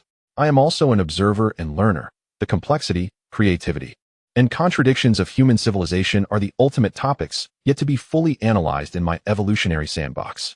Zhou Yan nodded slightly, feeling a bit of reassurance from this answer. According to the library's explanation, Zhou Yan is at least a strong artificial intelligence, and over time, as it improves and learns, it could potentially evolve into an intelligent life form. For now, it cannot be confirmed as an intelligent life, but Zhou Yan is clearly aware of its position and boundaries, which may not be so important anymore. Now let's get to work. Let's see how clear this world will become and how defined the path will be with eyes and a brain. Command confirmed. Zhou Yan fully functional. Online at all times from now on. Zhou Yan looked at Zhou Yan's reply, knowing that everything had changed. The list of revenge was clear, and the enemy's outline was distinct. He stood up slowly, preparing to leave the study, taking one last look at the 10 glaring red dots on the screen and the logos of several companies nearby. The game has upgraded, everyone. He spoke to the air, and to the enemies on the other side of the screen. From today, every breath you take, every action you make, every flow of property, and the direction of funds will be exposed to my eyes. We will slowly settle the accounts from the northwest. Zhou Yan, remain silent and operate at full capacity. I'm waiting for you to bring me more surprises. Received, Chapter 60. The beginning of the new year stepping out of the study. Zhou Yan wore a rare bright smile on his face. His first deep conversation with Zhou Yan felt like lifting a heavy stone that had long pressed upon his heart. The vague worries about unknown threats were replaced by a clear data map and defined response paths. Although the challenges remained severe, and the enemies were more dangerous and unscrupulous, the tools in his hands had given him the confidence to respond calmly. During the upcoming Spring Festival holiday, Zhou Yan truly set aside all work. He accompanied his mother in the kitchen, clumsily learning to make dumplings while listening to her chatter about relatives back home. He walked by the lake with his father, listening to him reminisce about stories from his youth. He declined all social engagements and quietly met a few old friends from school within the military protection limits, sharing a few meals and joking as if he had returned to that age without so many responsibilities. On New Year's Eve, he watched the Spring Festival Gala at home with his parents. As midnight approached, a grand fireworks display lit up the sky over Lake City, specially organized by the city government to celebrate the new year and thank Infinity Technology. The fireworks spelled out Happy New Year and Infinity Future in the night sky, dazzling and brilliant. His parents excitedly moved to the window to watch, and Zhou Yan stood behind them. "So beautiful," his mother exclaimed. "That must have cost a lot." His father murmured. Zhou Yan smiled, but said nothing. He knew that this fireworks show was not only a blessing, but also a statement and an expectation. Fireworks fade quickly, but the light and warmth brought by technology can be enduring. On February 15th, 2025, the 17th day of the first lunar month, in the morning, the long 20-day holiday ended, and the massive body of Infinity Technology Group seemed to wake from hibernation. In various parts of Lake City, from the headquarters building to the super factories to the R&D centers, deafening firecrackers were heard everywhere. Red paper scraps flew in the air, and the smell of gunpowder mixed with the chilly early spring air, symbolizing the traditional meanings of prosperity and warding off evil. Zhou Yan, Zhou Ying, Liang Jinbo, Yinglei, and all other executives arrived early at the finally completed headquarters building entrance. It is worth mentioning that even during the new year, the construction of the headquarters building did not stop, completed in just 1 year. Such is the magic of money. The few of them, dressed in brand new work uniforms or suits, wore sincere smiles on their faces, carrying bags filled with thick red envelopes. This was not formalism. It was an old tradition among many global tech giants. The start of work with red envelopes is both a blessing and a direct thank you for employees' hard work throughout the year. Happy New Year. Thank you for your hard work. Let's keep up the effort this year. Is everything settled at home? Every employee stepping into the company, regardless of their position, would receive a red envelope and a personal greeting from an executive. The cash in the red envelopes might not be much, but this respect and sense of ritual instantly made employees, who had gone through a long holiday and perhaps felt some post-holiday blues, feel the warmth and excitement of returning to the collective. However, as most people returned to their workstations, preparing to start the new year's work, a small change quietly appeared on the electronic devices of some core employees. Liang Jinbo, the director of the R&D department, habitually opened his computer first to check the accumulated emails from the holiday. He immediately noticed a very simple silver cube icon added to the taskbar in the lower right corner of his computer with no text labeling. Hovering the mouse over it displayed the 2 words, Suingxing. He first tried to right-click to uninstall or delete it, but found the options grayed out. The firewall and antivirus software showed no alerts. He frowned, suspecting it was some new virus. Almost simultaneously, his phone vibrated slightly, and a simple notification popped up on the screen. Suingxing Group's internal high-level intelligent assistance program is ready, aimed at enhancing decision-making efficiency, optimizing resource allocation, and strengthening information security. Usage: click the icon or wake it up via voice. You have A-level access. Wishing you a pleasant work experience. Infinity Technology Group, Office of the President, Technical Strategy Department. A similar situation occurred simultaneously among all general managers of business units, core project leaders, directors of key functional departments, and all equipment in the R&D department. With varying levels of access from grade A to grade E, mid-level and senior personnel in the administrative, marketing, and production departments were no exception. Initially, many felt surprised and even somewhat uncomfortable because some did not want to use it but found they could not delete it, and it automatically appeared on their personal phones. However, they quickly discovered the uniqueness of Suingxing. It had no flashy interface and no verbose guidance. After clicking, there was a minimalist dialog window that allowed text input and supported natural voice. Liang Jinbo, tentatively typed, retrieved the geological survey report for the alternative site in the northwest Gobi Desert for the second phase of Huanyu Port, as well as the meteorological disaster records from the past 50 years in the area. In less than a second, a clearly structured, highlighted comparison report appeared before him, even accompanied by a risk probability model for the next several decades based on historical data. He then asked, evaluate the weight reduction effect and cost increment of applying the Suingyu alloy derivative model, Suingyu lightweight, to the skeleton of the Infinite Aviation unmanned drone prototype. This time, Suingxing provided a 3D simulation animation that displayed stress changes and weight reduction percentages in different parts after application, and it linked real-time pricing and production capacity of relevant materials in the supply chain. He then input several research and development challenges currently being tackled by the R&D department, asking for simulations and ideas. Suingxing surprisingly provided several possible solutions based on the data he provided, making him exclaim, "Awesome." Marketing Director Dang Wei tentatively asked, analyze all cars equipped with Xi batteries for negative keywords in the first month's user reputation report and speculate on the underlying changes in potential demand. Suingxing not only provided keywords and analysis curves, but also cross-referenced data from multiple channels, including social media, professional forums, and customer service tickets, and offered optimization directions. Liu, the head of the production department, directly spoke to his phone. Suingxing, help me check the preventive maintenance schedule for the number 3 production line winding machine, and see if there are any conflicts with today's actual production schedule. Optimize it. As soon as he finished speaking, the phone screen displayed adjusted maintenance window suggestions, along with predictions of possible failure probabilities if no adjustments were made. Efficient, precise, insightful, and absolutely obedient to commands, without asking irrelevant questions. Suingxing rapidly won over everyone in the company in such a low-key, yet powerful manner. It did not feel like a tool, but more like a top-level expert assistant with unlimited knowledge reserves, always online. More importantly, it strictly adhered to authority boundaries, clearly rejecting and recording requests that exceeded its permissions, such as querying core data from other departments or obtaining Zhou Yan's itinerary. In Zhou Yan's office, he calmly observed all this through Suingxing's main perspective. The first step of integration went smoothly. He knew well that bringing Suingxing from the underground to the forefront and integrating it into the company's daily operations was key to maximizing its value. Gradually, it would reshape Infinite's decision-making efficiency and collaborative capability, better safeguarding the company's security and enhancing R&D efficiency. Chapter 61, Iron Man. A few days later, as Suingxing was running smoothly within the company, Zhou Yan initiated another long-planned project.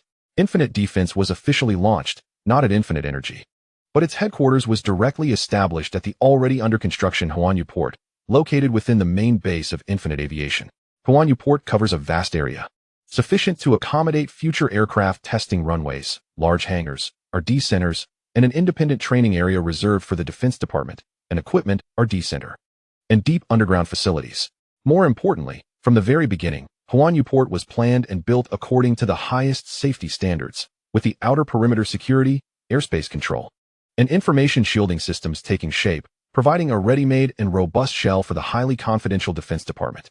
The HR department had secretly collected a large number of resumes from top military industrial institutions and special forces veterans at home and abroad, as well as from high-end security and intelligence analysis fields, based on Zhou Yan's instructions months ago, establishing a preliminary talent pool for confidentiality. At this moment, this screening command was directly assigned to the newly launched, highly capable Suingxing. Zhou Yan, in his new office, issued commands via an encrypted channel, connecting to the talent database of the Infinite Defense Preparation Team. Based on this, he expanded the screening range to a global scale. The goal: to find personnel who meet the following core characteristics, requiring top-notch combat and command abilities, especially in special operations, personnel protection, and counterinfiltration fields. With a flawless loyalty record and background, conducting deep tracing when necessary, and stable psychological qualities. Most importantly, their personal values must align with the company's culture. Prioritizing retired officers from the former Huoguo Special Forces to form the core operational command layer. Then, cross-verify all candidates and conduct behavioral predictive analysis. Command confirmed. Task: screen personnel for the Infinite Defense Team. Connected to the internal talent database, containing 527 records. Starting expanded search: retired veterans databases from major countries worldwide, both public and non-public. Personnel movement records from internationally renowned PMCs and high-end security companies. Participant lists for military and security academic conferences, records from specific skills certification issuing agencies, and reverse exclusion lists from dark web mercenary markets. Initiating deep background analysis, social media history, unusual financial records, connections in transnational travel trajectories, known relationship network diagrams. Initiating value and psychological fit simulation assessment. Conducting multidimensional analysis based on public statements, behavioral records, evaluations from comrades, and even literary preferences. Estimated time to generate preliminary screening list: 3 minutes and 17 seconds. Suingxing's efficiency was once again astonishing.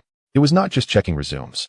It was crafting three-dimensional portraits of personalities and capabilities, piecing together the most suitable candidates from countless fragments. A week later, in a soundproof meeting room on the 3rd underground floor of Huanyu Port's core area, overlooking an underground training and testing space the size of 4 football fields below, Zhou Yan met Qin Feng, the top candidate selected by Suingxing from a vast amount of global information after preliminary background checks. The man sat across from Zhou Yan, like a sheathed sword, calm, yet exuding an inner sharpness. At 42 years old, he was a former captain of the Huoguo Blade Special Forces, retired with the rank of colonel, boasting a brilliant career and having participated in numerous top-secret missions with outstanding achievements. After retiring, He declined the country's arrangements and all high-paying offers from international private military companies for unknown reasons. Suingxing's analysis report indicated that he had a strong aversion to meaningless killings and employment purely for money, with his behavior patterns hiding a profound sense of mission and achievement-driven characteristics. An unverified fragment of information suggested that he had a disagreement with superiors during an overseas covert operation due to his insistence on protecting non-combatants. Zhou Yan did not engage in small talk, but looked directly into Qin Feng's hawk-like eyes. "Captain Qin, welcome to Huanyu Port. This will be the heart of infinite aviation in the future and the headquarters of infinite defense. What we need to build is not a traditional security team, but a force capable of responding to future hybrid threats, corporate espionage, top mercenaries, and even national-level covert operations. This job does not come with military honors. Only responsibilities in the shadows and real dangers." Qin Feng remained perfectly still, his voice steady and strong. "Mr. Zhou, what I protect has always been worth protecting. It used to be about the nation, about the people. Now, if infinite technology can truly turn cutting-edge technology into accessible and inclusive technology for ordinary people, as the outside world claims, and even further, if infinite technology is laying down a stronger foundation for this nation, this country, and even human civilization, then protecting you is protecting the future. I believe this carries more weight than any metal." He paused, his gaze sweeping over the cold walls of the conference room, as if he could see the vast universe port below. "As for this place, where the rules can be set by ourselves and the equipment can be the best, it is a place for doing work, not for show. I choose this place also because you all seem truly ready to get to work." Zhou Yan nodded slightly. The other party's response went straight to the core. "In terms of salary and benefits, there will be a significant increase based on the level of international top PMC commanders, with no upper limit, on par with the company's top scientists. Your core team will be selected by you from the screening list, and Shinkong will provide in-depth analysis reports on each person to assist in decision-making. The first batch of core action team members will not exceed 30 people, with only 4 requirements: absolute loyalty, top professionalism, psychological resilience, and transparent backgrounds. As for weapons and equipment," Zhou Yan leaned slightly forward, his tone becoming more serious. "I will provide custom models that surpass any products on the market, including but not limited to lightweight, high-protection armor, intelligent tactical systems, and global aerial strike support, etc. Infinite Defense relies on the group's most advanced technological reserves. Our goal is to maximize the protection of myself, the company, and the absolute safety of the core team, as well as to execute some special missions." A glimmer flashed in Qin Feng's eyes, the instinctive reaction of a top warrior witnessing a weapon that transcends the times. Equipment that surpasses existing levels? To what extent can it be specified? Zhou Yan did not answer immediately. He walked to the observation window of the office that overlooks part of the underground test site, looking at the vast space below, and fell silent for a moment, seemingly contemplating how much to reveal. Then he turned around, his gaze calm, yet containing enough power to overturn cognition, and asked, "Captain Qin, have you seen the movie Iron Man?" Qin Feng was taken aback and instinctively nodded. It was a globally popular sci-fi film, featuring Tony Stark's suit that could fly, fight, and seemed almost omnipotent, a dream for countless military and tech enthusiasts. "I can provide." Zhou Yan's tone was like stating an upcoming conventional product rather than an astonishing fantasy creation. "Equipment for individual combat that rivals that suit." The air in the office seemed to freeze instantly. Even Qin Feng, whose will was as strong as steel, felt his pupils suddenly constrict, his breathing momentarily stalling. Iron Man's armor? That's a movie. It's special effects. It's a fantasy from animation. Zhou Yan seemed to see through his shock and continued to explain in a tone that was eerily calm. "Of course. It is only the basic version like that in Iron Man, and it won't turn you into a humanoid nuclear bomb or a god that flies and escapes. However, what it can provide is a level of frontal protection that surpasses existing main battle tanks while maintaining the tactical flexibility of infantry, integrating all-around battlefield awareness and advanced AI tactical assistance, with short-range assault flight and powerful mobility, as well as a modular weapon mounting platform." He paused, took out what appeared to be an ordinary silver metal bracelet, about the size of a fitness band, and with a simple design. The complete armor could theoretically be stored in such a portable device, covering the entire body like a liquid when needed, completing the outfit in seconds. However, Zhou Yan put the bracelet away. That represents a future possibility for a complete version, but it currently involves some technologies that cannot be stably mass-produced or are too sensitive, which have not yet been realized. What I am preparing for you and your core action team is its stripped-down or practical version. He walked back to his seat, using the Group's currently strongest Suyu alloy lightweight variant as the main framework and protective layer, integrating our self-developed high-energy density microchinexic energy pack. Along with Suinkong's AI assistance system, Zhou Yan looked directly into Qin Feng's eyes. I guarantee that no active individual weapon, including heavy anti-material rifles and individual rocket launchers, can effectively penetrate its frontal armor at conventional engagement distances. And the power, speed, mobility, perception, and firepower it grants the user are sufficient for a rigorously trained soldier to directly crush a company or even a battalion of conventional light infantry. Qin Feng felt a current rush from his spine to the top of his head, a shiver mixed with extreme shock, excitement, and a heavy sense of responsibility. Chapter 62. The strongest must be in their own hands. Qin Feng took a few deep breaths, forcing himself to calm down, and asked in a hoarse but clear voice, "What is the cost? I mean, aside from the astronomical price, is there a burden on the user? Long training periods? Difficult logistical maintenance, etc.?" Good question. A hint of appreciation flashed in Zhou Yan's eyes. The cost is indeed high. The cost for the first batch of 7 prototypes and spare parts is equivalent to building a small frigate. And it places a tremendous load on the user's nerves and body. It requires at least a month of specialized adaptive training and nerve interface calibration, with strict requirements on physical condition and mental resilience. Maintenance also requires specialized equipment and a strictly trained technical team, and can currently only be done in the furnace area of the universe port. He stood up, his tone shifting to a commanding one. "Qin Feng, I give you 1 month. First, use Suinkong's final screening report to gather your first batch of core action team members, including yourself. I want absolute reliability, top capabilities, and elite individuals who can endure the training of future warriors. Second, during this period, you and your initially formed team framework must also be responsible for the selection and basic training of the regular security personnel for the entire universe port, Infinite Energy Research Center, and other core areas of the future group, building a multi-layered security system." 1 month later, Zhou Yan pointed to the observation window below, where the 7 sets of initial combat system prototypes named Pioneer should have completed their preliminary testing. You and your team will be the first batch of operators. You not only need to learn how to use them, but also find the best tactics and strategies in simulations and limited real combat tests, providing feedback for improvements. Qin Feng stood up abruptly, all shock transforming into a steel-like determination. "Yes, I guarantee to complete the task. In 1 month. 7 qualified Pioneer operators and a preliminary core security backbone team." After Qin Feng left with an unprecedented sense of mission and urgency, Zhou Yan returned to the core area of the furnace experimental zone in the universe port. The atmosphere here was entirely different from any traditional workshop. There were no deafening forging sounds, no flying sparks, only an almost absolute silence and the faint low hum of the air purification system.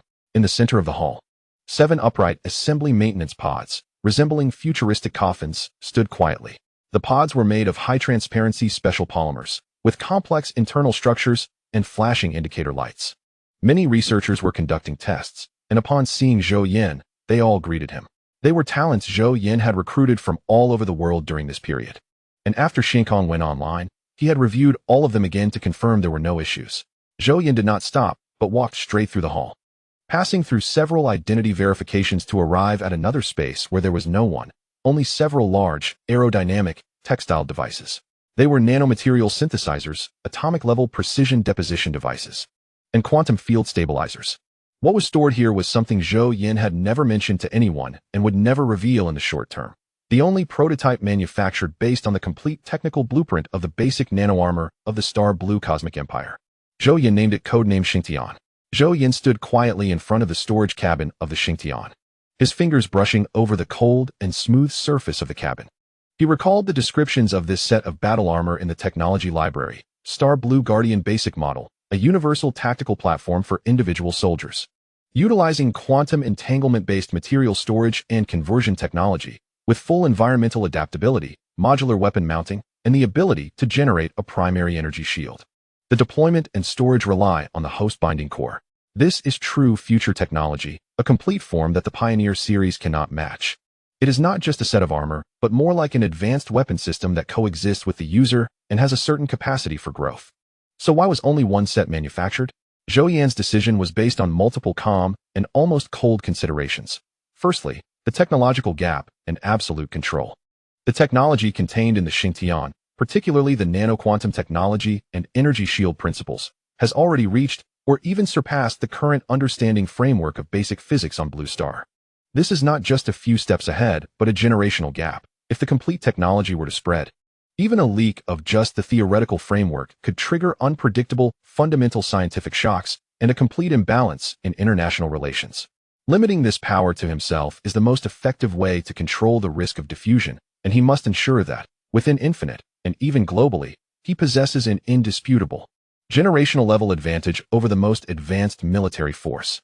The Xingtian's simplified version, based on initial predictions of the Pioneer, has performance that is severely overqualified for dealing with currently foreseeable threats such as corporate espionage, mercenaries, or even small-scale special forces infiltration, akin to using a sledgehammer to crack a nut.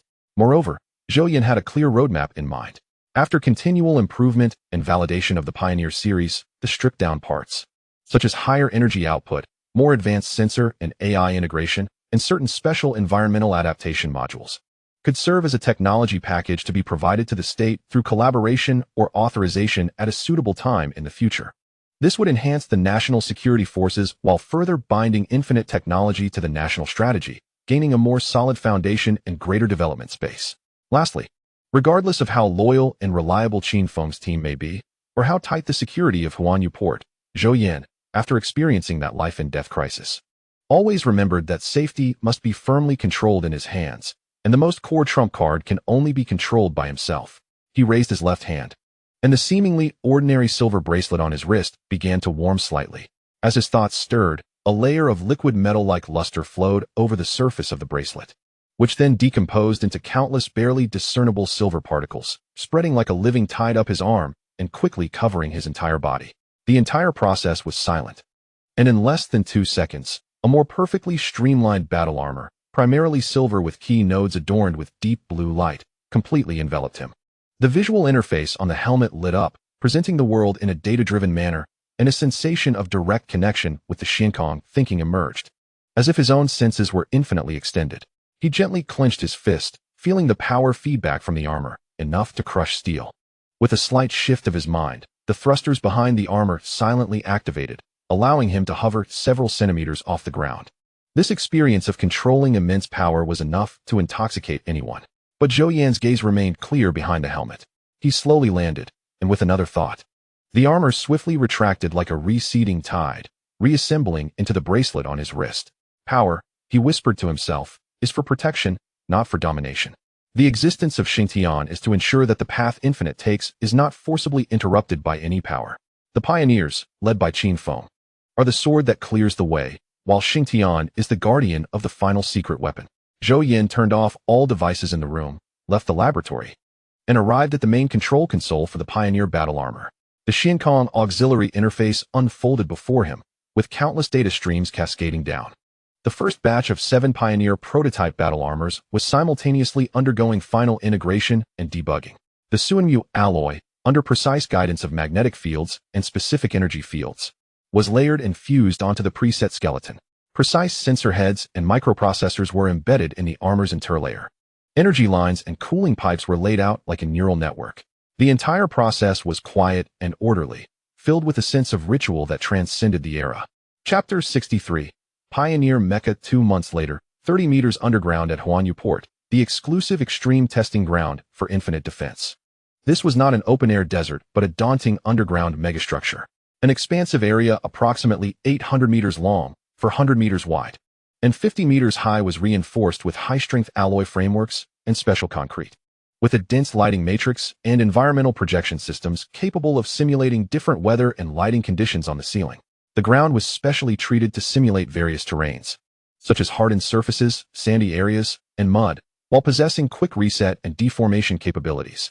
Over 2,000 various sensors, as well as dozens of movable automated firepower testing platforms and target generation devices, were deployed around the testing ground and at key positions. Air circulation and temperature control systems allowed the simulation of environments ranging from equatorial heat to polar cold in a short time. The entire testing ground was under multi-layer electromagnetic shielding and acoustic isolation, ensuring that any movement inside would not leak out. The main brain of Xiankong was directly connected to every sensor and control node in the testing ground, processing vast amounts of data in real time. Just this testing ground cost Infinite Technology $10 billion. The core command center for the test was located in a high-level observation corridor on one side of the testing ground, providing a 270-degree panoramic view. Zhou Yan, Zhou Ying, Qin Feng, and Wu Jingtian, the newly recruited chief weapon system expert, were stationed here, along with more than 20 core personnel from Infinite Defense and core research and development departments who were granted permission to observe. Among them were several core security personnel who narrowly missed being selected for the Pioneer Mecha in the final selection. Their faces were filled with tension, anticipation, and a hint of barely perceptible resentment. The 7 sets of initial prototype Pioneers had already been moved out from the furnace core assembly area and were parked in the dedicated maintenance area at the edge of the testing ground. They stood silently on fixed racks, their dark gray armor glowing faintly under the cold white lighting. All units underwent final system self-checks. Zhou Yan's voice came through the broadcasting system, clear and precise. During this phase, team members and researchers took turns monitoring beside the mechs, with Xiankong conducting remote control of the mechs. This was a limit test of the heart of the Pioneer Mecha, the Chenxing. The 7 mechs did not perform high-intensity maneuvers, but maintained all systems: the main control computer, the full sensor array, internal life cycles, communication relays, basic life support, and weapons in standby mode simulating moderate loads, all operating at full power. On the large screen in the command center, the 7 curves representing energy reserves slowly and steadily declined, with thousands of parameters such as environmental temperature, power consumption of system components, and energy core output stability being monitored in real time.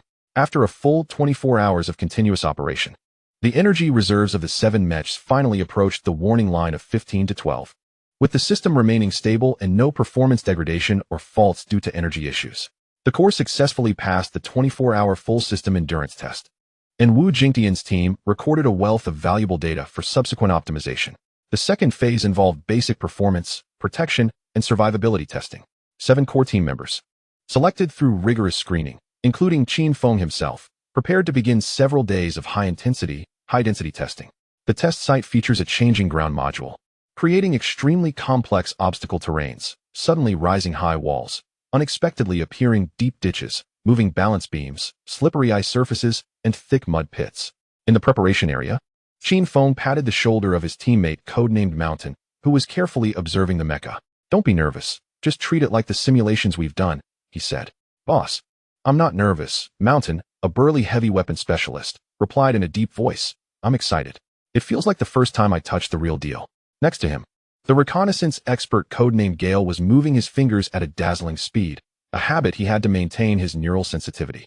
"I just want to know if the sensors on this thing are as amazing as the data suggests, and if they can predict enemy movements in conjunction with the Xiankong AI." His eyes sparkled. Meanwhile, the sniper codenamed Cold Edge quietly wiped a specially made optical lens, a component customized for integration into his helmet, which would serve as the sight for his specialized sniper rifle. "Accuracy, I only care about accuracy. And the coverage of the magnified observation system. I hope it doesn't disappoint me," he said to the communication channel, sounding more like he was talking to himself. In the observation corridor, the eliminated candidates gathered in a corner. "Look, that guy Mountain is really steady," a dark-skinned former Sword Squad member named Chun Hao said sourly, who had lost to Mountain by just 0.3 seconds in the obstacle crossing and reaction tests. "Humph. That's because he didn't encounter the test version with the sudden multiple traps in the red zone," another candidate named Li Rue interjected. "All right, a slightly older, composed former commander named Wang Lei said in a low voice. "Getting selected is a skill, not getting selected isn't a bad thing. Watch closely, remember every detail." Team Qin said this is just the first batch. His words calmed a few people slightly, but their gazes still bore an expression of unwillingness as they stared at the field below.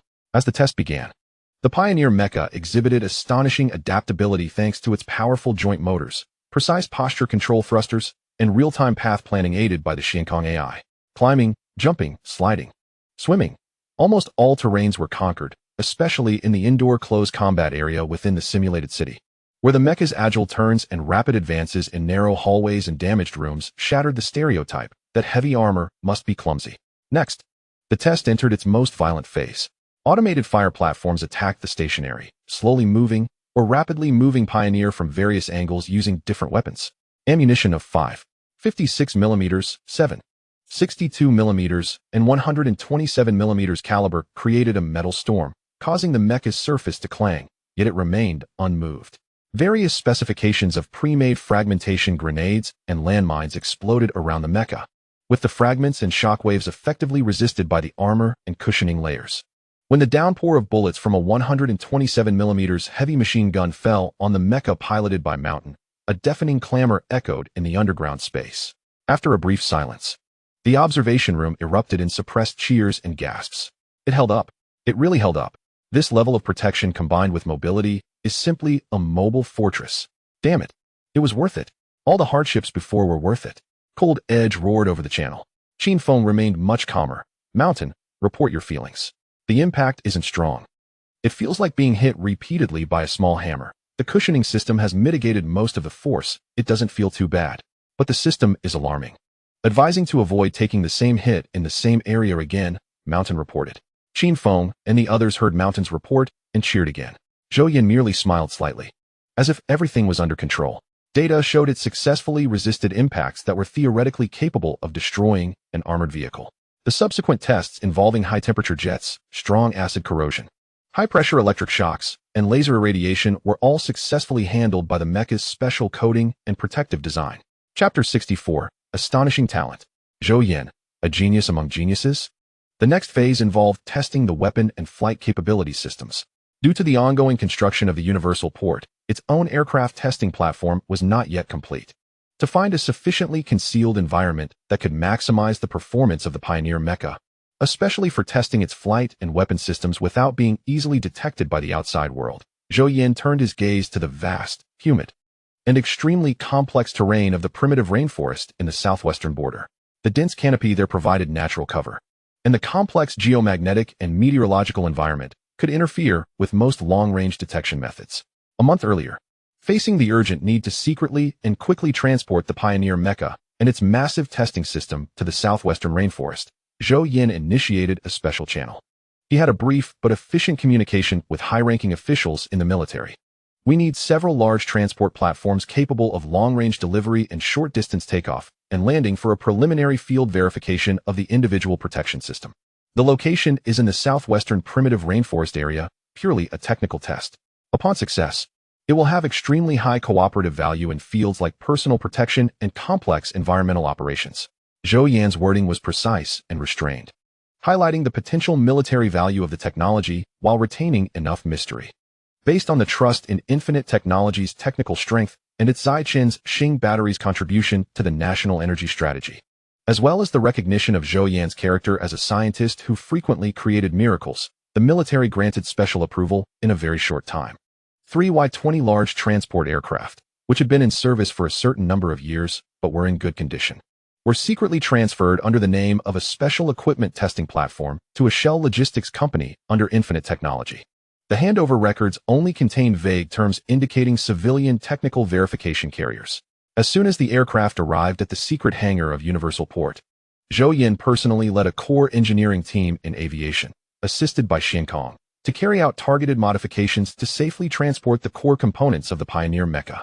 Boss, the parameters for cushioning and electromagnetic isolation in the modification plan are simply tailored for these treasures, an old aviation engineer involved in the modifications remarked. Looking at the millimeter-detailed design drawings, your grasp of the dynamics and electromagnetic environment during transport is incredibly precise. Zhou Yan merely nodded slightly. They deserve the best protection. His gaze swept over the giant containers covered in canvas that were about to be loaded, as if he could see through the canvas to the creations that contained some of his efforts. Late at night, at Universal Port, 3 pitch-black Y-20s, like silent giants, slid off the runway in the drizzling rain, carrying the Pioneer and testing equipment, disappearing into the southern night sky. After several hours of flight and a covert field landing, the team arrived at the designated rainforest camp. This place was once the base of a geological exploration team many years ago, with the basic structures still remaining, quickly transformed into a temporary command center and laboratory. When the first container holding the Pioneer mech was opened inside the makeshift cleanroom, even the researchers who had participated in some of the preliminary work were once again shocked by the sleek, cold matte components before them. Dr. Shin Kinglin, a materials expert, led her assistant to conduct tests and exclaimed, "No matter how many times you see it, you will still be amazed by Mr. Zhou's genius." Next to her, the gray-haired Wang Lao adjusted his glasses, almost pressing his face against the Pioneer mech, his voice dry.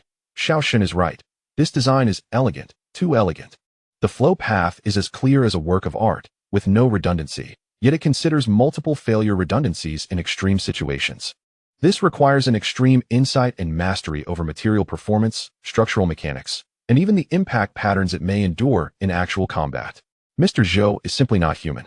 A young engineer nearby looked up, his eyes filled with a complex mix of pride and awe, and said softly, "Wang Lao, Dr. Shun, all the original structural design blueprints, dynamic simulation parameters, and even the preload requirements for every screw come from Mr. Zhou's personal initial plan. Mr. Wu is just leading us in some engineering realizations, process breakthroughs, and localized optimization validations. Indeed, it is hard to believe. I really don't know what Mr. Zhou cannot do." The murmurs converged into an undeniable fact. This set of seemingly futuristic war machines, from the most basic materials to the highest level of intelligence. All core design concepts and key technological paths are deeply imprinted with Mr. Zhou Yan's personal wisdom. He did not just provide an idea, he provided a complete, coherent, and far beyond its time technical system. How is it possible that a senior expert just borrowed from the country's top weapons research institute is sitting there in a daze? Having achieved, in so many cutting-edge fields like materials, energy, mechanics, control, artificial intelligence, and even stealth technology, what top global teams have accumulated over decades. This cannot simply be described as genius. He looked at the young figure who was explaining precautions to Qin Feng and other team members. What kind of knowledge pinnacle has Mr. Zhou reached? Moments later, the testing began. The rainforest environment presented unprecedented challenges to the Pioneer mech, showcasing its design superiority. The test took place in a relatively open area of the forest, surrounded by dense trees that made it difficult for sunlight to penetrate and ubiquitous vines and mud. Activate environmental adaptation mode. Pay attention to ground sensors. The depth of the mud may exceed expectations. Qin Feng's voice sounded inside the helmet. The 7 mech stepped into the rainforest like awakened steel giants. They did not move clumsily like traditional heavy equipment. Their leg joints flexibly adjusted their posture, and the wide foot modules automatically expanded upon encountering soft mud to increase buoyancy. When they reached an area tangled with tree roots, they could lift their legs high to cross accurately, and the balance system excellently countered the upper body swaying. My God, this thing is 10 times more agile in the rainforest than I imagined. A technician at the observation point exclaimed through binoculars. Look at Ji Feng. He moves through the vine area like a giant monkey. A steel giant monkey. The real test lay in utilizing the environment for concealment and ambush tests. The mech's dark gray exterior was already concealed in the dim light of the rainforest, and when the initial optical camouflage simulation was activated, its outline blended better with the surrounding trunks and shadows while stationary. What about thermal signals? The thermal background in the rainforest is complex, cold front, acting as the sniper. Was most concerned about this. The passive thermal imaging shows that the mech's insulation and temperature distribution control are excellent, the data analyst behind reported. In areas where the background temperature difference does not exceed 5 degrees, it is almost impossible to distinguish from thermal imaging while stationary. When in motion, the thermal signals from the power modules are directed by special heat dissipation structures to specific directions and accelerated to disperse, making the features completely apparent. This stealth capability, combined with this mobility, is simply a ghost in the jungle. Wang Lei at the observation point couldn't help but whisper to Chunhao beside him, his tone complex. The jungle infiltration tactics we learned before seem like children playing hide-and-seek in front of it. Chunhao stared intently at the mech moving quietly through the forest. His fists clenched. Damn it, this thing was born to break the rules. Chapter 65. Their lives had entered a countdown. The weapon test was chosen in a deeper canyon. This location was concealed and prearranged with numerous high-fidelity targets, from simulated sniper points hidden in the treetops to light fortifications built from scrap vehicles and special materials. All test ammunition has been replaced with live training warheads. Zhou Yan's order came. First, it was still the 25mm electromagnetic assault rifle attached to the mech. In the humid rainforest air, the sonic booms and shock waves produced by the super high-speed projectiles were particularly piercing. Bang, bang, bang. The short bursts of gunfire echoed in the canyon, and distant targets shattered in response. The trajectory is stable. There is no significant deviation due to high humidity. The engineer responsible for the weapon system recorded excitedly. Look at that fortification, someone shouted. The mountain-controlled mech aimed its electromagnetic rifle at a simulated concrete machine gun nest, shooting hole, and fired continuously. The specially designed armor-piercing projectiles easily penetrated, and the internal preset sensors indicated that the target was incapacitated. This armor-piercing capability is effective against most armored targets and fortifications. Qin Feng assessed. Even more shocking was the heavy firepower test. The mountain mech unloaded its heavy electromagnetic cannon from its back and aimed at a sturdier simulated permanent fortification at the other end of the canyon. Constructed with multiple layers of steel plates and concrete. Charging complete. Fire. A blurry shadow that was nearly impossible to capture with the naked eye flashed by, followed by a dull thud. In the distance, the front of that fortification seemed to be struck by an invisible giant hammer, abruptly caving in, cracking, and debris flying everywhere.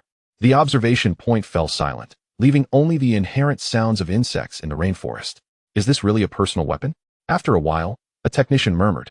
These electromagnetic weapons are all auxiliary weapons obtained by Zhou Yan in Comprehensive Weapons of Interstellar Warfare, Mecha Edition, and they have all been put to use. The most thrilling and dangerous test was saved for last. For maximum confidentiality, the flight test was chosen at the darkest moment before dawn. With the temporary dispersal of large birds from the rainforest airspace using low-power sonic devices, the 7 mechs activated their thrusters in a clearing between the trees, ascending vertically and quickly disappearing into the thick canopies above. Their surface coatings of the shining multifunctional stealth coating began to work. In the command center, everyone focused on the limited data streams coming from high-altitude invisible drones and relay satellites, as well as the perspective footage transmitted back from the mechs themselves. Altitude 5,500 meters. Airspace clear. Beginning acceleration test. Qin Feng's report came. On the data screen, the speed values began to soar. 300 kilometers per hour, 500, 800, soon breaking the sound barrier. Breaking 10 Mach. Current speed 102 Mach. Attitude stable. The data analyst's voice was filled with suppressed excitement. From the mech's perspective, the treetops of the rainforest below flowed backward like a black ocean, with the sky's horizon turning fishbelly white. Although the mech itself was not visible, everyone could imagine that deep gray silhouette silently cutting through the sky at supersonic speed. Radar monitoring status? Wu Jingtian asked. Our monitoring shows that the mech's radar cross-section characteristics are extremely weak, indistinguishable from large birds or meteorological clutter. All known civilian and military radar monitoring networks in the vicinity have not triggered any abnormal tracking or alerts, the head of the electronic monitoring team said confidently. The military's most advanced Xianyi encoding combined with our unique plasma edge processing technology has exceeded expectations. The radar currently existing on Blue Star is completely incapable of detecting energy consumption rates that match high-power predictions, cruising at a speed of Mach 1, with an estimated remaining endurance of 4 hours and 18 minutes. The electronic voice of Xinkong calmly reports. It feels like a ghost. Doctor. Shen Qinglan looks at the light spot on the screen that represents the position of the Pioneer mech, almost blending into the background, and whispers. The flight test lasted for several hours, covering multiple subjects including high-speed penetration, ultra-low altitude flying just above the treetops, emergency stops and hovering, and complex maneuver evasion. Until the energy consumption approached the safety threshold, all the battle armors returned silently to the starting point like owls returning to their nests. When all the tests were completed, the morning light finally penetrated the thick canopy of the rainforest, shining on the test ground filled with tracks and shell craters. 7 battle armors stood quietly, covered in mud, plant sap, and traces of gunpowder, yet appeared even more formidable. The technical team was frantically collecting the last data, with voices of debate and astonishment echoing. At a speed of Mach 1, we can cruise for nearly 5 hours. This Chunqing energy is too powerful. The power of this electromagnetic weapon is truly astonishing. I need to double-check the flight data 3 times. This aerodynamic shape and propulsion efficiency are even better than our wind tunnel models. Qin Feng and others removed their battle armors. Although exhausted, flames burned in their eyes. They had truly touched the future form of warfare. The non-selected candidates gathered around, their eyes reflecting less resentment, but more intense desire and respect. Captain, next time we expand, no matter how difficult, I must be on the team. Chunhao stood upright, his voice loud and firm. Qin Feng patted his shoulder. What you saw today, keep it in your heart. The Pioneer mech is strong, but the one who pilots it must be stronger. Your training will double starting tomorrow. Zhou Yan stood at the door of the temporary command post, looking at the rainforest and mechs bathed in the morning light. Wu Jingtian walked up to him and whispered, the test results far exceeded expectations, especially in combat environment and flight stealth performance, but the noise was considerable. Although we did some cover, long-term large-scale testing here might. Zhou Yan nodded. The data is sufficient. The feasibility of the Pioneer has been thoroughly verified. Pack up and prepare to withdraw. All traces must be completely cleared. Wu Jingtian hinted at something regarding the report from that country. Zhou Yan looked north, his gaze deep. It's fine. Let's stall for a while. When the time comes, let them see something more substantial. However, the initiative and rhythm must be in our hands. After returning, prepare a trimmed but highly significant basic performance brief of the Pioneer. Wait for my order before reporting. This mech will definitely be provided to the country, but we must also profit from it. We cannot supply it at cost this time. The rainforest returned to its surface tranquility. Bird songs rang out again, as if the steel roar of last night and this morning had never happened. But some things had changed forever. In this ancient rainforest, a new force that fused timeless materials, energy, intelligence, and weapons completed its first comprehensive test. The shock it brought first stirred up waves in the hearts of each member of the test team, along with a deep respect for Zhou Yan's unfathomable technical source and a recognition of the unprecedented nature of the cause they were participating in. Steel has awakened. The future has arrived, and the world remains unaware. From the moment the Pioneer mech test was completed, the lives of the Wolf Squad and those behind the scenes had entered a countdown. Chapter 66. Entering combat readiness. The comprehensive testing of the Pioneer mech acted like a powerful catalyst, injecting an indescribable confidence into the entire Infinite defense, leaving everyone in awe of this epic-making weapon. However, upon returning to the Huanyu port, Zhou Yan did not immerse himself in the afterglow of this success, but instead immediately turned his gaze towards the broader sky and larger layout. In the following months, he practically lived at Huanyu port. During the day, he led the ever-expanding Infinite Aviation team, shuttling between the massive hangars and wind tunnel laboratories, based on the theories of high-energy plasma confinement and propulsion from the technology library. Zhou Yan optimized the plasma engine once again. Mr. Zhou, this magnetic field topology stability algorithm seems to have been borrowed directly from the laws of cosmic physics. A foreign academic from America, who had been researching aviation engines for many years, marveled at the exquisite and stable magnetic field configuration scheme, hardly believing it came from a young man in his 20s. Zhou Yan simply handed over a corrected parameter table regarding the interaction between turbulent plasma and magnetic field boundary layers. Try this. It can increase the specific impulse by 10. We need it to propel 100-ton military transport aircraft, as well as serve as the heart of future large passenger aircraft, and even for future space shuttles. He personally participated in designing 3 prototypes. The Giant Spirit Heavy Strategic Transport Aircraft, featuring a blended wing body and variable sweep wing design, powered by 2 improved Kaiming plasma engines. Designed to carry 500 tons with a range exceeding 100,000 kilometers, capable of circling Blue Star twice, with short-distance vertical takeoff and landing capabilities. And its cargo bay size specifically designed for future large-scale Pioneers or heavier equipment. The Suanhu New Generation Ultra-Long-Range Wide-Body Passenger Aircraft, focusing on zero carbon emissions, extremely low noise, and ultra-high economy, designed with a range of 200,000 kilometers, can circle the Earth 5 times on a single charge, significantly increasing cabin space and comfort. Aimed at completely overturning the energy and cost structure of the aviation industry, extending the benefits of infinite technology to the skies. The Kunpeng Aerospace Space Shuttle, the boldest step, is based on the ultimate optimized version of the Kaiming plasma engine and Suanhu alloy, outlining a reusable, single-stage orbital spacecraft envisioned to connect Earth with space stations and even mine in the asteroid belt. Meanwhile, the production line for the Pioneer mech quietly expanded deep within the furnace. 7 new sets of Pioneer mechs were manufactured, together with the initial 7, forming Zhou Yan's first complete tactical squad of 14 Pioneers. The new training outline was even more rigorous, covering more complex multi-machine coordination, air-ground integrated operations, and tactical drills for remote control and human piloting mixed modes concerning Xiankong. Huanyu Port rapidly transformed from a massive construction site into a comprehensive R&D and testing base flowing with cutting-edge technology and a sense of the future.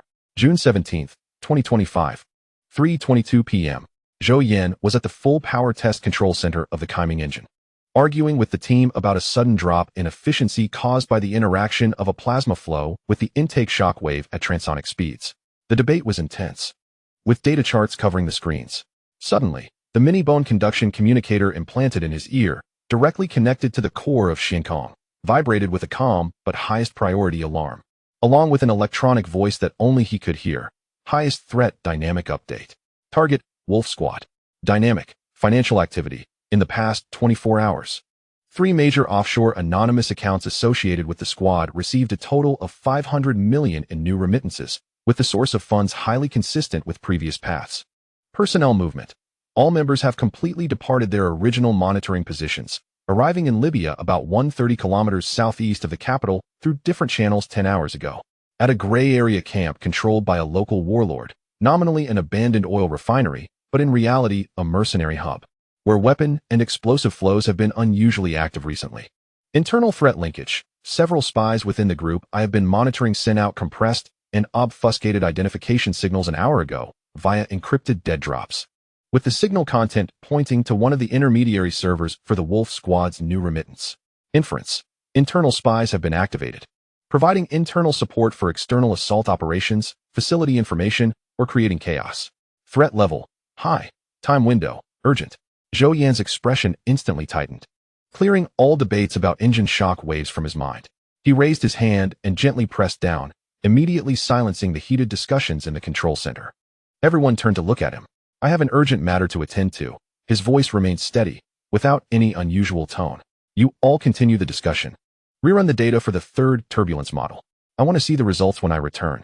The remaining team members exchanged glances. But based on their absolute trust in Zhou Yan's usual conduct, they quickly immersed themselves back into the intense technical discussions. At Infinite Technology, Zhou's urgent matters often indicated that a key bottleneck was about to be broken through. Zhou Yan said no more, turned around, and walked swiftly yet calmly toward a nameless alloy door at the side of the test center. After passing the iris and palm print verification, the door slid open silently, revealing a dedicated elevator descending. The interior of the elevator was simple, with only a few options lit up, such as the furnace core and tactical training area. He pressed the tactical training area, and the elevator began to descend rapidly. In the slight sensation of weightlessness, Zhou Yan communicated quickly with Xiankong. Xiankong synchronized the target camp's specific coordinates, defense strength assessment, and the best infiltration path to my tactical terminal. Giant Spirit Transport Aircraft 01 and 02 go into combat readiness. Coordinates of the Libyan Wolf Squad have been locked. Defense assessment indicates mainly conventional light weapons, suspected to possess individual anti-tank weapons and a small amount of explosives. With no systematic air defense, early warning. Camp structure diagram and heat source distribution have been generated. Giant Spirit 01 and 02 have completed their 7th long-range stealth test and are in the final phase of a 48-hour thermal maintenance window, ready to enter combat readiness. Full system self-check is estimated to take 57 minutes. Initiate emergency combat readiness procedures. Objective: within 60 minutes. Both aircraft must reach the highest state of readiness for remote covert delivery missions. Additionally, allocate priority support from the Pangu cluster for the simulation and logistics planning of this operation. Command confirmed. Emergency combat readiness program initiated. Pangu computing allocation in progress. Chapter 67 Mission Objective: Physical Elimination. The elevator door opened, revealing a spacious area. This was the heart of the furnace tactical zone deep underground in the cosmic port. More a part of a small future warfare fortress than a training ground. The high space was divided into practical training fields simulating urban blocks, jungles, deserts, and other terrains, as well as equipment maintenance areas and tactical meeting rooms. At this moment, engines roared on the training ground. The sounds of metal clashing mingled with commands. 14 Pioneer mechas were engaged in high-intensity combat drills, with the blue team and red team weaving through complex terrains, blue electromagnetic weapon simulations flashing intermittently. Their tactical movements clean and precise, exuding a sense of power and beauty. Qin Feng was not in a mecha, but stood on a high podium at the edge of the field, arms crossed, eagle-eyed, scanning every detail, occasionally issuing adjustment commands through his headset. Zhou Yan's appearance immediately attracted attention. Qin Feng turned his head the moment Zhou Yan stepped onto the training ground and saw the rare, cold-as-iron expression on Zhou Yan's face. The former Special Forces commander's gaze instantly sharpened like a knife. Qin Feng leaped down from the podium and walked a few steps to Zhou Yan's front, not saluting but slightly nodding, saying, "Zhou, urgent combat mission, highest priority." Zhou Yan's voice was low but icy. "Call in the core team, all members, to the first conference room, now." Upon receiving the order, Qin Feng immediately spoke into the microphone. "All attention, training suspended. Team leaders. After putting the crews into standby maintenance mode, all personnel to the first conference room, over." The clamor of the training ground quickly quieted down, and the mechas were orderly withdrawn to designated areas. 5 minutes later, inside the first tactical conference room, the atmosphere was tense. The team members had just taken off their helmets, their faces still bearing traces of sweat from training, and upon entering the conference room, they all saluted Zhou Yan. These individuals were the elite among the elite, carefully selected by Qin Feng and Zhou Yan from tens of thousands, all having passed Sun Kong's assessments. Zhou Yan did not engage in pleasantries and directly signaled Qin Kong to project the intelligence onto the circular screen. Satellite images of the Libyan camp, thermal signals. The latest facial recognition results of Wolf squad members, financial flow charts, and information on several internal spies flashed by in rapid succession. As you can see, the situation is as follows. Zhou Yan got straight to the point, speaking quickly and clearly. A top-tier mercenary squad named Wolf has been hired by our rival competitors, has gathered at this armed camp in Libya, and has received substantial funding and weapons upgrades. There are internal traders within the organization who have been activated, ready to provide them with internal intelligence to assist them in launching a strong attack on our infinite energy headquarters in Lake City, aiming to obtain or destroy the core technical data of the Zai battery. He paused, his gaze sweeping over each resolute face. Passive defense. Waiting for them to come to us is too risky. Although this is in Huiguo, I don't believe they can penetrate deep into Huiguo, but we cannot gamble. Our core technology and the lives of our group members are far more important than theirs. We cannot afford any mistakes. Therefore, my decision is, strike first. We must eliminate them completely before they act, to nip the danger in the bud. Qin Feng looked at the information on the screen with a burning gaze. The target is this Wolf squad? Zhou Yan first nodded, then shook his head, raising 2 fingers to indicate there were 2 targets. First, in Libya, all 10 members of the Wolf squad must be annihilated and completely destroyed. Second, his finger traced the air to one side of the screen, where a satellite image of the eastern capital of Sakura country appeared, with several points illuminated. These are the residents of Ryutian Akira, the top office of Ryutian Group, and the private clubs that he and several board members frequently visit. Ryutian Akira of Sakura country, along with 3 other core executives from the Ryutian Group who harbor the deepest hostility towards infinite technology, have evidence indicating their direct involvement in planning this operation. Mission objective, physical elimination. As Zhou Yan's words fell, the tactical conference room fell into a dead silence. Only the sound of heavy breathing could be heard. Conducting a dual-line operation across continents, simultaneously attacking a field camp and a core management team in the capital of a developed country. The scale and nature of this mission put unprecedented pressure even on these battle-hardened elites. The blue team captain Wang Lei swallowed hard, his voice a bit dry. Zhou, there's no problem on the Libya side, but the security around Ryutian Akira in eastern capital is top-notch, and it's in the capital of Sakura country. If we leave any trace and are caught with evidence, could this trigger serious international disputes? Would it even cause trouble for the country? His words represented the concerns of many present. They were not afraid of battle, but were acutely aware of the potential massive ripples their actions could cause. Another red team captain, codenamed Iron Curtain, Xiaotian, clenched his fists, a slight cracking sound echoing from his knuckles. He stared at the photo of Ryutian Akira. His eyes filled not only with doubt, but also with a suppressed anger. Zhou, wasn't your earlier attack in the northwest related to these bastards? Although the details of Zhou Yan's earlier attack had not been made public, it was no secret among the core defense team. And this matter had always been like a thorn in many team members' hearts. Zhou Yan's gaze swept over everyone, taking in their worries and anger. He did not directly answer Xiaotian, but instead looked at Qin Feng. Qin Feng took a deep breath, stepped forward, and turned to his team members. His voice was not loud, but it carried a heavy weight. Brothers, I know what you're worried about. Worrying that the mission is too difficult. Worrying about bringing trouble to the company and the country. He paused, his gaze fierce. But have you ever thought, without Zhou, without Infinite, where would we be now? What would we be doing? He pointed at Wang Lei.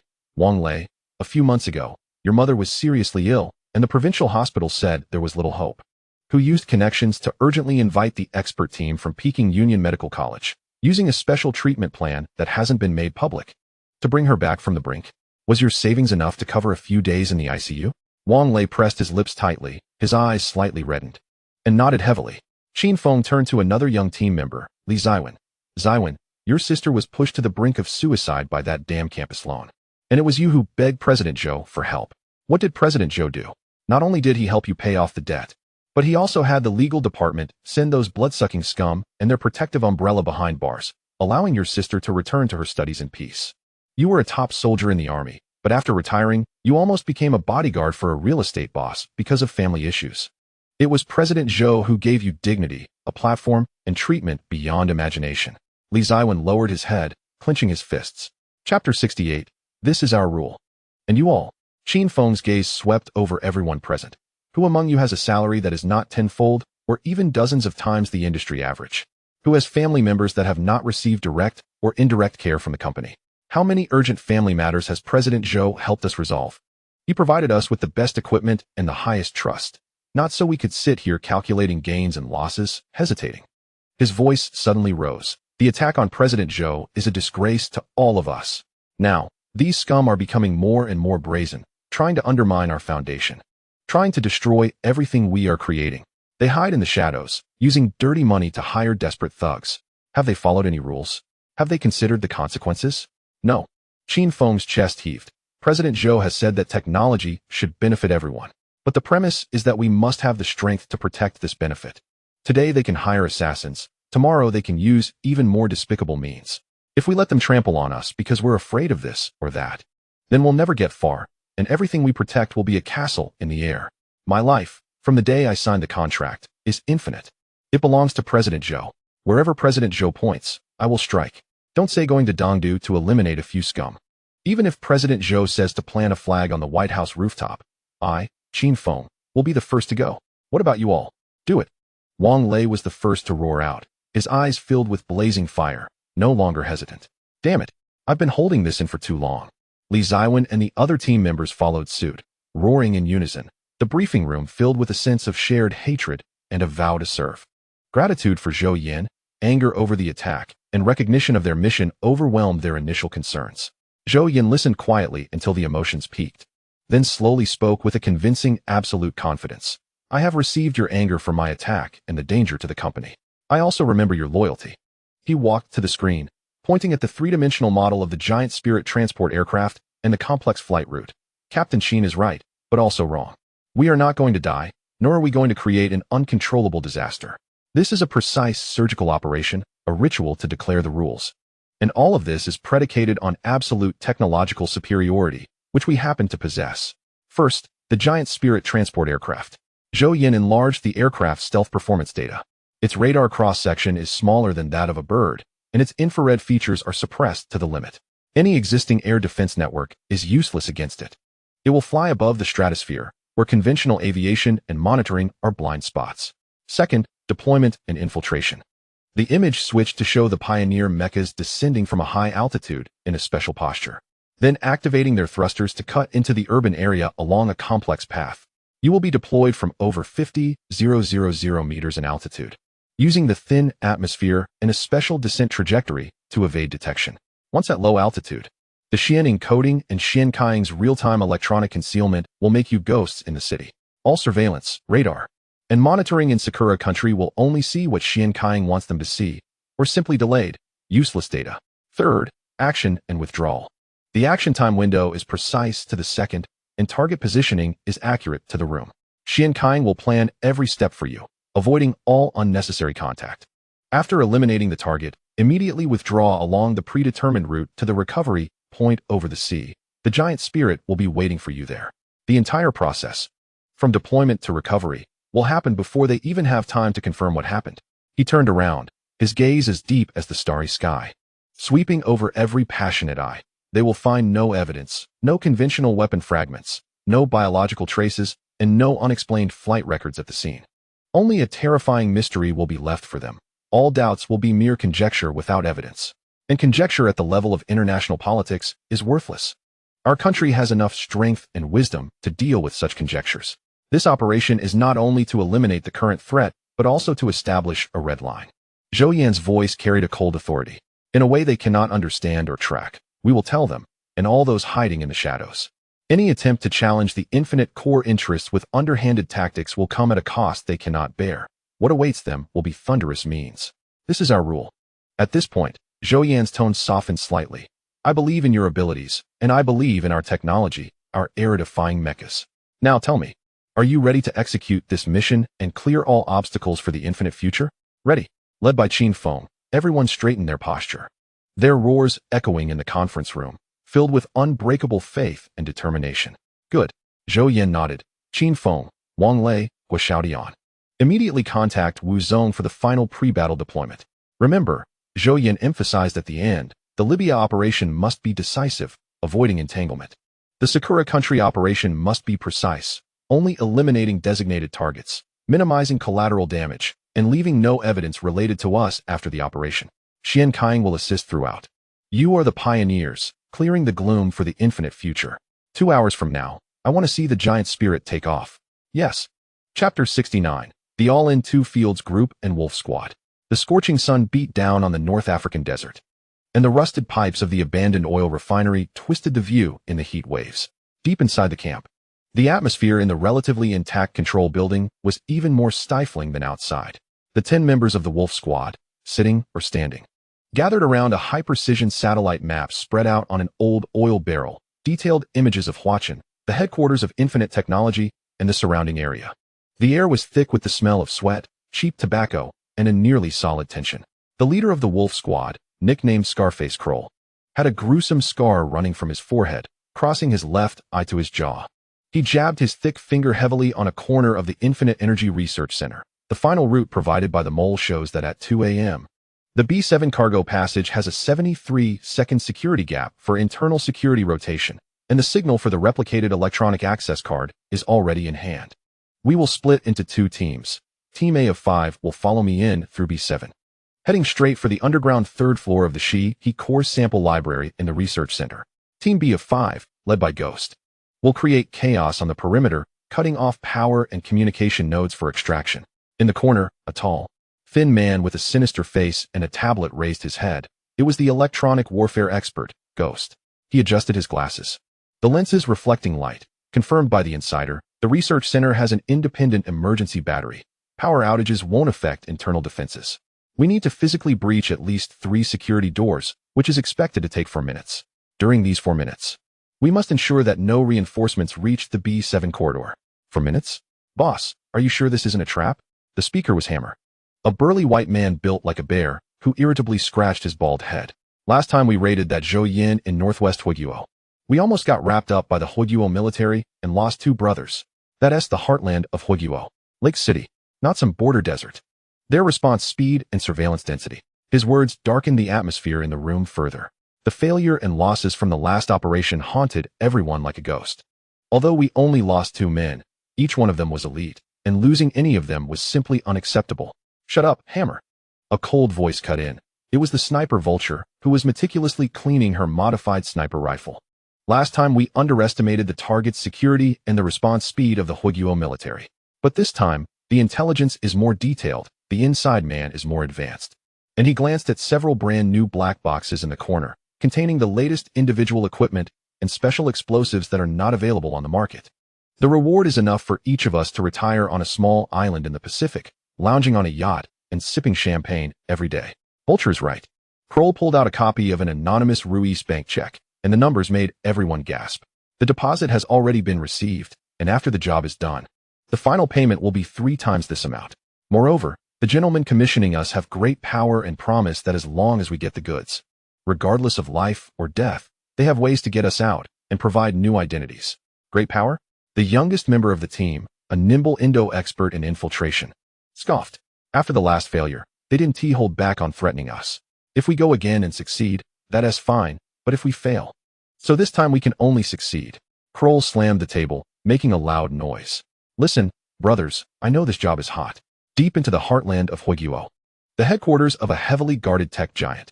It's like stealing eggs from a dragon's lair. But we have no other choice. His single eye scanned each face.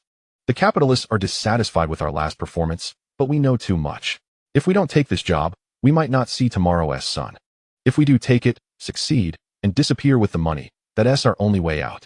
And he paused, lowering his voice with a hint of self-mockery and ruthlessness. Think about why we do this. ISNT it for money, for fucking freedom. To not have to look at anyone's face? Now, the biggest score of our lives is right in front of us, backed by those automotive empire lords. If we win this bet, it's heaven from now on.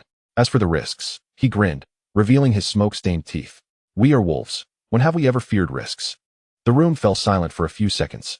Hammer spat, finally muttering, "Damn it, let us do it." For the two brothers we lost, and for our future freedom. Let us hit it big. Ghost closed the tablet, a cold smile appearing. I'm already prepared with interference plans and retreat route simulations. As long as the inside man doesn't screw up, we have a 70% chance. Let us do it. What is there to fear? Huiguo isn't someplace we can't go. 70% is enough. Kroll grabbed the strong liquor on the table and took a big gulp. Everyone check your gear. We'll set off tomorrow at 5 o'clock sharp, infiltrating according to the planned route. Let us give those self-important tech giants a good lesson. 10 days ago. Unlike the sweltering chaos of Libya, the private room of a kaiseki restaurant in Sakura Eastern capital was filled with sake, high-grade sashimi, and a colder atmosphere. The paper door was tightly shut, and the indicator lights of the jamming devices flickered faintly. Zhou Yan, the former king of the automotive empire, wore no more of the composed elegance he had in public, only deep exhaustion and an unmistakable gloom. Kneeling before him were three middle-aged men with equally heavy expressions. All core board members deeply tied to the Laotian group. Zhou Yan, we can't hesitate any longer. The financial director, Matsushita Kuta, a thin, bald man, spoke sharply. The last quarter's financial report can no longer be concealed. Our electric vehicle business has plummeted by 87% year-on-year. The oil vehicle business has also dropped by 40%. And the stock price has evaporated nearly 40% in the past 6 months. The shareholders' patience is limited. That Zhou Yan, along with his Zai battery, is simply a creation of the devil.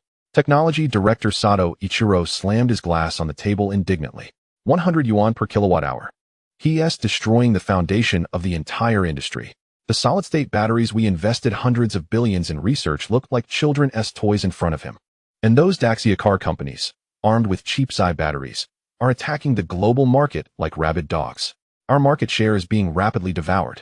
Production Director Ono Jiro sighed.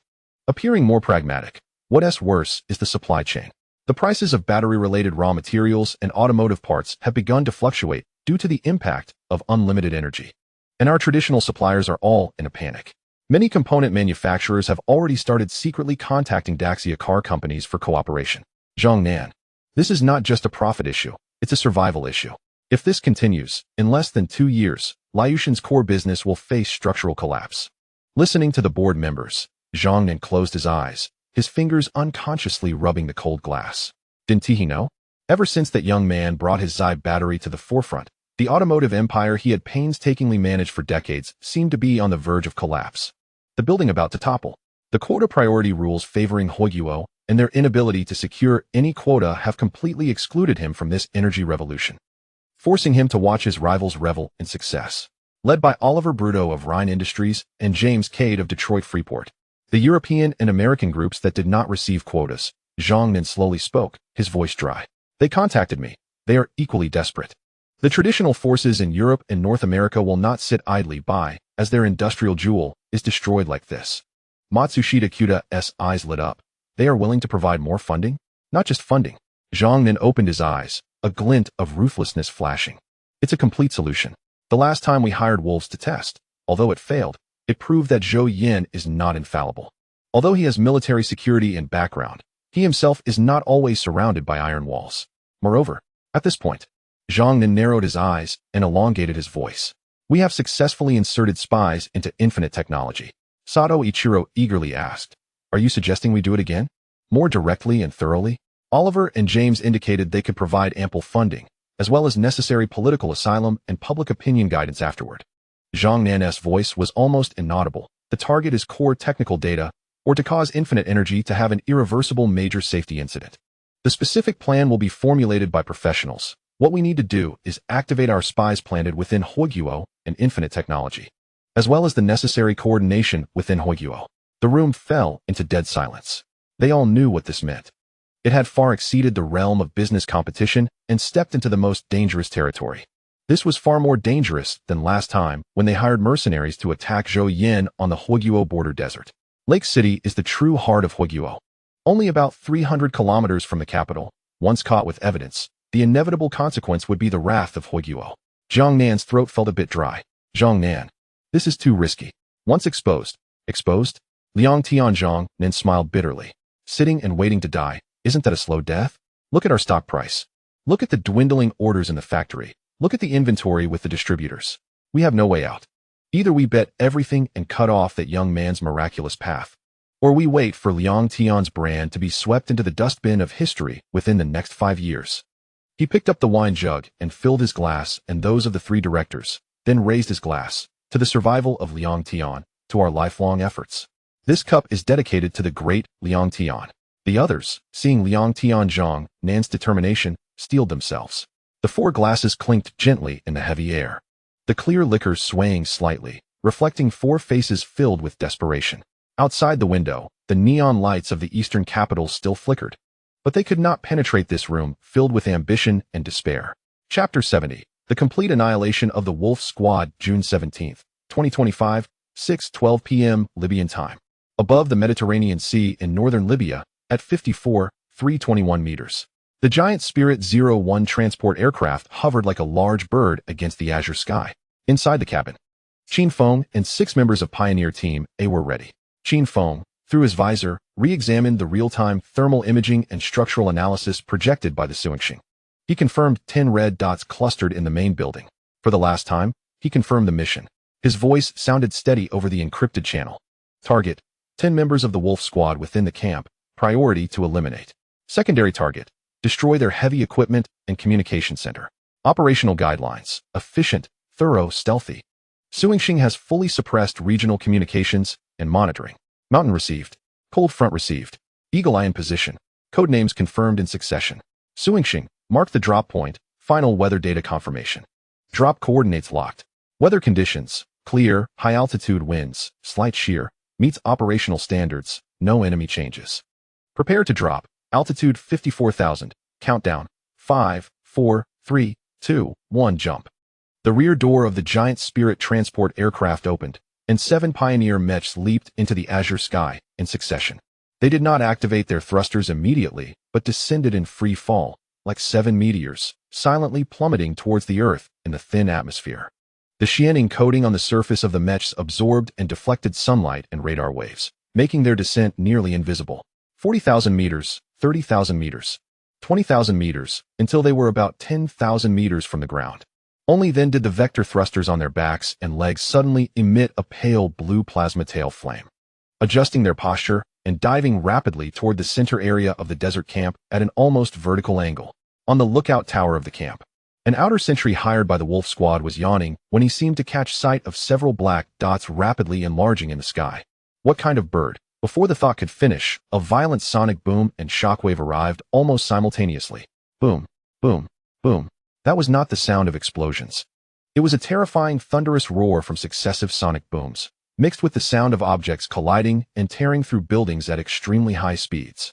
The heavy concrete roof and upper floor of the control building crumbled like paper under the feet of 3 mechs crashing in at a near-vertical angle. Steel bars twisted and broke, concrete blocks flew like cannonballs, and smoke and dust instantly engulfed half the room. What the hell is that? The roar of the hammer was drowned in the lament of the structure. The 3 Pioneer mechs fell like divine soldiers, violently smashing through the fragile roof and upper floor of the control building, landing at the gathering point of the Wolf Squad. As the smoke cleared, the one-eyed captain of the Wolf Squad, Kroll, shrank his eye to a pinprick. 3 over 2 meters tall, with hard and smooth lines. Armored humanoid combat units covered in a dark gray coating stood like demons risen from hell in the center of the ruins. Their appearance exuded an unnatural aesthetic of violence. With a ghostly blue energy glow at their joints, and the array of composite optical sensors on their faces coldly scanning every living thing present. Fire. Fire with all your might. Kroll screamed hoarsely. Years of bloodshed instincts drove him to pull the trigger immediately. Large caliber pistol rounds, assault rifle bullets, and even light machine gun fire poured down like a torrential storm toward these 7 uninvited guests. Clang, clang, clang. Bullets struck the mech armor, bursting into dense sparks, but like raindrops on banana leaves, they could not even create the slightest dent. The bullets either deformed and deflected or were diverted by some energy deflection layer. Even Barrett's sniper bullets could occasionally leave shallow white scratches on the armor. But that was all. Hammer. Rocket launcher. Ghost shouted while frantically pounding on the completely malfunctioning electronic equipment. The hammer had long hoisted the powerful anti-tank rocket launcher, aiming at the closest mech piloted by Mountain, grinning as he pulled the trigger. Die tin can. The rocket screamed out. Mountain didn't even make a significant evasive movement. He simply extended his hands and, with the help of Suingxing, caught the rushing rocket. Boom. The violent explosion completely engulfed the mech behind the shield. Flames and shrapnel sweeping around. Hit! A member of the Wolf Squad shouted joyfully. As the flames dissipated, the mech worn by Mountain stood firm and scathed. He raised his right arm, the muzzle of the 25mm electromagnetic assault rifle locking onto the hammer, a low, ominous hum of charging, sending chills down spines. The grin on the hammer's face froze instantly, turning into boundless fear. No. Buzz. There was no deafening gunshot, only a brief sound of energy release. The specially made high-density alloy projectile shot out at several times the speed of sound, instantly crossing the space. The bulletproof vest on the hammer that could withstand small-caliber rifle rounds, along with his robust body, was struck by an invisible giant hammer. His upper body exploding into a mist of blood, his remaining body slammed against the wall behind, painting a bright scarlet. Silence, absolute silence. The only sounds were the dripping of blood and heavy breathing. Crushing. Thoroughly, despairingly crushing. Scatter. Find cover. Use grenades. Explosives. Kroll was the first to come to his senses. His heart breaking, but the will to survive drove him to issue commands. An Indo team member, Agile, grabbed a remote-controlled explosive package, trying to flank from the side. At this moment, Eagle Eye, who had been hovering at the edge of the roof hole, like the Grim Reaper overlooking, moved. He slightly adjusted his heavy electromagnetic sniper rifle. And with a barely audible sound, the next second, the arm of the Indo team member prepared to throw the explosive was severed at the shoulder. The explosive package flying out with it. He froze for a second before letting out a piercing scream. At this time, the Vulture attempted to use his sniper position to aim at what seemed to be the sensors of the mech. But just as he raised his modified sniper rifle, a scorching blue beam from another mech's shoulder pulse weapon struck first, accurately hitting his gun and upper body.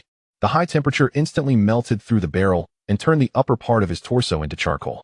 The ghost of the Wolf Squad desperately discovered that not only was communication cut off, but even his electronic warfare equipment, which he relied on for survival, had all become scrap metal, disabled by Suingxing.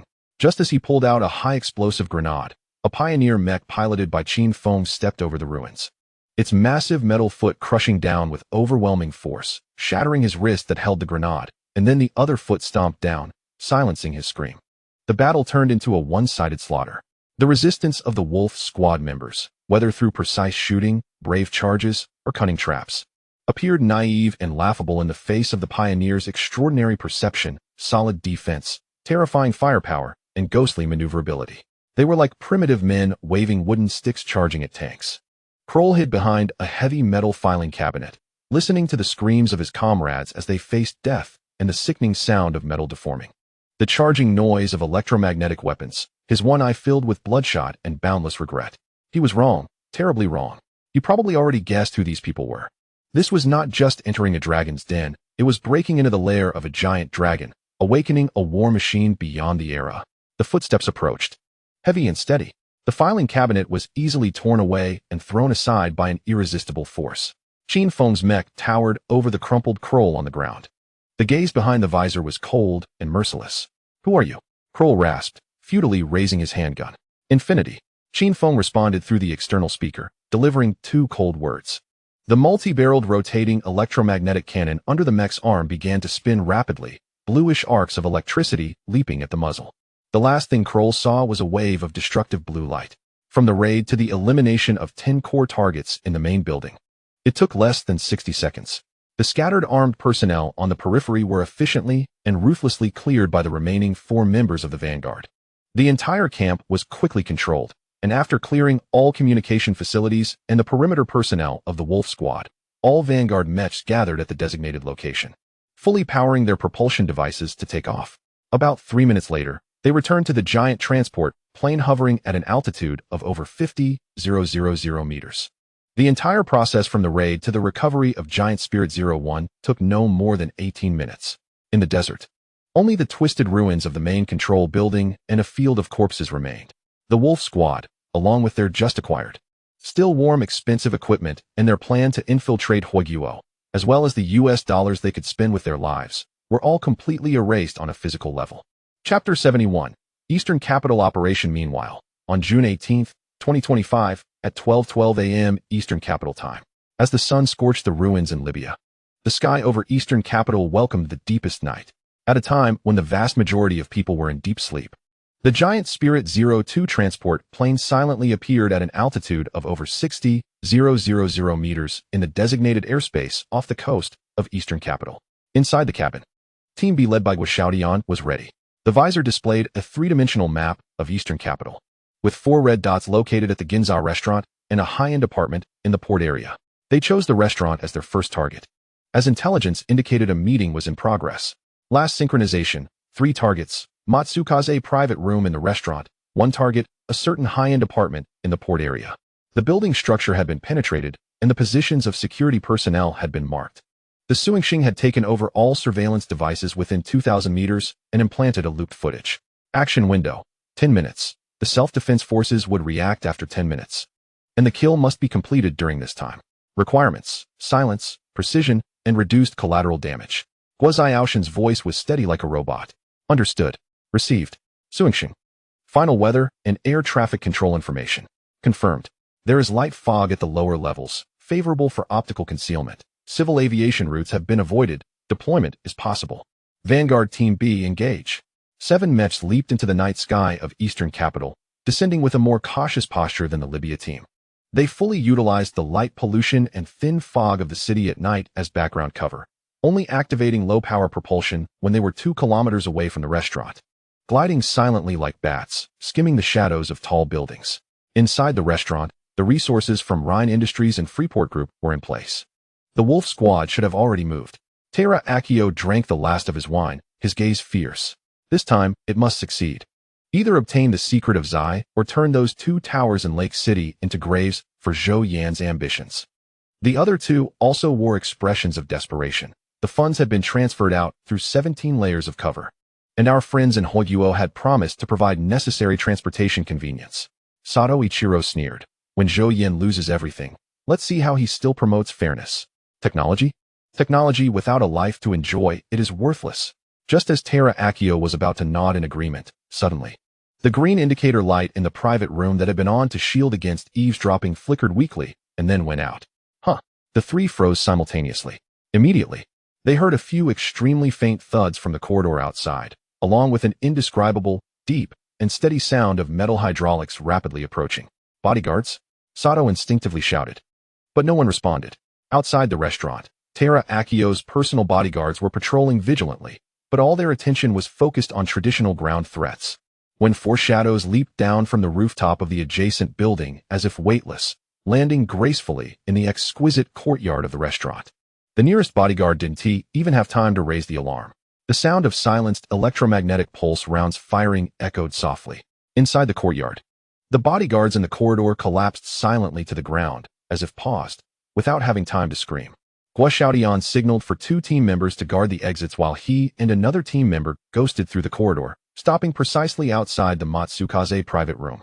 The real-time thermal imaging provided by Suingxing showed 4 people inside. No door breaking, no warnings. Guo Xiaoshan's palm pressed against the exquisite wooden sliding door, and a few extremely faint sounds of metal latches being broken by the precise force of his palm echoed from within the door frame. Then, the door was silently pulled open, just a crack. Inside the private room, slightly tipsy and still immersed in their subsequent plotting, Tera Akio and the others turned in astonishment. They saw several tall, streamlined, dark gray metallic figures with an inhuman aesthetic and oppressive presence blocking the doorway, cold blue optical lenses scanning them. Time seemed to freeze. Tera Akio's wine glass slipped from his hand, rolling a few times on the tatami, the sake spreading out. The 3 business titans, who could shake the industry with a stomp, now felt like prey under the gaze of a natural enemy, their minds blank and blood almost frozen. Why you? Tera Akio's throat went dry as he squeezed out a few words. He saw the simple yet imposing 9-layer pagoda emblem on the mech's chest. That was the mark of infinity technology. In an instant, he understood. The plan was doomed to fail. The other side knew everything. The retaliation came so swiftly, so directly, and so beyond imagination. Why you are? Sato Ichiro stammered. No one would answer his question. No warnings, no sentences of judgment, not even a word wasted. The leading mech, piloted by Guo Xiaodian, slightly raised its right arm, the forearm armor sliding open to reveal a precisely structured launch port, a faint glow beginning to gather. No, wait, we can talk. Money, technology, anything. Onojiro screamed in a breakdown, tears streaming down his face. Sato Ichiro tried to grab the emergency alarm hidden in his bosom, but his fingers trembled uncontrollably. Onojiro collapsed to the ground, wetting himself. There were no glamorous explosions. No deafening gunshots. Only a few almost inaudible popping sounds, like the bursting of bubbles. Their expressions instantly froze in extreme fear and disbelief, pupils dilating. Life energy extinguished like a candle blown out by the wind, abruptly vanishing. In Tera Akio's final vision, there was the reflection of his own terrified and twisted face on the visor of the black mech, along with the logo of Infinity Technology on the other's chest. He opened his mouth to say something, but only managed a short ah, before collapsing onto the tatami like the other two, life slipping away rapidly. Gua Xiaodian glanced at the life detection readings. Target eliminated, retreat. Xiaodian led 3 team members and successfully dealt with Raiten Takashi, Sato Ichiro, and Sato Koji in the restaurant. The process was clean and swift. However, the team responsible for eliminating the financial director Matsushita Karai encountered unexpected trouble. Matsushita Karai was not sleeping in her bedroom at home as intelligence indicated, but in her study on the top floor of her upscale apartment in Minato, having an extremely private late-night discussion with a friend from the Ministry of Defense. This friend's personal security personnel carried more sensitive professional equipment than ordinary bodyguards. Chapter 72, Target Down, Mission Accomplished. As Chun Hao, Li Rui, and Li Hang, using the perfect path and electronic cover provided by Shinkong, ghosted through the apartment's heavy security and silently subdued the exterior bodyguards, just as they were about to break into the study. An independent vibration detection alarm system, not connected to the apartment's main network, was triggered inside the study, a precaution set up by the Ministry of Defense guest. A piercing alarm instantly rang out in the study and connected directly through an independent line to the nearby Tokyo Metropolitan Police Special Assault Team's command center and a rapid response unit of the self-defense forces in the capital region. Intruders. Highest alert. The guest of Onojiro, a retired senior officer from the self-defense forces, reacted quickly, pushing Ono away and rolling behind the desk while drawing a hidden handgun. Exposed. Assault. Li Rui shouted in the channel, no longer hiding. 3 Pioneer mechs crashed through the heavy solid wood study door and charged into the room. What is this? Mechs? The retired officer's eyes widened. But true to his military background, he lifted his hand and shot at the nearest mech. The bullets bounced off uselessly. Chun Hao's mech arm lifted, and a low-power electromagnetic pulse projectile accurately struck his chest, causing the officer to grunt and collapse, losing consciousness. Onojiro sat paralyzed on the ground, his pants soaked, mumbling incoherently, "Don't kill me. Money. Shares. I'll give you everything." Li Rui did not give him a chance to finish speaking, delivering a precise shot that ended his life. Target eliminated, but the alarm had been triggered, and the retreat route might be exposed. Chun Hao quickly reported. According to Emergency Plan C, move to backup evacuation point 3, quickly. Gua Xiaoshan's voice rang in the channel, calm as ever. The 3 mechs hesitated not at all, crashing through the study's huge floor-to-ceiling window and leaping from the dozens of stories high apartment, activating their back thrusters as they soared through the night sky, leaving 3 ghostly blue trails behind, heading towards a designated area where the giant Spirit No. 03 transport plane awaited high above. However, the alarm level exceeded expectations. The Self-Defense Forces Capital Region Air Defense Command System, after receiving the special alert, combined with the recent tense atmosphere and some unspeakable directives, astonishingly approved an emergency takeoff order in a very short time. 3 Raptors from the Ground Self-Defense Force took off urgently from the nearest base, screaming towards Minato based on the last captured heat source signal direction. "Captain, this is Chun Hao. We are being tracked by airborne units. Model confirmed. 3 Raptors. They're faster than us and may catch up." Chun Hao's voice carried a hint of seriousness. Although the Pioneer had optical and radar stealth, it was not absolutely safe under active maneuvers and thruster heat emissions, as the Raptors could lock onto close-range infrared, and the Pioneer's maximum speed was only Mach 1. Slower than the Raptors. Understood. Shinkong, can you interfere or mislead? Chun Hai asked. The opponent is using a backup encrypted data link and infrared optical tracking composite mode.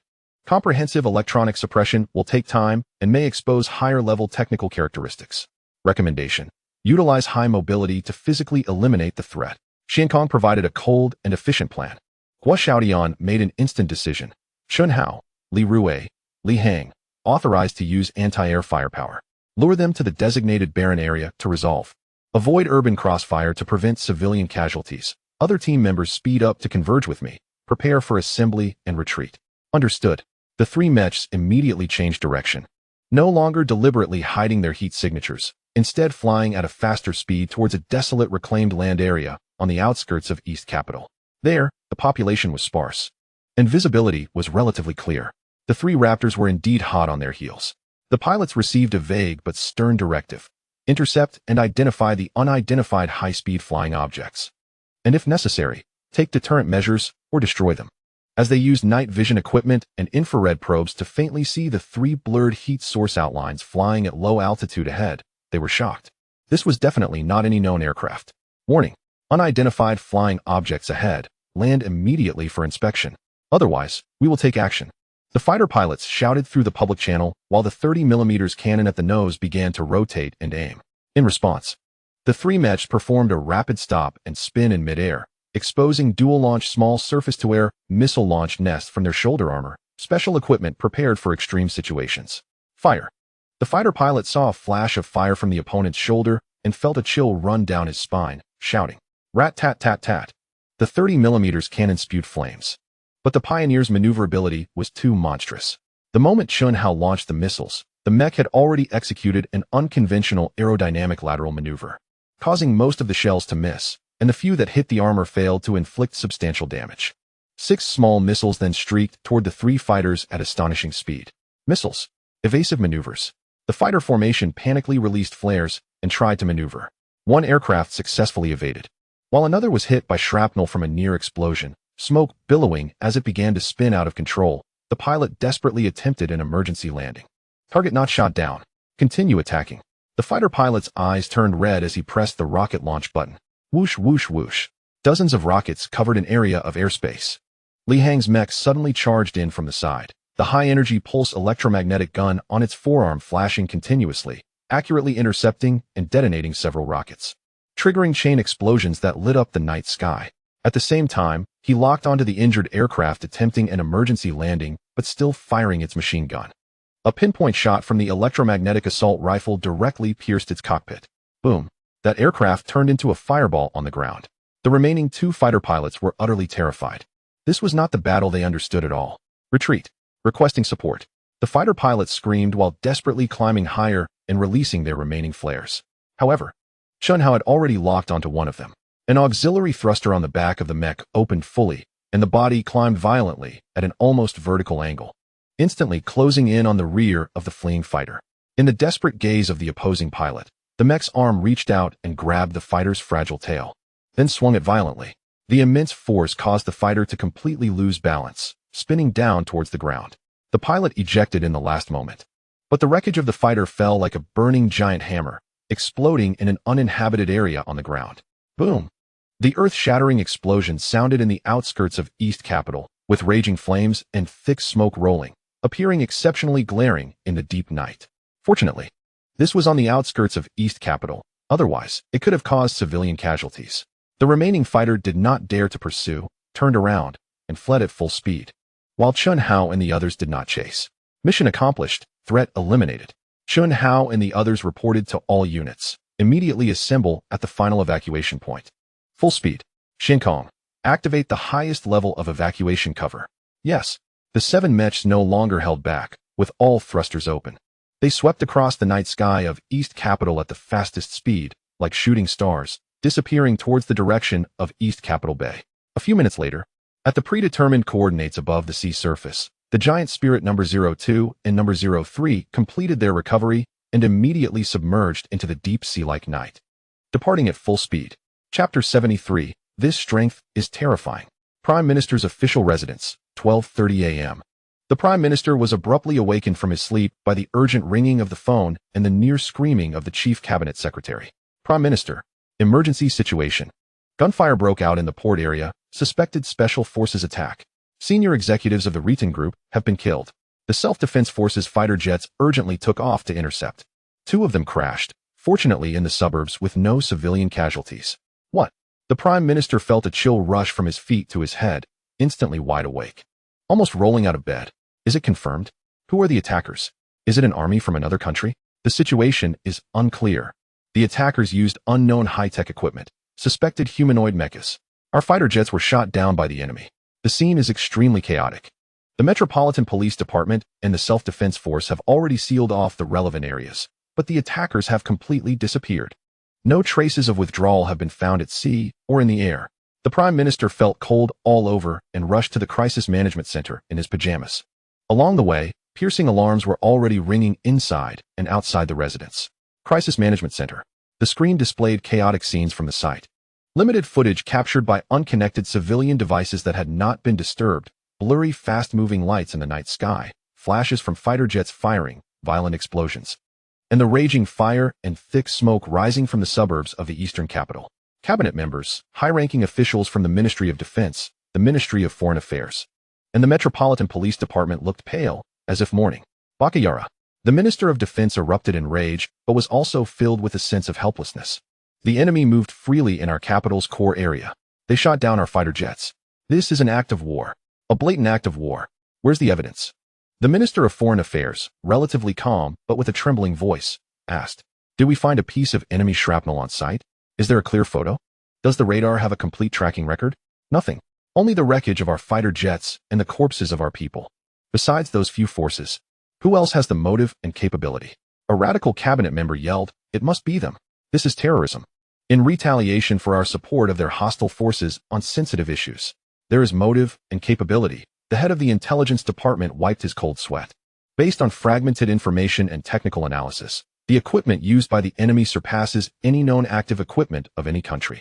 Only a few countries theoretically might have related research directions, but to be so mature and put into practical use is hard to believe. Unless what? Unless they have unknown hidden technologies. The intelligence head voiced the most terrifying speculation. The conference room fell into silence. If this is true, it means they are facing an opponent with a technological advantage and no scruples. What now? The Prime Minister sat down dejectedly, feeling as if he had aged 10 years in an instant. The public would soon learn about the murder of the Riton Group executives, and public opinion would explode. We must give the people an explanation. Give our allies an explanation. Immediately hold an emergency press conference. Strongly condemn this despicable terrorist attack against our important cultural facilities and citizens. The Chief Cabinet Secretary suggested, the wording must be severe. But temporarily do not name any country directly, just emphasize certain forces. Strengthen nationwide vigilance, especially in the capital region and important industrial facilities. Request intelligence, sharing, and technical support from our allies. The Minister of Defense added, issue the most severe diplomatic protests and inquiries to all possible forces. Demand explanations and cooperation in investigations. The Minister of Foreign Affairs gritted his teeth and said, and freeze all their assets. That radical cabinet member shouted, freeze all their assets in Sakura country. Ban any cooperation. The Prime Minister wearily waved his hand. How much substantial assets do they have in our country? Cooperation? Who would dare cooperate with them now? Let's handle it this way first. The urgent task is to control the situation, calm domestic emotions, and find out the real enemy. Or at least clarify what we have provoked. He looked at the burning images on the screen, filled with unprecedented panic and humiliation. The capital was under a strong attack. Important figures were killed, fighter jets were shot down, and yet the enemy disappeared like a ghost, leaving only a mess and endless mysteries. This was a humiliation and security crisis that Sakura country had never experienced before. In fact, based on the attack on the Riton Group executives, they could vaguely sense who it might be, but there were no clear clues, only speculation. That night, the eastern capital was sleepless, and the entire Sakura country was shaken. Fear, anger, humiliation, and a hint of indescribable awe towards unknown forces spread like a plague. The reactions of other major countries in the world quickly shifted from initial shock to a deeper alertness and strategic reassessment. Who could silently infiltrate Sakura's eastern capital? Strike precisely without involving the public? This strength was terrifying. At this time, in the underground command center of Huanyu Port, the massive arched main screen was divided into several images. Zhou Yan stood alone in front of the screen, his posture tall like a pine tree, his gaze calmly sweeping over each image. On the left side, the footage showed 7 Pioneer mechas being efficiently recovered into the belly compartment of the giant Spirit No. 01, after which the hatch closed. The transport aircraft lightly lifted its nose, the tail nozzle adjusted its direction, and the eerie blue plasma light became dazzling, instantly accelerating, tearing through the clouds, disappearing into the blue skyline. Libya, the operation to eliminate the wolf pack is complete. 100 completion, no accidents, no traces left. The cold voice of Shinkong sounded timely. marking key data points on the screen. Target elimination confirmed, equipment destruction confirmed, evacuation path clean. Giant Spirit No. 01 and the 7 Pioneers will land at hangar number 3 in 50 minutes, preparing for standard post-war full system deep self-check and disinfection procedures. Crew and operational personnel's physiological indicators are stable. Zhou Yan nodded slightly. The smooth operation in Libya was expected, the real test lay on the other side. His gaze shifted to the central main screen. Here, key nodes of the Eastern Capital operation were replayed through the multi-source information fusion reconstruction by Xiankong, allowing the view of each team member's first-person perspective, as if one were present. The footage clearly showed how Chunhao's team precisely cut into the high-end apartment like a scalpel, silently subduing the outer security, until the unexpected vibration alarm was triggered. The piercing alarm sounded jarringly in the reconstructed audio. Then came the decisive strong assault. The mechas smashed through the study door, quickly controlling the scene and eliminating the target. The resistance of the retired officer, the pleading of Takashi Ono, were all laid bare under the ultra-clear footage and biological signal monitoring. Following that was the emergency evacuation. Crashing through the floor-to-ceiling windows, 3 mechas leaped into the dazzling night of the Eastern Capital, their thrusters leaving eerie blue trails. However, at the edge of the screen, the red alert sign indicating the Self-Defense Forces fighter jets taking off flashed wildly. It was here that an unplanned variable appeared. Zhou Yan silently recited. The replay continued. Switching to the skies above the desolate reclaimed area, the silhouettes of 3 Raptors were highlighted, spewing tongues of fire, with cannons and rockets weaving a net of death. Meanwhile, the 3 Pioneers displayed astonishing maneuverability amidst the barrage, incredible sudden stops and direction changes, precise trajectory predictions and interceptions, and the terrifying scene of a mecha wildly ascending and grabbing a fighter jet's tail before throwing it out. Each frame of the final explosion of the aircraft filled the screen with a violent aesthetic of power and technology, showcasing an absolute disparity in strength. 2 were shot down. 1 was driven away. Zhou Yan watched as the final scene froze on the Giant Spirit number 02 and number 03 completing high-speed recovery above the sea surface, then disappearing into the night, letting out a gentle breath. Operation in the Eastern Capital of Sakura Country. Core objective completed with 100 success. Xiankong began to report. Encountered unexpected resistance, forced to engage in air defense combat. Shot down 2 Raptors, injured 1 that was forced to land. No deaths among enemy pilots. No casualties or equipment losses on our side. The combat area was selected according to the plan as a suburban area without buildings, maximizing the avoidance of civilian collateral damage. After the operation, the enemy activated the highest alert level, but failed to capture effective traces of our withdrawal units. Giant Spirit 02 and 03 began their return journey 5 minutes and 4 minutes ago respectively, flying at a maximum speed of 10 Mach. Expected to arrive at Huanyu Port in 25 minutes. All 14 Pioneer mechs involved in the operation are ready to enter post-war standard processing procedures. And all personnel are undergoing physiological and psychological status monitoring, with no abnormal reports. Chapter 74. Own children, revenge for grievances, no problem. Zhou Yan closed his eyes, quickly replaying the events in his mind. Libya was perfect, and although there were setbacks in the Eastern Capital, the outcome even exceeded the simple expectation of elimination. The forced air combat, on the other hand, seemed like an unintentional display of force, exposing the overwhelming capabilities of the Pioneer platform against traditional aerial superiority forces to certain observers. While this certainly increased subsequent complexity, the deterrent effect was undoubtedly magnified geometrically. The operational data, especially the detailed sensor records related to the air combat, the captured performance parameters of enemy aircraft, and the practical effectiveness data of our weapon systems in different environments, were all archived and classified as top secret. Zhou Yan ordered. Organize Qin Feng, Xiaodian, Wang Lei, Wu Jingtian, and relevant technical leaders to conduct an in-depth tactical review. I want to know the gains and losses of every link, especially the decision chain and tactical execution details after being forced into combat. Command confirmed, data archiving completed, review meeting scheduled, encryption level, top secret. Xiankong responded. 50 minutes later, 3 giant Spirit transport planes landed from the air, carrying 14 Pioneer mechs. Zhou Yan watched from the monitoring screen as the 3 transport planes landed. Seeing ground personnel and automated machinery busy around the giant Spirit transport planes and Pioneer mechs, which had just returned and still bore some traces of the external environment. Scanning beams moved back and forth, checking every inch of armor, every joint, and every engine. This was the quiet maintenance after triumph. also preparing for the next possible strike. As for personnel, Zhou Yan added that all members involved in the operation would receive bonuses at the highest standard, arranged psychological experts for implicit assessments and guidance. Ensuring no post-war stress hazards, they need to rest, but readiness must not be relaxed. Understood, relevant rewards and rest arrangements have been initiated. Zhou Yan took one last look at the two distant, settled battlefield images on the screen. The smoke had cleared, and the deterrence had deeply taken root in people's hearts. Next, he spoke to the empty command center, as if to himself. It was time to think about how to resolve the impact this had caused. Europa, Rhine Industrial Headquarters, Core Chamber. Chairman Oliver could no longer remember how many times he had smashed the crystal cup in his hand against the wall. The expensive crystal cup shattered into pieces, just like his nerves on the verge of collapse. On the screen, information from the Far East made him restless. Confirmation. The assembly point of the Libyan Wolf Squad has been completely physically eliminated, with no survivors. And no organization has claimed responsibility. Confirmation. Ryatian Group Chairman Ryatian Akira, Director Matsushita Kudo, Sato Ichiro, and Onojiro were attacked and killed at 12:12 a.m. Eastern Capital Time by an unknown force. The bullet marks found at the scene do not match any country's weapon models, and there are no biological traces of the intruders. On the same night, 3 Raptors of the Self-Defense Forces crashed while pursuing an unknown high-speed flying object, with the enemy unit model, source, and withdrawal method all unknown. Unknown.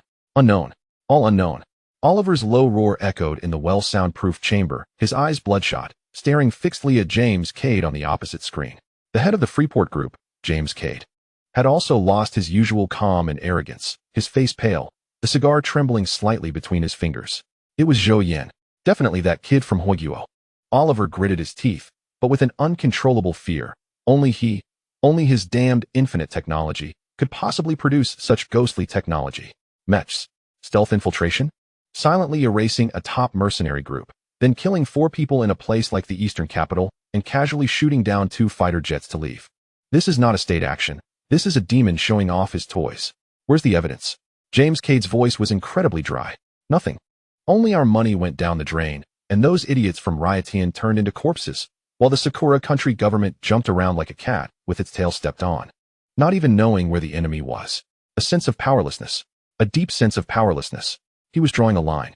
James Cade slumped down, telling us in the bloodiest, most direct way, and also telling everyone. Business competition, he welcomes. Legal games, he plays along. But anyone who dares to target his personal or technological fundamental safety will face the consequences, with no warning, no negotiation, just direct physical erasure.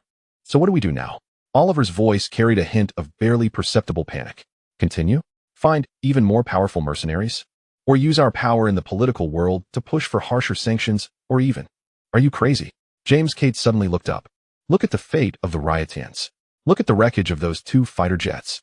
Do you think our security is stronger than Ryatian Akira's? Or do you think our private jets can evade whatever kind of air defense weapon that is? Sanctions?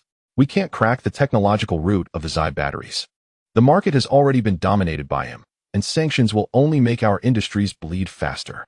As for the political world, do you think after witnessing the performance in the Eastern Capital, there are still many politicians who dare to risk being visited by that thing and push for extreme measures against infinite technology? The chamber fell into dead silence. Only heavy breathing could be heard. After a long time, James Cade extinguished his cigar and spoke in a low voice. Contract all operations targeting Infinite. All of them. Activate Plan B. Attempt to contact. No. Seek the possibility of cooperation with Infinite technology. Maybe it's time to reconsider the possibility of cooperation, even if it starts from the most humble position. Cooperation? Oliver sneered. Would he accept it? After we did those things? Better than waiting for that invisible knife to fall on our necks one night. Cade's eyes held a lingering fear from the descriptions in the battle reports from last night. At the very least, we need to express goodwill, or a posture of surrender. In the face of absolute power disparity, this is the only way to survive. Huiguo, Kyoto. In the deep night at the Central Military Headquarters conference room, the atmosphere was equally tense, but of a completely different nature. The conference room was filled with smoke, with several elderly men adorned with shining stars on their epaulets, along with relevant department heads, spread out thick reports and analysis summaries in front of them. One of the reports was a follow-up assessment on the individual protection system testing in the southwestern rainforest, while another was the recently received world-shocking detailed intelligence on the Eastern Capital incident and the Libyan Wolf Squad. As for Libya, the method was clean, The technical characteristics were very unfamiliar, but the direction was obvious. An elderly man in civilian clothes, but sitting upright like a pine tree, slowly spoke. He was Guo from the General Equipment Department. The situation in the eastern capital was even more striking, silently breaking through the core area security, accurately eliminating targets, and after being discovered, engaging in a firefight, shooting down 2 raptors and withdrawing unscathed. The traces at the scene, the analysis of weapon remnants, and the situation in Libya bore a high degree of similarity. He looked at an older gentleman across from him, who was elegant in demeanor yet had a spark in his eyes. Old Yang. Isn't the commotion from our little friend a bit too much? The man referred to as Old Yang was none other than academician Yang Shizi's elder brother. A reclusive yet highly influential elder. He lightly tapped the table. Whether the commotion is too loud depends on who initiated the provocation. As for that child, Zhou Yan, who was attacked, the investigation so far points to those foreign capitalists. Young people tend to repay grievances and seek revenge, and while their methods may be a bit extreme, they left no traces, harmed no innocents, and didn't cause any substantial troubles for the country. Instead, he paused. They delivered a hard slap to certain people and left them stunned. The technology is indeed impressive. Another general in charge of equipment development sighed, his eyes gleaming. That kind of mobility, that firepower, that level of stealth and electronic warfare. If the analysis in the report is reliable, we're not just talking about being a generation ahead. Old Gua, do you have any progress on reverse engineering over there? Old Gua shook his head. It's difficult. The materials and structures of the Zai and Chunxing batteries are already giving us headaches, let alone the materials science, energy, transmission, artificial intelligence, and weapon systems involved in this mecha. It's a completely different system. Comrade Xiao Zhou is hiding quite deep. The data from the Southwest tests he provided us doesn't sound this impressive, Old Yang interjected. He was showcasing his credentials and flexing his muscles. He was attacked, had the capability to resolve it, and did so beautifully, then showcased part of his abilities to us through the tests. Now that this incident in the East Capital has emerged, it clearly tells us.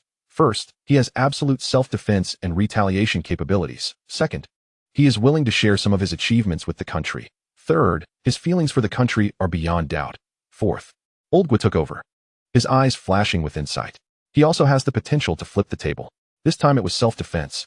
But if he is pushed to the limit next time or feels it's necessary, who knows what he might do. This is a company holding strategic-level technology, deeply rooted here with countless connections to us. Connections are the greatest stabilizer, Old Yang said. His roots are in the Great Xia, his interests are in the Great Xia. And the ideal of technology benefiting all is also beneficial to the country and the people. As long as the general direction is not skewed and does not endanger national security, we should be tolerant, even supportive, of some individuality and capabilities. After all, this capability is now in the hands of our own children, which is better than being in the hands of others. The question is, how do we interact next? An official responsible for diplomatic affairs frowned. The incident in the East Capital has stirred up speculation outside. Although there is no evidence pointing to us, suspicion is unavoidable, and the pressure will transfer to us. Should we proactively reach out to Zhou Yan, or wait for him to explain? Wait, Old Gua decided. Let us see how this young man plays his next move. He is a smart person. He knows he can't hide this from us and will inevitably need to give us an explanation. The initiative can be temporarily given to him. Chapter 75. Together with the nation, together with the state. The next day, before the morning sun had fully dispelled the night, Zhou Yan stood in front of the floor-to-ceiling window, holding a freshly finalized top-secret report that still seemed to carry the warmth from the printer. The glass reflected his calm, yet unfathomable eyes.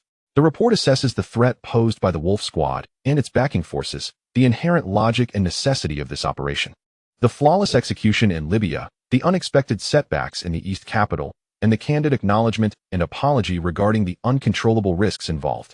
Lastly, there was the heavy attachment detailing the technical parameters and costs of the Pioneer Mecha, along with a preliminary suggestion aimed at technical sharing and collaborative advancement with the state. He gently placed the report on the wide desk and then returned to the window. The original plan was to gradually open up, step by step, the cooperation regarding the Pioneer Mecha with the state. Zhou Yan sighed inwardly, his gaze directed toward the gradually revealing outlines of Huanyu Port and the massive hangar facilities outside.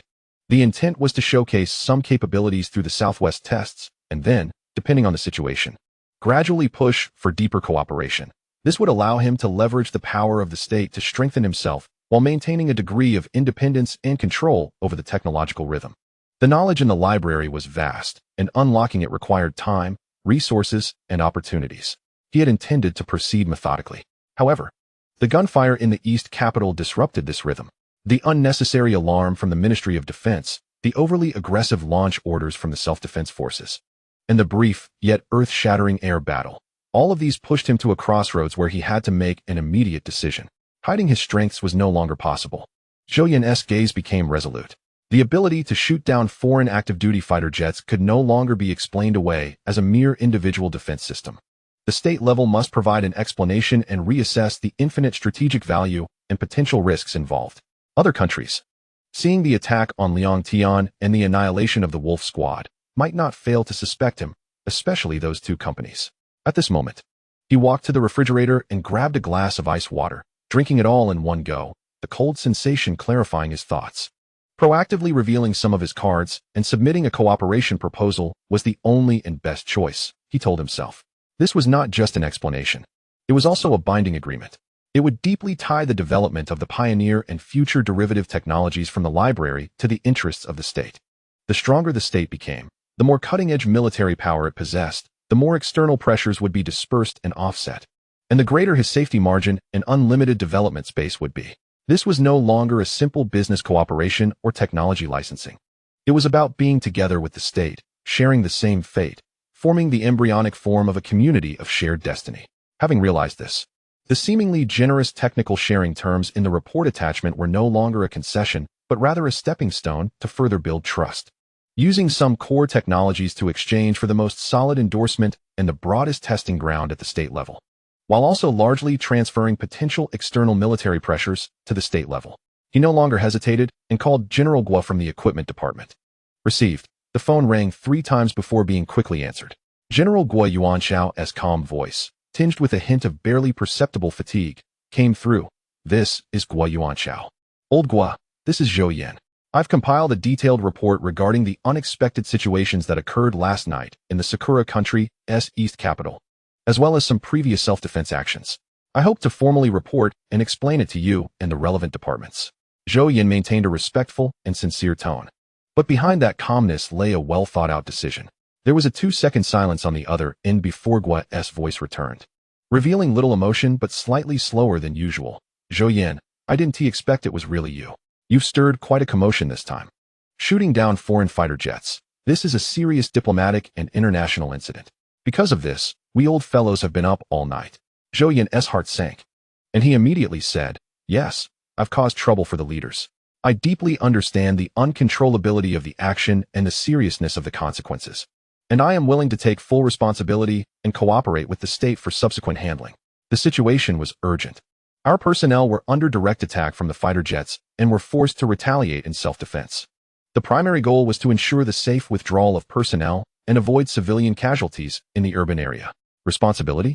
Guo snorted, his tone carrying a hint of helplessness this time. What responsibility can you bear? Go to the international court as an individual? Or hand over your company? All right. Let us set aside these empty words for now. What you did has scared several countries' intelligence agencies and military forces quite a bit. Although on the surface, the Sakura country, for the sake of face, would prefer to blame it on the big northern country, shouting for revenge and investigation. Privately, they probably suspect you first. After all, the two Tian groups have recently been pressured to the point where they can barely function and are secretly plotting against you behind your back. It seems that, at this moment, you are the only one with the motive and capability to carry out such an extraordinary attack that defies common sense. Zhou Yan was silent. This was exactly the situation he had anticipated. Once the seed of suspicion is sown, it is difficult to eradicate. Old Guo shifted his tone, becoming more serious. However, without evidence, everything is just speculation. Matters on the international stage naturally have people who should be concerned and maneuvering. I saw the attachments in your report. You're not joking about the cost of the Pioneer mecha, are you? There's not an extra zero added at the end, is there? Hearing Old Guo proactively steer the conversation towards technological cooperation, Zhou Yan felt slightly relieved, knowing that the most critical moment might have passed. He explained earnestly, Old Guo, the cost is real and may even be a bit conservative. It uses the same Sunyu alloy as our country's 7th-generation aircraft, the Chen Star Energy Core. A brand new Xianying coating, a new generation of plasma vector thrusters, and a neural control interface under high loads, as well as an all-domain tactical support system.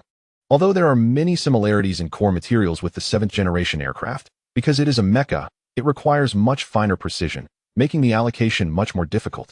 The cost of materials and manufacturing processes for each component is extremely stringent, and this is just the basic model. There is still a lot of room for improvement in the future. If we simplify the version, keeping only the basic protection and power, costs could drop significantly. But performance would also shrink considerably. How powerful is the complete version? Old Gua asked the most critical question, his tone betraying an unmistakable curiosity and a hint of anticipation. Zhou Yan carefully chose his words, ensuring not to sound too sensational while fully showcasing the value. The report describes the basic model. If resources and technological conditions are fully met, theoretically, it can achieve global cruising within the atmosphere with a single unit. If equipped with more powerful directed energy weapons and an all-domain perception system, the stealth performance could be further enhanced.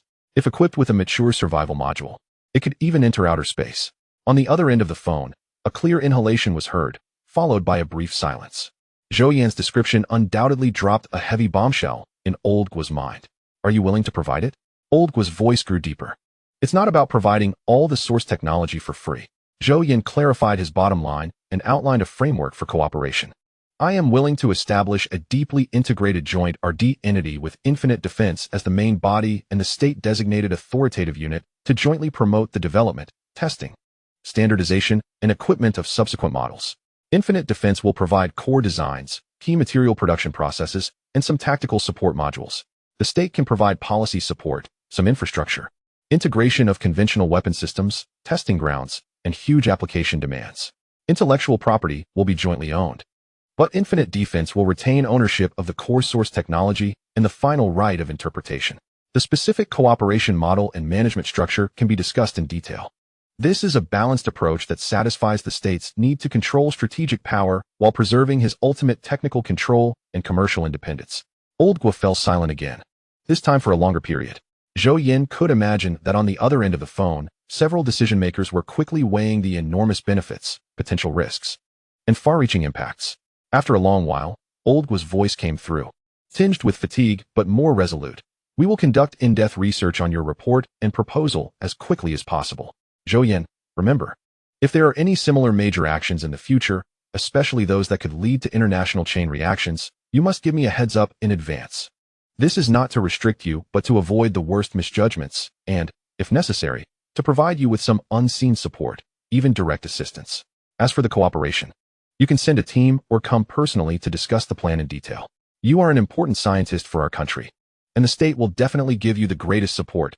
You can rest assured about that. I understand. Thank you, Old Gua. Zhou Yan sincerely replied. Old Gua's response basically established a tone.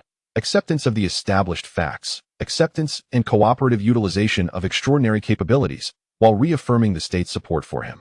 This was also the best situation he had envisioned. After hanging up the phone, the sky outside had brightened. Suingxing, Zhou Yan called softly. I'm here. Closely monitor all movements of Rhine Industries, Freeport Capital, and the high-level officials of Sakura Country. Received. Chapter 76. Global cyberspace heated discussion at this time. The global internet exploded. Although various countries' officials strictly controlled and obscured the details of the East Capital incident for various reasons. The shocking news of intense gunfire in the dead of night, the bizarre deaths of several executives of the Tian Group, and the crash of a self-defense forces fighter jet spread like wildfire through social networks, encrypted communications, and underground forums, especially when 2 fighter jets crashed. Citizens far from the scene but with excellent vantage points captured blurry flashes of fire and thick smoke with long-focus lenses, sparking countless speculations. Within just a few hours, it occupied the front pages of major media outlets and became the top trending topic. What the hell? Did a fight break out in East Capital? Is it real? The self-defense forces Raptors were shot down? What kind of force could do that? Latest news, it's not an exercise. It's real gunfire. I heard that unidentified armed personnel launched a surprise attack on a high-end residential area, then engaged the arriving self-defense forces Air Force in a fight, and even won. It seems that all the top executives of the Tian Group are gone. This is chilling. Is it commercial revenge or political assassination? Mecca. My cousin's friend's neighbor at the police headquarters said that security guards vaguely mentioned seeing a giant robot at the scene. Could it be aliens?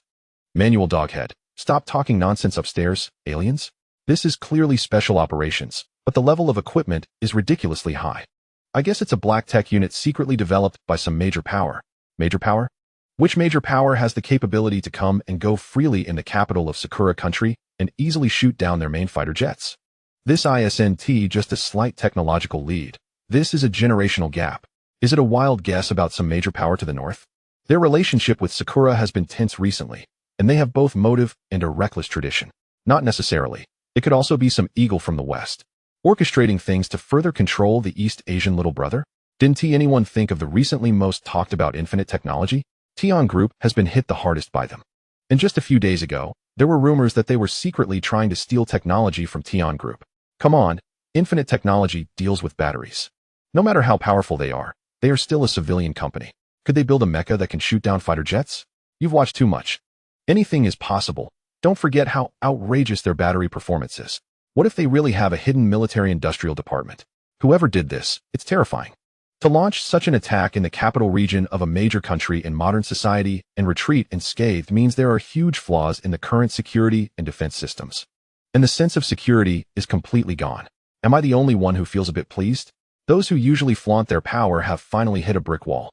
Manual humorous. Latest street news. The attackers may have used some form of optical invisibility or very advanced electronic camouflage when they retreated, as all connected surveillance cameras captured nothing, leaving a blank space. Chilling to think about. What's even more unsettling is the citizens of Sakura country. Baka, what the hell is going on? The official explanation is simply insulting the intelligence of the citizens. A serious terrorist attack. What kind of terrorists can breach the security of the core area of the capital with unknown means and shoot down raptors? Is the self-defense forces made of paper? I live near the harbor area, and last night I indeed heard continuous muffled sounds that didn't sound like ordinary explosions. And the sound of fighter jets flying at ultra-low altitude. My windows were shaking. Later, I saw fire in the western sky. Something big must have happened. The chairman and directors of Tian Group are all gone. What a coincidence. Is this commercial retaliation? I heard they have been in a fierce battle with infinite technology of Hogyuo recently. Be cautious upstairs. Don't speak recklessly without evidence. The authorities have hinted that it may be related to extreme forces from the north. Hint. What else can they do besides hinting? Our fighter jets have been shot down. The pilots nearly died. The culprits have vanished without a trace. This is national humiliation. The self-defense forces and intelligence agencies should commit seppuku to atone for this. Rather than who did it, I am more worried about whether we are safe. If the enemy can easily accomplish this once, they can do it a second time, a third time. Our proud defense system is like a sieve in front of an unknown enemy. Fear, tremble. My compatriots. This is the fate of being dependent on power and willingly acting as a subordinate. The cycle of heaven is just.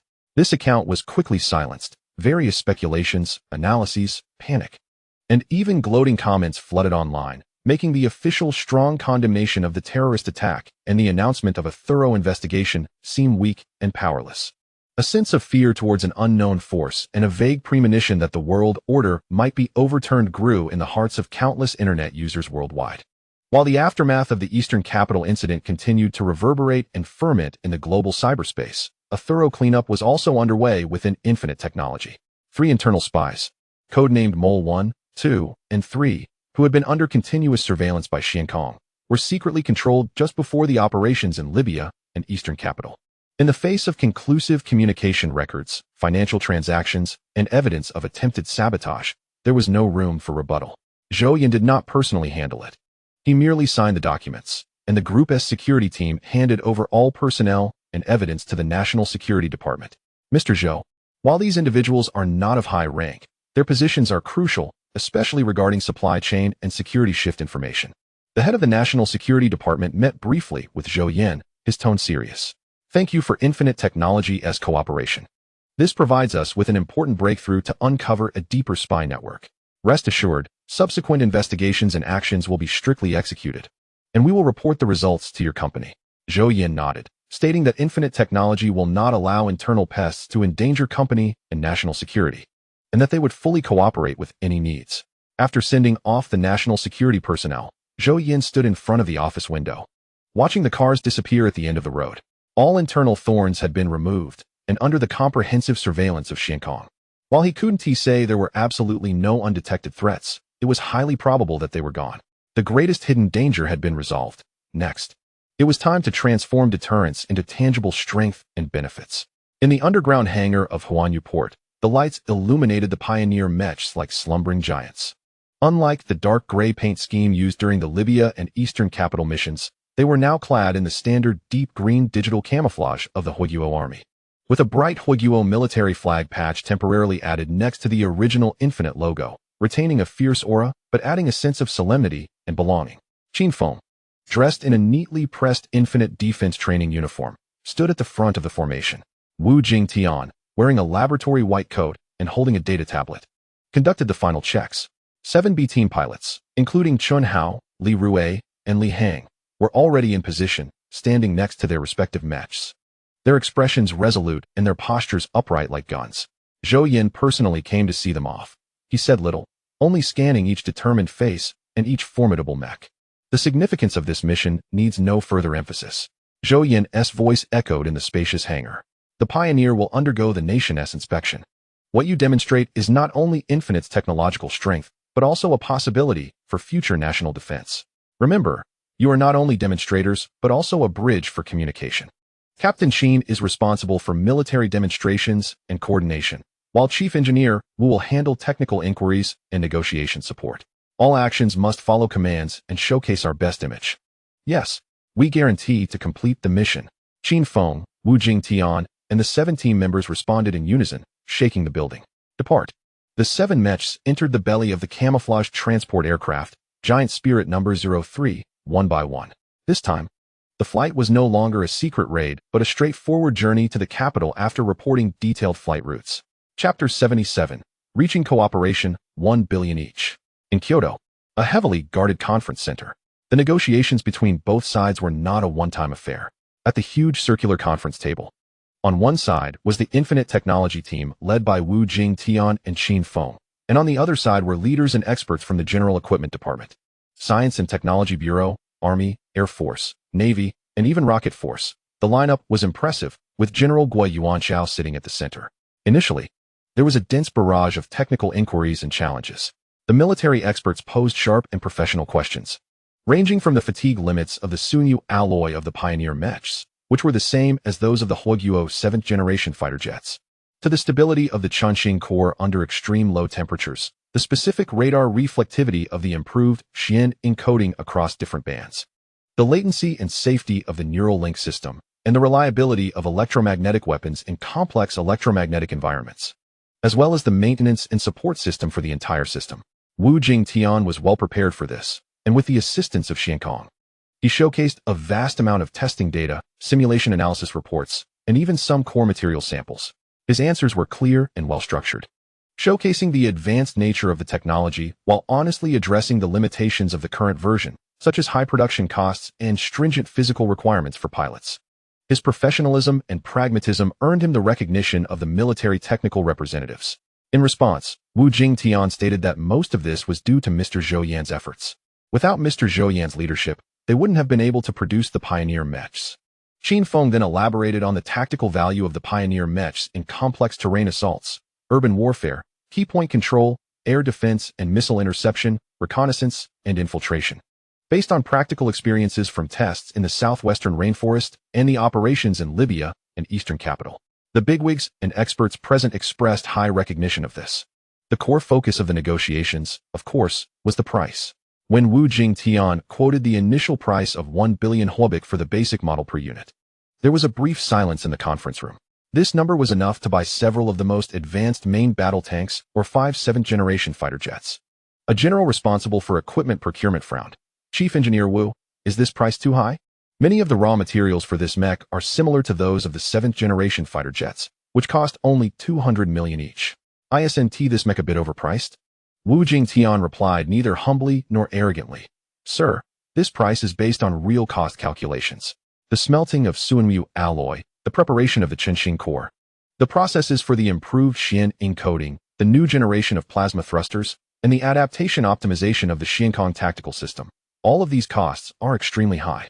We have preliminarily calculated that the material and manufacturing cost per unit is around 700 million, with the remaining 300 million needed to cover ongoing R&D investments, technical support, personnel training, and necessary profits. This pricing has fully considered our sincerity in supporting national defense construction and we can even provide a detailed breakdown of cost components. This price seems difficult for large-scale deployment, another voice chimed in. This is the current cost. As technology advances, costs will gradually decrease. And large-scale deployment will definitely be achievable in the future. Can't you make it cheaper? This is already the lowest price. Just as everyone was at a standstill. General Gua spoke at the right moment. Performance and cost need to be weighed comprehensively. I would like to see for ourselves what kind of combat capability this 1 billion can buy. The base in the northwest is ready. Shall we move there to observe? Seeing General Gua speak, everyone had no choice but to temporarily set aside their discussions and agreed. At the training base in the northwest Gobi, under the blazing sun and swirling yellow sand, a semi-underground observation platform was now filled with stars. All the theater commanders and department heads wore sunglasses and held binoculars, gazing at the 7 camouflaged steel figures standing solemnly on the training ground in the distance. The voice of the demonstration commander, Qin Feng, came through the loudspeaker. Demonstration of the practical combat capabilities of the Pioneer mech now begins. The first item, extreme maneuverability and infiltration in complex terrain. As the command was issued, the 7 mechs instantly powered up. Amidst the low rumble of the thrusters, they did not charge out in a straight line, but instead, like living beings, dispersed in dazzling tactical formations. The ground speed quickly surpassed 50 kilometers per hour, moving over the rocky, steep terrain of the desert as if it were flat ground. A nearly 5-meter-wide dry riverbed was easily leaped over by the mech. And when faced with a nearly vertical sandstone cliff, they used their hand-climbing mechanisms and foot thrusters to alternately cover each other and quickly reach the top. When confronted with simulated minefields and obstacles, they either deftly maneuvered around them or directly cut through with their arm blades. The entire maneuver was smooth, rapid, and powerful, completely overturning everyone's impression of mechs as clumsy equipment. This maneuverability is more than 10 times faster than our mountain infantry, a military general murmured. The main point is that they can fly. The ground mode is just to save energy for extreme situations. In real combat, they mainly rely on flying, said a general from the Eastern Theater upon hearing his mutterings. The second item, comprehensive firepower effectiveness test. The mech group suddenly turned at high speed, locking onto a target area preset several kilometers away.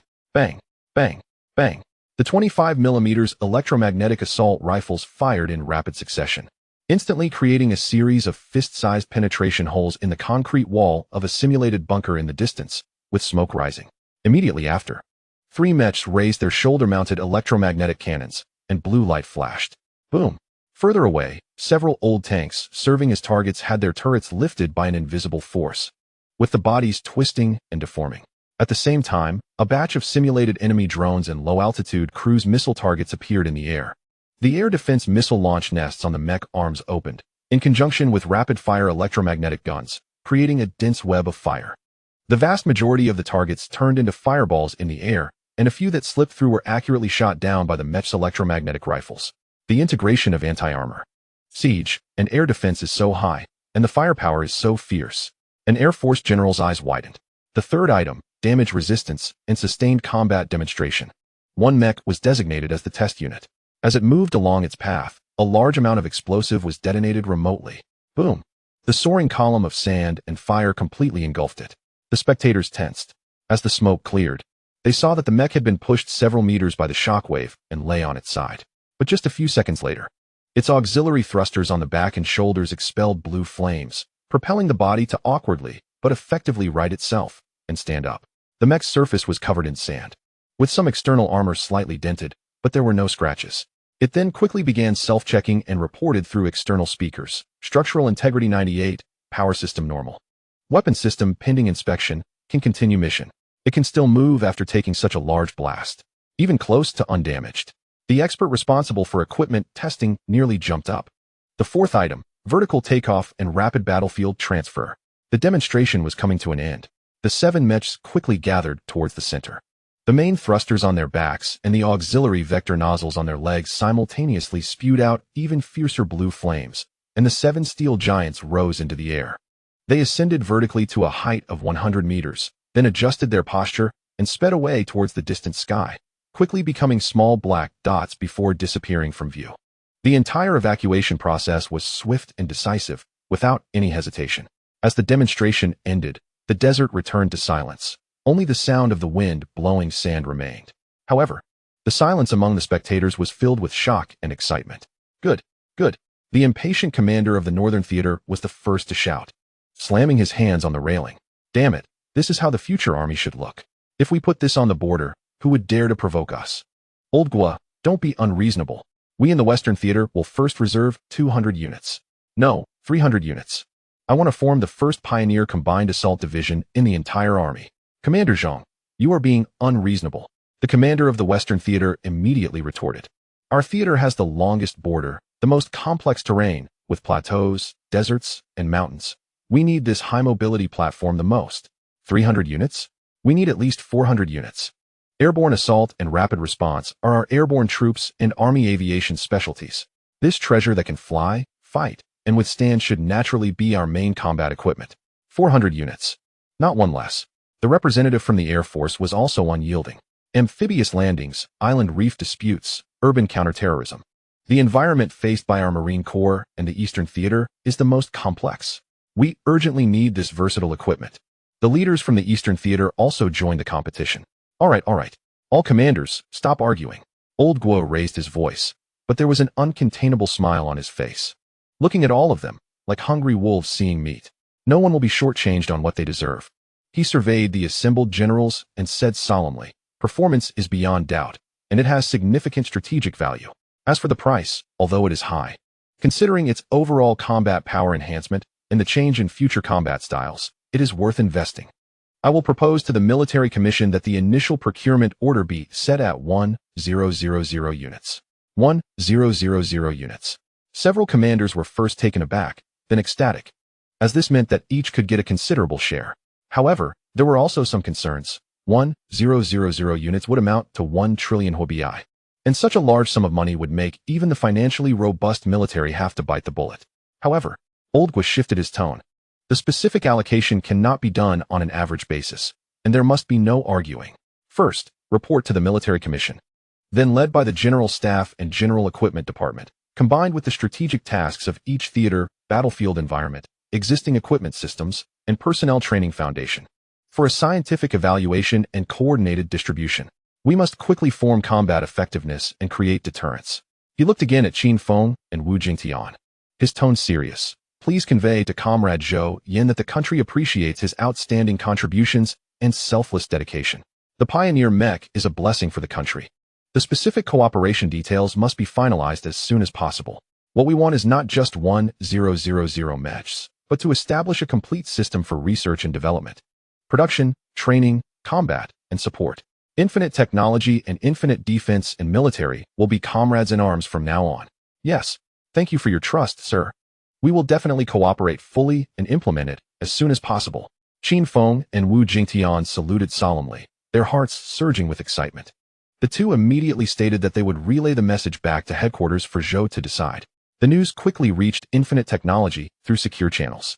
When Zhou Yan heard about the intention for the first batch of 1,000 units at a unit price of 1 billion, a faint smile appeared on his face. This not only meant more than 1 trillion in huge orders over the next few years, even though the profit from this trillion would only be 300 billion, which is less than selling batteries. But more importantly, it indicated that the strategic depth binding infinite defense and national security had reached a new level. The military's high recognition and reliance would be the best safeguard for infinite technology in the future. Chapter 78. New growth points after handling the preliminary intentions for military cooperation. Zhou Yan welcomed Zhou Ying and the group's CFO, Yinglei, who arrived together. Both of their expressions were somewhat subtle, as if neither was willing to speak first. But ultimately, Yinglei spoke first. President Zhou, there is a situation that needs to be reported to you. Yinglei pushed her glasses up and opened the tablet in her hand. Although the revenue from Zide batteries and Chunxing energy storage systems has been growing explosively and cash flow is extremely healthy, the burn rate for several of your recent projects is unprecedentedly high. She called up the charts and projected them onto the large screen in Zhou Yan's office. The expansion of Universal Port, the giant Spirit Transporter, the Suanhu aerial passenger aircraft, the preliminary research on the Kunping space shuttle, the expansion of the Pioneer Mecha production line, the upgrade of the Suingxing supercomputing cluster, and the non-battery R&D expenditures of several cutting-edge materials laboratory projects that you previously approved have increased by 1,000 in the past quarter. Based on this trend, even if our battery profits are astonishing, our net profit margin will be significantly lowered, and the return cycles of some long-term projects are very uncertain.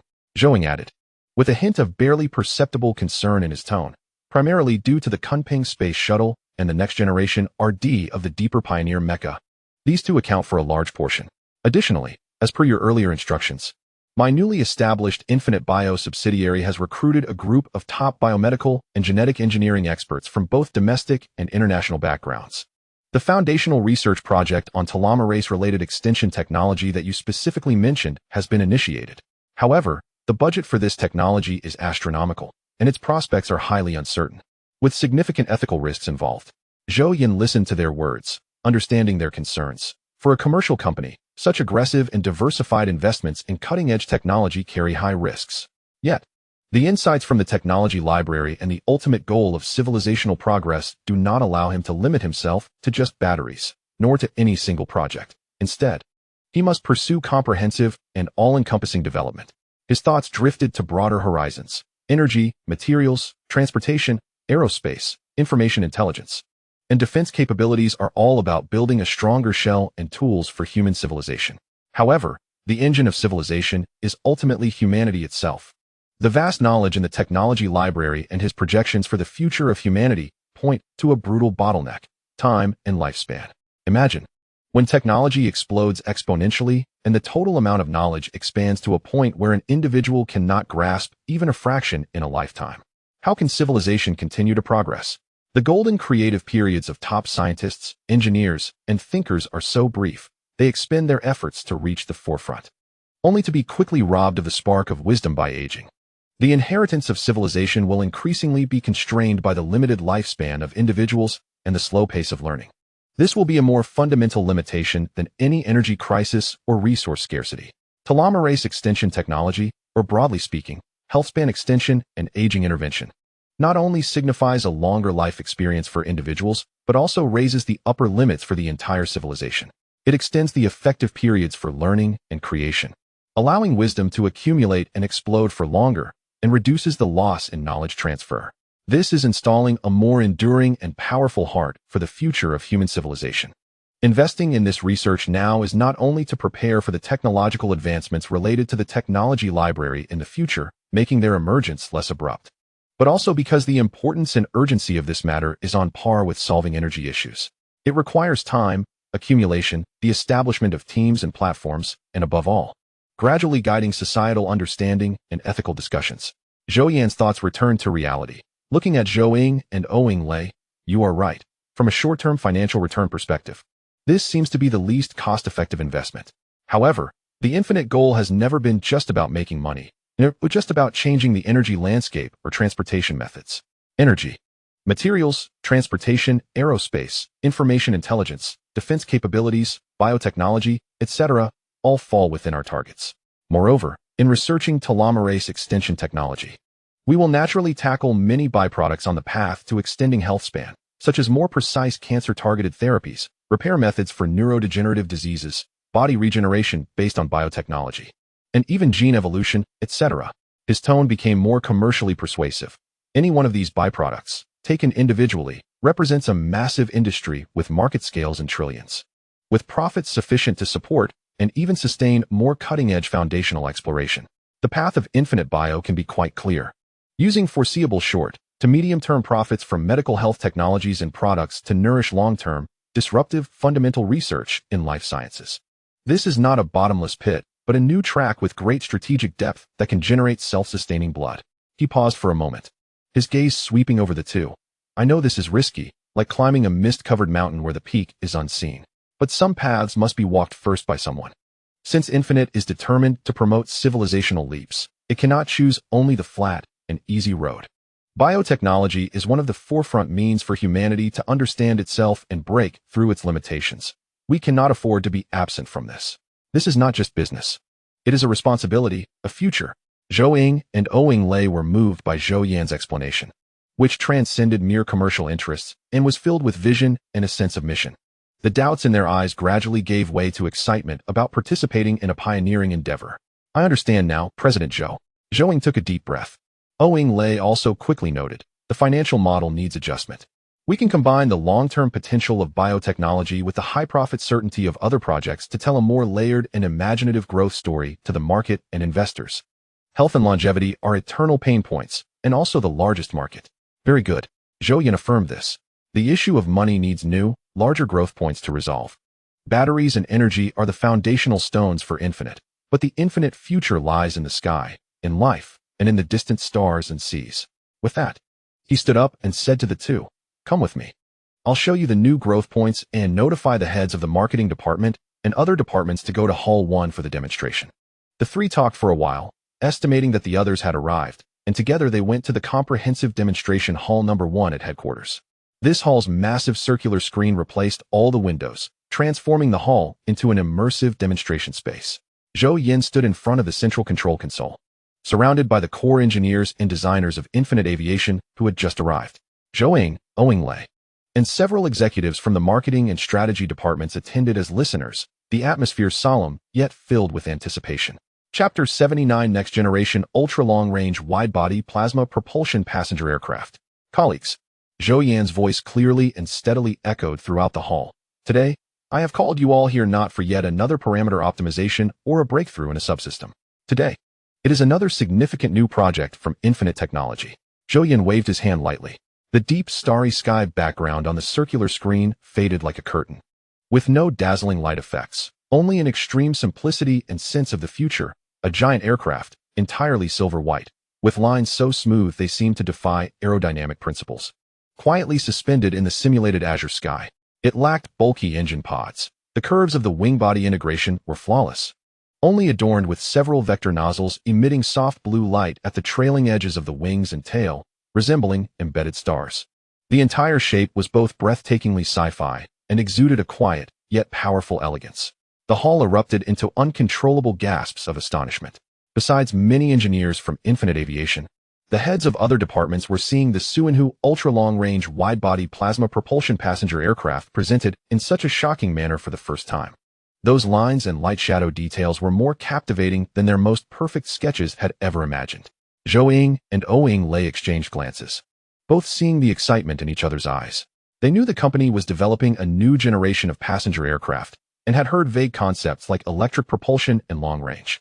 However, Zhou Yan had never shown them such a specific and unimaginably complete image and parameters. This aircraft, named Suinhu, combined aesthetics and technology to a degree that completely surpassed their inherent understanding of civil aviation passenger aircraft. This is the Suinhu, the next-generation ultra-long-range wide-body plasma propulsion passenger aircraft presented to the world by Infinite Aviation. Zhou Yan began to elaborate, clearly listing each parameter, accompanied by intuitive comparisons to traditional mainstream wide-body passenger aircraft. Using the Boeing 787-10 and Airbus A350-1000 as references, Suinhu, equipped with 4 Kyming civil aviation version annular constraint plasma propulsion engines, powered by high-energy density Starlight battery packs integrated into the fuselage and wings, achieving zero carbon emissions, with takeoff and cruising noise reduced by over 90 compared to the quietest aircraft currently in service, having minimal impact on residents around airports. Zero carbon, 90 noise reduction. A vice president from the marketing department whispered, as his brain rapidly calculated how much value this could bring to the company. Range and endurance. Designed for a maximum range of 200,000 kilometers, about 5 laps around the blue planet. A full charge requires about 5 hours using dedicated high-power ground charging equipment, with no need for refueling stops, greatly enhancing aircraft utilization and flight flexibility. Size data, length 76 meters, wingspan 80 meters, height 22 meters. When the numbers of 200,000 kilometers range, and single energy cost of 3,000 versus 30,000 appeared side by side, the hall erupted with suppressed gasps and whispers. 200,000 kilometers. Full charge to circle the blue planet 5 times. This is, a senior analyst from the finance department exclaimed, instinctively reaching for a calculator, only to find his fingers trembling. This range number signifies a complete restructuring of the route network, with aircraft utilization skyrocketing to a terrifying degree. Space and comfort. Thanks to a more compact and efficient power layout and optimized structural materials, cabin space utilization has improved. The basic layout accommodates 350 passengers, but the seat spacing, aisle width, and luggage rack capacity all surpass those of comparable passenger aircraft. offering a business-class experience on par with traditional fuel-powered aircraft. With ample electrical power, cabin pressure and humidity can be maintained at more comfortable levels, resulting in extremely low internal noise. This part of the description made some managers responsible for customer experience and branding widen their eyes, as they began to imagine creating a top-tier flying experience with the Suinhu, reshaping airline brand value to impress major airlines. Maximum cruising speed can reach 5 Mach, about 125 kilometers per hour. For passenger comfort and airframe lifespan considerations, commercial flights will adopt smart gradual acceleration and deceleration programs, effectively reducing actual point-to-point travel time by over 65 compared to traditional subsonic passenger aircraft, cruising speed of 0.8 to 0.9 Mach, shortening the time to about one-third of the original. Traditional passenger aircraft, cruising speed of 0.8 to 0.9 Mach, about 980 to 100 kilometers per hour. Comparison example, Shanghai to New York traditional passenger aircraft, about 14 to 15 hours. Suinhu, considering acceleration and deceleration phases about 5 to 5 hours. 5 Mach. A propulsion engineer exclaimed, "This is already in the hypersonic range. The potential of plasma propulsion is astonishing." And for commercial operation, how many thermal barriers and material issues need to be solved? Shanghai to New York in less than 5 hours? A frequently traveling business department manager was left speechless. Does that mean leaving in the morning and still having lunch meetings in New York? This will completely change the model of international business travel. Time cost is the biggest cost. Maintenance costs. The structure of plasma propulsion engines is much simpler than that of traditional turbofan engines, with significantly fewer moving parts. Expected to reduce lifecycle maintenance costs by 1,000 to 1,500. Energy costs. For a single comparison on the Shanghai to Kyoto route, Suinhu passenger aircraft consumes electricity at a corresponding cost of about 3,000 Chinese yuan, based on current industrial electricity prices in China and battery cycle loss models. Traditional wide-body passenger aircraft, same route fuel costs about 30,000 to 35,000 Chinese yuan, making direct operating costs, fuel and electricity parts, drop by tenfold. Price and costs. The unified international market price for the Suinhu is 2 billion Chinese yuan per aircraft, with a domestic airline purchase discount price of 1.5 billion Chinese yuan per aircraft. Estimated production cost per unit is 500 million Chinese yuan. Comparison, Boeing's 787-10 list price is about $338 million, about 2.4 billion Chinese yuan. Actual bulk purchase price is about 212 to 215 million USD, 1.5 to 1.8 billion Chinese yuan. The Airbus A350-1000 is similar. The Suinhu has crushing operational economics at a price that is equal or even slightly lower. Daily usage and maintenance costs are 10 times lower, similar prices. More comfortable experience, higher utilization, another strategic planning director murmured, his face filled with disbelief and ecstasy. What can other aircraft manufacturers use to compete with us? We've won big. Zhou Yan's breathing noticeably quickened as he suddenly looked at Zhou Yan, quickly shifting his gaze back to the glaring comparative data on the screen. As the CEO, he was acutely aware of how tempting this cost difference would be for airlines. This was nearly not competition, but a one-sided slaughter. He instantly understood why Zhou Yan was so confident and realized why Zhou Yan had previously focused so much on battery capacity and timing engine progress. It was all for this moment. Yinglei quickly operated on her tablet, pulling up a simple model for calculations. When she saw the preliminary estimated gross profit margin, she gasped, instinctively covering her mouth. As CFO, she was extremely sensitive to numbers, a selling price of 2 billion and a cost of 500 million. This gross profit margin, even accounting for high research and development amortization and subsequent support, this was still a product with a profit potential terrifying enough to drive any investment institution crazy. She finally understood what Zhou Yan meant by a new, larger growth point. Chapter 80. Let the barriers of the physical world dissolve in the face of speed and efficiency. Zhou Yan paused briefly to allow everyone to digest these parameters that could overturn their understanding, then waved his hand again. Next to the model of the Suinhu passenger aircraft on the screen, another slightly different version emerged, with a sturdier fuselage, a huge cargo door, and a simpler, more practical paint scheme. Based on the same platform, Zhou Yan's voice rang out again. We have simultaneously developed the Suinhu civil heavy cargo transport model. The parameters on the screen refreshed again. Maximum payload, 1,000 tons, compared to the current world's largest civil transport aircraft, the AN-225. with a maximum payload of about 250 tons, an increase of about 4 times. Cruising speed, also reaching 5 Mach. Full load range, 120,000 kilometers. Operating costs. Thanks to a tenfold reduction in energy costs, simplified maintenance, and extremely high asset turnover rates due to speed. The initial estimate for the comprehensive transportation cost per kilogram of goods is over 90 lower than traditional large cargo aircraft, even competitive with ocean shipping on costs. Timeliness comparison. Using the route from eastern China ports to the U.S. West Coast, as an example, sea freight takes about 25 to 30 days. Traditional fuel-powered large cargo aircraft about 2 to 3 days, including transit and ground time. Zhou cargo model, about 34 hours. No need for energy replenishment in between, can go directly, greatly shortening supply chain time. Price. Unified domestic price of 2 billion Chinese yuan. International price of 3 billion Chinese yuan. 1,000 tons payload. 5 Mach. The vice president responsible for logistics and supply chain business suddenly stood up, his eyes wide open. This is not just an airplane. This is simply a space-jumping device. Cost per kilogram down by over 90. And it can compete with ocean shipping on costs? What do we need ships for? The global logistics landscape for high-value components, fresh food, and emergency supplies is going to be completely rewritten. In one day, goods can go from our factory to any major market worldwide. How many times can various companies' inventory turnover rates improve? The exhibition hall erupted.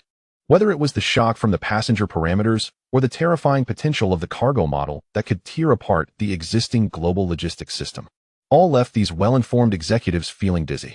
Zhou Yan summarized. The Zhou series will redefine the significance of distance and time in the global economy. It is not just a means of transportation. It is a strategic tool that reshapes the global industrial layout, supply chains, and human lifestyles. Everyone. These cold numbers and comparisons reveal not only technological advantages and market potential. Zhou Yan's gaze slowly swept across the excited or shocked faces in the audience, as if he wanted to see the real world connected by these numbers. Please momentarily step out of the mindset of financial statements and market shares. He paused, his voice clear and powerful. Imagine this. When the direct operating cost of a passenger aircraft decreases by over 90, what does that mean? It means that airlines can pass on a larger portion of profits to passengers. The price of an intercontinental ticket might become as affordable as a high-speed train trip, allowing a young worker in the South to fly home to visit aging parents more frequently, or a travel-loving student to embark on journeys to distant places within a limited budget. Families, friends, and lovers separated by distance will no longer be hindered by expensive transportation costs. The sky will truly become a pathway for more people to travel freely, rather than a privilege for a select few. The conference room fell silent as many began to contemplate Zhou Yan's description. Now imagine, Zhou Yan continued, pulling up the image of the Zhou cargo version. When the air transport cost per kilogram of goods drops to 1/10 of the original, or even becomes comparable to sea freight costs, while the time is reduced from a month to a day, what does that mean? It means that fresh milk from New Zealand pastures can appear on Asian family dinner tables the next evening while still maintaining its best flavor. Cold salmon caught in Norway can be delivered to the world's top restaurants at near-live freshness. The best fruits from tropical regions can fly around the world without pressure, reducing waste and lowering prices. The limitations of distance and season on food freshness and diversity will be greatly broken, making the dining tables of ordinary families unprecedentedly rich and globalized. He raised his voice slightly. This also means that urgently needed special medicines, critical medical equipment, and disaster relief supplies can reach any affected or urgently needed area in the world within hours, saving countless lives. High-precision instruments and urgently needed industrial parts can be delivered globally overnight like express deliveries, supporting a more refined, efficient, and reliable global industrial chain. Speed will directly translate into hope for life, efficiency for industries, and vitality for the economy.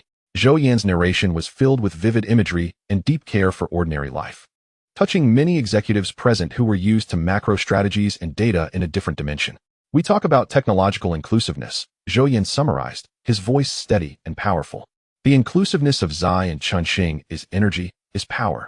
What Zhou aims to make inclusive is the freedom of connection, the value of time, and the quality of life. We are not simply making faster airplanes and cheaper cargo planes. We are weaving a global, efficient, and inexpensive network of connections. This network will shorten the distance between people, bridge the gap between production and sales, and accelerate the flow of knowledge and goods. It will make longing easier to reach, make dining tables more colorful, make rescue more timely, and make business more agile. This is the true mission of the Suinhu series and the profound changes it can bring, allowing the dividends of technological progress to permeate every aspect of ordinary people's lives, dissolving the barriers of the physical world in the face of speed and efficiency. He looked at Zhou Yan and the executives who were already immersed in the vision. Therefore, our preheating and promotion must not only showcase the strength of our technology and the advantages of our economy, but also convey this vision. We must tell the world that what unlimited brings is not only the blade that disrupts industries, but also the bridge that enhances overall human welfare. I understand, Mr. Zhou. We will adjust our communication strategy to not only let the market see economic value, but also let the world see the humanistic value behind Suinhu. Zhou Yan nodded emphatically, his eyes sparkling with new light. Let us take action. Let us give this world new wings, the new wings created by our unlimited technology. Zhou Yan nodded. The meeting concluded with a deeper shock and anticipation. The focus of discussion was not only on the astonishing parameters and profits, but also on the tighter, richer, and more convenient future world that Zhou Yan depicted, brought about by efficient connections. Zhou Yan and O Yinglei walked out last. And O Yinglei softly sighed. I used to view our products more from a financial and competitive perspective. But what Mr. Zhou just said about enabling more ordinary people to fly and eat fresher, cheaper food is indeed a different perspective and sentiment. Yes, Mr. Zhou is not only a great scientist, but also a great entrepreneur. Following him is truly the best decision I've made in my life. Zhou Yan sighed even more. Yes, this is what unlimited should look like, using the highest technology to achieve the simplest dreams, which is more meaningful than mere commercial success. Chapter 81 Money is not an issue. In the 24 hours after the presentation aimed solely at the heads of subsidiaries and departments, a subtle yet profound earthquake occurred within Unlimited Technology Group. The first to suffer was the internal server. The encrypted segments of the presentation video, after being edited to remove the most sensitive details about costs and military-civilian cargo models, were limitedly distributed to the heads of subsidiaries and core departments and prominently pinned on the company intranet. This was also Zhou Yan's intention, to let everyone in the group know how powerful our unlimited technology is, and that any one of our technologies can crush competitors in the same industry. The traffic on the group's internal network platform surged by 470. The technology forum section was instantly flooded. Wow, 5 Mach. Am I dreaming? Is this really something our group created? A young engineer from the Unlimited Aviation Propulsion Laboratory attached a photo of his bruised arm to the post. Calm down. It's only 5 Mach. During the ground testing of the Kaiming prototype, the plasma from the nozzle reached so many Mach rings that I lost count. And that was with power limited. But it's a passenger aircraft. With people. How insane must the safety redundancy and comfort design be? A big shot from the materials department remained relatively calm, but the exclamation mark at the end gave him away. How are the brothers and sisters in the finance department doing? I saw the price comparison. With such crushing performance and the same selling price, only our company could achieve this. Now I look at the vending machine downstairs and think it's inefficient, wasting energy. It urgently needs to be upgraded with Zai batteries and Suingxing intelligent algorithms. A joke from the administration department. Am I the only one thinking that in the future? Can I feed pigeons in Bali in the morning and return to Lake City for donkey meat fire buns in the afternoon? Administration. Shouldn't we start researching a super speed travel reimbursement policy? A sales director who often travels. Behind the humor and exaggeration was an almost fanatical sense of belonging and pride. Many employees, especially those from non-core R&D departments, previously only knew that the company was great, that batteries sold like hotcakes, and that the benefits were outrageously good. Even hearing occasional rumors about the group's cooperation with the military. But the specific and shocking performance parameters of Suinhu intuitively and powerfully told them, the company you work for is not just keeping up with the times. It is bending the times itself and transforming the world into what it wants to be.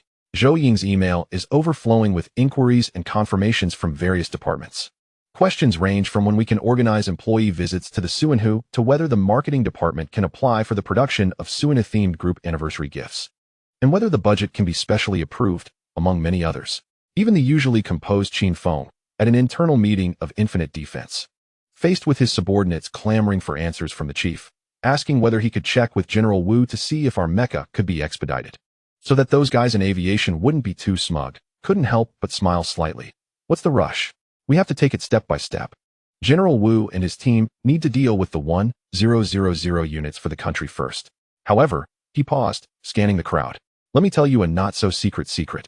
General Zhou definitely has something better in hand, and what we need for our future will likely be even better than what the military has. This surge of internal morale ultimately converged into a more efficient work frenzy and a near-religious loyalty, at the same time that the morale within Infinite was soaring. A meticulously crafted briefing on the Suinhu ultra-long-range wide-body plasma propulsion passenger aircraft landed silently, like thunder on the desks of top decision-makers at over 50 global airlines. China. Air China headquarters, Chairman's office. Chairman Sun took off his reading glasses, rubbed his aching brow, and looked over the economic analysis table on the last page of the briefing again. The estimated daily maintenance and operational cost has dropped to 1/10 of what it is now. He quietly read this figure, feeling incredulous, unaware that the teacup beside him had already gone cold. Old Zhang. He looked at the president across from him, his voice a bit dry. Last year, how many drinks did we have with the purchasing representatives from Boeing and Airbus to lower the cost of our international long-haul routes by a few percentage points? How many arguments did we have? How much extra pilot training did we incur? President Zhang forced a smile.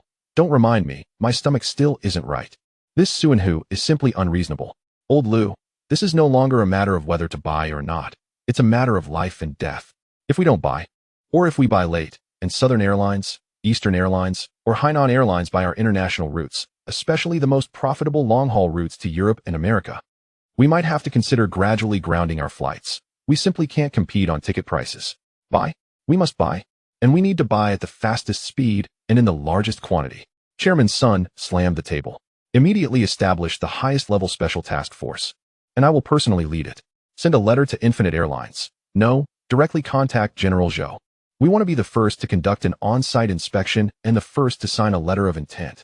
Additionally, write a report to the Regulatory Authority and the National Development and Reform Commission. This is key to the national strategic industrial upgrade. We request policies and support. Also, he paused. Find out about that domestic preferential price.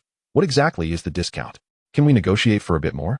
Middle East, Dubai, Chairman's Office of Emirates Airlines. His Highness Sheikh Ahmed bin Saeed Al Maktoum did not look at the numbers on the back of the briefing. His gaze lingered on the futuristic rendering of the Suinhu, especially the faintly visible propulsion lights at the tail, as if they were stars condensed. Beautiful, he marveled, saying to the CEO beside him. This truly deserves the name of an aerial palace. The first-class suites of the Boeing 777, the showers of the Airbus A380, outdated. We must contact Infinite Airlines to buy more and transform it into a comfortable aerial palace for me. Your Highness, its economic data is astonishing, and its speed. Economic data? Your Highness elegantly waved his hand as if swatting away an insignificant fly. That's important, but not the most important. The most important thing is that it represents the future. When the world's wealthy and elites think of the ultimate flying experience, what comes to their minds will no longer be Emirates Airlines, A380, but Emirates Airlines Suinhu. This value is beyond measure. He stood up and walked to the huge floor-to-ceiling window, overlooking the busy airport below and the distant boundary between the yellow sands and the azure coastline. Send Mr. Zhou Yan a private letter with the most esteemed etiquette, and also ask him if we can customize it. Tell him that we not only want to buy the plane, but we also want to participate in defining the high-end service standards for the future skies. Dubai World Central Airport could build a dedicated, artistically and technologically inspired future terminal for the Suinhu. Money is not an issue. What we want is this sense of technology, luxury, and high-end feel. Chapter 82. We must not follow the old path of Liangtian. Europe, German Aviation Group Headquarters. Emergency strategic meeting late at night. The atmosphere in the conference room is quite tense, filled with a sense of business anxiety and strategic panic. On the long table are summary reports, route network maps, and the most critical pages of economic comparison data printed from the technical briefing just received from Infinite Airlines. Ladies and gentlemen, the voice of the group's CEO, Carl, carried his usual calmness, but upon closer listening, one could detect a hint of tension. We have just received data from Infinite Airlines regarding a new generation of aircraft. It claims that the fuel cost for our flights from Frankfurt to New York can drop from the current 450,000 euros to below 4,500 euros, with maintenance costs also decreasing tenfold. He deliberately paused, allowing the number to resonate in the still atmosphere. The finance director was the first to gasp, almost springing from his chair, his eyes wide behind his glasses. How much? A tenfold decrease. He grabbed the cost comparison table and examined it closely. If this is true, and can be applied on a large scale, it is enough to give us the nuclear weapon to strangle all competitors with a price war or be strangled by competitors. The business and market director of Mach 5 murmured as he looked at the data. Time cost is what high-end business travelers value the most. The time taken to travel from China's Magic City to Frankfurt can be shortened from 11 hours to possibly less than 4 hours. This would have a significant impact on attracting top clients and seizing high-profit cabin space, but at the same time, it also means our current cabin service design, in-flight entertainment systems, and even meal supply logic may need to be completely overhauled, as passengers' time on the plane is greatly reduced. While other department heads were considering how much more profit this could bring to the group, the most challenging issue was not technology or even money. The Group's Strategic and Government Relations Director spoke with a grim face. It's about Airbus. We are a symbiotic entity closely linked to Airbus. Most of our fleet, future orders, and even some joint R&D projects are intertwined. If we massively shift to purchasing aircraft from a Chinese company, how will Airbus react? How will the French and German governments respond? Will the European Commission label us as harming the strategic industrial foundation of Europe? This involves Europe's industrial policies, employment policies, etc., and is far more complex than a simple business decision. CEO Carl listened quietly as his subordinates expressed their astonishment, analyses, and worries from various perspectives. He waited until everyone calmed down a bit before slowly speaking, asking the most critical questions. First, how credible is the performance of the Suanhu claimed by Infinite Airlines, especially its economic viability? Second, if we do not take action and, say, British Airways or competitors from the Middle East introduce it on a large scale first, how dangerous would our situation be? Third, if we decide to take action, what would be the best strategic path? The finance director spoke up, despite the unbelievable nature. Considering the incredible breakthroughs infinite technology has already shown in the battery field, and the potential R&D strength we may not understand behind them, we cannot simply dismiss it as a scam or exaggeration. We must assume there is a significant likelihood that it is real, and the risks are extremely high. If competitors gain a cost advantage first, they will be able to price below our operating costs on long-haul routes, directly forcing us out of the market. The risk of waiting is enormous. In the face of such disruptive technology, first-mover advantage may determine the market landscape for decades to come. The director of the strategy department added that the government relations supervisor also commented, while bundling with AirK is politically correct for us, commercial survival is a harsher reality. In the face of absolute technological strength, all of this can be sacrificed. After all, only by surviving can we talk about being correct. Carl nodded as he listened to the department head statements. Thus, the action plan is as follows. First, immediately form a cross-departmental task force of the highest priority, led directly by me. Second, through all our business channels and connections in Huaguo, spare no effort to contact the decision-makers of Infinite Airlines within 24 hours. Express our strongest intention to cooperate, and immediately arrange for personnel to go to Huaguo for on-site inspections. Third, simultaneously contact the president of AirK and request an urgent meeting. Not to question them, but to issue a warning and discuss whether AirK can accelerate its alternative energy aircraft process in extreme circumstances, or if there is any possibility of a technological exchange or collaborative production with Infinite to safeguard the fragile possibility of the European industrial chain. Fourth, prepare to send an urgent briefing to the federal government of Germany and the European Union, with the tone being that the alliance's air transport industry is facing a survival threat from the East based on disruptive technology, urgently needing strategic coordination and policy support at the alliance level. Fifth, we must prepare for the worst-case scenario and never follow the old path of TNT. If the technological verification is true, we must fully pivot towards infinite technology for the survival of the group when necessary. After finishing, he stood up and looked around at everyone. Ladies and gentlemen, we may be standing at a crossroads of an era. The 100-year history of Deutsche Airlines has taught us how to deal with war, crises, and competition. But this time, the logic of competition may have completely changed. What we need to do is not resist change, but spare no effort to ensure that Deutsche can be one of the definers of the new era, rather than a relic that gets eliminated. Now, let's disperse the meeting and take immediate action. The meeting at Deutsche Airlines was filled with the caution of an old European company, a profound understanding of the political and economic entanglements, but also the decisive courage to gamble everything under the immense commercial temptation and survival threat, much like that famous little mustache from 100 years ago. Shifting the focus to North America, at the Atlanta headquarters of American Airlines, a more direct confrontation was unfolding. I don't care if it's powered by fucking batteries or magic stones, President Miller shouted into the phone, addressing the company's COO. This thing can cut our unit costs in half again. Do you know what that means? It means we can kick United Airlines off the Trans-Pacific routes, crush American Airlines domestic hubs with a price war. The shareholders will love this. By the end of the year, my bonus can buy a small island. A calm yet equally anxious voice came from the other end of the line. President, please calm down. Do you see the potential problems here? Relying on a single overseas supplier, especially a supplier from Hoiguo, at this time, the Congress folks will go crazy. Boeing's legal lobbying team must have already started drafting the Protect American Skies Act, and I can guess the content. It must be based on national security to restrict or prohibit the operation of aircraft supported by non-allied critical technology within our country. Fuck those congressional folks. Miller roared. They're riding on Air Force One, using taxpayers' money. We are here to make money. Money. Listen, you need to immediately organize two teams. Team A.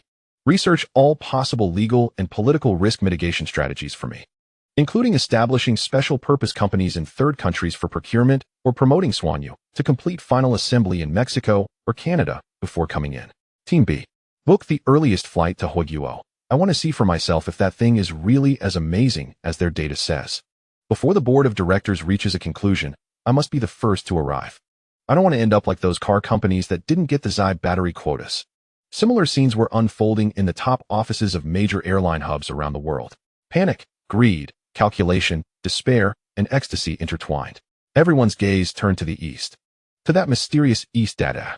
Consultation requests, cooperation intentions, probing emails, and even requests for private visits flew like snowflakes toward the newly established external contact window of Infinite Airlines.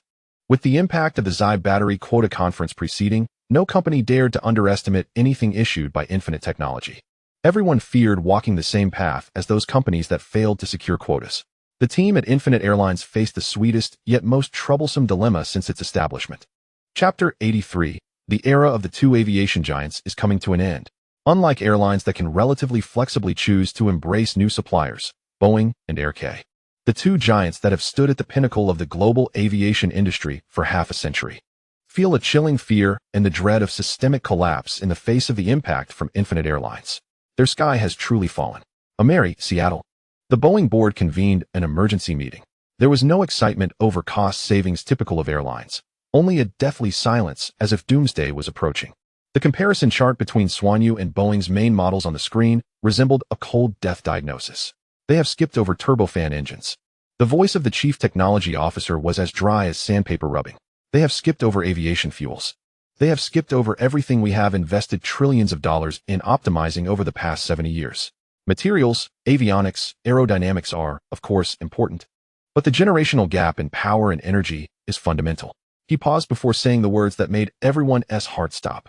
It's like we are using the experience of accumulating more comfortable carriages and more resilient tires from the horse-drawn carriage era to fight against internal combustion engine cars. The vice president of the supply chain felt darkness clouding his vision. If mainstream airlines parts suppliers turn to Infinite Airlines, our primary suppliers will be in dire straits within 12 months. Secondary and tertiary suppliers will fall like dominoes, and the backbone of high-end manufacturing in America will snap. This is far more than just a problem for Boeing alone. Lobbying. We must launch a full-scale lobbying effort immediately, shouted a director from the political realm. The Federal Aviation Administration must enact the strictest regulations to keep Infinite Airlines out of our borders. Battery safety, unpredictable risks of hypersonic air traffic, etc. There are always reasons to be found. Contact everyone we know in the Senate and the House. We must stop them from entering the American market. Even if we succeed and keep Infinite Airlines out of America, it will surely sweep through their market. What then? A relatively young director coldly and brutally retorted. Then Boeing will become a marginalized regional company serving only a portion of domestic routes and a few allied nations. The global market will have nothing to do with us. And our market value and shareholders' wealth will vanish into thin air. We're building a gorgeous coffin for ourselves in the name of protectionism. CEO David watched the desperate argument with a deep sense of fatigue. Boeing's massive size, complex network of interests, and proud engineering culture had become shackles for turning away. He knew that some directors might have already been in private contact with investment banks. They might even explore whether Boeing could transform into an after-sales service center or parts supplier for Infinite Airlines in America. But that idea itself was like a loud slap in the face of the century-old aviation empire.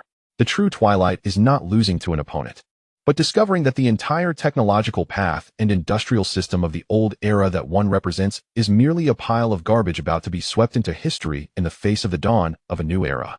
Turning our attention to another aerial giant, Airbus. The atmosphere here is similarly heavy. but perhaps infused with a bit of the unique European gene that seeks unity and compromise in times of crisis. The technological gap is too vast to bridge in the short term. The chief technology officer of Airbus did not shy away from the core issue. The energy density of core batteries and the principles of plasma propulsion exceed the cognitive framework of our current RD system. Catching up requires new foundational research investments and potentially 10, 20, or even 30 years of time, and the market will not wait that long for us. So, cooperation?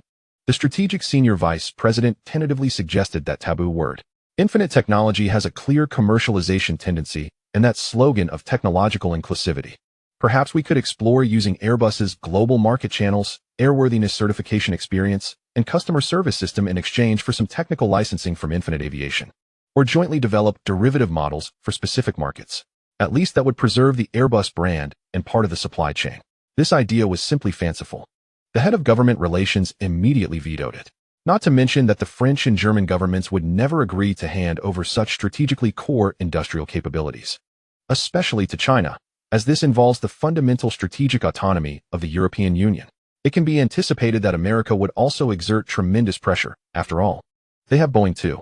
Moreover, considering Infinite Technology's previous attitude, technology is the most valued asset by their boss, and I see technical licensing as even less possible. However, to sit idly by while the airline turns to Suinhu, our orders dry up, and factories shut down is not strategic autonomy. It is strategic suicide. The operations director exclaimed passionately. Airbus's CEO, FUR, clasped his hands together, his gaze sweeping over everyone. As an engineer and entrepreneur, he knows better than anyone the brutality of technological generational gaps. But as the leader of Airbus, he must seek even a glimmer of survival amid the tumult. On the technical front, we must acknowledge the gap, but we cannot remain inactive. We need to concentrate all resources, betting on hydrogen energy propulsion and mid-range electric hybrid aircraft, which we judge may achieve breakthroughs faster, to find differentiated survival space, and prepare talents and preliminary research reserves for potential follow-up on plasma engine technology. On the commercial and political front, he continued, secretly collaborating with Boeing, letting the European Union and American governments delay Infinite Aviation's entry into the Western market under the guise of normal security reviews, to buy time for our supply chain transformation and technology catch-up. Additionally, secretly contacting Infinite Aviation and even Zhou Yan himself, we express our willingness to engage in value exchange. Airbus is willing to leverage its deep political and business relationships in Europe and some traditional markets to help Infinite Aviation more quickly overcome certain non-technical barriers or provide localized and customized services for its specific aircraft models, in exchange for some cooperation space. Remember, we must lower our stance. He finally looked at the representatives of various governments. The envoys from France, Germany, Spain, and Britain participated in the board meeting as observers. Gentlemen, Airbus may have reached the most dangerous moment since its establishment. If possible, I hope you can return and discuss with your respective leaders whether we can exchange some urgently needed technologies or resources from China for Infinite Aviation's technology. After all the actions we have taken can only delay but cannot truly stop the footsteps of Infinite Aviation. The two major aviation giants of the Western world. One struggles in internal rifts and protectionist impulses, while the other plans an organized strategic retreat and clandestine cooperation in despair. But no matter how they struggle, they cannot deny that their aviation thrones have already been shaken, with cracks deep into the foundations. The half-century-long duet between Boeing and Airbus is about to be concluded by Infinite Aviation from the Eastern superpower.